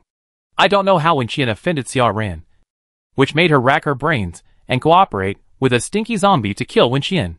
Chui Yin has not figured out this matter until now. He plans to ask Wen Qian directly when he meets her next time. If he is lucky, Wen Qian might tell him the answer. Jingbei. Wen Qian had no idea that Chui Yin planned to bring hundreds of special zombies to find him. And he didn't expect that there would be such an opponent who loves to kill. She was busy from morning till night every day, either killing zombies or on the way to kill zombies. The number of crystal cores in the space increased exponentially. She took time out from her busy schedule to go into the space at night to process the crystal cores, distribute them to her subordinates during the day, and then let Xiaobai send some back to the base to the combat members of the base. In addition to being able to kill zombies, Xiaobai now has a new skill, which is to be a courier. Although it is a cat, it is more like a dog. However, Wen Qian did not dare to say this, because she was afraid that Xiaobai would hit her with a claw and send her flying dozens of meters away. As the combat power of all combatants in Jingbei City continues to increase, killing zombies seems to be getting easier. But things are far from as simple as imagined, because the level of the remaining zombies is getting higher and higher. Second level, first level, and even special level zombies that many people have never seen before have gradually appeared in front of everyone. There was even a situation where a special level zombie led a team to besiege the base, which forced Wen Qian to withdraw some people back to the base to protect the safety of the residents of the base. As for the selection of personnel, it was the same as before, taking turns, just like a vacation. Time passed quickly, day by day, and countless combat members of the base were killed and injured. But their sacrifice was not in vain, because the number of zombies buried with them was several times more. Wen Qian originally planned to end the battle within a month, but after just 3 weeks, the battle was basically over. However, Wen Qian did not receive a prompt from the system to inform her that the zombies in the city had been cleared. In other words, there are still special zombies hiding in the dark. Wen Qian had no choice but to keep using the skill of attracting firepower, running around everywhere, luring them out one by one. Finally, on the 25th day, she heard the system notification. Ding! All zombies in the host city area have been cleared, and the city is automatically divided into the host's defense space. Unlock the city's automatic defense achievement. Just like the last time in Bincheng, her good system once again automatically transformed all the survivors in the city into residents in her system, and unlocked the prosperity achievement again. She was so tired that she wanted to hang herself. And at the same time, she was hit by the overwhelming rewards and wanted to dance on her own grave. Chapter 545. The city defense system has been upgraded. The last time Wen Qian conquered Bincheng and unlocked the prosperity achievement, the system rewarded her with free access to all items in the Space Mall. However, some items with very expensive prices require a refresh time cash for free purchases. This time, the additional new reward given to her is that the number of free purchases is doubled each time, and the refresh time required is halved. In addition, the city defense system has also been upgraded. The previous defense system could only resist the invasion of zombies and members of the main control panel.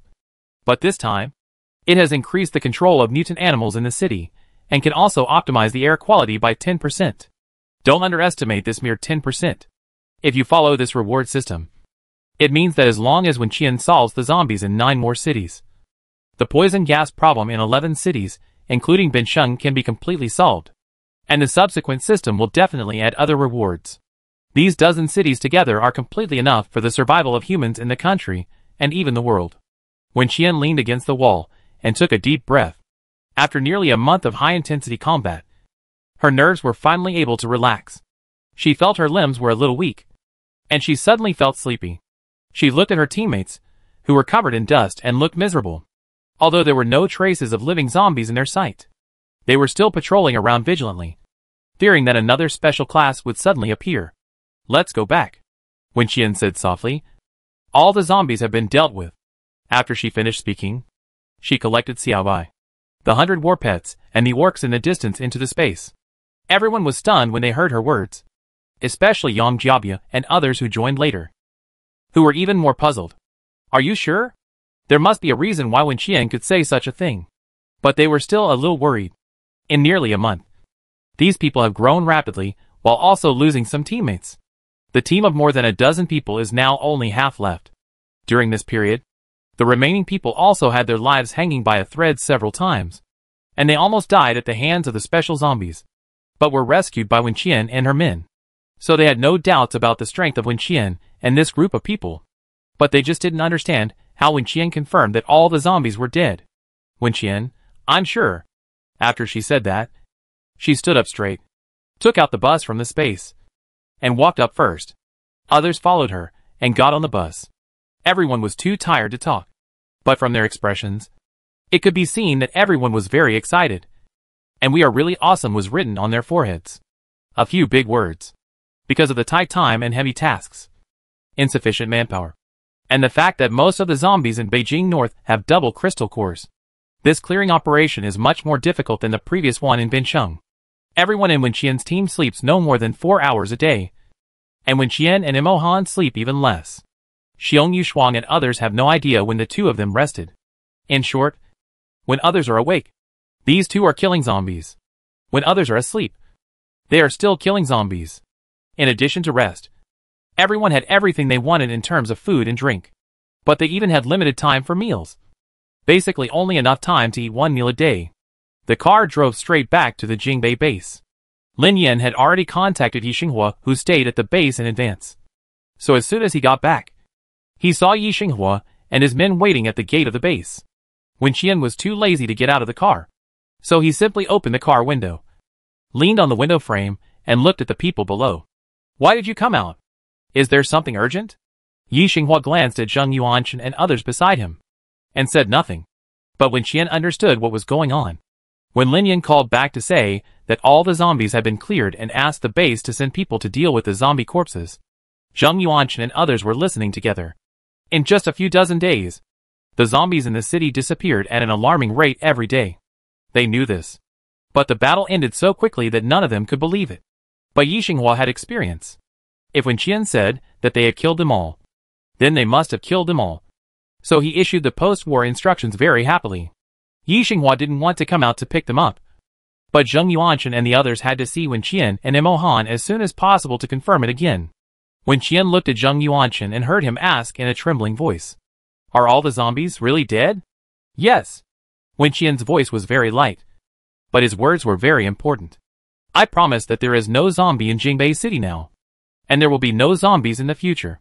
When Zheng Yuanchen and the others heard this, their noses were sore, and they all had the urge to cry.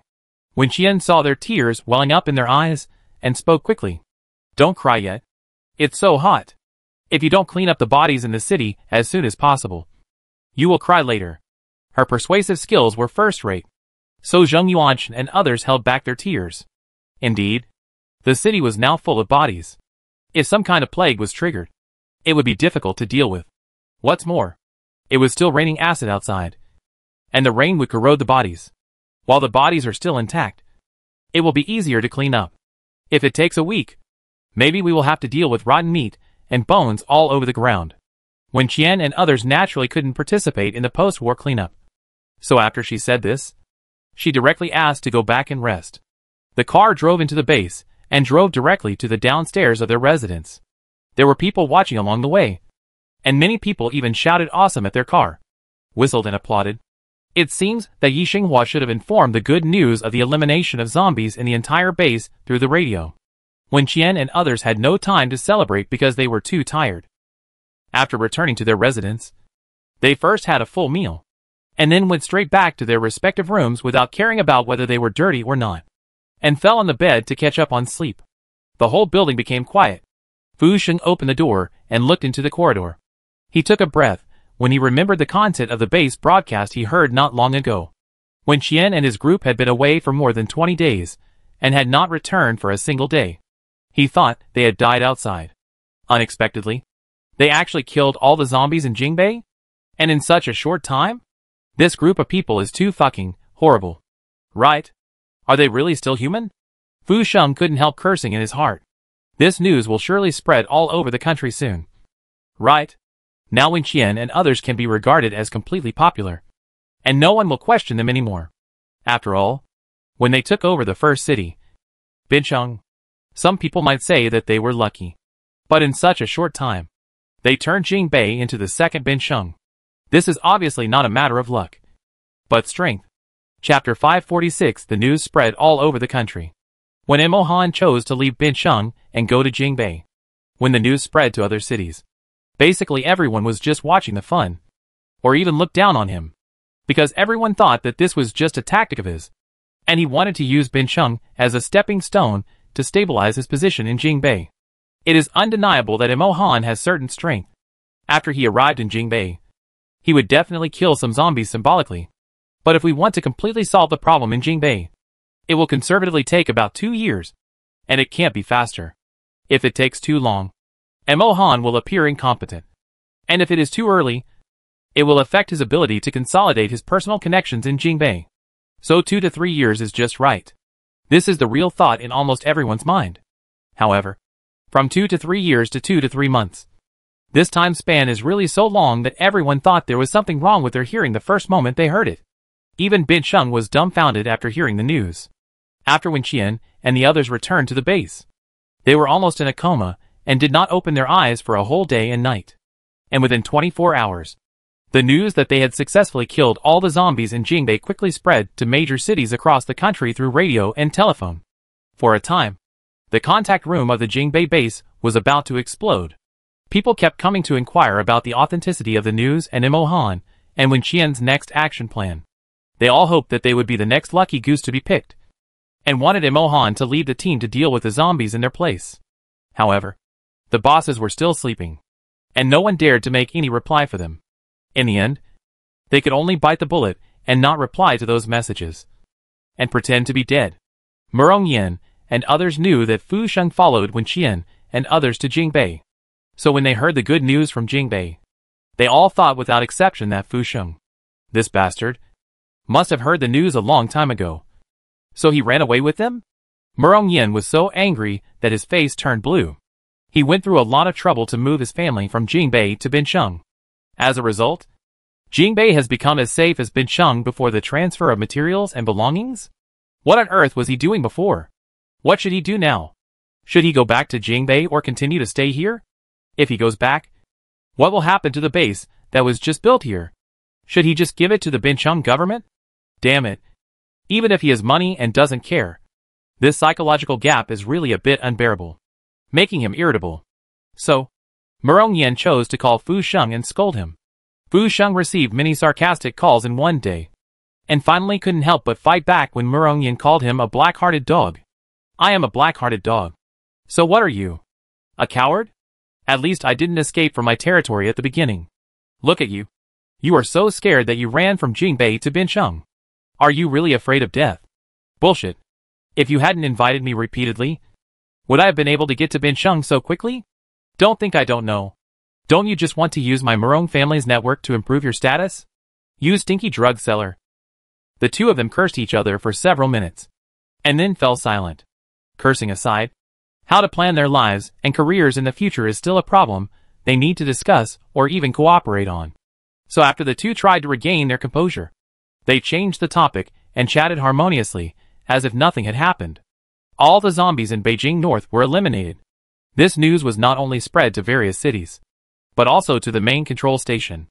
Because the Beijing North area had a defense system similar to that of Bin Sheng, the personnel responsible for monitoring the situation in various cities discovered something wrong at the first time and immediately chose to report it. So, Tongxi and others were called to the meeting room again. Didn't you say that when Qian was in Gu City and Bin Sheng? Why did he go to Jingbei again? Didn't your technical department keep an eye on the data? Why did you find something wrong only today? Tongxi had just sat down when she was scolded. She looked at the old man who asked the question expressionlessly, and then replied calmly, "The opponent is Wen Rang. What can I do?" Simply a sentence. But it was like a knife stabbing directly into the hearts of everyone in the room. Tongxi sneered in her heart. You can't do anything to Wen Qian and Wen Rang. But you expect me to do this? If I can win, they will still be sitting here? Then I will be the one who was kicked out of the main control desk. Right? After saying this, Tongxi lowered her eyes, looking weak and timid, making everyone breathe faster. No matter what, your technical department has an unshirkable responsibility this time, and you must accept the punishment. Tongxi nodded and accepted it happily. Punish? It's not like I haven't punished before. But the technical department can't do without Tongxi now. At the critical moment, someone spoke up to plead for Tongxi. Tongxi didn't even need to look to know that the person who spoke was Xia Ran. Since Xia Ran had discussed the plan with her before, she had been trying to get the qualification for the action with her superiors. But because her previous actions had failed one after another, and none of the team members she led out survived, the management naturally would not easily agree. Xia Ran, it is an indisputable fact that the technical personnel on our side are not as capable as Wen Rang. The technical department also has personnel from other departments to monitor. And there is enough evidence to prove that Tongxi did not deliberately keep the matter secret. So punishing Tongxi at this time will only cause panic among others. Tongxi understood what was going on when she heard Xia Ran's words. Xia Ran is not a kind-hearted person. The reason why she spoke for herself was nothing more than hoping that she would cooperate with her, so that her plan could be implemented as she wished. However, the time was just right. After the matter in Jingbei was resolved, when Qian and others could go to Gushi, Tangxi was silent, and Xia Ran continued. Sir, I have already contacted Cui Yin, and he agreed to cooperate with us in the research. But because humans cannot reach us, we can only bring people over. At the same time, he also conveyed another thing to me, which I think is very beneficial to us at the moment. That is, he can summon all the zombies from other nearby cities to Gu City. I wonder if we can use this opportunity to put Wen Qian and others in danger. Everyone in the meeting room looked at each other in bewilderment. After a moment of silence, someone spoke to Xia Ran. If this operation fails, do you know what the consequences will be? Xia Ran gritted her teeth. She knew what was going on. It was nothing more than Wen Qian getting a large number of zombie crystal cores, and even a significant increase in combat power. Chapter 547, Mobilize all zombies to besiege Wen Qian. Xia Ran was not the only one who thought of this result, but everyone in the room had thought of it, so their faces looked quite bad. Wen Qian's current speed of killing zombies has already exceeded Xia Ran and others' expectations, and the crystal core medicine must have played a role in this. The main control station had considered before whether they should also send some people to hunt zombies and collect crystal cores. Although they cannot make crystal core medicine now, they can also find a way to bribe people in Jingbei base or other bases and use these crystal cores to exchange medicine with Wen Qian. But in the end, this plan was not implemented. First, they really didn't want to help Wen Qian kill zombies to speed up the task. Second, even if they did, such a large amount of crystal core medicine would definitely arouse Wen Qian's suspicion. If Wen Qian took the crystal core but didn't give the medicine, then they would be working in vain. They didn't want to do something like shooting themselves in the foot. Now, when everyone in the conference room heard Xia Ran's proposal again that might speed up Wen Qian's recovery of combat power, they all felt very complicated. What to do? Why is it so difficult to deal with Wen Qian? At the critical moment, Tangxi spoke again. She looked at Xia Ran and asked in confusion. Cui Yin can summon zombies from other cities? Why haven't I heard him mention this before? Tangxi was a little excited. She was still worried about how to ask Xia Ran to attract more zombies to deal with Wen Qian, but she didn't expect him to take the initiative to ask.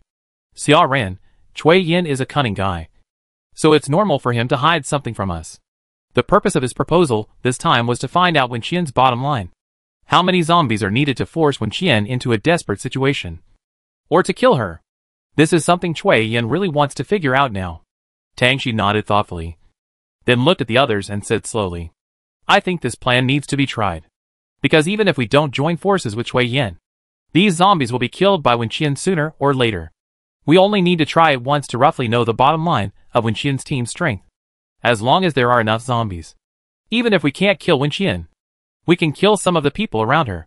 Overall, it is still weakening Wen Qian's strength, which is not a loss for us. In fact, if possible, I wonder if we can transfer all the living zombies in this world to Wen Qian at once. Since we want to win by quantity, let's just take the maximum value. Even if Wen Qian has the strength, she can't kill so many zombies at the same time. Right? Moreover, they were trapped, and the supply of materials was also a problem. In the end, would Wen Qian and his men lose their strength due to lack of food and water, and their combat effectiveness would be reduced? Tangxi made a shocking statement, and made a proposal that was even more troublesome than Xia Ran's. In fact, when Tangxi said this, her heart was pounding. She knew that Wen Qian had a space with supplies, but how big that space was, how much supplies there were, and whether it could support her to kill so many zombies. These were uncertain to Tangxi. She was afraid that this move of hers would harm Wen Qian. The meeting room fell into silence, and everyone was considering Xia Ran and Tangxi's proposal. Indeed, if you want to win by quantity, then just take the maximum value. Even if Wen Qian has the strength to fight 100, 1,000, or even 10,000. But if hundreds of millions of zombies attack her together, she will never be able to deal with it no matter how she thinks. In the world where Wen Qian lives, as of now, the number of humans who survived is about half, or even less. That means there are about 4 billion zombies left. Can Wenqian deal with so many at once? Impossible. Absolutely impossible. Even if 4 billion ants were added together, they could bite Wenqian to death. Not to mention the powerful zombies? The more everyone thought about it, the more they thought this plan was reliable. And when the time comes, they can also send the combat power of the main control console to Wenqian when he is in trouble. In this way, Wenqian's survival rate will be even lower. Everyone looked at each other, exchanged glances, and finally looked at Tang Shi. Can the technical department transfer all the zombies over? Tang Shi's palms were sweating. Yes, it can. But the workload is huge. I'm not sure if the system can handle it. From the system monitoring screen, the zombies in the world where Wenqian is are red. This is why she didn't secretly help Wenqian transfer the zombies before. This kind of operation is very risky. So either don't do it, or do it once and get more zombies over. Otherwise, even if we get tens of thousands of them every time, it's still not enough for Wenqian to summon them herself. But if we transfer too many, then in the system screen, it will be seen that a large piece of red suddenly changed its position, which will inevitably cause the system to remind and other people to pay attention. Tang Shi, the technical department cannot provide too much assistance to special forces members who are out on missions. This is a rule. I'm not sure if this counts as too much assistance. No. Someone gave her the answer. We just transferred the zombies over, and didn't help kill any zombies. How can it be considered too much assistance? In addition to moving the zombies, can you block the area where Wenqian is? Xia Ran asked at this time. If her freedom cannot be restricted, then when her supplies run out, people from other areas can also provide her with assistance through airdrops. Or, she can also use this method to escape. It can be restricted. Tang Shi nodded, because the technical department had used this method in assisting operations before, more than once. So if she concealed it, it would only arouse other people's suspicion. Tang Shi, we can confine Wenqian and all the zombies to an area, and set this area to a state where creatures can only enter but not leave. It is just like the last time in Bincheng Zombie Park, except for people outside or zombies and other creatures. No other airdrop supplies or dead things can enter this area. The room fell into silence again, and this time the silence lasted longer than before. Tang Shi was uneasy, but she thought about it and finally calmed down. What's there to be afraid of? If Wenqian and the others can't handle it, she will go and accompany them. Let's die together. Whether it succeeds or not depends on this time. It's better than everyone continuing to suffer for a few years or even longer. Tang Shi didn't know how long she waited, and finally heard someone sigh and said to her, "Let's act according to this plan." How long will the preliminary preparations take? Chapter 548 Love Brain plus Combat Brain. That's good. Tang Shi thought for a moment and answered, "It will take at least 10 to 15 days. It will take that long? Yes, because there are too many zombies, and the area that needs to be blocked is too large. And the most critical point now is that we haven't determined where Wenqian is. We only know that she killed all the zombies in Jingbei. But is she really in Jingbei now? We can only lure her out through Chuiyin, and then block the area where she is." What Tang Shi said made sense. Just because the zombies in Jingbei were cleared out didn't mean Wenqian was still there. Maybe she had gone to Bincheng or another city. Seeing that others believed her, Tang Shi breathed a sigh of relief. In fact, it would only take 3 days at most to do something like this. If Wen Rang was there to help, it would be done in 1 day. She just wanted to give Wenqian and the others more time to prepare. After the meeting, Tang Shi stood up and walked out. Xia Ran followed her, caught up with her, and whispered, "You don't look well. I haven't had a good sleep in days, and I just proposed that kind of battle plan. It's strange that I can look good." Tang Shi smiled bitterly. "I can already imagine what the consequences will be for me who proposed the plan if this plan fails." Xia Ran patted her shoulder and comforted her. "Don't worry. There will be no problem this time. No matter how you think about it. Wenqian can't eliminate all the zombies with just the fighting power of her dozens of people." Tang Shi nodded, and after parting with Xia Ran, she returned to the office and leaned back in her chair, staring at the computer in a daze. She sat there for a while, then took a deep breath and started working. She first contacted Wen Rang, told him everything that had just happened, and asked him to prepare for the war immediately. Then she asked Wen Rang which city he planned to welcome the billions of zombies in. After all, the battle location is also very important. When Rang had entered the space in advance a few days before the end of the Jingbei operation. Because most of the zombies had been killed. Only a few special level ones were left hiding in the dark. And there was no point in him running around. So he might as well go into the space to get something useful.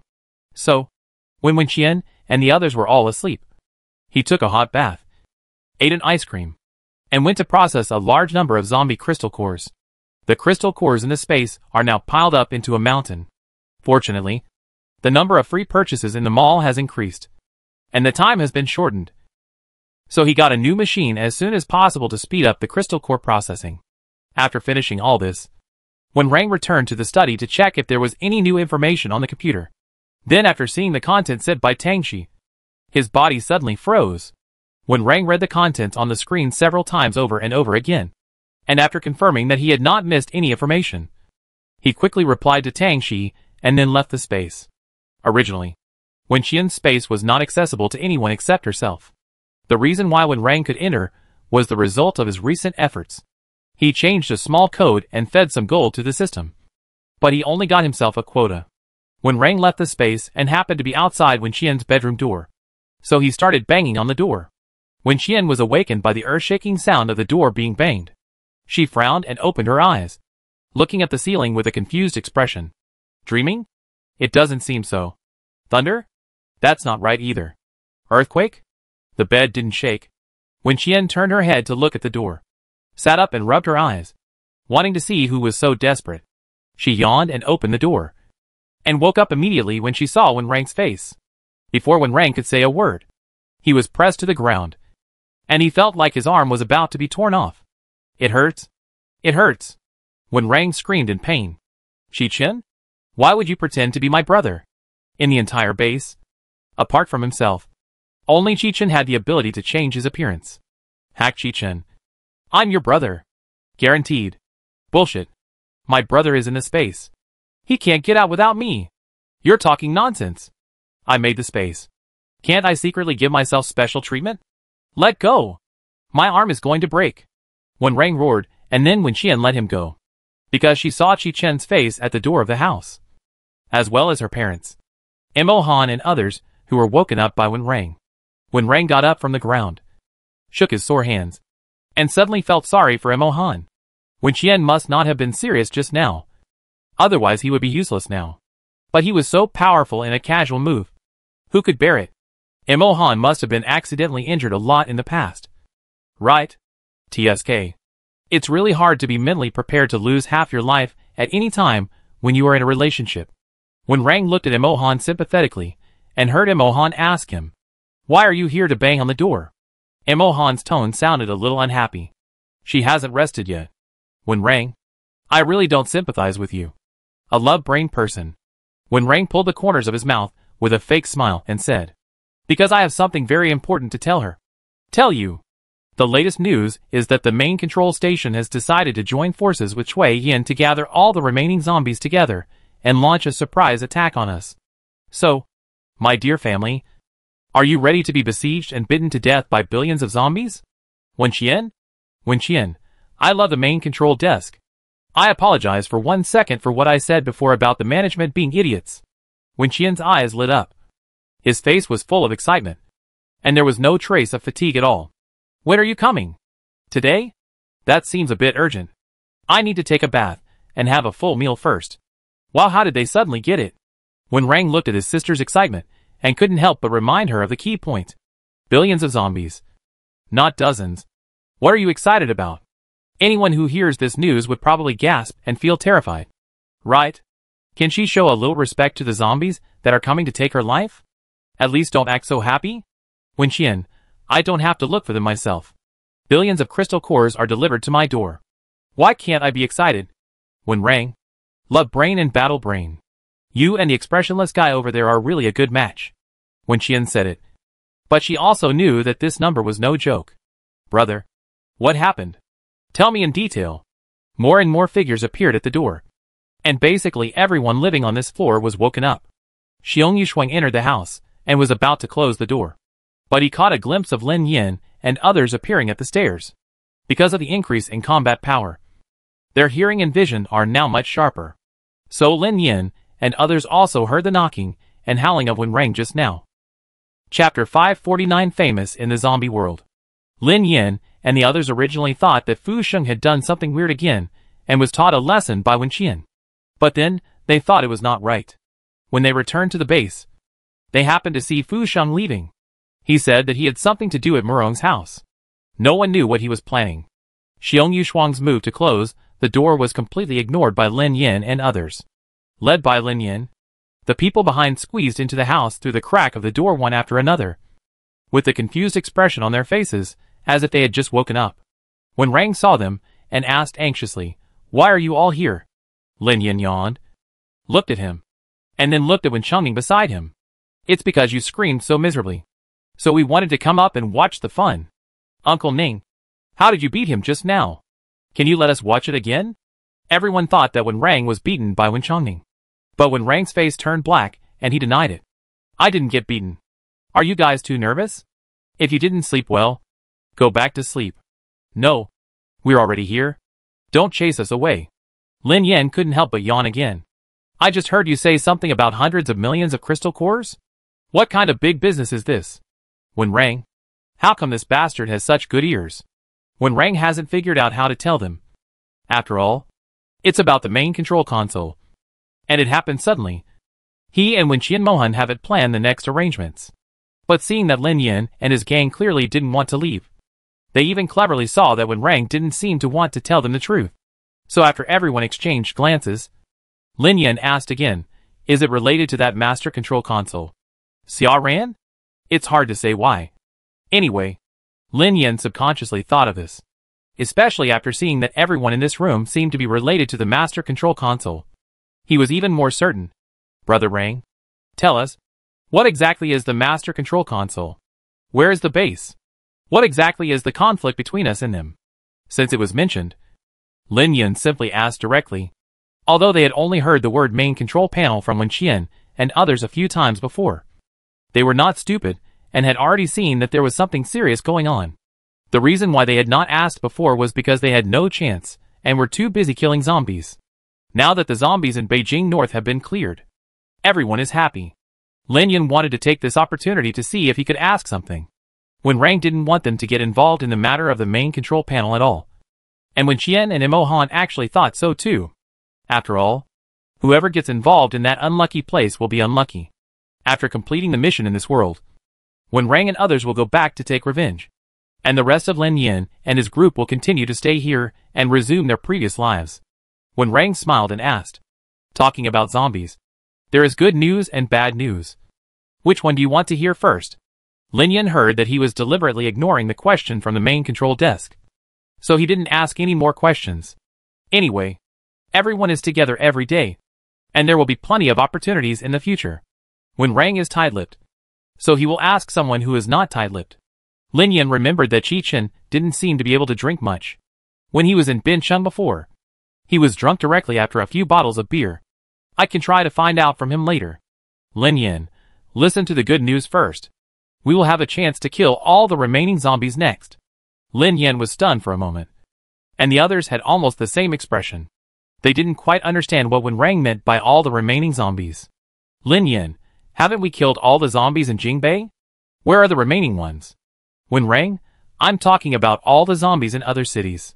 Lin Yin took a breath and was no longer sleepy. He opened his eyes wide and tried to understand the meaning of this. Can all the zombies in the remaining cities in the country be dealt with? Not only in the country, but also abroad. Wenrang said softly, "And the bad news is that these zombies will gather all at once and come to us." The room fell into a deathly silence, because the amount of information was so huge. Lin Yin and others were a little stuck. No wonder I just heard about billions of crystal cores. If the number of zombies in the world is added together, wouldn't it be billions? But how to gather all the zombies at once? Is this really possible? Everyone was full of questions, and finally looked at Wen Qian.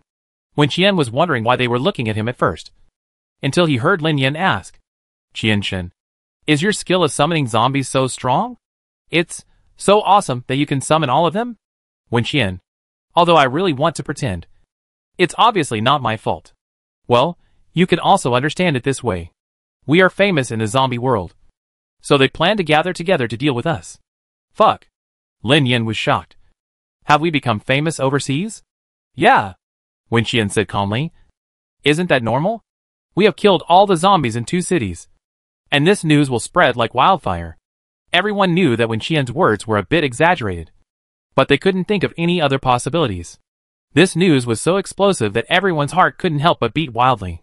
Although they had long known that Wen Qian's goal was to kill all the zombies. They had long planned to follow her to the end. But cleaning up one city after another, and all the zombies gathering together to find them were 2 completely different concepts.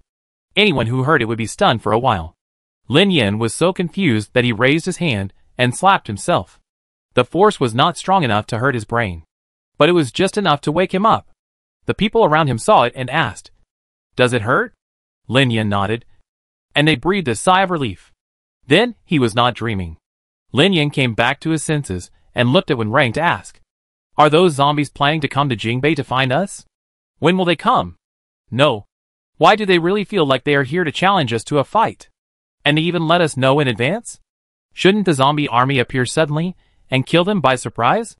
Wen Rang, at the latest half a month later. "The news is naturally impossible for us to know in advance. I overheard it myself. I know you want to kneel down and kowtow to me. But forget it.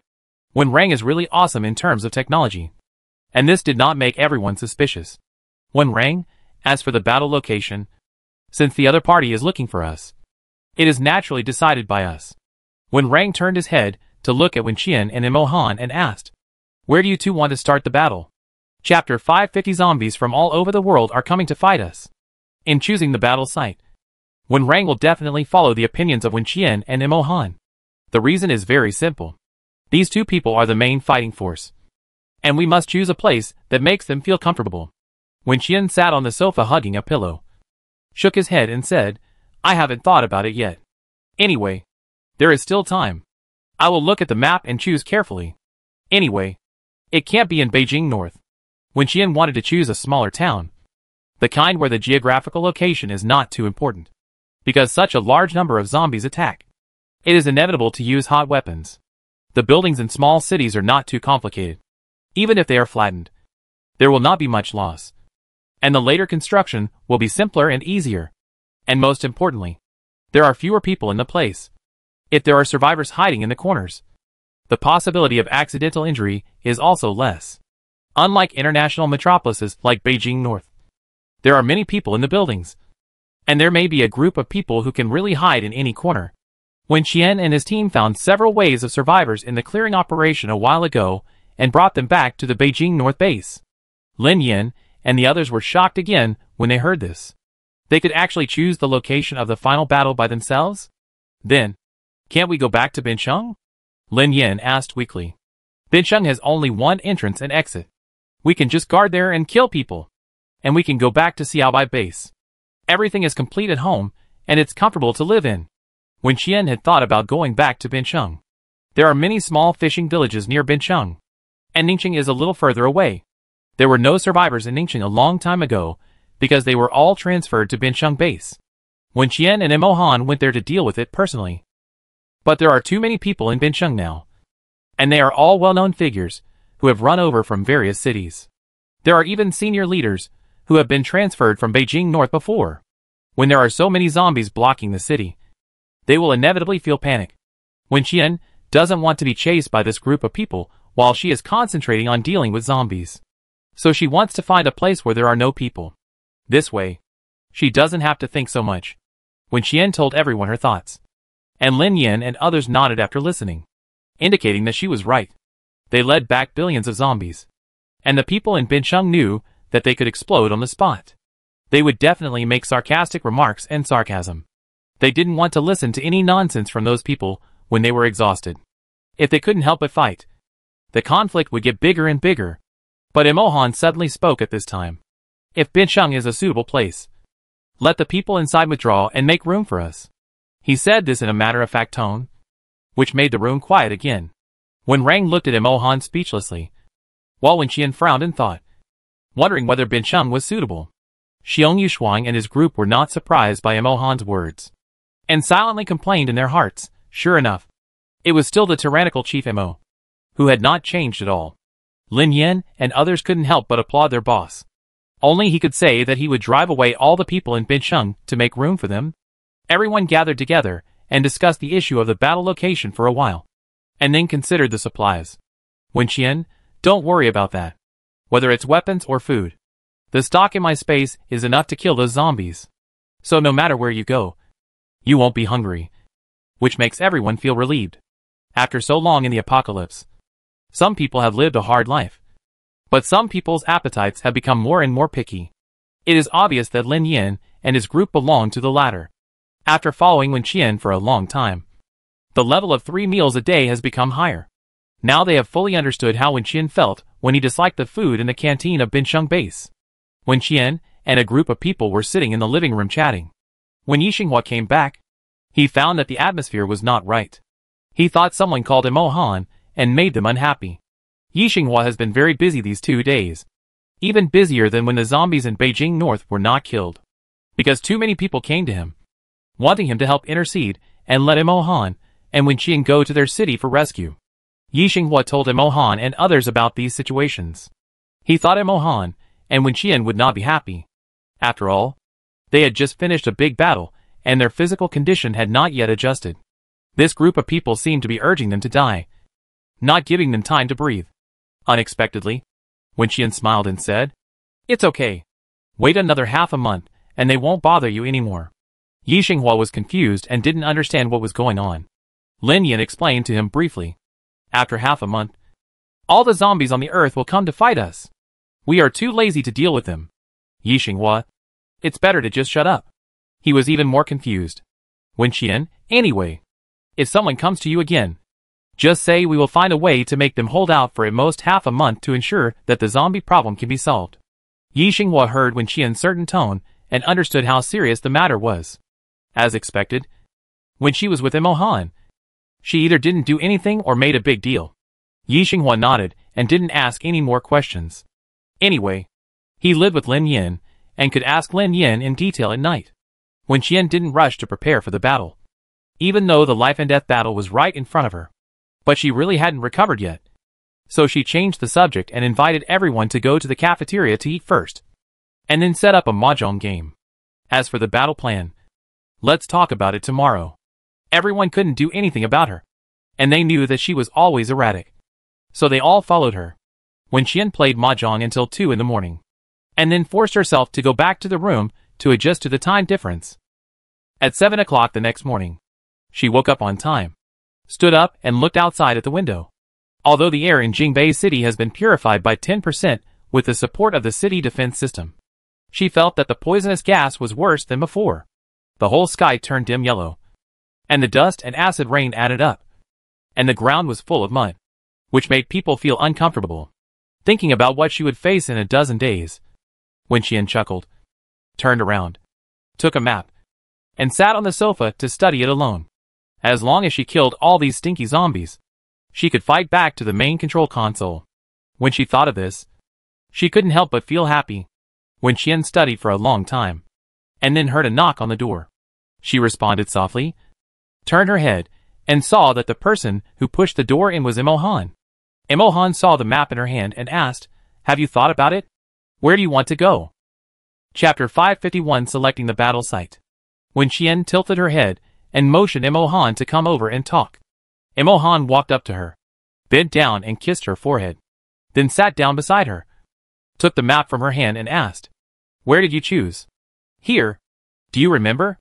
Wen Qian pointed to a certain location on the map, and Han looked over, with the corners of his mouth raised. It seems that Commander Mo has not forgotten. Wen Qian leaned on the sofa, snorted, and said, "The first time I was forced to cooperate with you, I went here, at the beginning of the apocalypse." Wen Qian once mistakenly took a batch of supplies from Han's base. At that time, she was blocked in the mall by Yixinghua and his men, and Han also showed up directly, making Wen Qian's mouth harder than a duck, and she could only bite her death and deny that she took the things. Now recalling that scene, Wen Qian still remembers the uneasiness that arose in her heart when she was talking to Han. At that time, she didn't understand why. She just thought it was because the other party's combat power was higher than hers. But now thinking about it, it was a subconscious reaction. Although Wen Qian had lost her memory at that time, and didn't remember who Imohan was. But after all, she had lived as Imohan's subordinate for so many years. So it was a conditioned reflex. Just like Xiong Yushuang and Chichen. Even though they now knew that Imohan was in the same camp as them, they would not do anything to them. But occasionally when they looked up and turned around and saw Imohan, they would still be frightened and stand up straight and shout hello, sir, involuntarily. This was an instinctive reaction for many years, engraved in the bones and blood. And it was not so easy to change. A batch of supplies brought Wen Qian and Imohan together again.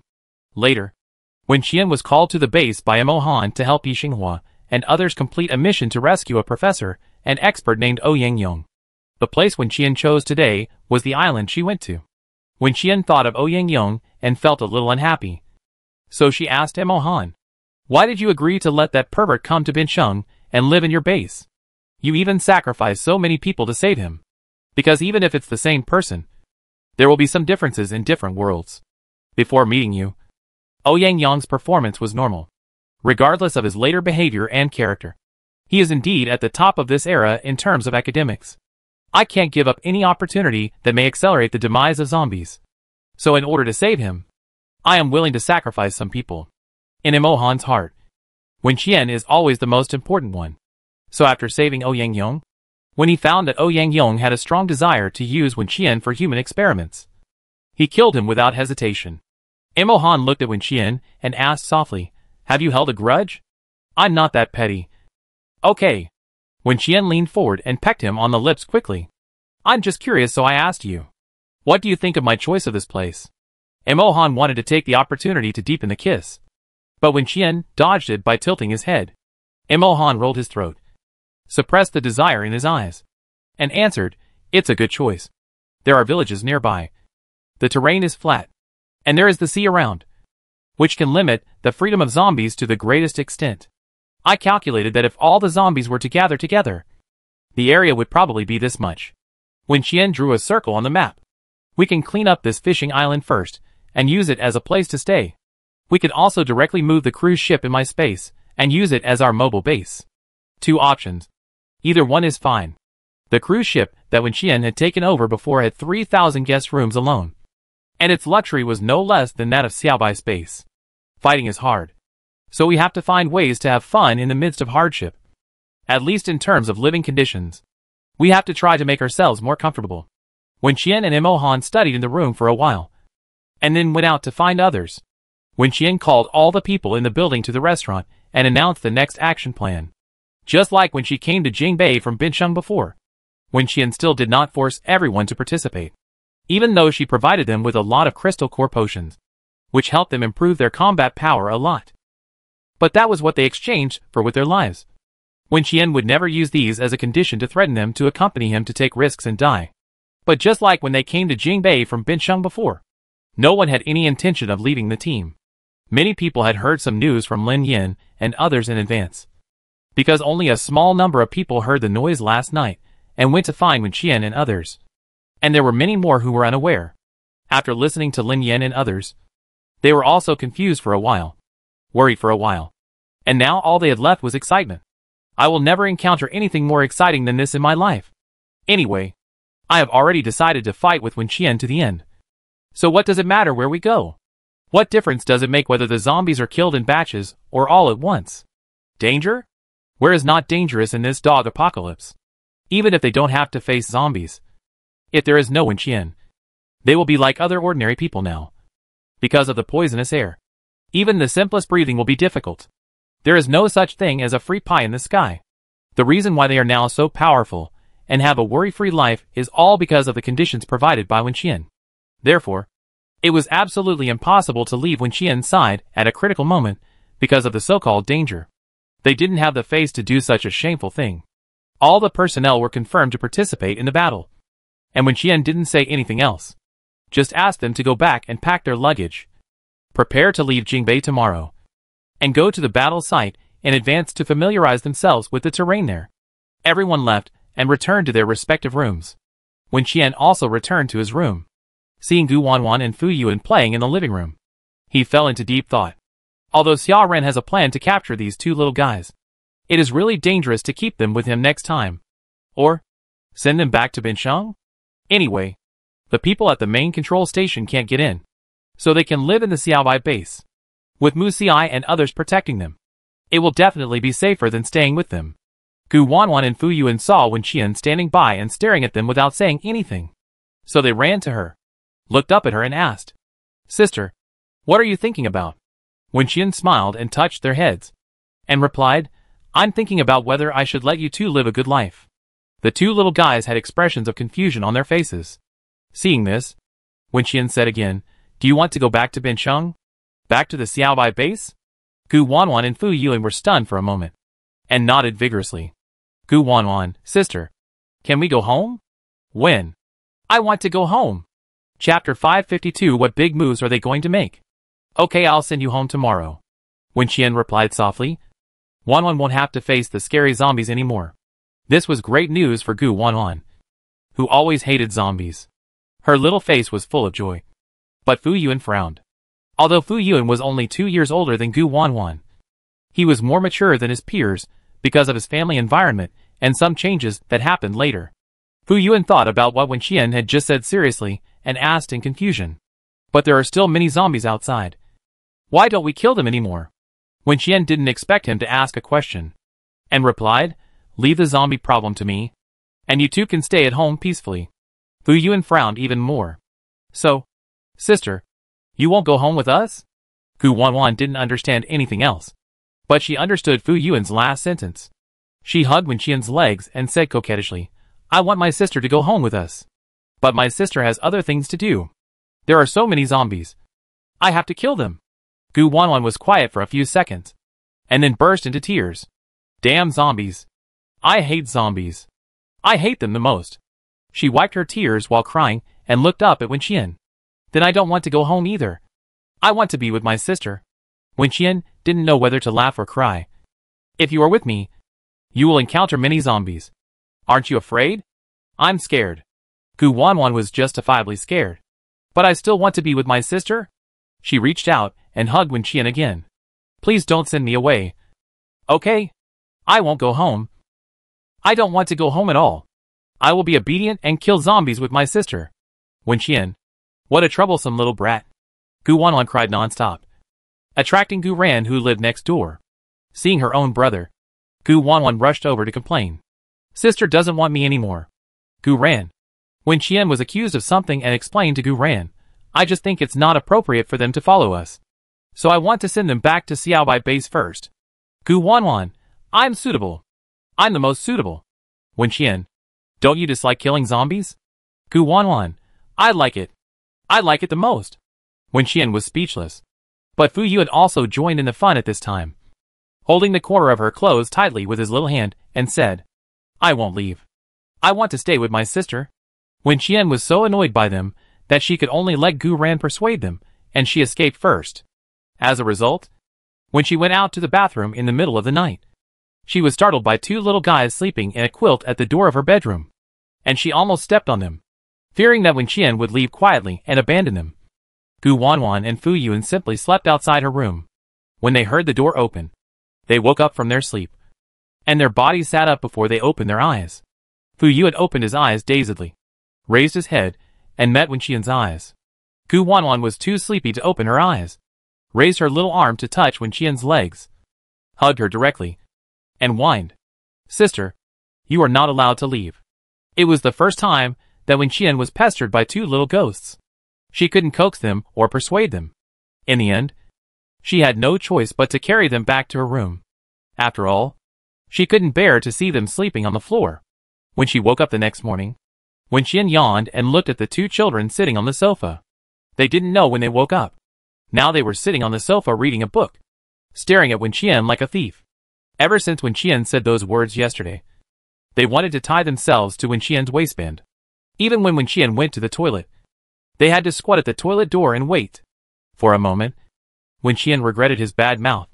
If he had known that yesterday, he would not have said those things to them. He would have sent the person back directly, and there would not be so much trouble. Wen Qian and others packed their luggage and prepared to leave the Jingbei base. Zheng Yuanchen was shocked to hear the news. Although the zombies in the city had been cleared, they also knew that Wen Qian and others might accept requests from other cities to help kill zombies. But isn't this speed too fast? Don't they want to rest? Everyone thinks that Wen Qian and others need to rest for at least a month before considering the next city. So they are leaving after only 2 days? Zheng Yuanshan and others hurried to the base airport and tried to keep them for a while. Lin Yin and others had already boarded the plane with their luggage, while Wen Qian and Mo Han stayed below to talk with Zheng Yuanshan. Zheng Yuanshan, could it be that someone in the base said something wrong again? So you left? Because of the previous experience? Zheng Yuanshan was very worried. Wen Qian, no. We really have something to deal with.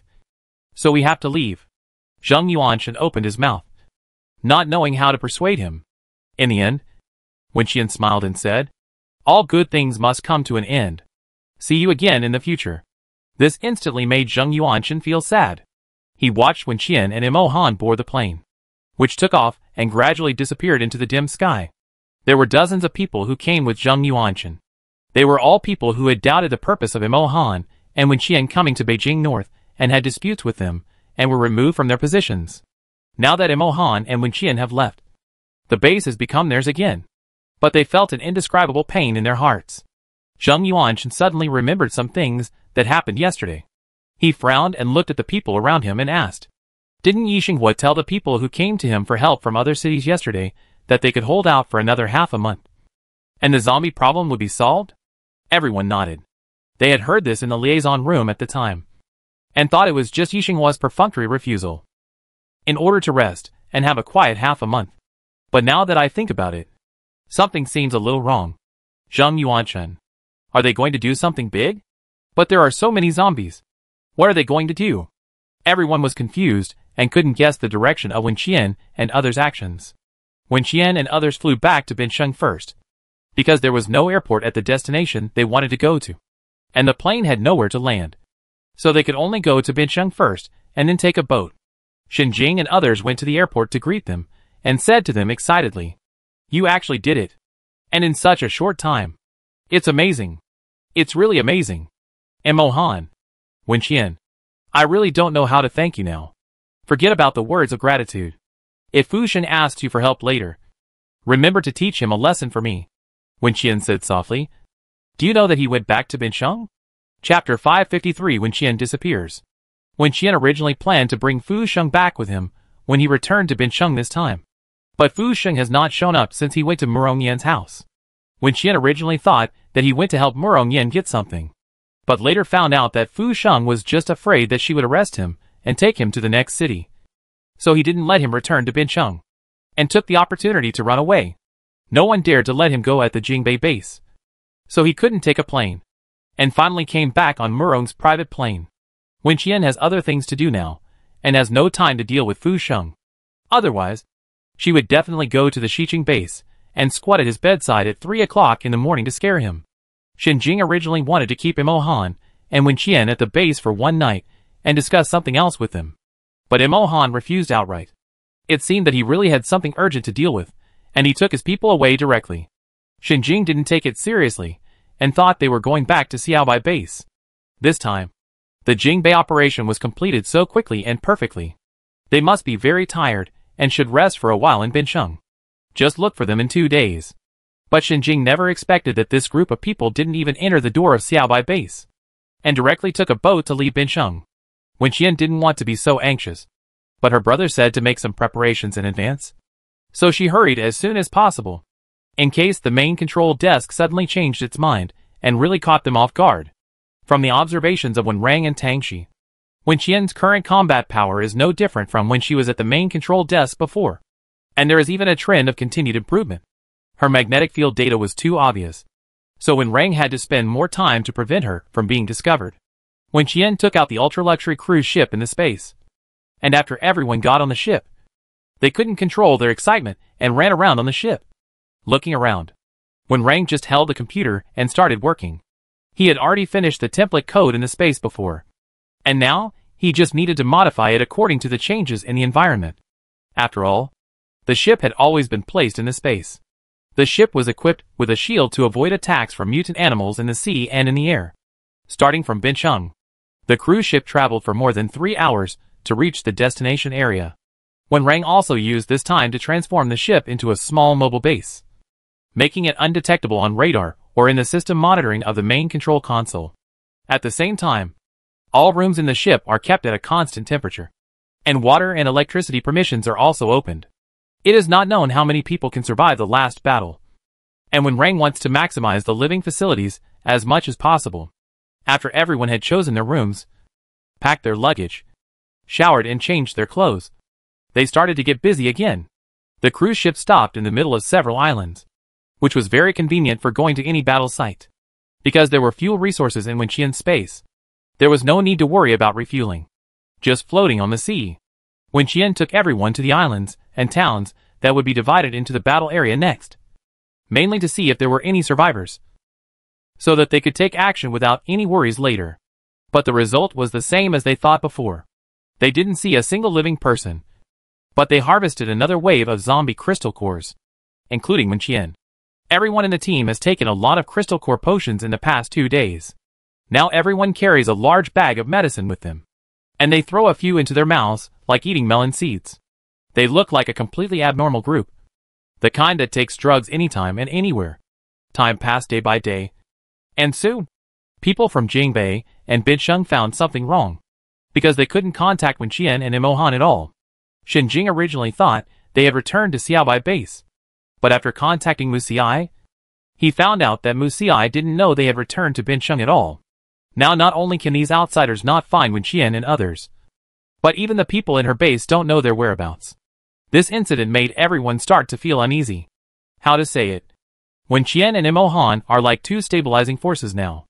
As long as they are there, even if they do nothing, they can make everyone feel at ease. But they suddenly disappeared, and their whereabouts were unknown. Although I knew their strength and knew that they could not be caught or killed by zombies, but I felt that I could not find them. Just like sleeping at night with the door of my house open, and thieves or robbers might break in at any time, which made me panic and uneasy. At the same time, the main control station was also looking for the traces of Wenqian and others. All the staff in the technical department worked overtime, and all the suspicious cities also sent clones to search on the spot. But Wenqian seemed to have disappeared from the face of the earth, and no one could find her. Seeing that the planned date of the action was getting closer and closer, Xiaoran couldn't help but get anxious. Tang Shi was as anxious as she was. If she couldn't determine Wenqian's location, she couldn't move all the zombies there, and only their technical department could find Wenqian. If she couldn't find him, it would be her dereliction of duty. They originally wanted to use Cui Yin to lead Wenqian to Gu City, but Cui Yin has been wandering around Gu City with hundreds of special zombies for a long time. But there is still no trace of Wenqian. Cui Yin also had no idea where Wenqian was. As for the fact that Wenqian could not be found, the control center had to hold another meeting to find a solution. At the meeting, some people suspected that Wenqian was killed by zombies, or was seriously injured and hid. But this speculation was denied by Tang Shi. If Wenqian died, the system would prompt us that the mission failed. As for the possibility of serious injury, it is not likely, because she has Liu Mo by her side, who is the best doctor in our control center. Hiding. In your eyes, what kind of existence is Wenqian? Rather than suspecting that she is hiding from zombies, it is better to suspect that she has sneaked into the zombie nest and wants to do something again. So, what do you think we should do now? Xiaoran frowned and looked at Tang Shi. What if she never shows up? Will our plan be delayed indefinitely? That's impossible. Tang Shi shook his head and said, by the last day, if we still can't find her, put all the zombies outside Binsheng. Even if we have to force her, we have to force her out. Xiaoran, can't we do it now? There are only a few days left anyway. Tang Shi sighed and said helplessly, putting the zombies near Binsheng and Jingbei is just a last resort. We need to restrict the freedom of the zombies while transferring them. Otherwise they will slowly disperse again. This is a challenge for the operation, and it can only be done once. Otherwise the system may be stuck with a bug. And because of Wenrang, I don't want our action plan to be exposed too early. Otherwise, he will make some counterattacks against us, which we can't predict at all. Chapter 554, Arms Dealer Wenchongming. Any person from Wenqian's side could cause a lot of trouble to the main control desk, which was a very annoying thing. So everyone had a very unhappy meeting. And at the end, they followed Tang Shi's suggestion to find a few more days. And if it didn't work, they would take a risky move. Everyone left the meeting room with a sour face. And Tang Shi had a little accident on the way back to the technical department. because she didn't rest well for too many days and fainted due to exhaustion. She was rushed to the medical department and was forced to stay and asked to rest for 2 days. This is undoubtedly a double whammy for the technical department. Tang Shi lay in the ward, got in for, and took a comfortable nap. She didn't care how busy it was outside. Anyway, she had received a notice from Wen Rang, saying that everything was ready, and they just had to wait for the last day to do it. Xiaoran was anxious and angry about Wen Qian's matter, and she hadn't rested well for many days. But she still kept a little bit of rationality. That is, to find Cui Yin before finding Wen Qian and protect him. Xiaoran didn't want Cui Yin to be confined to that fixed area with the zombie army. Tang Shi had already told her in advance that this time, Cui Yin could not be temporarily transferred away like last time in Zombie Paradise, because the system had to bear the previous operations. The pressure was very high. There were billions of zombies trapped in one area, and they had to find a Cui Yin from these billions to take him away. If the computer had any bugs because of this, it would affect the entire operation. The system of the main control console had not been updated since Wen Rang left. It was fortunate that it could run for so many years without any problems. Xiaoran didn't dare to act recklessly after hearing Tang Shi's words, so he could only ask the technical department to isolate Cui Yin, because as long as he didn't die, the war would not be over. Those surviving humans could still be turned into zombies. Wen Qian was not idle during the days of missing. She killed zombies, slept late, ate hot pot, and soaked in hot springs.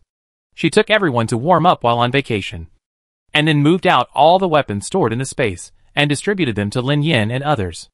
Lin Yin and the others were stunned when they saw those weapons, because they were not just guns and ammunition, but also artillery, tanks, submarines, missiles, fighter jets and other heavy weapons, all put together, like a large-scale weapons exhibition. In the past, we operated in cities, and we had to consider the infrastructure and survivors, so we couldn't use them easily. This time it doesn't matter. We can do whatever we like. Wen Qian actually wanted to say that she still had nuclear weapons of mass destruction in her space, but she changed her mind and decided to forget it. The current environment is bad enough, so those things should be used if they can be used. Where did you get so many weapons? Lin Yin couldn't help asking. This is more than the inventory of Bincheng and Jingbei base combined. The reason why he compared these two cities is that they are already the places with the most abundant strategic resources. Wen Qian was about to answer, and said that he bought them for free from the Space Mall, and his father's brothers gave them to him.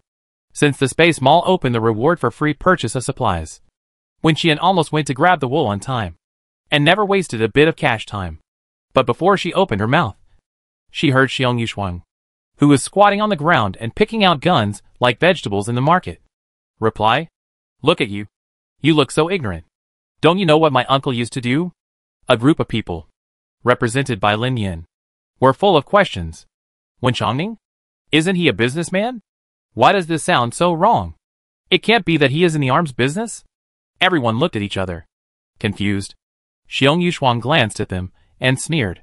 Yes, it's just as you think.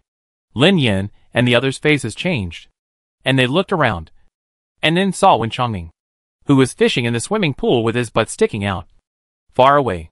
He had used the swimming pool of this ship to raise a lot of fish before, and they grew well. Wen Qian wanted to eat pickled fish in the evening, and he had already started to prepare the meal. Wen Qian was also stunned when he heard Xiong Yushuang's words. But then he thought, yes, even if it was something in the Space Mall, it must have a source. They definitely won't appear out of thin air. When Wen Rang was writing the space program, these weapons had already been prepared in advance. And where did he get them from at that time?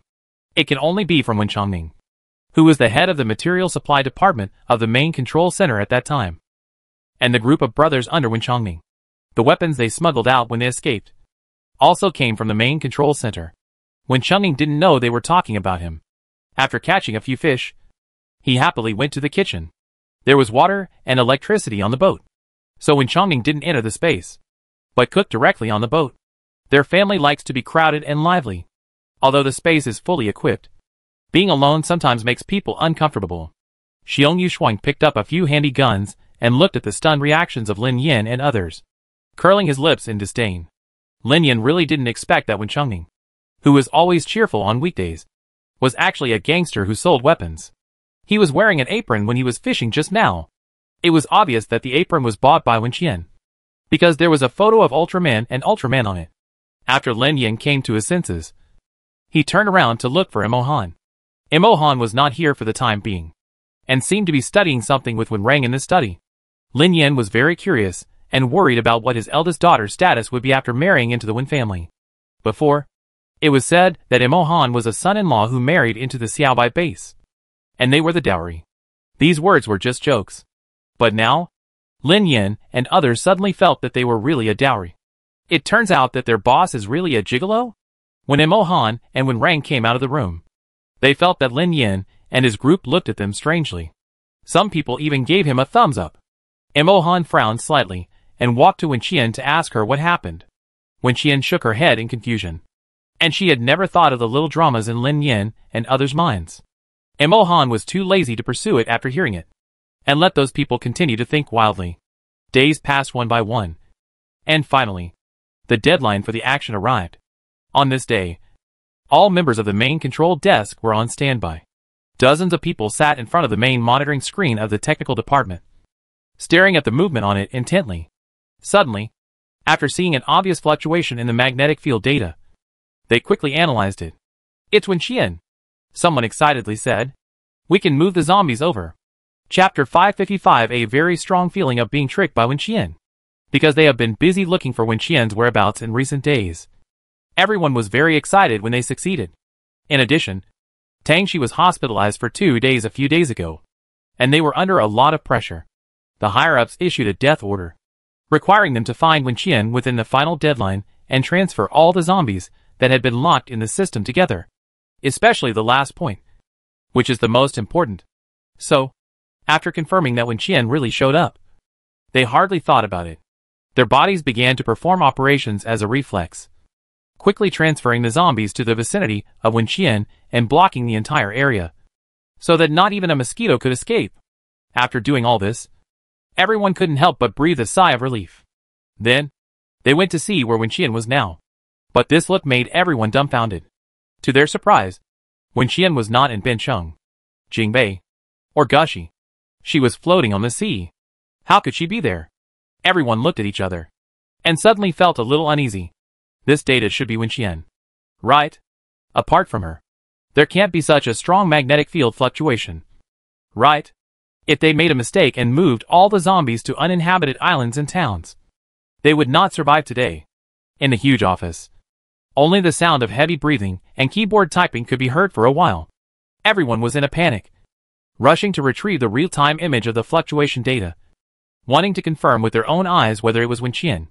When Tongxi and Xiao Ran walked in, they happened to see a huge display screen about 10 meters long on the wall, showing the blue sea with a cruise ship floating in the middle of the sea.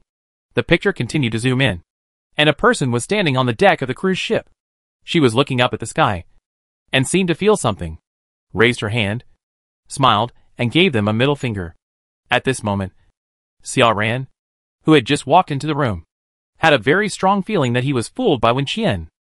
Why did she suddenly appear after being missing for so many days? And in such a remote place? Was she deliberately luring them in? A series of guesses emerged in everyone's mind, making their faces look very ugly. But they thought again. It doesn't make sense. Even if Wen Qian knew that the main control center was looking for her to kill her, she would never know their plan in advance. Not to mention luring them in, unless there is a spy in the main control center.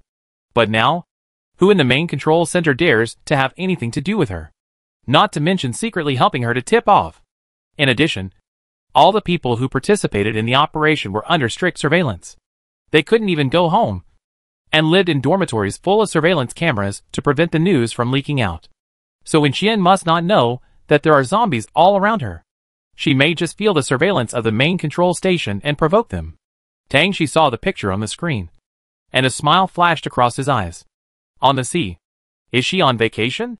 Celebrating that she killed all the zombies in Jingbei before? Xiao Ran, who was standing by, sneered when he heard this. She is still as arrogant as ever. After Xiao Ran finished speaking, he turned his head to look at Tang Shi and asked, "Why can't we capture the signal at sea?" As soon as Xiao Ran finished speaking, the picture on the big screen disappeared. Tang Shi glanced at the huge signal lost on the display screen and explained, Look! It's gone again. It should be when Rang who set up the shield. And it was just a temporary accident that we discovered it. You also know that the magnetic field of that world is very unstable. Otherwise we would not be able to find when Rang's loophole. Tang Shi's reason made sense. So Xia Ran did not suspect anything. The conversation between the two was heard by other people in the room. And they all breathed a sigh of relief. It's good that they didn't mess up. Xia Ran took 2 steps forward and looked carefully at the position where Wen Qian was just found on the screen. Although it was not within the previous prediction range. It seems that this position is not bad now. Wen Qian is on the ship. How much supplies can a ship carry? There are many people around her. When the food and water on the boat are used up, they must return to the shore. And now the area where she is. All the land around her is crowded with zombies. She will either be trapped and die at sea, or be besieged by zombies on the shore. All her paths are dead. To be honest, Xia Ran can't think of any possibility of her survival. Billions of zombies are not as simple as hundreds of thousands or millions. Wasn't Wen Qian still laughing just now? She wanted to see how long this person could laugh after discovering his situation. Xia Ran's mood, which had been suppressed for several days, suddenly improved. Soon, the news that Wen Qian's signal was captured again, and he was successfully trapped spread throughout the control center. Although Wen Qian's movements could not be seen yet, there was no doubt that they had already won half of the war. They looked at the display screen, and the large patches of red on it were all zombies. In comparison, the sea area surrounded by zombies seemed very small, and this place would eventually become Wen Qian's burial place. At the same time when the control center discovered Wen Qian's whereabouts, major cities also discovered something was wrong. Zombies suddenly disappeared, as if they had evaporated from the face of the earth. This phenomenon made all the survivors both excited and uneasy. They secretly observed the movements outside, but still did not dare to take a step out, because they were very afraid that the zombies would suddenly appear again and kill them by surprise. Jingbei Base contacted Ben Sheng as soon as possible, suspecting that this matter was related to Wen Qian and others. They thought of Yi Xinghua's reply to other city bases a while ago. Half a month. Just today. However, Ben Sheng had lost contact with Wen Qian and the others for several days, and could not confirm whether it was them who did it. If it was true, where were they now? And how did they do it? Everyone was panicking, because the zombies were gone, and because Wen Qian and the others were gone. So the bases united and sent people out to look for the zombies, and Wen Qian and the others.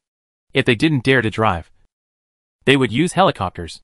In short, they had to find the bodies alive or dead.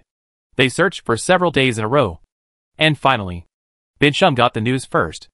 The Alliance base found a large number of zombies, and some abnormal situations in an area hundreds of kilometers away from Ben Sheng, because the area where the zombies were located could not be entered by plane. They also destroyed a helicopter and lost 2 combatants. This news was passed back to the base, and immediately attracted the attention of Mu Xi and others.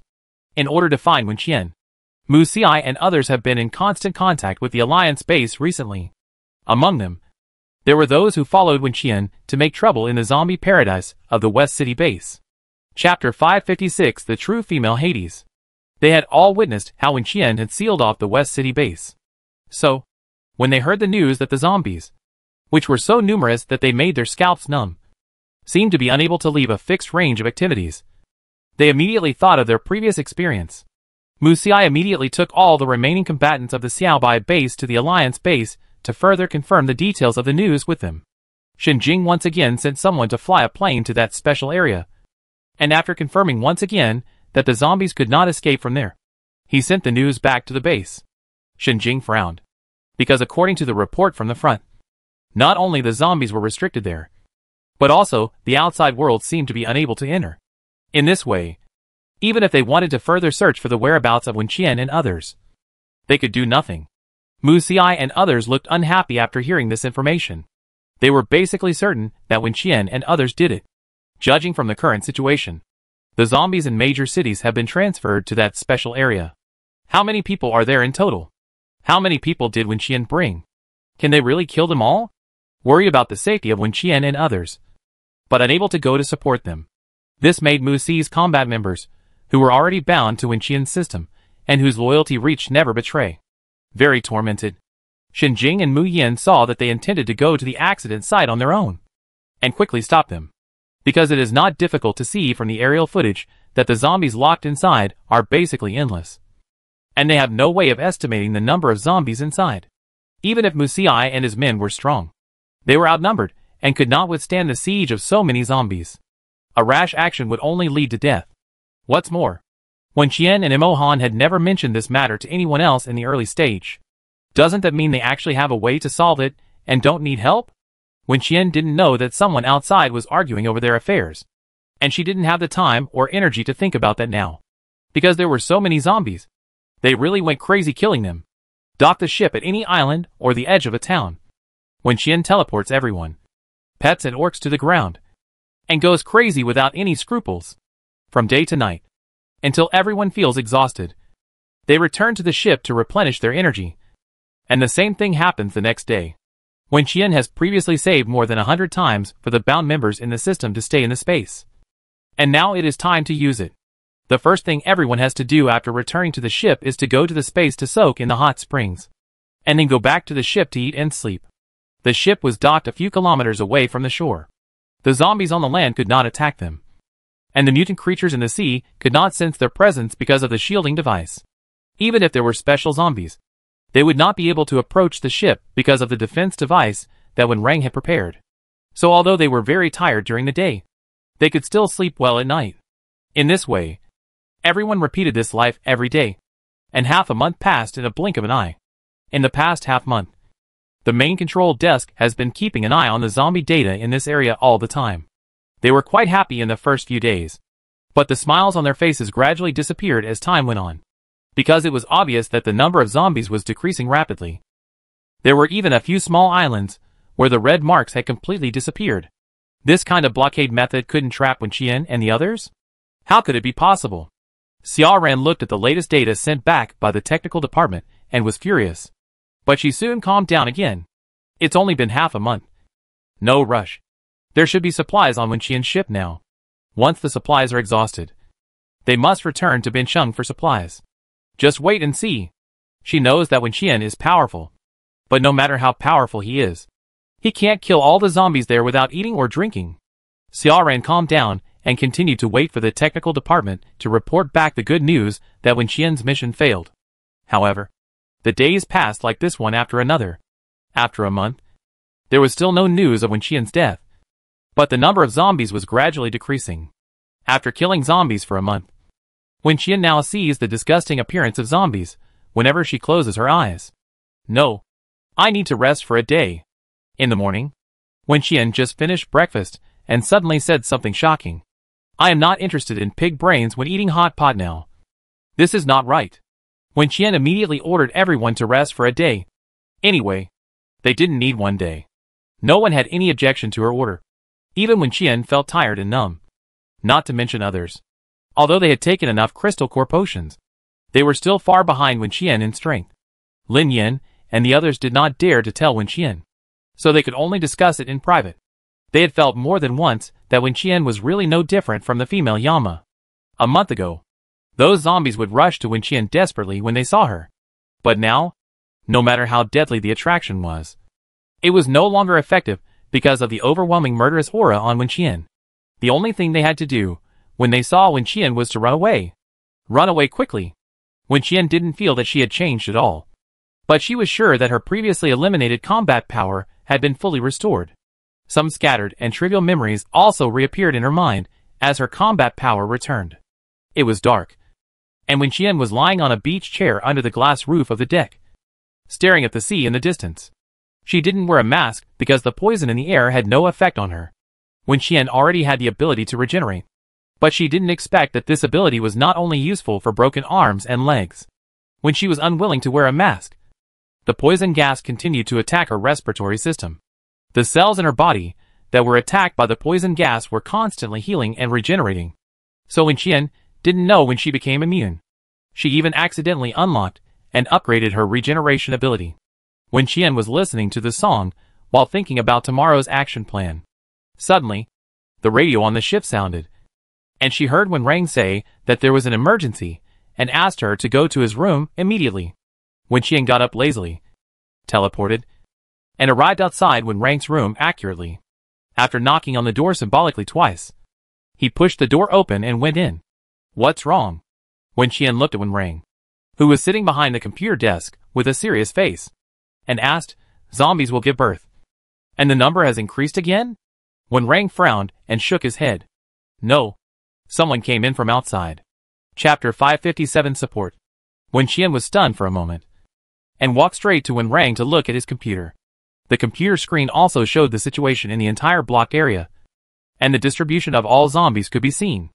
Now, under the large red mark, there were a few scattered green dots on the edge of the blocked area, which was particularly conspicuous. "Someone from the main control desk?" Wen Qian asked softly. "It shouldn't be. If it was, I would have received a prompt. If it's not someone from the main control desk, then..." Wen Qian's face changed. "Our own people?" Wen Qian and his companions had been away for so long, and they had actually thought that someone would look for them and find them. After all, it was too strange that zombies disappeared from major cities around the world at the same time. No matter which country or city it was, they would conduct an investigation and would find something wrong with this area sooner or later. But Wen Qian didn't expect anyone to come to help. The group of people outside didn't dare to fight against the zombies when they were scattered before. Now that so many zombies are gathered together, anyone who doesn't want to die will definitely stay away from here, as far as possible. Moreover, after these zombies were gathered together by the main control console, their combat power has evolved again. According to the information given by Tongxi, people outside cannot bring any weapons or supplies if they want to come in. If they rashly enter in this state, they will most likely be torn to pieces by zombies as soon as they appear, because the zombies at the edge of the shielded space have not seen living humans for a long time. Just smelling the human scent would probably make her drool. Wen Qian looked at the little green mark on the computer screen and thought of Mu Xiai and the others with a headache. Could it be them? If anyone would risk their lives to come here at this time, it should be them. Right? Wen Qian sighed and turned to walk out. Wen Rang guessed what she wanted to do and said, "Mo Han is already waiting for you on the tarmac." Although the outside world could not bring in any means of transportation and weapons, Wen Qian had a lot of them. The cruise ship has its own small helipad, on which 2 helicopters are parked. Mo Han is ready to go. After Wen Qian gets on the plane, the two immediately drive towards the destination, while keeping in touch with Wen Rang, exchanging information they see at any time. Although this area blocked and isolated by the main control console cannot communicate with the outside world, there is no problem with internal communication. Wen Rang has been staring at the display screen, and he is also worried that the few green spots will suddenly disappear. Fortunately, when Wen Qian and Mo Han arrived there, they were still holding on, although they looked very embarrassed. The sound of a helicopter came from the sky, which made Mu Xiai and others, who were concentrating on dealing with zombies, stunned. Countless zombies surrounded them at the edge of the area, although there was a transparent barrier behind them. They could no longer retreat. From the moment they entered this area, they were destined to fight the zombies in front of them. The appearance of the plane made their eyes burst into light, and Wen Qian's sudden appearance made them smile for the first time in a long time. Wen Qian teleported to the crowd. After seeing the familiar group of people, she took a deep breath and said sternly, "Nonsense. What are you doing here? Why can't we come if you can?" Mu Xiai raised his lips slightly. "I knew that only you could do this kind of thing." "That's right. We said we would come to find you a long time ago. But the people at the base didn't believe us and insisted on stopping us." The people around Mu Xiai said, "Captain Qian, it's inappropriate not to inform us of this action." Right? Wen Qian's arrival finally gave them a chance to breathe. Xiaobai brought 100 war pets to tear the zombies in front of them, and separated a place for them to talk safely. Wen Qian originally planned to take the people away directly after seeing them, and talk on the boat. But when he glanced behind Mu Xiai and others, he found that there were still people outside the barrier, and they were obviously with Mu Xiai and others. It's just that Mu Xiai and others are just test subjects, and they are taking risks to see if they can get in here. When the people outside saw Wen Qian, they all opened their eyes wide without exception, although they came here to find Wen Qian. Seeing her so soon was still a surprise to everyone. Mu Xiai turned around and looked outside the barrier, and gestured to the leader. The man nodded and turned around to lead the people away. Wen Qian didn't understand what this meant, and only heard Mu Xiai say, "Let's go." The helicopter couldn't accommodate so many people, so Wen Qian had to throw them into the space first, and release them when they returned to the ship. Lin Yin and others had heard the news and were waiting on the deck. When they saw Wen Qian coming back with Mu Xiai and others, they rushed up quickly. "Fuck. It's you guys. Awesome. How did you find this place? You guys are awesome. You're so reckless." As they chatted, they walked towards the cabin. Wen Qian turned around and asked, "Have you eaten yet?" Mu Xiai, "Yes. When you come to a place like this, you must eat a full meal first. I don't want to die of starvation even if I die." Wen Qian nodded and asked, "What does the gesture you just made with the people outside mean? Meet them at that place in a week." "Huh?" Wen Qian was full of questions. "Why did you pick them up?" "Of course. We're here to support them." Mu Xiai frowned and replied, with a hint of anger between the lines, because Wen Qian had never thought of taking him to participate in this operation. And because of some things that happened during this period, the zombies in major cities suddenly disappeared, which was tantamount to a carnival for the survivors. As for where the zombies went and how to deal with them later, those people didn't seem to care at all. Even when Bin Chung discovered that something was wrong in this area and issued a notice to the outside world, there were many people who didn't care about it, because the zombies appeared far away from them. Even if they broke out of this area, they would definitely not be the first to harm them. This made Mu Xiai and others, who had fought desperately to kill zombies, with Wen Qian feel chilled. In their hearts, they also had a thought of, is it worth it to fight so hard? Now, they watched Wen Qian lead the team to deal with the zombies here alone, and then thought of the faces of some people outside, and their anger could not help but rise. Bin Shun will send some people to support us. Don't mind the small number of people. At least they have participated in operations before and have experience. They can help a little. Mu Xiai suppressed his emotions and continued to talk to Wen Qian.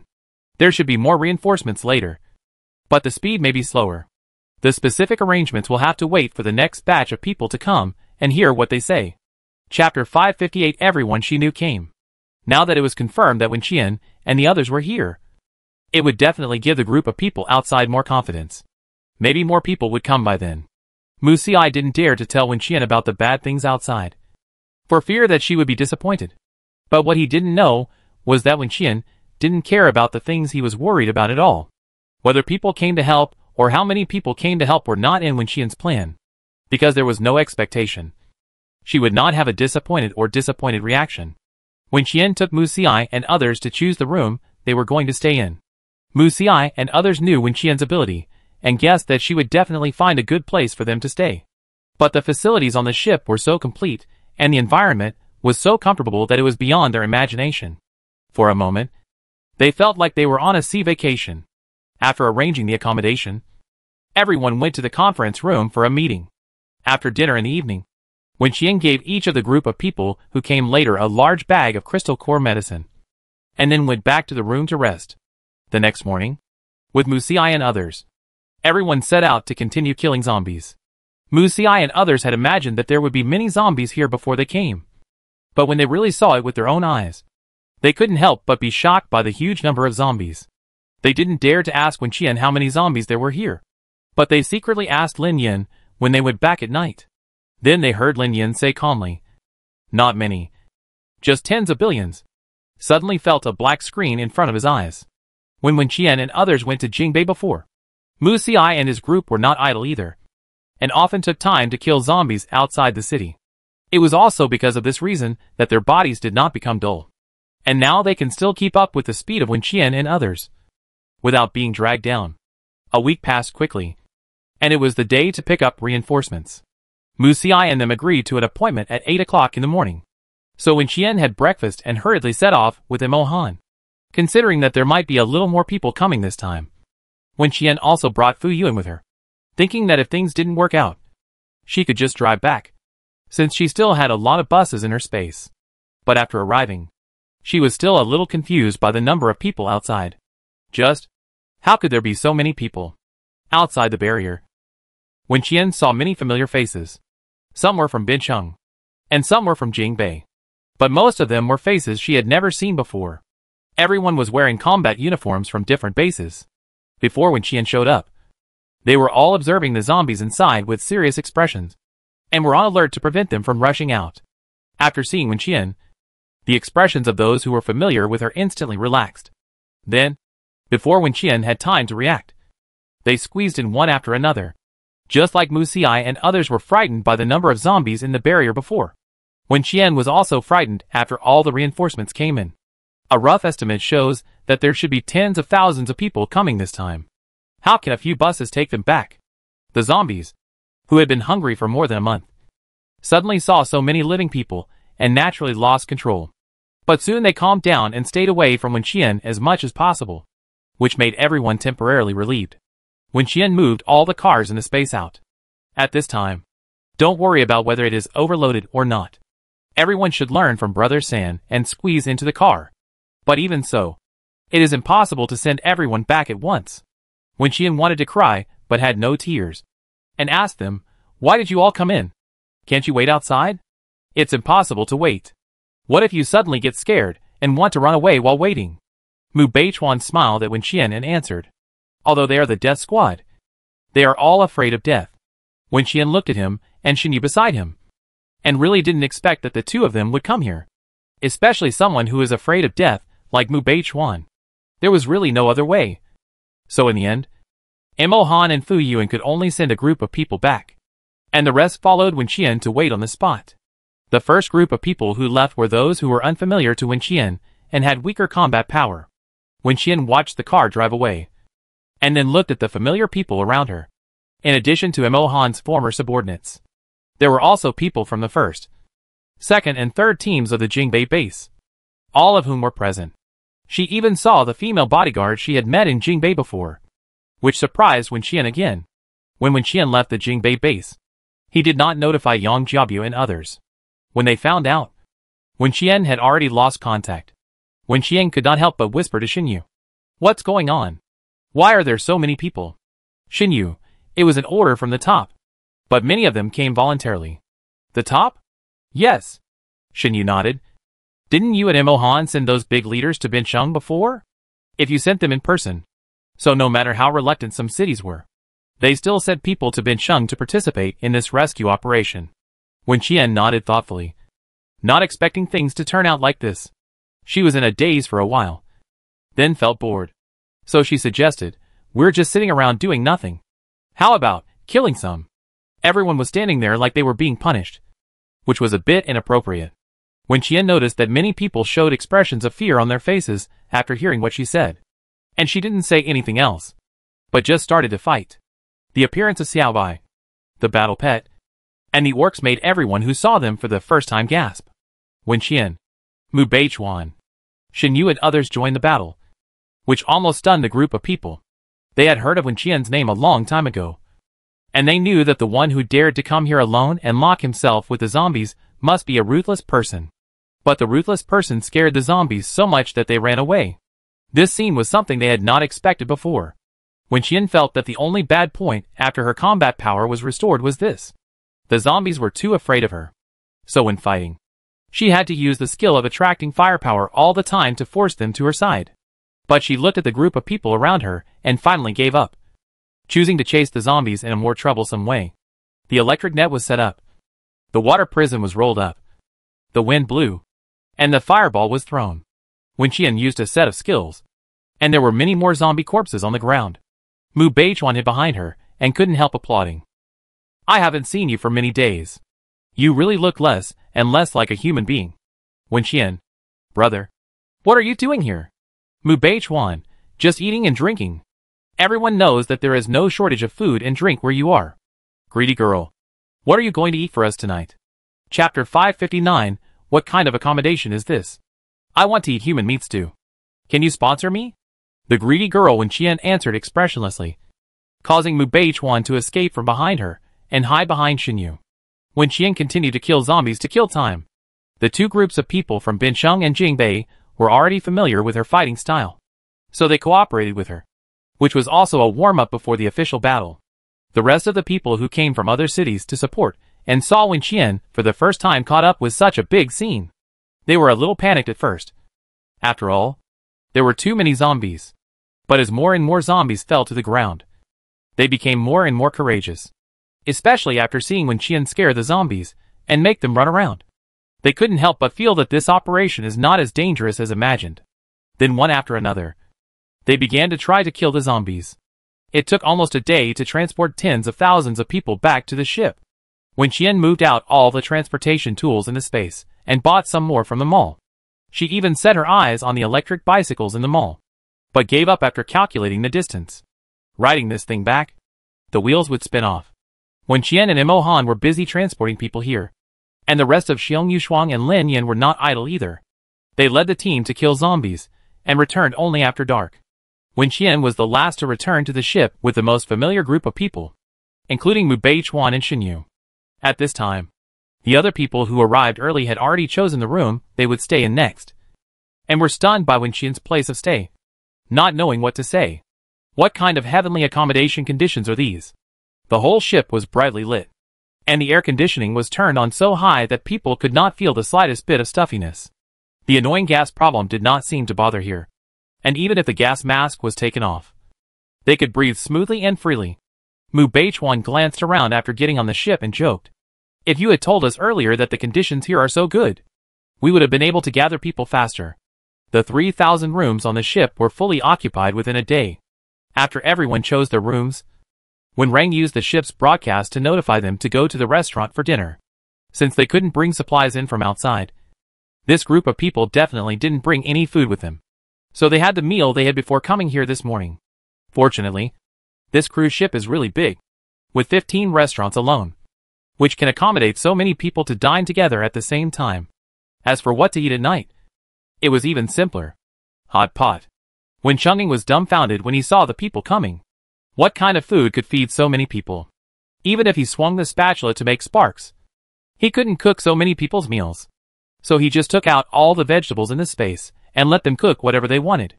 And then used the machine to cut some beef and mutton, etc. So it wouldn't waste time. To Wen Changning, this looked like a messy meal, because he didn't want to let them eat the food he cooked himself, and saved it for his daughter to cook. But in the eyes of the people who came today, this meal was simply a feast for gluttons. Vegetables. Fresh vegetables that they hadn't seen in more than a year. The whole table was full of them. Meat and vegetables. Not minced meat. Not rat meat. But large pieces of freshly cut beef. Mutton and pork. Corn and noodles. Just throw them directly into the pot. And fruits. Fuck. Fruits. Everyone was dazzled by the food on the table, swallowing their saliva constantly, wondering if they were dreaming. Seeing this, Mu Beichuan couldn't help but sigh and sigh. If people outside knew what we were eating here, I promised to gather another 50,000 reinforcements tomorrow. Aren't these food and accommodation conditions hundreds or thousands of times better than those in other bases? When Qian didn't use these to shoot a promotional video and recruit people to help her kill zombies. Is she missing a string in her brain? When Qian has long been accustomed to fighting in small groups, suddenly so many people came. She was really a little uncomfortable. Sitting next to Imo Han, she was as quiet as a socially anxious person, eating without saying a word. Her brain was working fast, thinking about where to take them to kill zombies and upgrade tomorrow. With so many people, the demand for crystal cores increased all of a sudden, although most of them were not the main combat force. Since they had risked their lives, she couldn't be stingy and not give them any medicine. Otherwise, wouldn't it be a waste of watching them die? Eat well. Imo Han glanced at the absent-minded person beside him. There was no food in the bowl, but he was still biting his chopsticks. Think about it after you finish eating. When Qian came back to her senses and said "oh" obediently, she looked at Imo Han's pot and said, "I want to eat your wide noodles and duck blood." Each person had a small pot, and whoever wanted to eat could put what they wanted.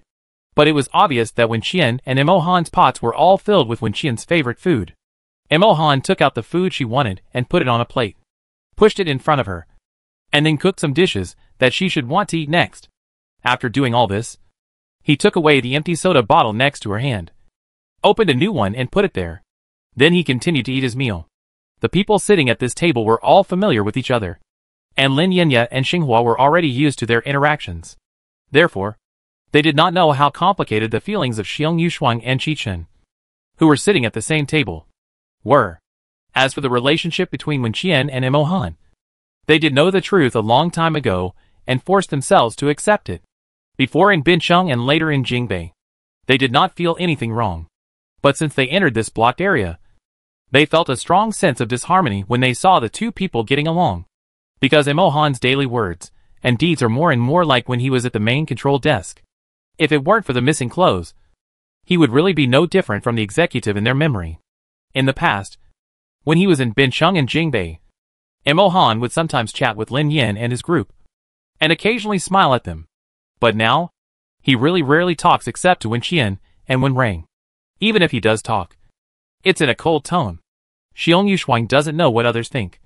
Anyway, when she sees Imo Han now, she can't help but want to bow her head and shout hello, Chief, conditionally.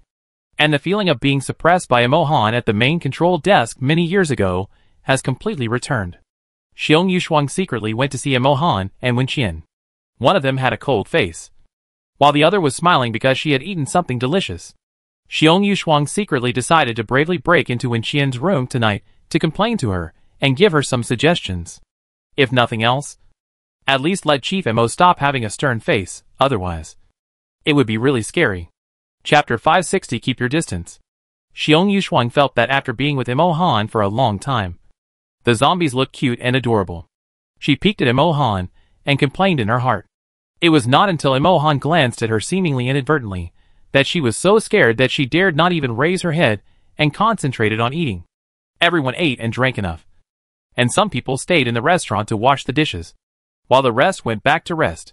Although Wen Qian did not kill too many zombies today, she always felt that escorting people was more tiring than killing zombies, so she was eager to go back to take a bath, put on a mask, watch a horror movie and relax. However, on the way back to the room, Wen Rang stopped her and handed her some supplies. The supplies were not many, mostly some compressed biscuits and beef jerky energy bars. But it was not easy to be here. Wen Qian looked at those things and asked in confusion, where did they come from? Can't supplies be transported in from the outside world? But some people have space abilities, and these are brought in from their space. People outside were also worried that Wen Qian would be short of supplies, so they gathered all the people with space abilities they could find and sent them over. Wen Qian was touched when she thought about how poor the bases were, yet they were able to gather these supplies for her. Then she sighed and said, if these people were smarter, they should have gone directly to Fusheng and Murongyan. If they don't want to sponsor supplies, bring them here, and they will definitely get all the good stuff. Wen Rang, I thank you on behalf of those two for thinking about them so much. Well, we are all friends, and we have deep feelings for each other. I know they must miss me too. Wen Qian waved and put the supplies into the space, then yawned and said, brother, if there is nothing else, I will go back first. Well, go ahead. Wen Rang nodded and watched Wen Qian return to the room. After Wen Qian went back, she took a bath and made a facial mask. After coaxing the two children who lived with her to sleep, she sat cross-legged on the bed and was in a daze for a while, then got up and went to the next room. Her room was connected to Imo Han's. She could jump over from the sea view terrace outside and open the door to the living room over there. Imo Han was sitting on the sofa in the living room, reading something with a pad in his hand, looking quite serious. He turned his head to meet Wen Qian's gaze when he heard the sound, and the coldness in his eyes faded away. Aren't you tired and going back to sleep? Imo Han asked softly. That was what I was planning, but I suddenly remembered something, so I came here. What is it? Wen Qian walked in front of Imo Han, lifted his chin, and made him look up and look at her. I remembered that my boyfriend seemed to be in a bad mood, so I came to see what was going on. After she finished speaking, she stroked Imo Han's unfurrowed brows. Don't deny it. You scared my deputy captain so much tonight that he didn't even have a good meal. Don't think I didn't see it. Although Xiong Yuxuang hadn't come to her to complain, it didn't mean Wen Qian didn't know anything. Wen Qian took the pad from Imo Han's hand and threw it aside, then sat down next to him. Captain Imo, do you know that when you have a cold face and don't speak, you are really a little scary? If these words came from someone else's mouth, Imo Han would believe them. But if they came from Wen Qian's mouth, they were completely unreliable. He looked at Wen Qian and smiled, silently expressing his doubts about this statement. Wen Qian sighed and said, okay, I admit that I'm not that scared. But didn't you notice? Xiong Yuxuang and Qi Chen didn't even dare to breathe when they saw you recently. Just like my seeing a cat. And those people from Yixinghua have also become more cautious in their words. Well, only those who are so tactless like Lin Yin are still the same as before. Thinking of Lin Yin, Wen Qian curled his lips in disdain and said again, I also think you seem a little unhappy recently. Are you too tired? Every day. You are busy from dawn to almost midnight. You start killing zombies as soon as you open your eyes. If you repeat this kind of day too many times, anyone will be numb and tired.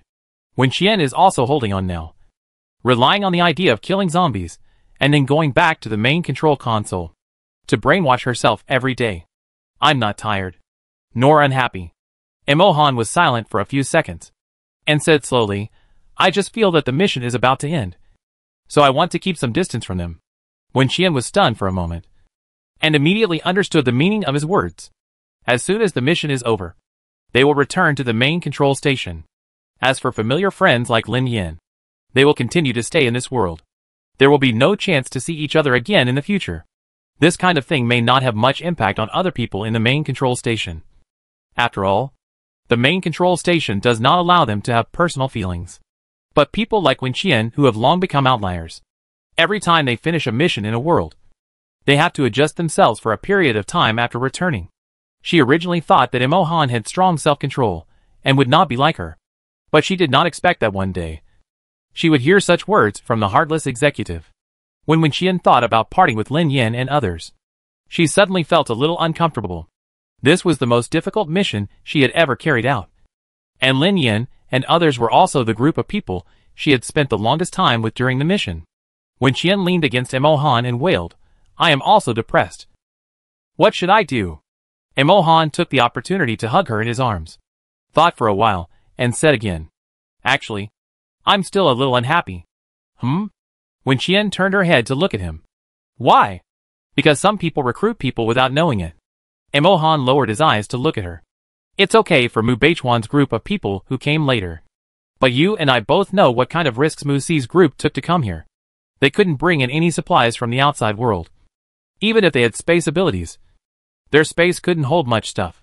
Without being sure that when Qian was here, Mu Si directly brought people to find him, which was tantamount to sending himself to death. Emohan didn't think that man was obsessed with killing zombies. The only reason he came here was when Qian, his girlfriend, was being thought of so much every day. If he said he didn't feel anything, he would be lying. In addition, Mu Si kept calling her Qian Qian and Qian Qian every day. When he looked at Emohan, he almost wrote the words I'm waiting for you two to break up on his forehead. It was really hard for Emohan not to be annoyed. When Qian couldn't help laughing when she heard what he said and asked, am I particularly likable? Don't you know it? My brother always says I don't know it. Others may not know, but I like it very much. When Qian smiled even more. I know it. Look, even that old dog Fu Sheng can't help but praise me sometimes. Are you trying to piss me off? No. When Qian raised her head and leaned closer. I want to say that although there are many people who like me, you are the only one I like. You see, even when you ignore me with a cold face, I will think, this face is really beautiful. So just ignore me if you want to.